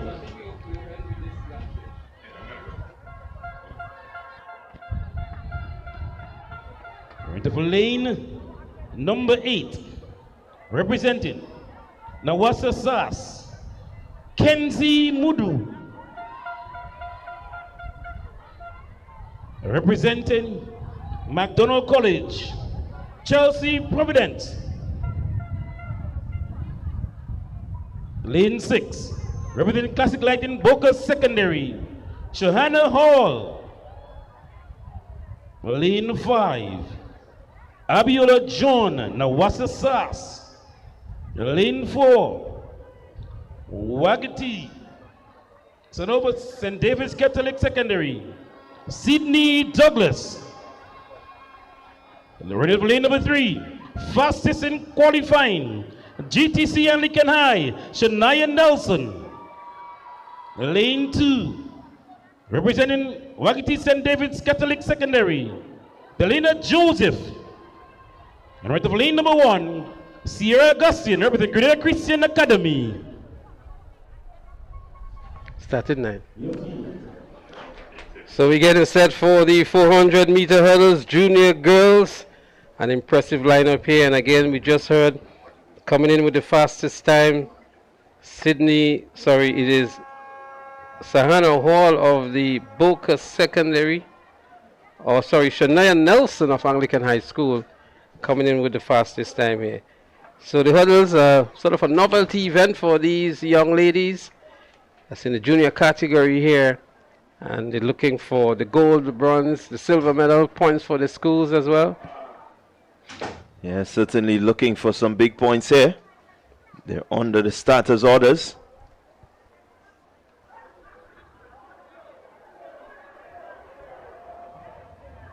And they're asked to stand. So we will have a restart of this one. As Augustine, Joseph, Nelson, Douglas, John, Hall, Providence, and Mudu take to the hurdles. Nelson with the fastest time. Can she go even lower?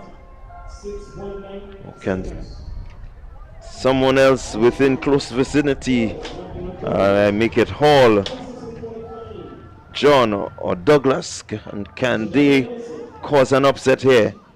Or will Nelson stay true to form?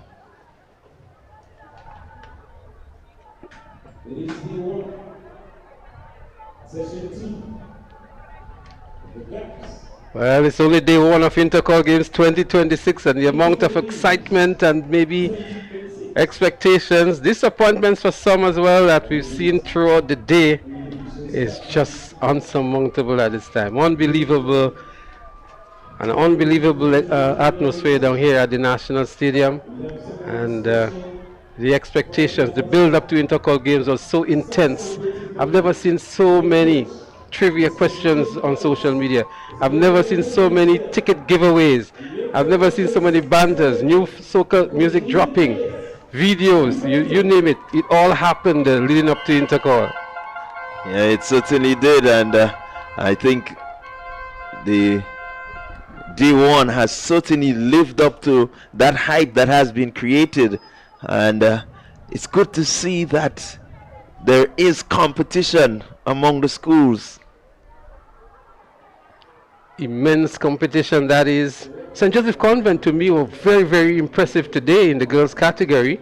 They led for most of it. SAS only recently went past them, but the discus events have not been added, and St. Joseph Convent had 2 positions in the top 3, so we should see some movement there again. Samantha, you're smiling, I wonder why. I think you made that comment just to see my reaction, knowing that I'm very proud of my past school. I remember years when we were not even there in contention. So it is indeed beautiful to see them performing today, holding their own. I mean, why not? Well, Mrs. Filbert and the staff up there at the Convent will be very proud of you as one of the girls, as they call you guys, right? SJC St. George doing well on day one of Intercol 2026. My fingers are crossed that they are going to maintain. And maybe, just maybe, this might be the upset we're waiting for. Okay, Sammy, let's not take it too far now, but we're getting ready for the 400-meter hurdles in the junior girls category. Again, we have Augustine, Joseph, Nelson, Douglas, John, Hall, Providence, and Mudu.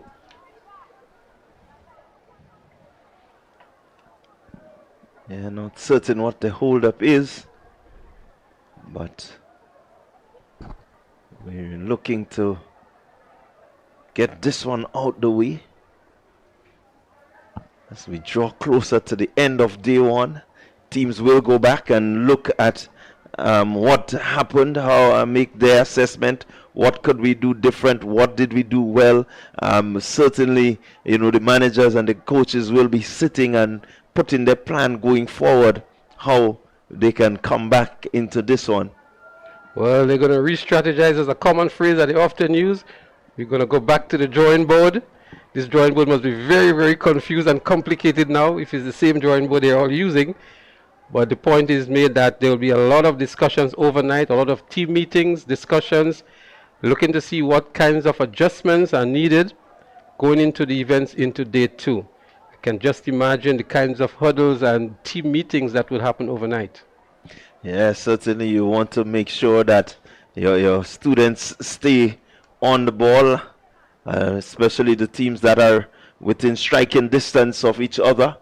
You want to press home your advantage, and if you're just lagging behind, you want to ensure that you have the right motivation to get yourself ahead. And I mentioned in the introduction this morning that the defending champions, GBSS and the St. David's Catholic Secondary, would be the 2 obvious favorites going into Intercol 2026 by virtue of them winning last year and the performances throughout the year. But I also mentioned that they would be hard-pressed to retain those championships because of what we've seen throughout the season with the other schools in both the boys and girls categories, how impressive they were throughout the season. And we've seen that level of competition amongst those schools as well. But very interestingly, I saw a brilliant run from an athlete from the St. John's Christian Secondary Shaper in the 400 meters. He looked really good. Ian George, of course, from Shaper is doing well. As We're getting ready for the start now, and we're going to continue the conversation a little later on. 400-meter hurdles, junior girls.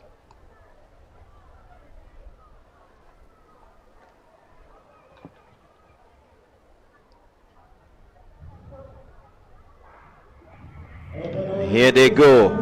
400-meter hurdles. Let's see who's the first to clear the hurdle. It seems to be the Anglican High School. St. David Catholic Secondary is there. Boca Secondary also in the mix. It's Boca, St. David, Anglican High School. Here we go as they go up the back straight. 400-meter hurdles. That's the junior girls.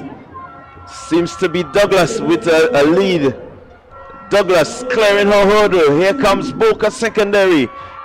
It's Serrana Hall right there. Anglican High School in Nelson right on the heels. But here comes Nelson as she comes around the final curve and heads towards the straightaway. It's Nelson. Nelson taking charge, taking control of this one. She's going to run away with it. St. David Catholic a bit winded, but Nelson looking strong and powerful, and she's going to cross the line. First position, gold to Shania Nelson, Anglican High, taking this one. Well, I must indeed say the 10 bullets are up. They are gunning. They are happy. This one was theirs. This one is theirs. They are claiming this one. Quite a strong run from young Nelson.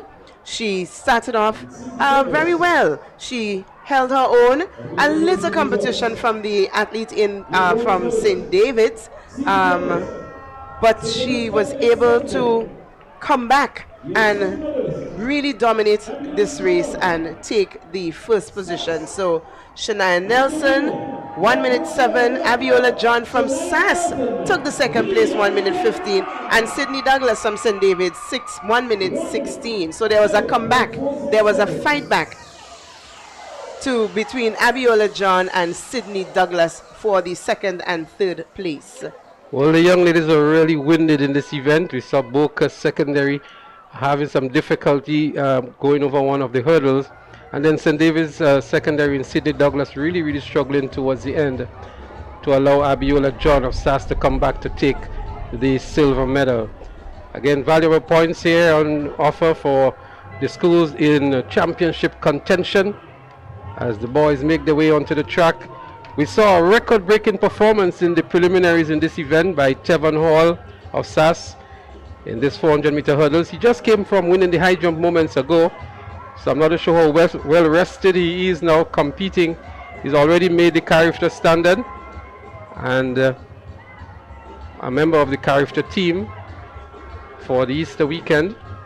I'm noticing that a lot of the athletes are So what we're going to do, we're going to take a quick interview from Sherian before we go into the finals of the 400-meter hurdles.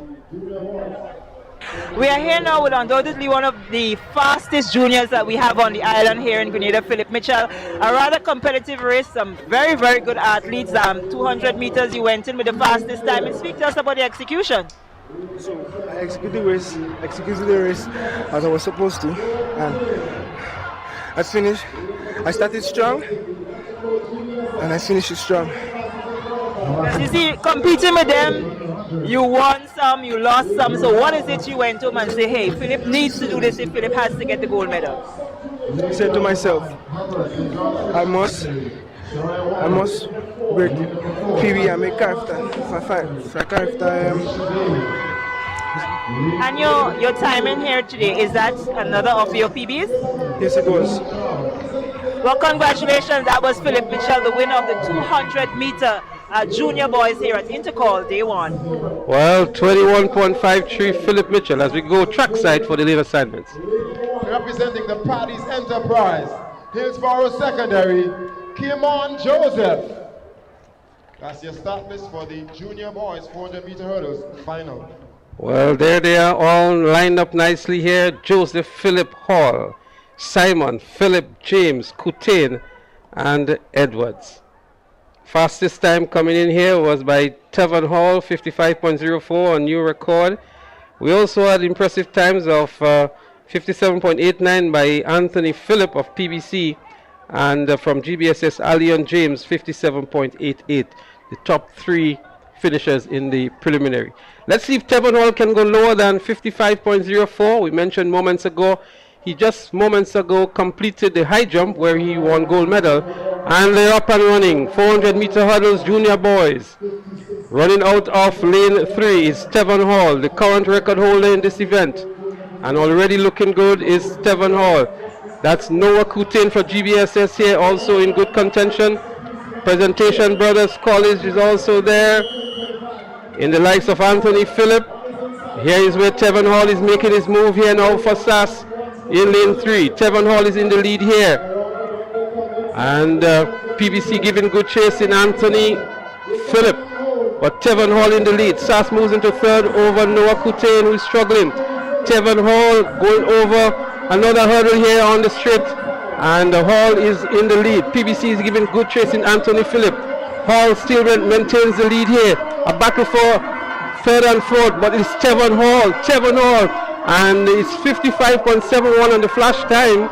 Another impressive run by Tevin Hall in the finals of the 400 meters hurdles for juniors. And Tevin Hall stops, he takes a breath, he breathes in the fresh air of victory as he was able to take the first position for his school, Nawassa SAS, and they are looking to bag as much first place as they can. Nexa PBC took the second place, and of course SAS again, Nawassa SAS, would have closed off the top three, taking the third place. So SAS first and third, Tevin Hall from SAS 55.73, Anthony Phillip PBC 57.16, Michael Simon of SAS again 58.44. Well, it was another performance that would have broken the record as well of 55.71. The record is at 56.94. Corey Joseph. So there is your record breaker, Tevin Hall. The folks in Granbra must be celebrating here. Record-breaking performance from Tevin Hall and winning the high jump only moments ago. Yeah, certainly showing his strength. He's a strong athlete there, Hall, having competed in the high jump just a few moments and coming back into the hurdles and really just ensuring that he brought home the gold. And as Samantha said, he takes in the fresh air of victory. We say you were savoring the moment.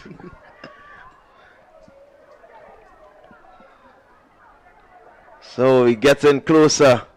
So you look at the replay again. You look at the athletes all behind him. They seem to be struggling. He has the lead. He has the strength. And very important, as he clears that final hurdle, still the technique intact. It tells you that he's a strong man. Very much, and very much so. He had his race. He knew how to execute his race, and he did just that. So in the end, he was able to be victorious. He's also a good 400-meter flat runner. If you recall at the relay champs, that junior boys relay, where we saw that blistering third leg from SAS, that was Tevin Hall right there on that as well. But the Octathlon boys 400-meter dash is up next. There are two flights. And we will see in lane 2, Javin Noel of GBSS, Jamari Fletcher of SAS in 4, Cameron Richardson of Grenville Secondary in 5, and Alistair McPhee of St. John's Christian Secondary should be in lane 3. Well, guys, they're not ready to start yet, but I'm noticing today that we're seeing a lot of the same athletes in multiple events, not just the multiple discipline events, but it shows that these athletes are strong, I guess, to be competing from since morning to now. Some of them having to come off like the Hall, just off of high jump onto the tracks. And I'm wondering, maybe we can have a wider pool. I don't know. So it speaks a lot about the management of the teams and also about the depth of the teams. We know for a fact a school like GBSS would have lost a lot of the senior boys. That's why we see in the Kamal Joseph and the Josh Thomas having to really double up looking for those valuable points for GBSS. Last year we saw Kyle Ned doing the same thing for SAS. He was like an Iron Man last year. Goes in lane number 4. And running out of lane number 2 from the Nagico GBSS, Javid Noel. And just to continue the point, Samantha, and again, it speaks to the depth of the teams and the management of the teams as well. Look at a guy, for example, as the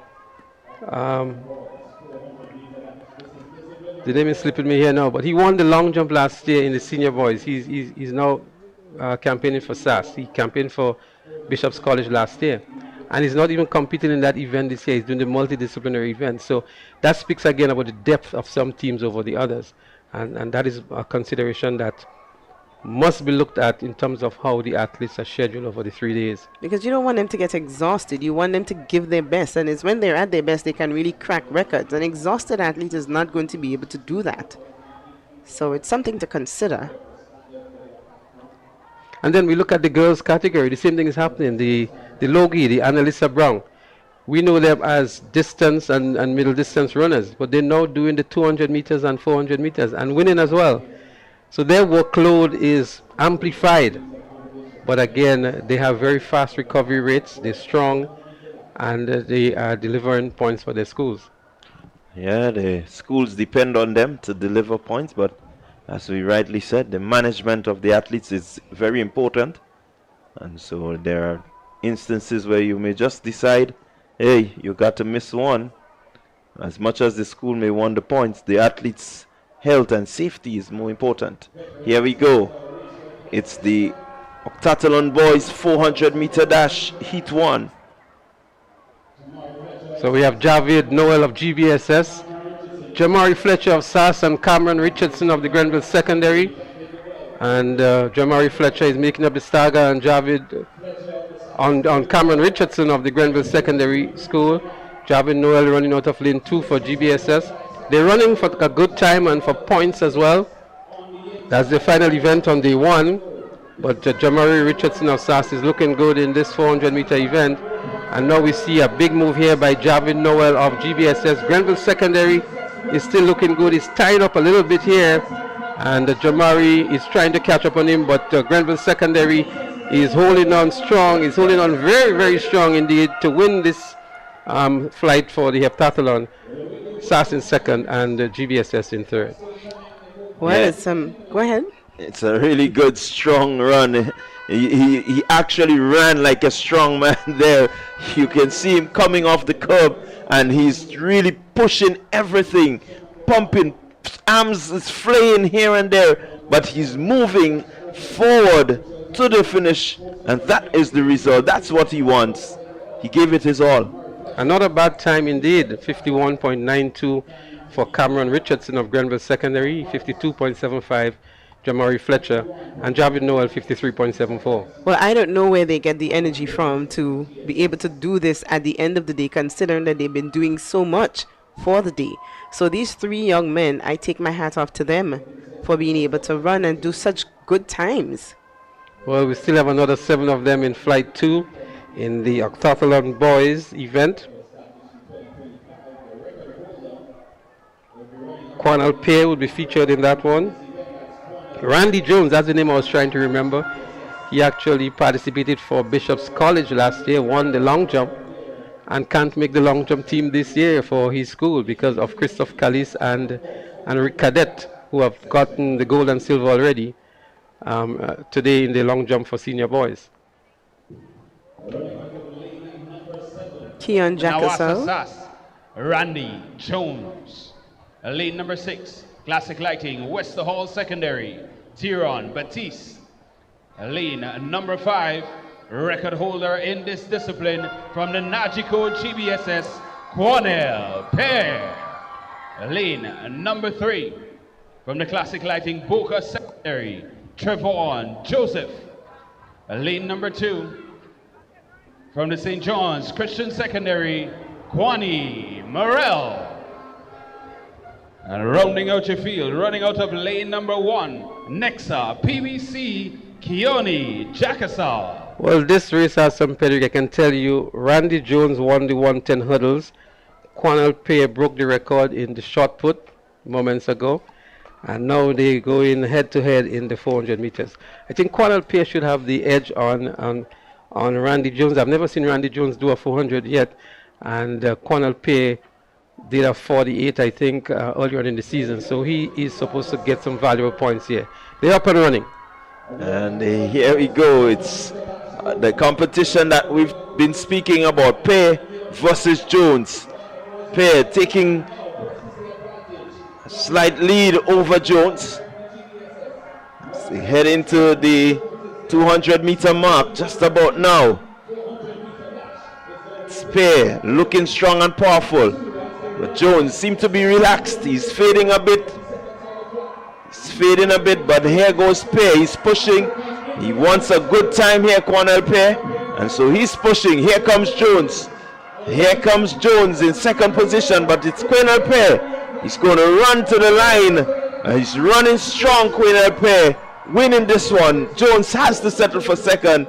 In third position should be Boca Secondary with PBC in fourth. Cornell Pay has had no competition in this event. We know him as a 400-meter runner. I know him as an athlete from since he was a little one, and he continues to show that he knows how to dominate certain events, and this is his pet peeve. This is his baby. So we expected that 48.60. Randy Jones from SAS 50.64. Trevon Joseph from Boca Secondary 53.67. And you know what? This new record set by Cornell Pay here would have won him the gold medal in the flat 400 meters. The fastest time was 49 point something by Darrell Daniels. So again, GBSS looking for a gold medal in the multi-event, but they could have secured a gold medal in the flat 4 based on the times returned earlier on today. And this brings us back to that conversation we were just having. How do you put certain students where, you know? But the truth is Cornell is moving to the multiple discipline event, so maybe, you know, they're seeing what we're not seeing. But he is a strong 400 runner. That's his race. So in the end, he may very well get the gold in the multi-events. He already has a new record in the shot put, a new record here in the 400 meters. He was second in the 110 hurdles. And we will try to get you the point standing in the octathlon later on before we close off today. But an interesting competition is brewing there between Cornell Pay and Randy Jones of SAS. I believe this is his second year competing in the multiple discipline events. He did it last year, and of course maybe that was just his touch year. Let's see how it goes. So this year he's a bit more seasoned, more experienced, so he's probably going in with a different mindset. Well, he broke his own record there. So what we're going to do, we're going to go down to the house microphone for another medal presentation.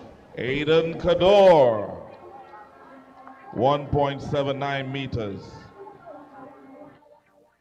Your silver medalist from the Grenada Boys Secondary School, Emron Anthony, 1.82 meters. And your gold medalist from the St. Andrews Anglican Secondary School, Tevon Hall, 1.82 meters. Your medalist for the boys high jump junior.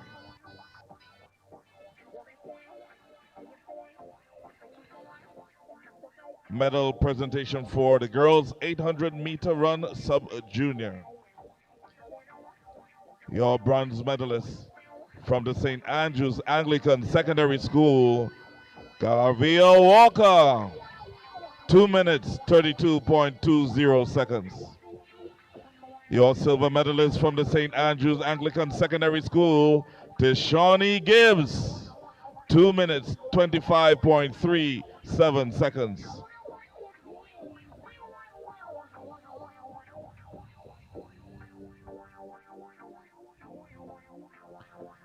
And your gold medalist from McDonald College and establishing a new record, Emma Frederick,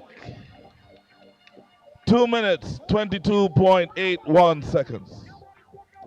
Your medalist for the girls 800-meter run sub-junior.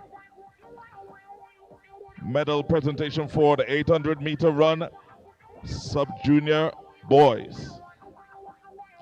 Your bronze medalist from the Grenada Christian Academy, Caleb Simon, Your silver medalist from the St. Andrews Anglican Secondary School, Nicholas Perriman. And your gold medalist from the Presentation Brothers College, Tyrese Braveboy,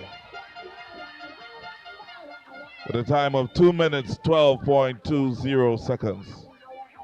Your medalist for the boys 800-meter run, sub-junior. The girls 200-meter dash, junior. Bringing home the bronze from the St. Mark's Secondary School, Micaiah Frederick, 24.95 seconds. Your silver medalist from the St. David Catholic Secondary School, Tishona Bascom, 24.90 seconds. And your gold medalist from the Boca Secondary School, Annalisa Brown, 24.51 seconds. Let's hear it for them one more time. And finally, your boys 200-meter dash junior. Your bronze medalist from the Grenada Boys Secondary School, Cache Stephen, 22.34 seconds.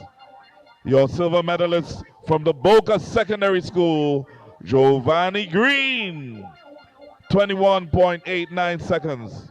And your gold medalist from the St. Andrews Anglican Secondary School, let's hear it for Philip Mitchell, 21.56 seconds. Your medalist for the boys 200-meter dash junior.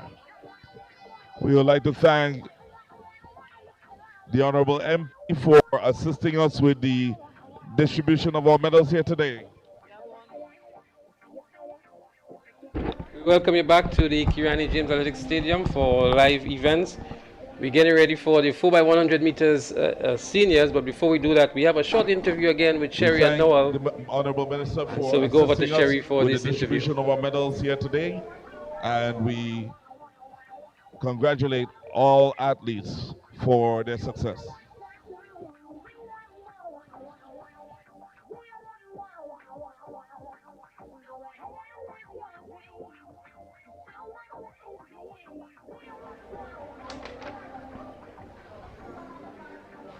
Number 29.87 meters. That is your distance as a second-year junior here in Intercol in the discus.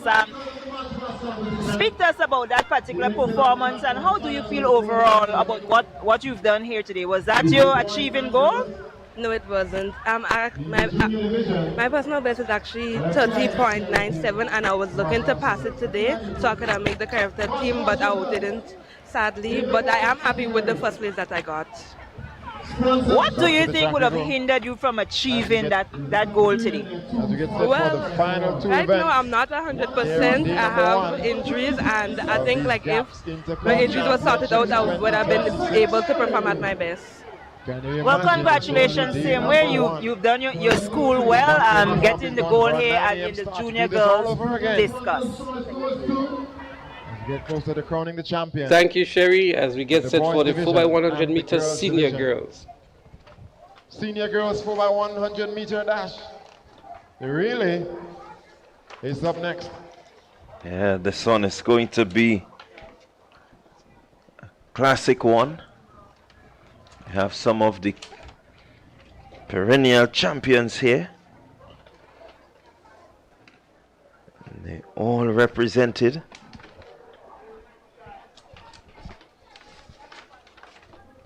So it's Happy Boca High Anglican High, St. David's, St. Andrews Anglican, St. Joseph Convent, Grenada Christian Academy, and McDonald College. Well, St. David's came in with the fastest time of 48.38 seconds. And next to them was Sassin 49.99. And then Anglican High School. Here we go, 4x1. Let's see, early running, Tishona Bascom. She has made up the stagger. Handover made just about now. McDonald College is looking good. St. David's Catholic, St. Joseph Convent, St. George Anglican High School is also running well. So too is St. Andrew's Anglican Secondary School. The handover made. St. David Catholic Secondary, they have left the blocks. And here comes Anglican High. Here comes St. Joseph Convent, St. George. And right about now, it's the final handover. And here we go. Handover made. Kylie Williams and Kayla Christopher. With the lead. Christopher pulling herself away. St. David Catholic Secondary, they're going to take this one. Anglican High School second, and in third position, Boca Secondary.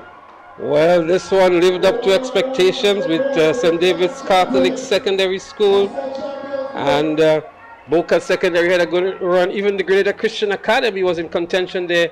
St. Joseph Convent, St. George, with Kylie Williams, a junior, being elevated to run here for the senior relay team, holding her own to pick up the silver medal for her team.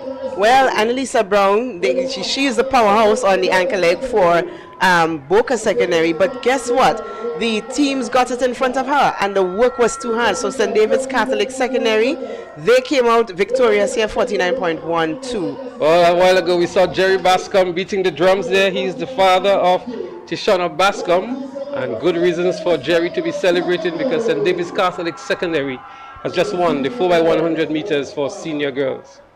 Well, tell you what, that has just put the St. David's Catholic Secondary into a different sphere. Anglican High School, Boca Secondary, pushing Convent, pushing St. Andrew's Anglican Secondary to the lower region. So again, as we go along, this competition is yet to be concluded. I believe day 3 will decide who goes home tops. Well, St. David's Catholic Secondary are really hard pushed.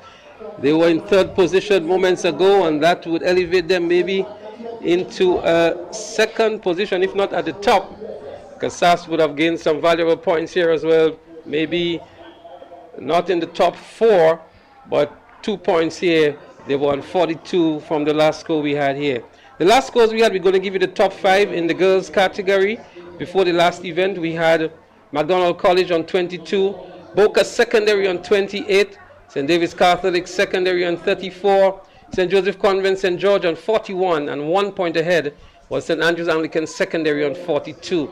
In the boys category, again, McDonald College in 5th position in 23 points, St. David's Catholic Secondary on 24, Presentation Brothers College on 31, Grenada Boys Secondary on 57, and St. Andrew's Anglican Secondary on 70 points. Well, St. Andrew's Anglican Secondary, now as SAS is showing that they are forced to be reckoned with already from day one, trying not to leave anything up to chance. We don't know what the end of this day will hold. Relays really do make a difference on points and positions, but... Well, this is the last event for the day, and SAS is in it, so too is GBSS. So what we can safely say is that SAS would end day 1 in the lead of Intercol 2026. Yes, Leslie, we can say that safely. But bragging rights is on the track now for the 4x100 meters senior boys. GBSS holds the record for this event. A record they established with this formidable quartet last year in 2025. 41.30. And they're going to be looking to challenge that record. They will be pushed by the likes of SAS. Look out for the guys from the Boca Secondary School, St. John's Christian Secondary, with Ian George on the anchor, could create an upset as well. They were very impressive in the preliminaries. That's St. John's Christian Secondary. The fastest time coming in is SAS 42.43, then 42.63 by GBSS, and 42.66 by St. John's Christian Secondary. They're up and running. The final event of the day, the 4x100 meters for senior boys. SAS and GBSS looking good. So too is St. John's Christian Secondary, but SAS and GBSS going straight down the back stretch here. They're battling really, really hard. Delbron John for SAS. They're going to make the handover now. SAS just marginally ahead of the Grenada Boys Secondary School. These two would continue to battle on day 1 of Intercol 2026. Is the final leg here. Daryl Daniel versus, not too sure who's there, but SAS is in the lead here. Daryl Daniel for SAS. Water around your SAS is lengthening. It slows down for the tape. Showmanship not called for at this moment. 43.28 on the flash time. SAS winning the 4x100 meters. And senior now boys. SAS dancing to show that they have won the 4x400, the 4x100 meter senior boys. Many teams, only one group, only one team winning. And in this one, now SAS, Najiko GBSS had to settle for second. And like you said, don't rule out Boca. They took the third place. And St. John's Christian Secondary gifted the fourth place. SAS ran 41.49. Had it not been for that showmanship at the end, that record could have been questioned here. The record is 41.30. SAS ran 41.49. GBS also second in 42.01. Boca Secondary third in 42.32. And maybe a record avoided here by SAS. Maybe. I hope these are the discussions they will have when they go back to camp tonight. We are going after the records. Well, it's excitement. We ask for it as we look back here at the 4x100 meters for senior boys. An event living up to expectations. We always knew it was going to be between SAS and GBSS. We did not see St. John's Christian Secondary featured as they did in the heats. They came in fourth overall, but it was a battle in the end on the final leg, handed over just about the same time, and then SAS really pulling away from GBSS.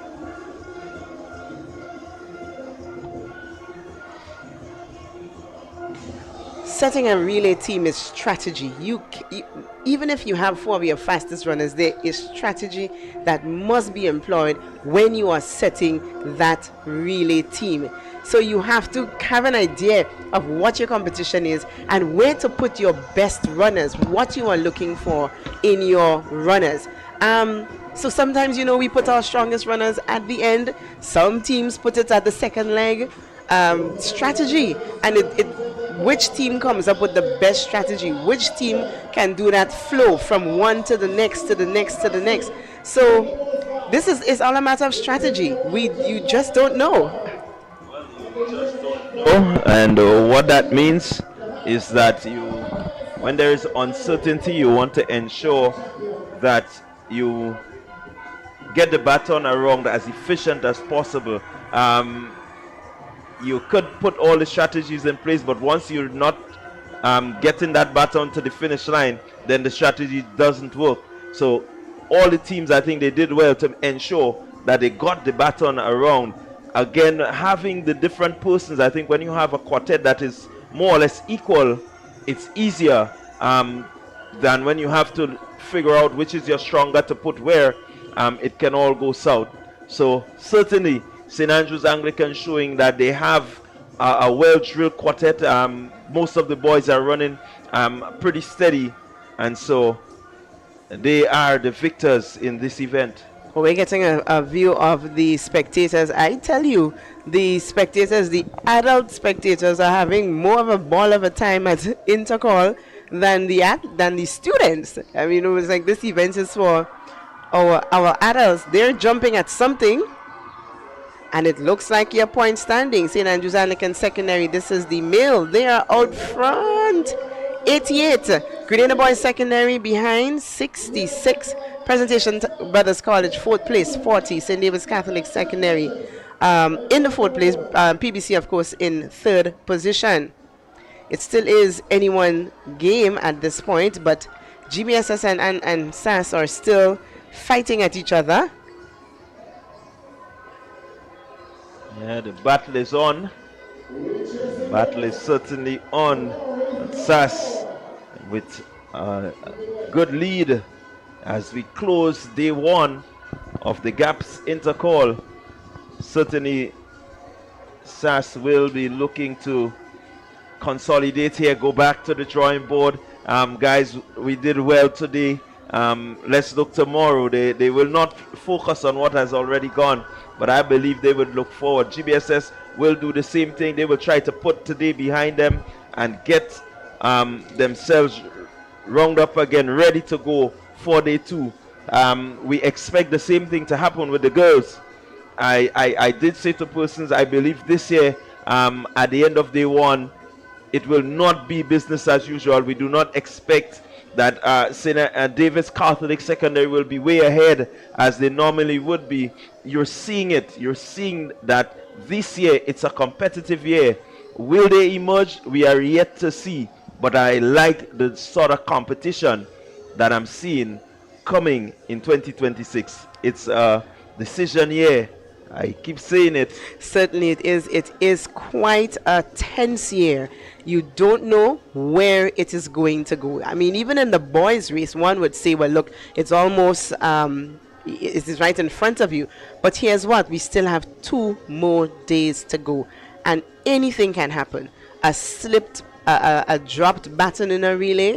If we look back, GBSS lost the whole Intercol because of one race, you know. So we don't know what tomorrow is going to be like. I'm rooting for the underdogs. I want to see some unfamiliar names come up and make their schools feel proud. I want to see Boca Secondary push their way to the front. I want to see Presentation College not settle for third. I don't know what you're going to discuss in your camp tonight, but what are you going to go back to the drawing board and say? I want to see what Happy Hill has in store. Could we see Happy Hill causing an upset tomorrow, please the Lord? I'm John Amu. I'm going to be here for the entire day tomorrow, please the Lord.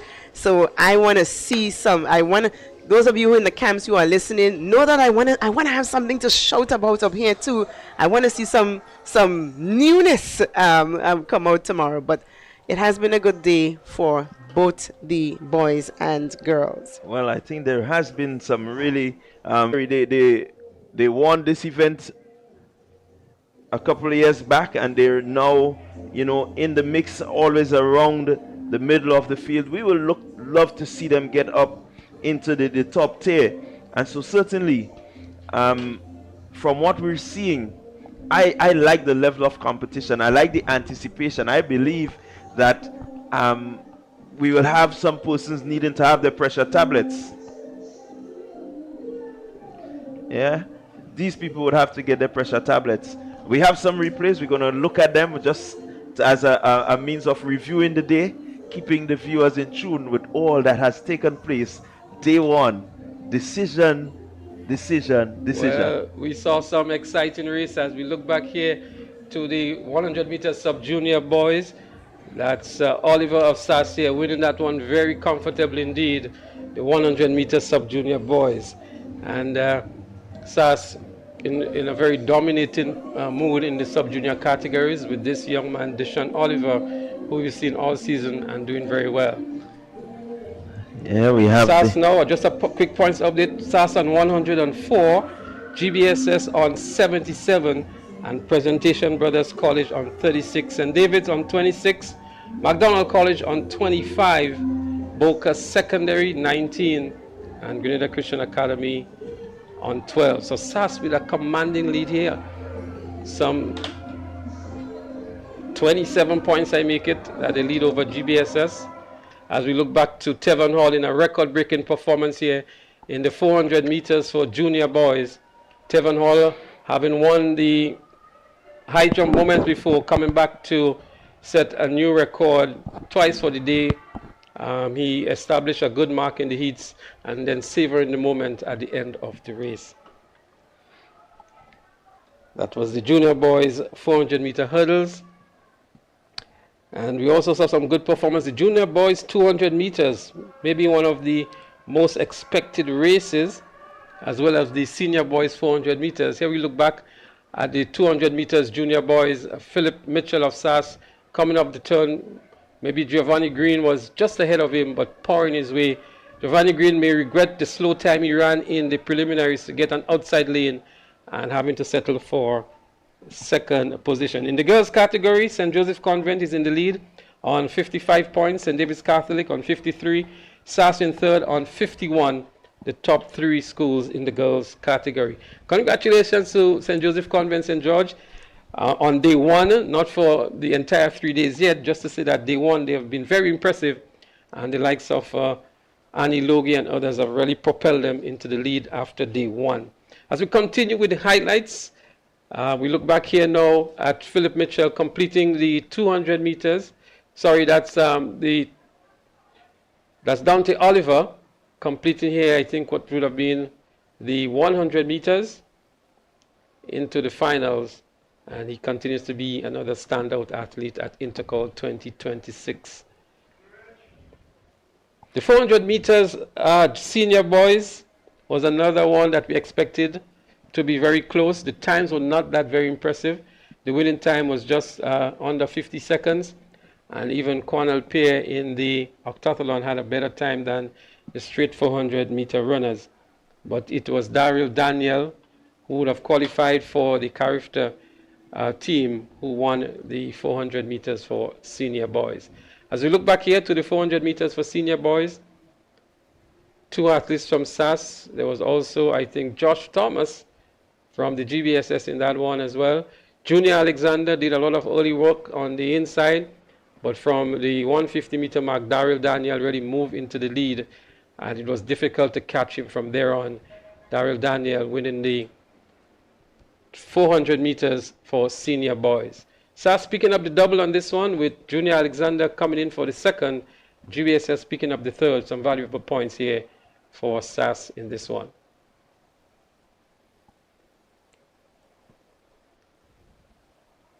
So again, it was a day in which we had some very keen and exciting competition. At the end of the day, SAS leads in the boys category. St. Joseph Convent St. George leads in the girls category.